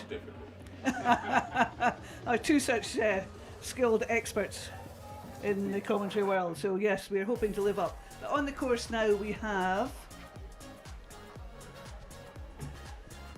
the Junior 15-second quad sculls B final. And in this race we have Sir William Perkins School in lane 1, Marlow Rowing Club in lane 2, City of Bristol Rowing Club in lane 3, Kingston Rowing Club in lane 4, Sir William Borlase' Grammar School in lane 5, and Great Marlow School Boat Club in lane 6.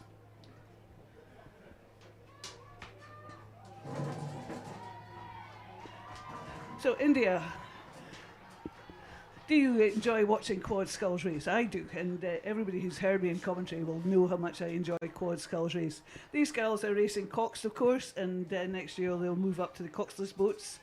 It's a bit of a change if you're used to carrying a cox around and then go coxless because it's so much faster. But quads can fair zip along, can't they? Oh, they definitely can. Any sculling race can change very, very quickly, which is why it's so exciting to watch. And yeah, here we see the Marlow crew there on the screen. Kingston, sorry. Rowing club there, rowing very nicely, all moving nicely together there. Kingston, the distinctive red and white hoops. Always nice to have a distinctive crew in the middle of the field. So that we can just get our eye for they are. Kingston leading at 500 metres, also leading at 1,000 metres. These races are taking place over 1,500 metres, so a bit shorter than we're used to watching. Different race plan you have for 1,500 metres as opposed to 1,000.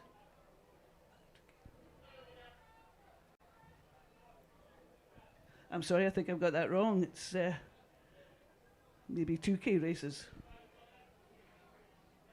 Yeah, so with 2K races, then you get that start 500 where you're just trying to get that boat moving from a stationary position, trying to find your race pace, and then you have that middle kilometre there where you're just trying to find that long race rhythm where it's just nice, efficient rowing, and then you have that finish wind where you're very tired, so battling against your body there, trying to get the boat moving across the line first. I do apologise, I was thinking of the time trials this morning, which were 1,500 metres, and how do we walk around the course this lunchtime, just chatting to various coaches of various clubs that I know, and just enjoying the atmosphere, because the atmosphere here today is just electric. So many supporters out supporting the clubmates. Still Kingston going through in that first place, and now it's Marlow. Well, it was Marlow just picked up, but it's City of Bristol in second place. As you can see, if we pan out a bit, you'll see the two crews in the middle in the beautiful chevron pattern. They'll have been seeded that the two fastest crews being in the middle with the other crews on their outside so that the leading crews can see what's happening around them. Yeah, definitely being in the middle of the course there is a big advantage because you have that sight to either side of you. You can see where your competition is, and rowing is unique like that. You can see exactly who you're beating and who you're sitting in top of. So a really beneficial position to be there. And absolutely, these crews now coming in with about 300 metres to go before they hit the finish line.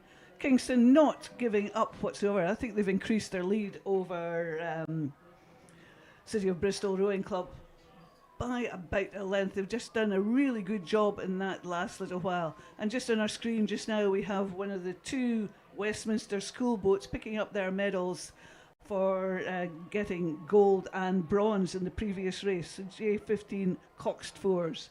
So it's great for one club to have gold and bronze. Just a really good result for them. But back with the girls' quads, and it's still Kingston. I'm going to have to stand up because this is getting quite exciting. But it's Kingston just pulled that lead out just slightly further, with City of Bristol still in that second place, but the battle's going on for third. Often the case in these races. You've got two crews out in front, and then a big sprint going on there from over on the far side. Sir William Borlase, as they've pulled themselves into that third place, with Marlow Rowing Club now having to settle for fourth.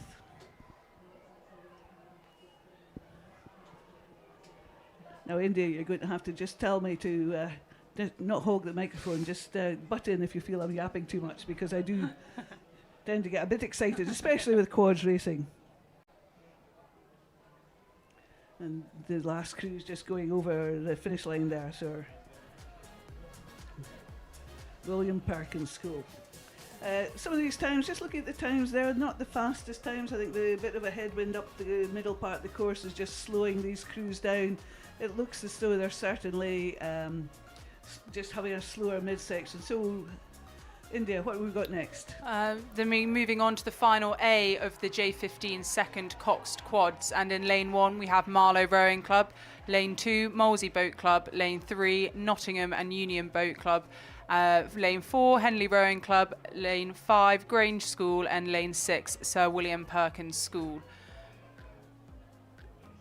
And here we have the A final for the J15 second coxed quads. So we have the Molesey Boat Club on your screen, all 4 athletes moving very nicely together, those hands moving very cleanly away from their bodies, nice smooth rowing. It is beautiful just to see some of these crews, how tidy they are, how neat, how efficient they are through the water. So it's at 1,000 metres, Henley Rowing Club were leading. Second place was with the Grange School. Third place, Nottingham Union. Fourth, Sir William Perkins School. Fifth, Molesey Boat Club. And in sixth place, Marlow Rowing Club. So it's all, yet again, the chevron pattern is taking place, but it's spoiling the party somewhat. We have the crew in lane 5 sneaking themselves into the action there. This is the A final. This is where we'll see the medals being presented later. So this is where it gets a wee bit hot at the front. Yeah, and coming into that last 500 metres now, those girls will be in a lot of pain. That lactate will be flowing through their legs, and they'll just want to get to that finish line as quickly as they can, not just to secure the medal place, but also to get the race finished, and they can just relax after. There's still to fight off all these challenges, various challenges going on, because these girls are in the A final because of the 6th fastest boats in the time trial this morning. If you were listening this morning, I did say that it gives you very exciting finals at this stage of the day, and that's what we've been seeing. Some really good racing, maybe not necessarily for the gold position, but certainly for the minor placings in this A final. And there we can just see Marlow Rowing Club on your screen. All girls there pushing very hard, looking very tired, but still keeping it together, coming into that last 300 metres of the race. And coming into that last 300 metres, it's still Henley leading the charge for the line. Second place is still with the Grange School on their outsides, and then we can see the red of Nottingham and Union, the moment in that bronze medal position.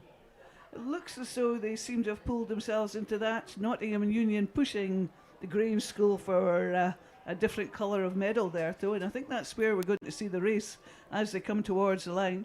The cox is sitting in the front of the boat. They'll know exactly where they are relative to each other. So they will be really pushing these girls on. But it's Henley Rowing Club, just out of danger in the front of the field there. It looks as though, barring any major catastrophes, that gold medal is going to Henley. And good battle going on here between Nottingham and Grange School. Both crews seem to have upped their rate, trying to reach that line just in front of the others, and I think...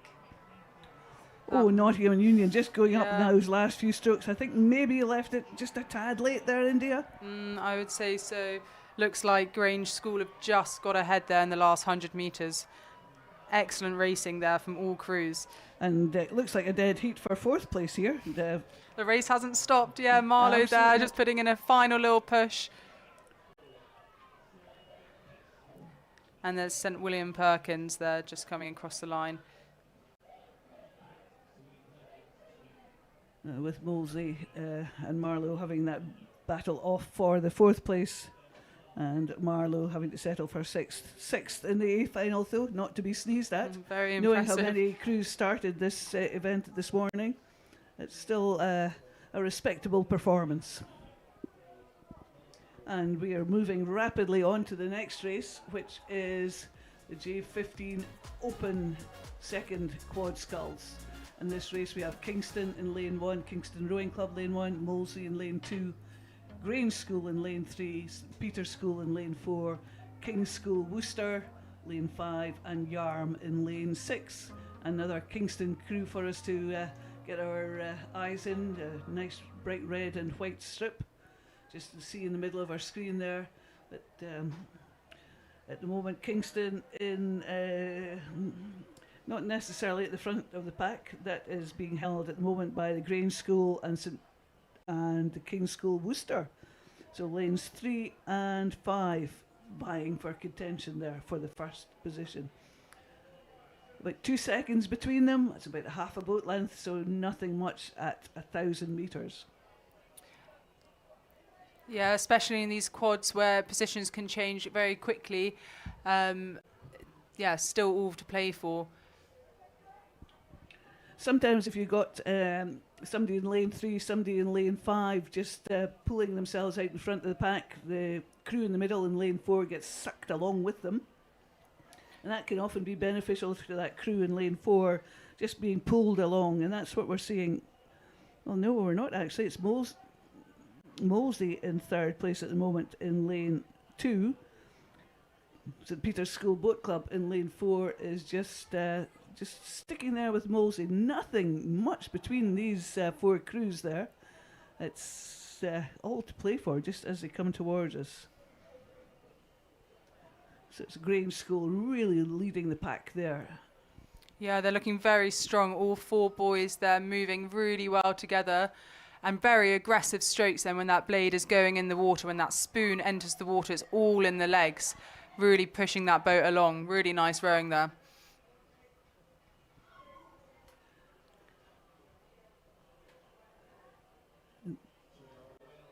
And just getting the view from the top of the tower as they come towards us. And as you look at the course, you can see, if we pan around into the middle of the course, you'll just see how close these crews are. So Molesey Rowing Club there on your screen. Boys are maybe looking quite tired, but still hanging in there, coming into that last 300 metres or so. Their cox will be yelling at them to keep it going and keep pushing them all the way to the line. I think these coxes in this race are going to be working very, very hard, because if we look up the course, there is nothing between these 3 crews at the front of the field. Nothing between Grange, Molesey and the King's School Worcester. In fact, looking at it, it is less than a boat length, and I think that's been shrunk down. I would say it's probably about half a boat length separating these 3 boats. Of course, this is the B final. No medals for this. Just kudos on placing in your ranking orders. But these crews racing it to the line, and this is what we want to see. Not giving up, not just accepting they're in the B final, but actually racing these finals out. And this is a beauty, India. Wow, that is very, very close between all 3 crews. It's very exciting to watch here. Grange School maybe with a tiny advantage, but quite hard to see from this angle. If you were watching us in the tower, you see the 2 of us jumping up and down just to get the angle of where these crews are, and it is so close. Grange School maybe half a canvas, and oh boy, I cannot separate Grange School. And then in lane 3, I think that was St Peter's School Boat Club just beating the King's School Worcester, taking that 2nd place. These crews really racing it out, beautifully done. And then we have in lane 2 Molesey Boat Club, and over on the far side Yarm School, and then we have the red and white hoops of Kingston just coming in to cross the line there. That was really exceptional racing there from all 6 crews.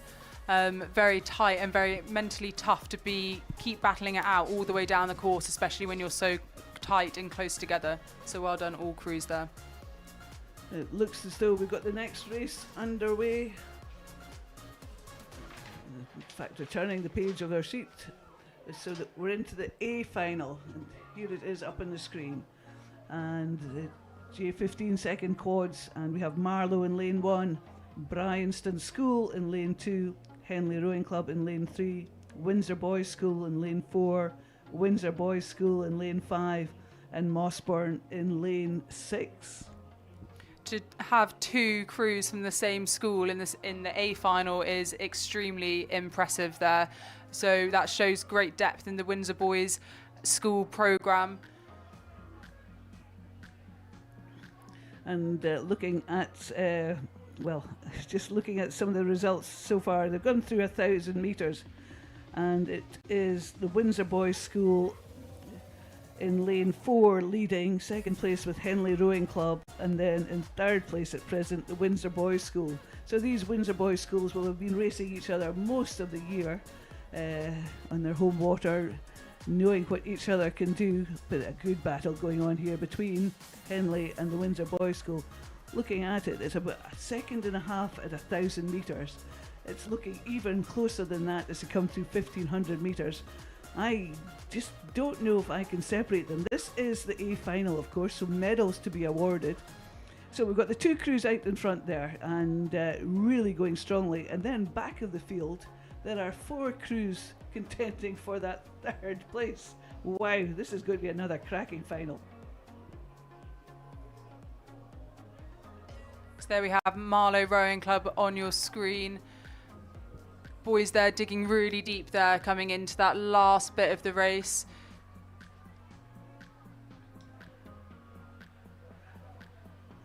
So it is still between Windsor Boys School and Henley Rowing Club, and they are probably both safe from any challenges at the moment, and it's just going to be how they race this last 250 metres now. And it's Windsor Boys School. Just look as though they've got their noses in front. I couldn't have separated them earlier. But, oh boy, depends what Henley have in the tank as they come towards us. It did look like Windsor Boys just started their finish wind a little bit earlier than Henley, so maybe if Henley start their wind now, they can catch up and close the gap. But Windsor Boys School now, I think, with the advantage, moving exceptionally well together. You can see all 4 blades going into the water at the same time. Windsor Boys School do produce some really neat quads. I've seen them race many times at Nat Champs, and here they are producing another, starting them off early, getting them schooled early, and it's going to be Windsor Boys School winning that phenomenal battle they've had with Henley all the way down this course to take that gold medal.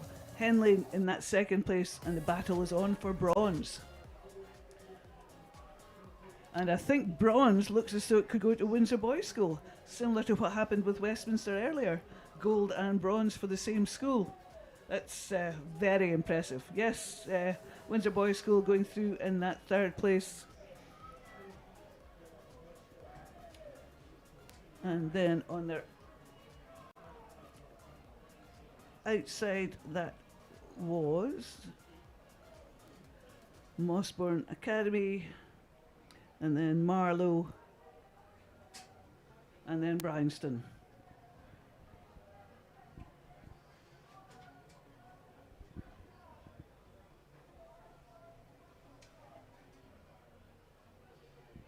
Coming at us thick and fast here, India. Just from the boys racing, we're moving back into the girls racing. We've had some exciting races in the second quads. We're moving into the first quads, starting with the B final of the J15 quad sculls. And who's in this, India?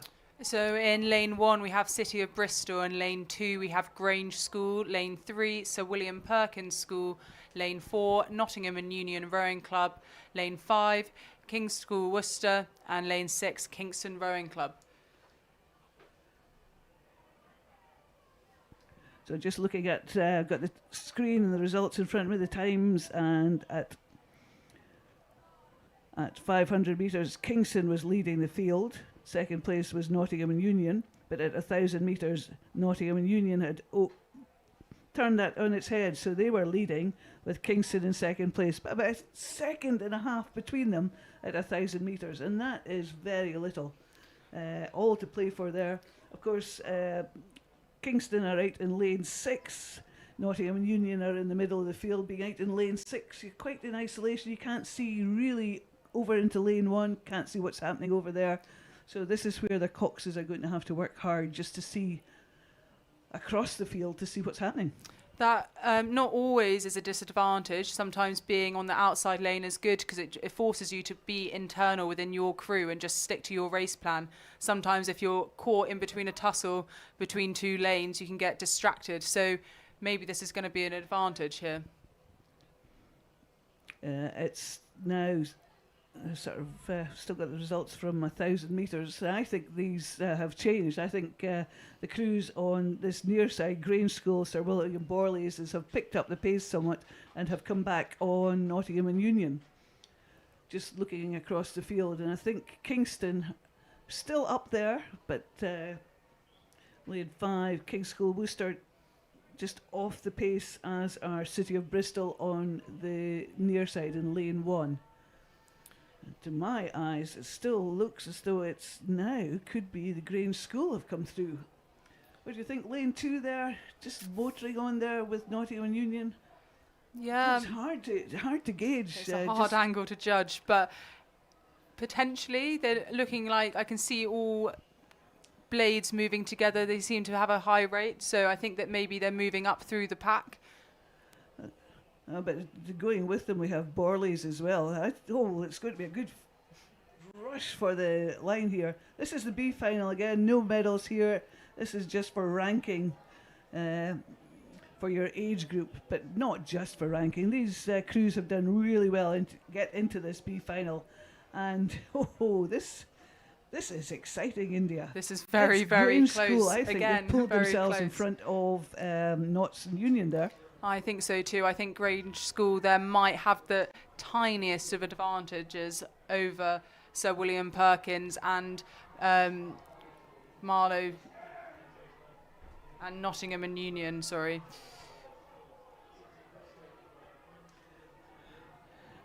And there we seem to have Grange School upping their rate, desperate to get onto the next stroke, desperate to try and take as many strokes as they can between now and the finish to put their bow ball in front. Both these crews, Notts and Union and Grange School, winding it up for the finish. They've seen the boys change colour. They know exactly how far to go. Going with them over on the far side, we have Kingston. This is going to be a flying finish.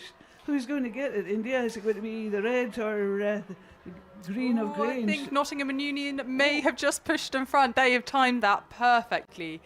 Wow, I what a think- finish. Wow. I think India was right for my eyes. It was possibly Nottingham and Union, then the Grange School, then Kingston, and then Sir William Borley's, and what a fantastic race. City of Bristol just having to settle for that last position there. So, some really cracking racing in these B Definitely. finals. Very, very impressive racing, very mature racing, and very gutsy racing from all crews. And I think from my programme, the A final is well underway. In fact, I think it's halfway down the course. So update us on who's in this one. So in lane 1 we have Peterborough City Rowing Club. In lane 2 we have Hinksey Sculling School. And lane 3 we have Henley Rowing Club. Lane 4 Headington School. Lane 5 Durham Amateur. And lane 6 Marlow Rowing Club. All of these clubs here and schools have great rowing pedigree and have excellent programmes. So I think this is going to be another great race. Indeed it is. And Henley were leading at 500 metres. Headington in that second place. 1,000 metres, it was still... Oh, goodness me, I was just doing my sums here in my head. 1,000 metres, it was still Henley leading. Headington in that second place. About 1.5 seconds between these two crews. Third place was Marlow, who were just... 2 seconds behind Headington. And fourth place, Hinksey, were just about 3 seconds behind. So really there is overlap between 4 boats in this A final.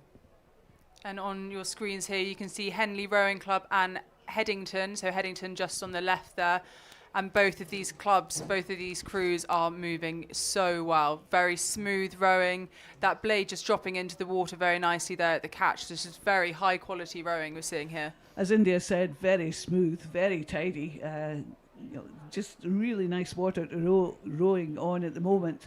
And just looking so neat and tidy. Got the line straight across the course there. It looks as though Henley have done enough to pull themselves in front of Headington. They look to have about 2/3 of a length advantage. Just as they went through that line. It's nice to have a camera in a straight line across the course so that you can see just exactly where they are. But and as they're coming towards us now, these crews about 300 metres out. And we know that these crews here have experience. They probably would have raced last year at National Schools Regatta, so they would have that competition in their heads, especially between Headington and Henley. There's that rivalry there.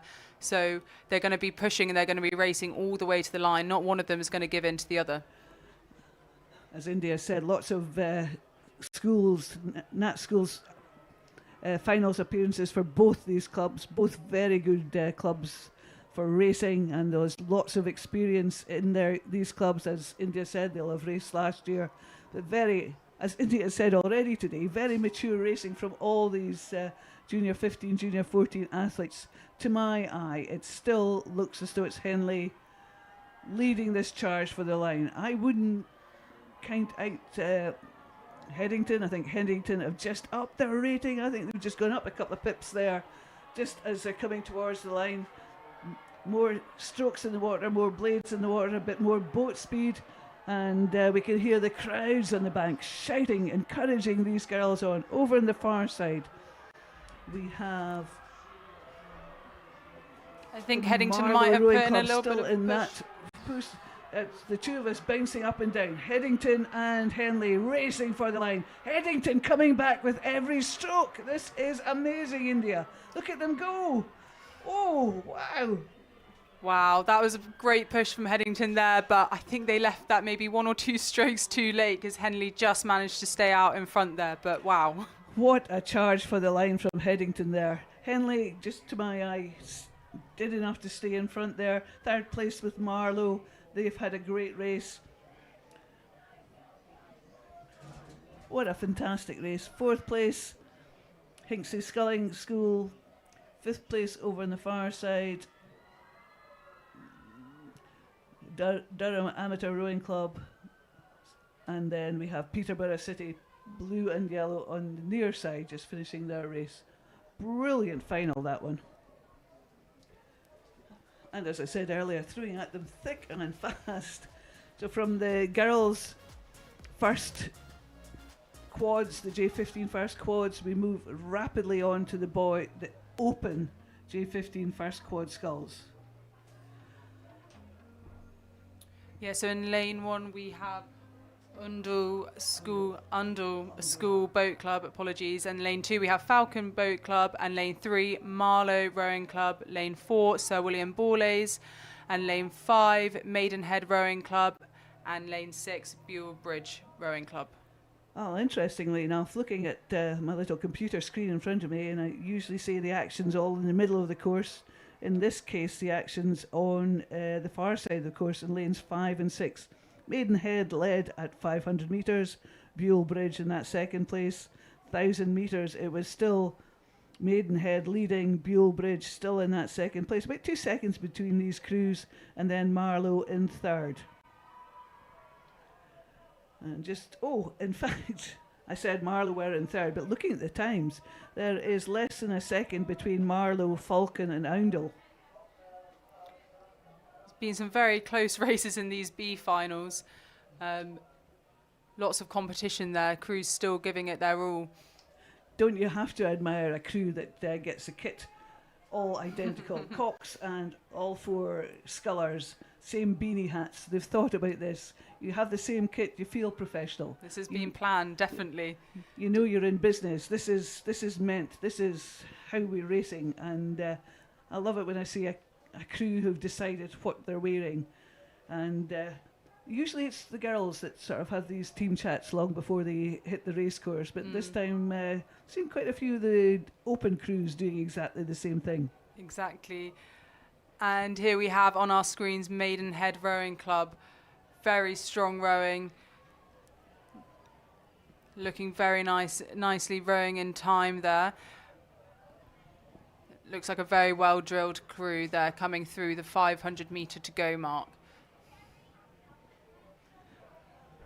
As I said, the action's all over on the far side, and to my eyes, looks as though Maidenhead have pulled themselves in front of Buell Bridge. There wasn't about less than half a boat length separating them with 500 metres to go. I think that's more than that now. Maidenhead have maybe put in a push and just pulled themselves in front of Buell Bridge.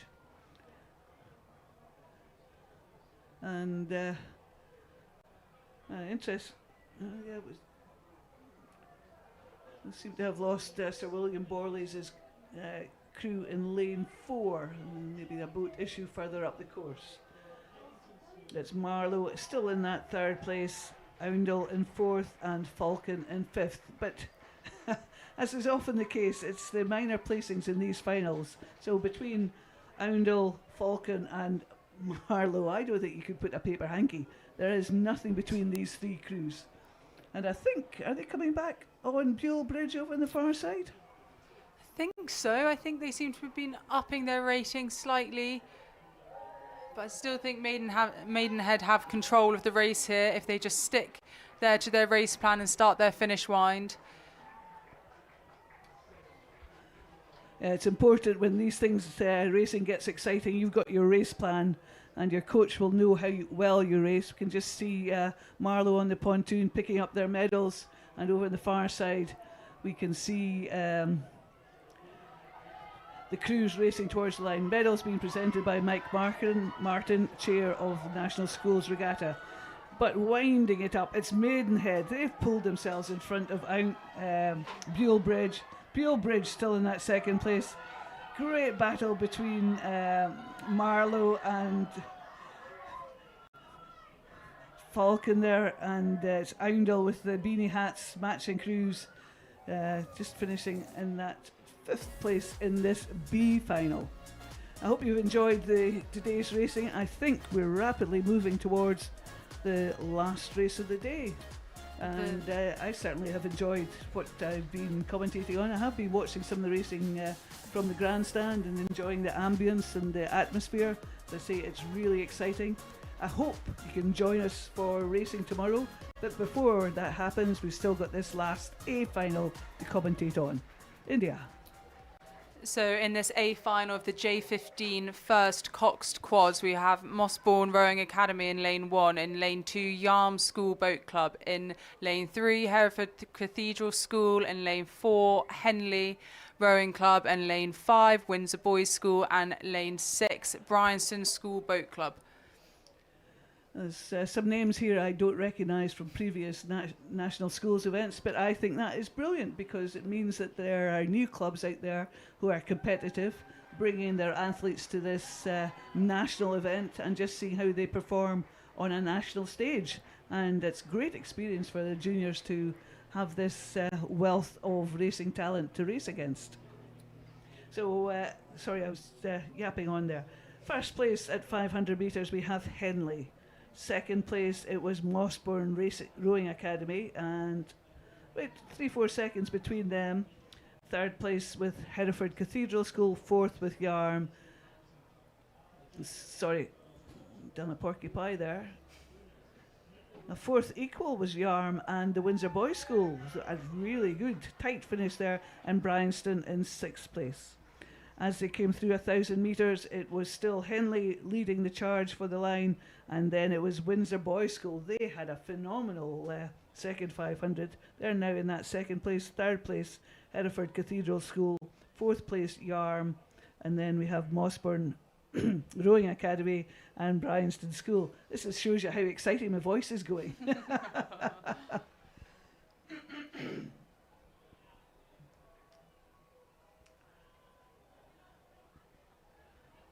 That looks like Henley Rowing Club, is that correct? Yes, Henley in the middle of the course. In the matching hats as well, more bucket hats, rowing very nicely together.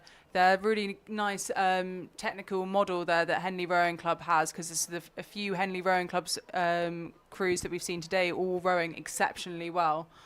Yeah, very similar style, and that's what the coach wants, for the whole club to have the same style so that you can mix and match your crews as you need to.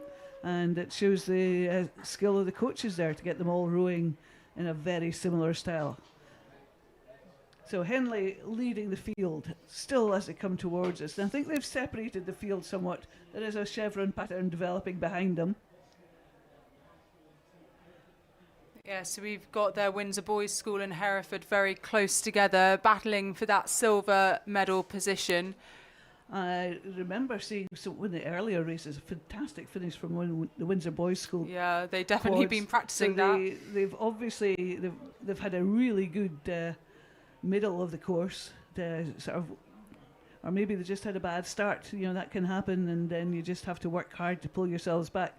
But to my eye, it looks as though Henley are done enough just to sort of separate themselves from the field. I think they might have clear water there, but being chased down, I think the battle is on for silver and bronze now. Definitely. I don't think Henley have felt comfortable in their lead because they've just upped their rating even more. You can just see them there spinning their hands away from their bodies and just getting that blade in nice and sharp from that Henley Rowing Club crew, just trying to solidify that win. As I said earlier, the battle is on for silver and bronze at 500 metres to go. Hereford Cathedral School and the Windsor Boys School were dead level. So this is where they're actually having to go and work very, very hard. I don't think there's very much separating Hereford Cathedral and the Windsor Boys School. Henley definitely in gold medal position. Hereford Cathedral School ramping it up, as are the Windsor Boys School. Maybe Windsor Boys School. I think maybe timed that perfectly, I think. I think so. That is a small margin. Of course, it's finishes judges' decision on that one, but what a finish from these two crews. I think Hereford Cathedral School reckon that they've just pipped the Windsor Boys School to that second place. And Yarm School there across the line, and Mossbourne there just coming across. Thank you for helping me out, India, there. I just couldn't see the colours in the sunshine. So, you joined us today. I hope you've had fun. There's still some medals to be presented. And it's Bryanston. That's where I couldn't get the colours from, the fifth crew in crossing the finish line. But there we go. Some of the ducks have been enjoying watching racing today, as have we, and the banks have been busy from early this morning. And as I said, I had a walk up the course earlier, and it was almost like being at Henley Royal. It was so busy. Lots of gazebos, catering, lots of parents out there supporting, lots of siblings, and on a lovely summer's day, I suppose, late spring day, summer. I don't know where we are at the moment, but on such a nice day. It was a great place to come and just watch what's been happening. So as I say, if you've enjoyed it today, either come along tomorrow if you can or not. If not, join us on the live stream tomorrow for some more racing. And there we go. From first stroke to full effort. There we go. And I spent some time up at the start earlier and watching some of these starts, and it's a great place to watch racing. But I've enjoyed myself. I hope you have too, and I think India and I are signing out. So good night from Carol, and goodbye, everyone.